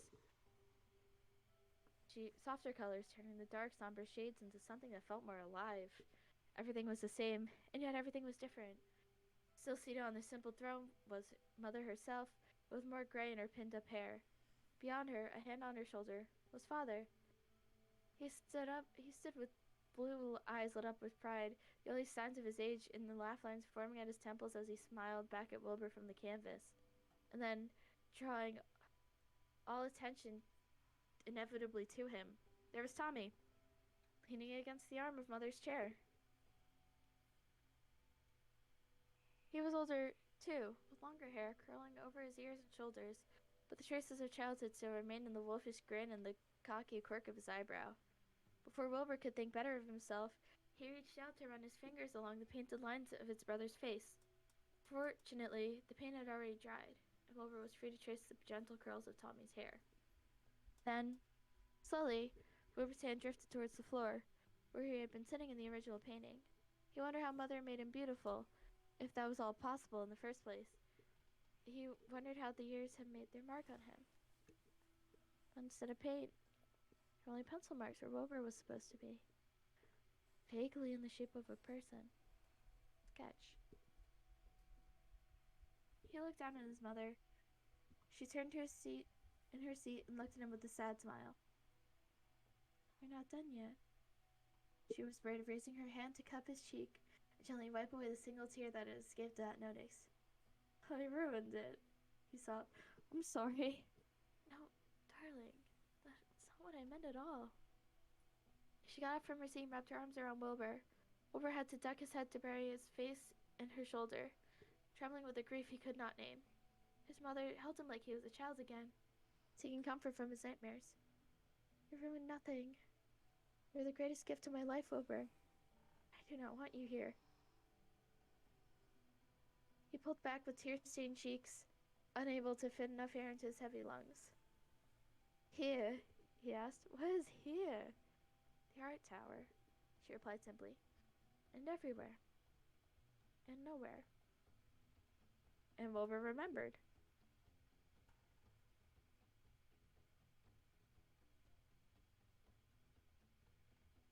I've been here before, Filza said. We've been here, all of us, everyone caught in his web. Tommy made a non-committal sound as he waved his hand through the air. More or less. He wiggled his finger absently as he thought. It's like, well, we're all in this play, aren't we? That's what he said. If that's right, then this place is the wings, where everyone waits before the curtains rise, or after their part is done. He looked up at Filza. When they're waiting for their turn. We're all dreaming, Filza murmured, repeating the green god's own words. He put us to sleep while he's writing the next story and giving us good things to keep us pacified. Children. He looked down at Tommy, watching his son's expression as it shifted. Filza was sitting against the trunk of an apple tree, with Tommy's head resting across his lap and apple blossoms falling idly through the hazy air. Under any other circumstances, it would have been a perfect day. As it was, all Phil could see was phantom blood on his hands from the last time he held Tommy this close, and a growing sense of trepidation as each second tripped by. Another second, where the green god was tearing the real world apart. Another second, towards another story of rebirth and tragedy and unknowing. Another second without knowing where Techno and Wilbur were. Whether they were safe, whether they were alive, whether they could still remember who they were and who he was and what they still had to do. You aren't really you either, Filza said, less of a question and more of a lament that he was right. Hesitantly, he ran his fingers over Tommy's hair and felt his heart snap when Tommy did not pull away. You're someone I want you to be. I'm someone that you need me to be, Tommy corrected. Does any of this make it does that make any of this less real? Does that mean I'm not really here? Trying to make you wake up and go save my dumb brothers? Does that mean I'm really gone? Not even a ghost or a memory? He shrugged. Who knows? You're supposed to be the adult here. You tell me. Adults don't have all the answers, Tommy, Phil said. No matter how much I wish we did. Answer me this then, said Tommy. Reaching out to run a hand over the obsidian feathers of the wing Phil had been using to block the sunlight from his eyes. How the hell did you hide these? Hard to imagine I didn't just notice you walking around with two massive fucking wings jutting out of your back. My god, Tommy, Phil said slowly. I can hide anything. Tommy's blue eyes slid to Phil's. Not everything. Without waiting for a reply, Tommy sat up and put both of his hands on Phil's shoulders, his expression deadly serious. I never knew this side of him, Phil thought, and I never will. Listen, Tommy said, as if Philza was not already hanging on to his every word, memorizing every syllable and intonation. I know we've already figured it out. You know why Dream is so afraid of you. And it's the same reason why you're the only one that could break out of here. If I can't, Philza said. Why have I never done so before? We've been in this cycle for eons. You've come close, Tommy replied. So close, a few times. But either Dream always finished rewriting before you could, or... Tommy paused for just 1 second before continuing, more resolutely. Or you didn't want to leave. Also opened his mouth to say he would never do that. He would never jeopardize an entire universe just to roll in some lie, no matter how beautiful it was. Then he realized he already had. Swallowing the bitter taste on his tongue, Phil asked, I want to stay, Tommy. Tommy blinked, his expression trembling with anger and disappointment, and then clarity, as the first of Phil's tears began to drop, a warm and silent rainfall. But he never could hide anything from Tommy. But you won't, Tommy finished, something like pride flickering in his eyes. But I won't, Philza confirmed, grabbing his hands around Tommy's wrist and holding on for dear life. I have to end it, Tommy. I can't put everyone through this again. I can't put Wilbur and Techno through this again.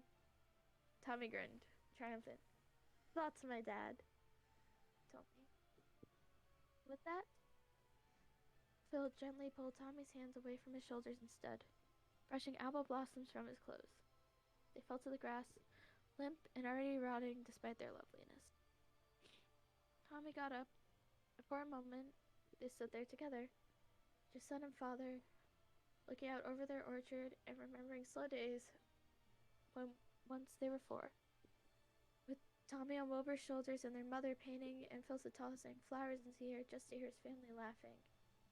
They call you the angel of death, Tommy began, and Philza knew the end was near. That's not all you are. You're the god of Philza.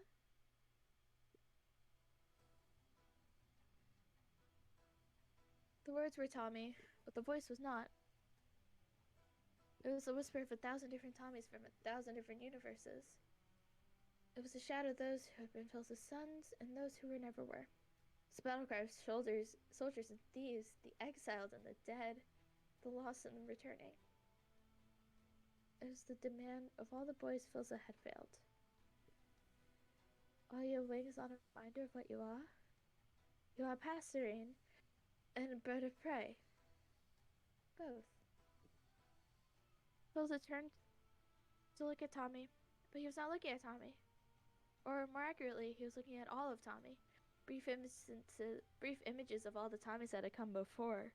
Here, a tall man with a golden crown of laurels. Here, a young boy with a broken compass strung around his neck.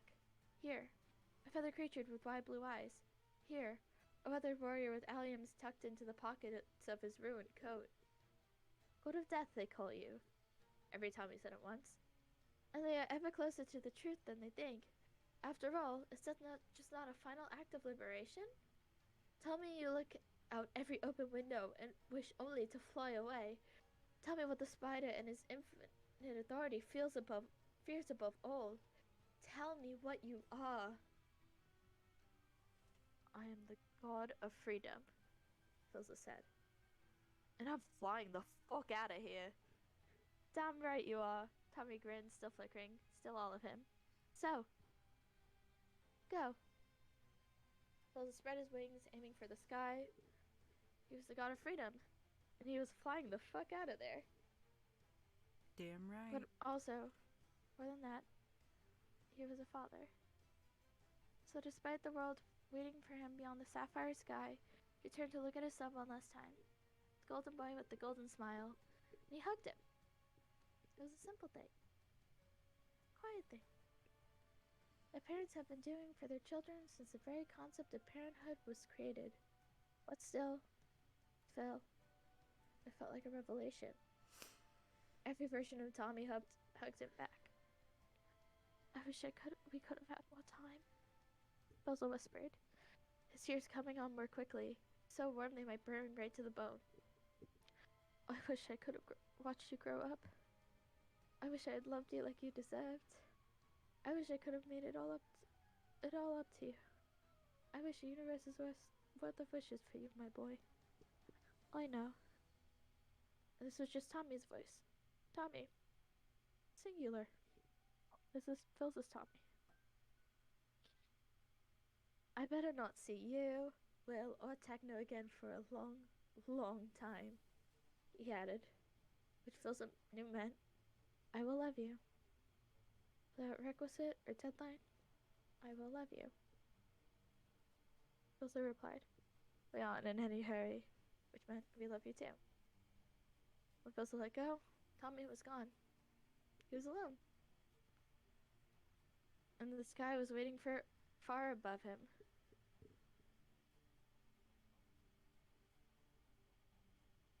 I'm trying my hardest, goddamn. Okay. We can stop if you like. No, it's fine. Okay. I will see it through to the end, goddammit. It may be 4:20 a.m. Hat 420. Goddamn. You doing okay? Mother tilted her head towards a distant sound that Wilbur couldn't hear. We don't have much time, she said firmly, her hands fluttering like paint-stained moths set aflame. He's almost done, and then we'll have to do this all over again. But Wilbur was still reeling, his mind going through 1,000 thoughts per second and managing to understand none of them. We were fighting. Always fighting, you lot, Mother said with a small smile, but her eyes were sad. Deep breaths now, Will. Tell me what you know. Oh, he was in a city in the north, Wilbur said, his mouth tasting of ash and melting snow. Outside a church, with broken windows. Yes, you were.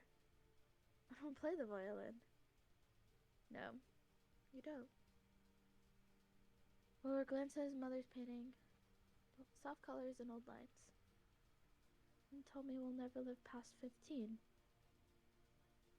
No, Mother replied, regret and sorrow, two of Wilbur's own restless shadows gleaming in her eyes. He won't. You all dead too, Wilbur continued, free-falling into the abyss. Aren't you? Yes, I am. He ran his shaking hands through his hair, clutching a handful of the brown strands and almost tearing them away in his terror. It was a fear he knew well. It had never truly left him since the night he found her gone. He'd been too sick to attend her funeral afterwards, spending feverish days in and out of consciousness. When he'd finally been steady enough to pull him out of bed, they'd already buried her. And he only saw her again in painted portraits that didn't quite capture the brightness of her smile, and in the middle of the night when every hallway of the castle was haunted by her. And now she was there, standing before him, older than she had been when he lost her, still younger than she deserved to be. Deserved decades. Deserved infinity. And Tommy did too. I want to stay here with you, Wilbur said, still a child. Always a lost child with her. It's you. You were the one person that I had nothing to prove to. Because you can make things alright. Hey. You can fix the things that I broke. Can't you? She looked at him. He knew her answer. How are you doing? And You could stay, she said we've kindly. been streaming for so I won't long fault and you for we're it. tired. He knew what she meant. So why did the pain in his chest only get worse? You've been following for so long. Hello, A welcome. soft breeze twirled into the tower. Wilbur inhaled the scent of fresh I'm apples. just It was so tired real. looking through this. So real. Then he looked at the painting again, staring at the incomplete version of him. At his father, who had aged when he could not. At Tommy, older than he ever would be in truth. And his mother, who had given him her artist hands. Will you forgive me? Wilbur asked, his voice rough and small. If I still want to live without you? In reply, pulled him down gently and placed a soft kiss on his forehead. I loved you before I even met you, she whispered against his skin. And I loved you even more after I did. I'm so sorry for leaving you too soon and leaving too much. She pulled back, her eyes shimmering and hands warm on both of Wilbur's cheeks. But look at you. Look how much you've grown. How far you still have to go. Come with me? He asked, pressing his face closer against her paint-streaked palm. You can lie. I didn't say you'd be coming with me.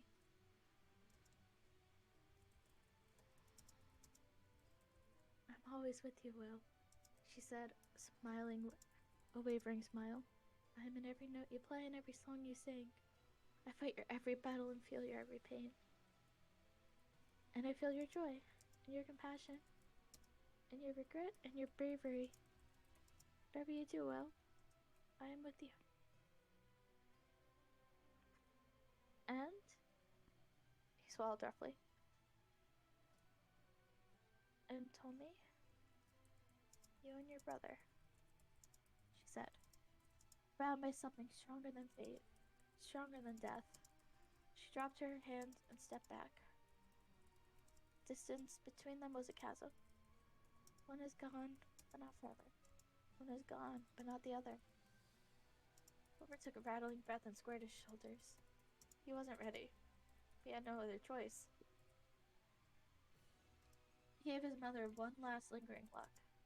All the things he still wanted to say, he said with it. He said it with it. And the I love yous addressed to hallway ghosts, and all the I wish you were here's screamed into the silence of his own head. He would never see her again. He would never see Tommy again. Those were truths he would still have to learn with. All that grief and hope and love and fear in one word. Goodbye, Wilbur said.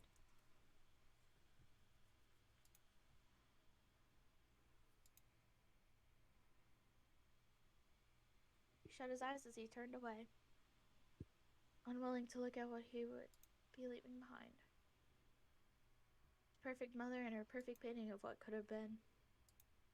She might have said goodbye back, but the wind was whistling past Wilbur's ears as he took off running, drowning out everything else. When he opened his eyes again, the arched window was waiting before him, opening into the endless sky. He leaped, and his father caught him. Wilbur grinned up at the winged figure above him as he soared past the eddying clouds. Always have to make that last-minute entrance, don't you? Father looked down at him as he tightened his hold on Wilbur's hand. Obsidian wings cutting through the air in persistent booming beats. Are you alright? Was the first thing he said. He sounded like he was choking on his own heartache. For once, Wilbur found like he was just like his father. Wilbur closed his eyes against the rushing wind, letting it dry his lingering tears. No, he admitted, but I will be. Wilbur looked around at the open sky, seeing nothing but blue and white until the distant horizon. So, Father, how are we getting out of here? Even in their separation sadnesses, Wilbur still noticed the small smile on his father's face. Do you trust me, Will? I just jumped out a tower for you. Father's laughter was a strange sound, but it was almost like music. What if I asked you to let go of my hand? Wilbur didn't think. He just let go.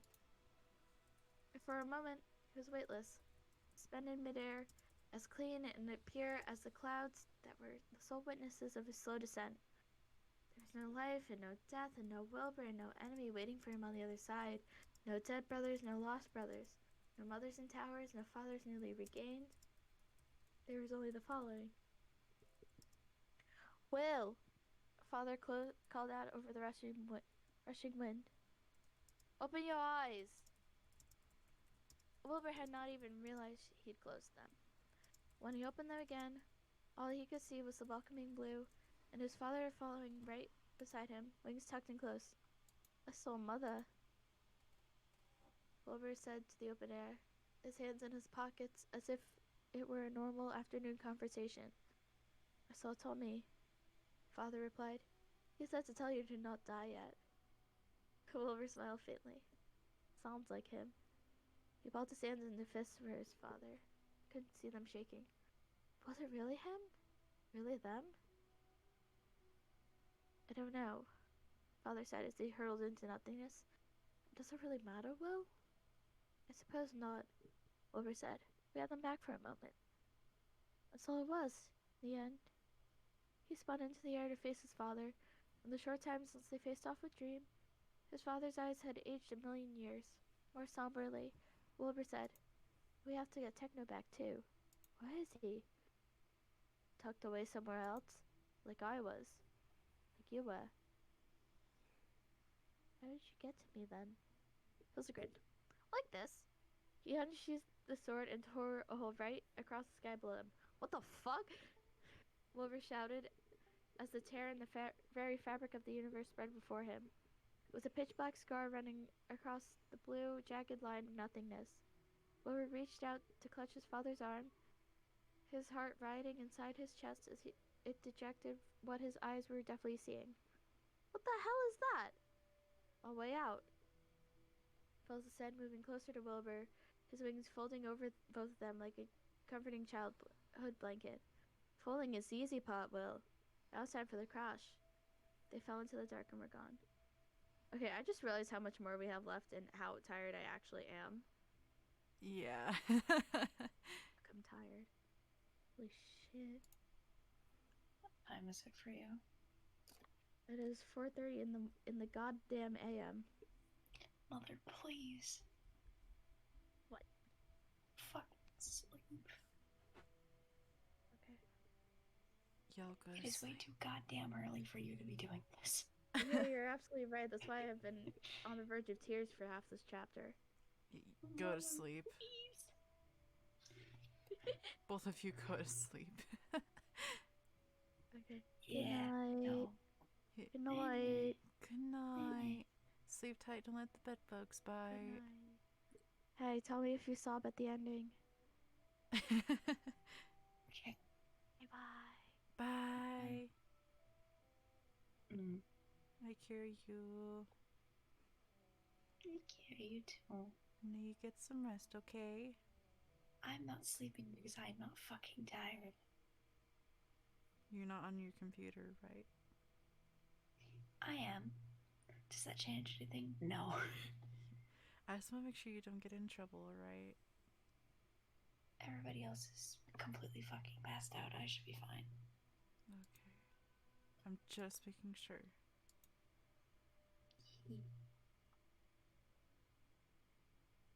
Oh, we're literally halfway. Why?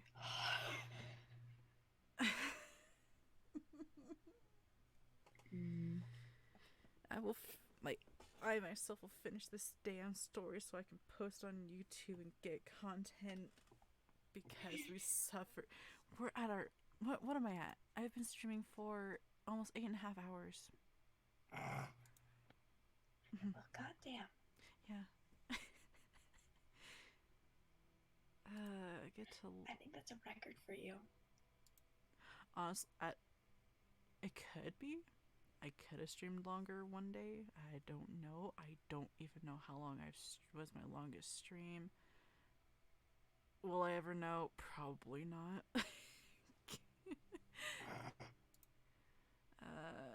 Speedrun this book. What, this fucking novel? I don't know where Peeps left off. I don't think I do. You know what? We're just starting in the next section. Okay. We're going to techno. Fuck. I don't know. I should know you. The words fell in a pathetic rush from Techno's mouth. I should, but I don't. The little girl who was his sister had been his sister just a few seconds before, stared at him with wide eyes that were like twin pools of ancient water, reflecting his own strained face back at him. Her question echoed in his head, a chant and an accusation and a lament. What's my name? What's my name? What's my name? Techno wrenched his hand away from her and scrambled backwards, his breaths coming fast and harsh. She frowned after him, but did not move to follow. You're my sister, he sobbed, clutching the hand that held hers so gently, so familiarly. But I don't even remember your name. Hers and their siblings and their fathers and mothers. Once knowledge as common as air, now slipping from his fingers. He stared at her, begging the universe to give him one syllable, one letter. He would take anything. He would take breadcrumbs. I killed you, he whispered, falling into the dirt, a puppet with no master. He put his head in his shaking hands. I killed all of you. No. The sternness in her voice made him look up. She stood still where she had been, a pillar of stone, her face pink with fury. That wasn't you. The spider got you. That's all. That's all? Techno shouted. The forest was pressing in on them. He knew it. The darkness would take him again, just as it took him all those years ago, the last time he had been down this road. Yes, she replied. Yes, that is all. It was all him, never you. We understood that then. We understood that now. Nobody blamed you or will ever blame you for something you cannot control. We're not that horrible or that stupid. But I hurt you, Techno whispered. I know I did. You must have been so scared. I wasn't, she said, but Techno knew it was a lie by the wobbling of her lower lip. You would never hurt me. I knew that. She stepped closer, slowly, as if she was approaching a wounded wolf.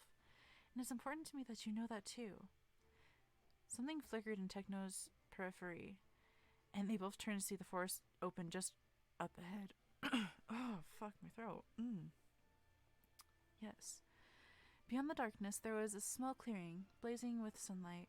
Surrounded by flowers, patches, and shrubbery was a house, small and cozy with a bridge chimney letting out pale smoke. A window was open, and through it, Techno could see a table set for dinner, and children fighting over an apple pie. A tall, weary man with his pink hair pulled back from his face was swatting at them with no real force, telling them to share, you greedy little monsters. A woman with braided hair stood to the side and threw her head back in a deep laugh. One of the kids leaned too far in the scuffle and fell face first into a bowl of mashed potatoes and began wailing. An older child, almost as old as Techno, rolled her eyes warmly and promised to do anything he wanted if he would just stop crying. Techno saw all of them. None of them saw Techno. They're calling me back, the little girl said.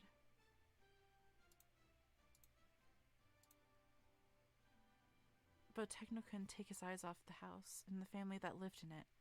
His house. Once. His family. Warm and lovely and easy. I can't go home yet, Techno said, hating himself more and more with every word. I still have to save Wilbur and Filza. I still have to bury Tommy. I still have to put that green bastard into the goddamn ground. Well, duh! Winnie turned to her again. She had her hands on her hips and had a sad smile on her face. I said they were calling me back. No one said anything about you. Not everything's about you, you know. Despite everything, Techno managed a weak laugh. Of all people to be my guide through this shit afterlife, why'd it have to be you? Because my spirit is too big for my own body, she replied haughtily. And I'm tired of some random man deciding my lives for me. He didn't even ask if I wanted to be a human being. What if I wanted to be a frog in the rain? Did he ever consider that? No. Instead, he made me as small and stinky and boring. She wrinkled her nose in disgust. I want to be more than someone else's backstory. I want to be the hero. I'm going to be the hero next time. Just you watch. I swear. Something. I thought there was something on my phone. I already am, Techno said softly. In the distance, he could still hear the laughter of people he used to know by heart. But closer, somewhere just behind him, he heard a voice calling his name. Techno turned towards the voice. He would always turn towards that voice. There was only the forest off the path, broken branches and nothingness, and still, somehow, he knew he would be safe in it. He shakily rose to his feet, each small movement sending electricity through his veins. His old bones knew he should be going with her, going home and starting the cycle anew. The wheel had to move forward. This was not how the real story ended. But screw the wheel, screw what the storyline dictated. He was Technoblade, and he was going to write his own damn story. He stood his ground, felt the wheel push at his back, shoving him roughly forward, but if he was even half as stubborn as the little girl before him, then he had nothing to fear. The ground held beneath him. He passed a hand over his misty eyes. I have to go, he said tiredly. Wilbur's looking for me. She grinned. So? Get going, you slow old man. I'm not that old. Whatever you say, Grandpa, she replied, taking one step towards light, and then another. Oh, before I forget, everyone wanted to tell you something. He leaned towards her. What is it? She leaned towards him. You look done with that hairstyle, she whispered gravely. Please keep your hair out of your face, because it's starting to function like curtains. You little brat. Techno moved to grab her, but she danced out of the way, laughing so hard she almost tripped over her own feet. She moved to go again, but stopped at the very end of the road, silhouette against the sunlight. You know, for what it's worth, she said, turning just enough for Techno to see a faint smile on her face. I think the Green God made the right call this time around, making you my older brother. You're pretty great at it. Before I murdered you all, Techno said, his throat burning from a stoppered sob. You can't ever just accept a compliment, can you? It wasn't that great of a compliment to begin with. Fine, I take it back. Don't you dare, Techno began, but she was already gone. Always have to have the last word, he thought fondly, glad to even have that small scrap of her to take him with him into the dark.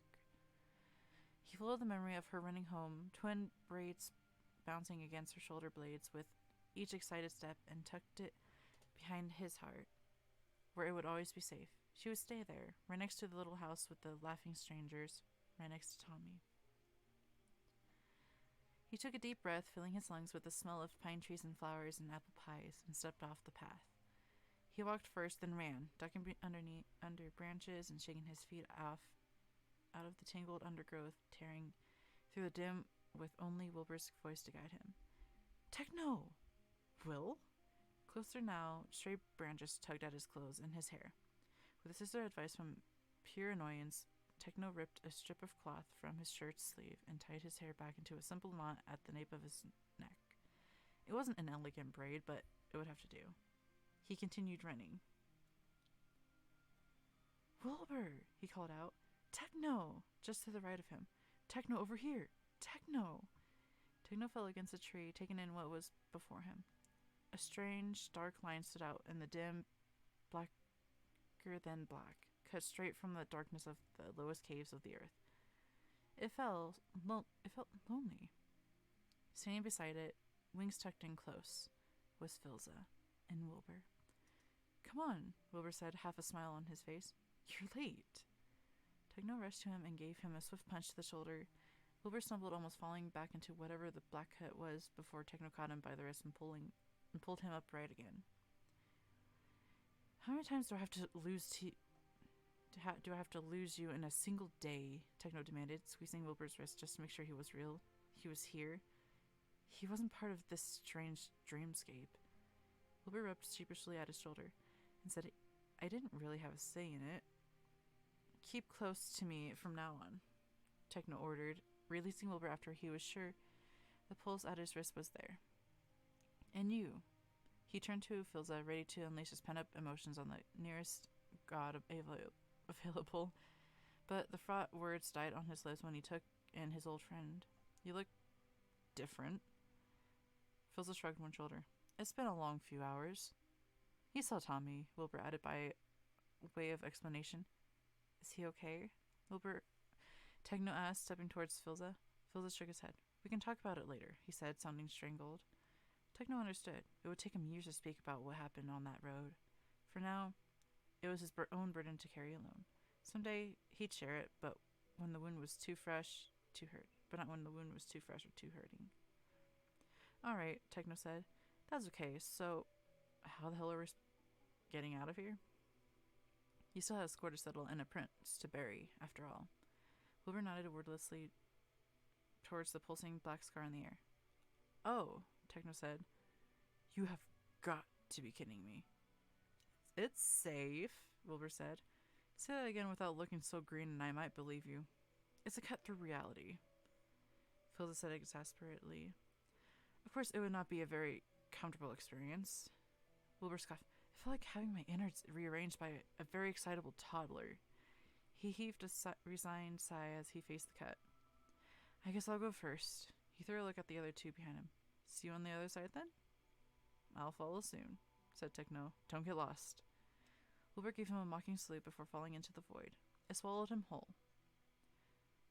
Techno watched him disappear with a sinking feeling in his gut. Before a heartbeat had even passed, he was already moving forward, intending to follow behind Wilbur as he promised. He would not let him out of his sights again. Before Techno could step in through, a hand closed around his arm and pulled him back. He turned towards Filza, a complaint already on his lips, before he noticed the somber look on the other god's face. He really did look different. He was quieter, somehow, and yet brighter at the same time, like a young star silently basking in its newfound brilliance. Wilbur was being unmade. That was what it was. As he fell through the black, spiraling between what was real and what was imagined, drifting in the space between lie and truth, he felt himself being pulled apart and then pulled back together. Born and then unborn and then reborn and unmade. Father had called it the crash, but that wasn't quite true. It was crash and flying and crashing again. The euphoria of flight equaled by the pain of the collapse. It was agony. It was dawn. It was over. He hit the ground, breathed in, breathed out. The air tasted bitter, like ash, like the dust on a guitar case sitting unopened for years. His ears were ringing, his vision blurring. There was nothing beyond the feel of cold snow underneath him. Of course, and biting. His muddled mind could grasp no thought other than, I need a blanket. He spat snow and blood out of his mouth and struggled upright, managing to get on his knees before he fell back again. What fight there was left in his body fleeing as his vision finally cleared, and he realized he was watching the end of the world. The sky was red, the city was burning. Fissures arched across the ground like lightning, chasms leading straight to the underworld. As Wilbur looked on, the earth shook again and more cracks spread, one breaking open just feet away from him. Shit, Wilbur thought, scrambling back, his heart in his throat. Shit, shit, shit. The only structure that remained relatively intact was the church. And sitting at its bell tower, at the eye of the storm, was none other than Dream. He didn't seem to notice Wilbur's reappearance. How could he? In the same way that giants paid no heed to ants, the god had bigger affairs to attend to than a single mortal staying in the wreckage of the only universe he had ever known. Dream paced around the circumference of the bell, trailing a hand on its bronze surface, only pausing whenever another earthquake hit. It took Wilbur a few dizzy beats to realize he was causing it. With a tilt of his head and a flick of his fingers, the green god was slowly breaking the world apart, remaking it into another version, another stage. Wilbur barely registered the thud of another person falling beside him. What the?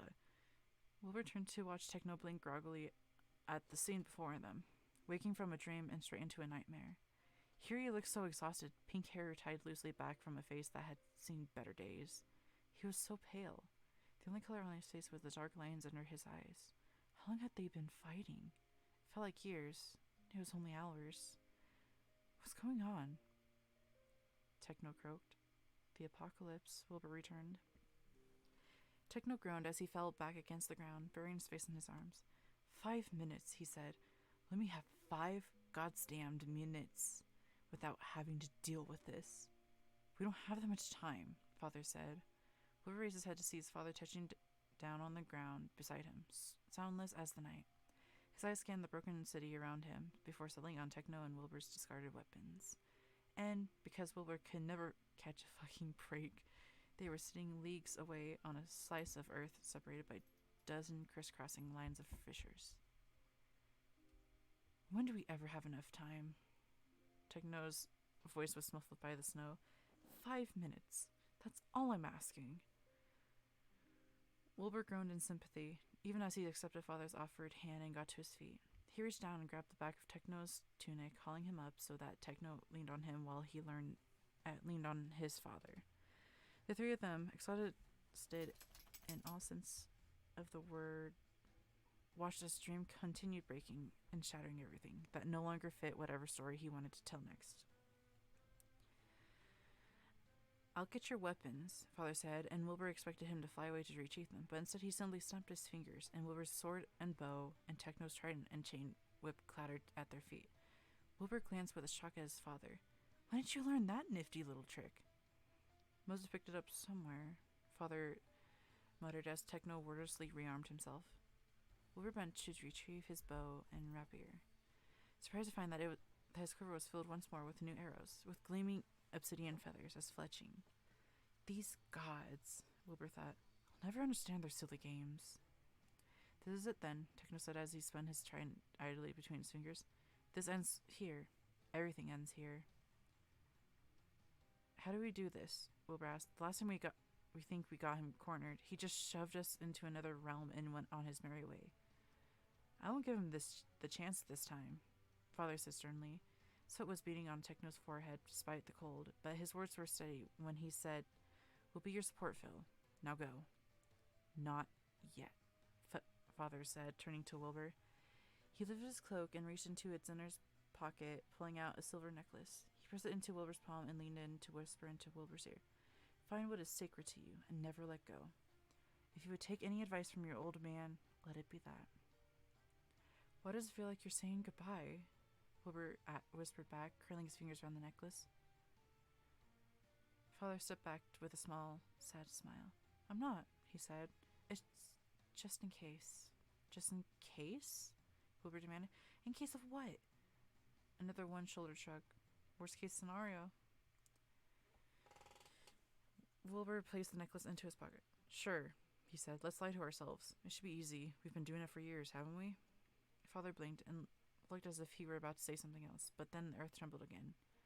Harsh laugh cut through the cold air. 3 of them turned to see that the green god had finally caught sight of them. He stood at the edge of the bell tower, balanced on the balls of his feet, as if the dizzying height was no consequence to him. Even from so far below, Wilbur could see the jagged line of his smile carved into his face. Hello, he called out. Didn't expect you back so soon, I admit. He spread his arms to take in all the chaos around them. But I guess destruction is more fun when there are witnesses. Wilbur closed his hand around the hilt of his rapier. Despite the the ache in his soul, he was ready. With Techno on one side and his father on the other, there was little else he needed. Northern winds whistled past them, and if Wilbur listened carefully, he could almost hear the song they were trying to sing. There were no words left to be said. They had done this 1,000 times before. They took off, filled to the skies, and Techno and Wilbur rushing across the ruined ground. Phil would get to the tower first, but the other two would not be far behind. They leapt over chasm after chasm, skidding on snow and falling to their knees, but still moving forwards, heading towards the church. Every jump rattled Techno's bones and made him want to cry out, but he pushed it all down. The world was being torn apart by an all-powerful, bored little shit. Techno had no right to complain about something as inconsequential as a potentially sprained ankle. And then suddenly, it wasn't inconsequential. It was an easy jump. He could have made it. He should have made it. But instead, he came up short, an inch shy of safety. Technoblade fell quietly. There was a sharp tug, and his shoulder was almost popped out of sockets as his plunge was abruptly halted. Looked up, legs dangling in open air, and found Wilbur leaning over the edge with his hands around Techno's wrist, his only lifeline. Gods, Wilbur cursed, struggling with Techno's weight. Pull yourself up, Techno. Techno's boots scrambled for purchase against the chasm's face. He could feel Wilbur's hands slipping, but Techno knew Wilbur would more readily let both of them fall than let go. That was how Techno knew he'd already found family again. Finally, after what felt like an eternity, his left foot found a steady spot to carry most of his weight. With some awkward maneuvering, Techno managed to haul himself over the edge, breathing heavily with his hands on his knees, but on solid ground once more. What the hell? Wilbur demanded. You and your grand speeches about never losing me again, but did you ever stop and ask if I could afford to lose you? Get a fucking grip. Techno pushed his hair out of his eyes and blinked slowly at the furious king. Okay, Techno said quietly. I'm sorry. Are you alright then? Wilbur asked, anger quickly evaporating into concern. We have to go help father. I don't think he needs our help, Techno thought, squinting up at the bell tower. From this angle he could see much better. He could hear it all. The clash of steel on steel and the distant thuds of two godly beings absolutely trying their best to kill each other. I'm alright, assured Techno. Even Wilbur didn't seem to believe him. They had no other choice but to soldier on. They were off again, leaping from one broken chunk of earth to another, albeit a bit more cautiously, constantly looking over their shoulders to make sure that the other had made it safely. When they finally made it to the foot of the bell tower, the pain in Techno's ankle had reached a boiling point and only intensified when Wilbur pushed the tower door open, and they were met with a staircase spiraling into the sky. I hate this, Techno declared. I hate every aspect of this, and I would like to quit and be a humble farmer far from here. Wilbur stared at him, giving him 2 seconds to follow through on his words. Are you done? Wilbur said. Because in case you haven't noticed, the end of all things is currently being orchestrated right now above our heads. I regret ever meeting you. Wilbur snorted as he started up the stairs. You say that as if it isn't your dry humor that rubbed off on me. They took steps 2 at a time, round and round, until Techno couldn't remember life before the climb. It wasn't until they were halfway there where Techno's knees finally gave up and he slumped against the brick wall, panting, biting back a scream of frustration. He was holding them back. It was the most important battle of his damn life, and he was holding them back. Wilbur, staying a few steps above from Techno, looked back with her brows. What's wrong? He asked. You look pale. This isn't like you. He took it in, the sweat dripping down Techno's face, the exhaustion evident on his trembling shoulders and liquid limbs. Techno? You're right, Techno murmured, too tired to care about what he was saying. I'm not myself. Not even a fraction of what I used to be. I hate this fragile body and its whining and all its petty demands. He looked up and met Wilbur's. His eyes met Wilbur's, willing him to understand, because there was no way in hell he could ever speak the words himself. He didn't have the vocabulary for it. I hate being this weak, Wilbur. Wilbur's mouth fell open in a silent "oh" as the realization hit him. Before all this had been effortless, the leaping, the running, the climbing. Something as small as a sprained ankle or healing stab wound would have been no hindrance at all. Just little details to shake off the bothersome bugs. But that was before. This was now. Techno, Wilbur whispered. You're mortal? It had been written in an ancient script in a book that looked exactly like all the others in the forgotten library, heavy bound and dust covered. Filza had flipped gingerly through it, afraid that one wrong move could turn the fragile page into dust, and found the words on the last pages. You seek power, reader, this had said, but all things come with a price. Power for power, divinity for divinity. If you wish to be a god among gods, one must be the vessel, the other the sacrifice. Filza had promised it would be their last resort, only till push come to shove, Techno had said, and the green god had definitely shoved. And so Filza had pulled Techno back, and the two of them had talked one god to another for the last time. They had both known it was time, just as they had known. The first day on the battlefield of ice and snow, arrows flying up overhead, and both of them lit from within from divine fire. That the roads had crossed, and there was no going back. Technoblade, Blood God and Emperor, had offered his scarred hand to Filza, angel of death and god of freedom, and they had clasped each other's fingers like old friends did after a long separation. For a moment there was only the two of them in that forest of dreams. When Filza whispered the ancient words, it almost sounded like a solemn prayer. A prayer to the god Techno used to be, and to the god Filza was becoming. Towards the end, Techno's hand had betrayed his pain. It shook, just a bit, as his veins burned gold, turning him into a gilded patchwork. Half mortal, half god, his very soul caught in the crossfire between mortality and divinity. His breath came quick and labored, and still Filza murmured, slipping silent apologies between the primordial spell. When the final words were said, Techno had fallen to his knees before Filza, a wicked reversal of fortunes. But he did not let go. Technoblade forsook his godhood without protest. There was barely a struggle, barely a scream of agony. It had been his sacrifice to make, and he would be damned if he'd let himself regret it. He had wrestled with martyrdom and won. When Techno stood again, he was human, simple, unbreakable, with numbered years and numb hands inside him. Inside him, there was a hollow pit where his godhood used to rest. He was going to make a landfill out of it, and Filza was awake. Now he stood in the bell tower overlooking a ruined city. Fires raged until the horizon, burning away homes and streets that once teemed with easy life. Families and friends gathered in bunches like sweet-smelling bouquets, but like flowers unaware of the gardener's plucking hands, they had existed in the shadow of a being too large to comprehend. The lives already decided for them. All their tragedies and loves, their hopes and their secrets laid into predetermined places on the green god's mosaic. But that would end today, because Filza was his antithesis, and he was going to set everybody free. The bell tolled as he and Dream continued their deadly dance around the tower, swords meeting and then unmeeting. Dream must have sensed the change. He must have seen it in the way Filza moved, taken each step with utmost confidence that the ground would meet him and not the other way around. He must have felt it in the renewed strength behind Filza's blows. He must have known Filza was still holding back. For the first time since their encounter, the Green God had the wits to finally be unnerved. One mistake was all it took. One misstep in their eons-old waltz. The Green God swung too early, his sword cutting through air as Filza simply ducked out of the way. Bell shuddered as Dream's blade bit into the bronze and stuck there. As Dream tried to pull it free, Filza kicked at his knees and sent him spinning against one of the pillars holding up the tower's roof, unarmed. Dream stumbled against the pillar, nearly toppling over the edge of the tower before he could regain his balance.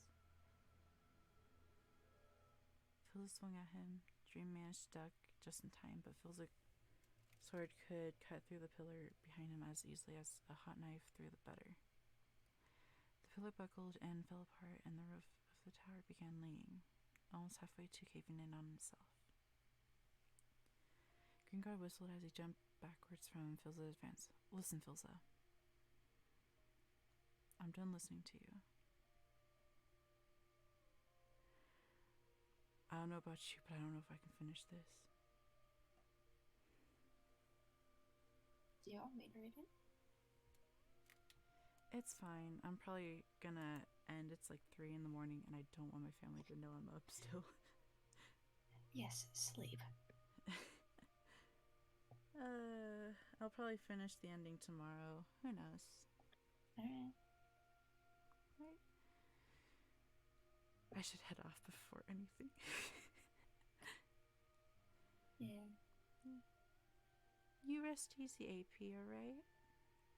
I can certainly try. Yeah, at least get a little bit at some point. Alright.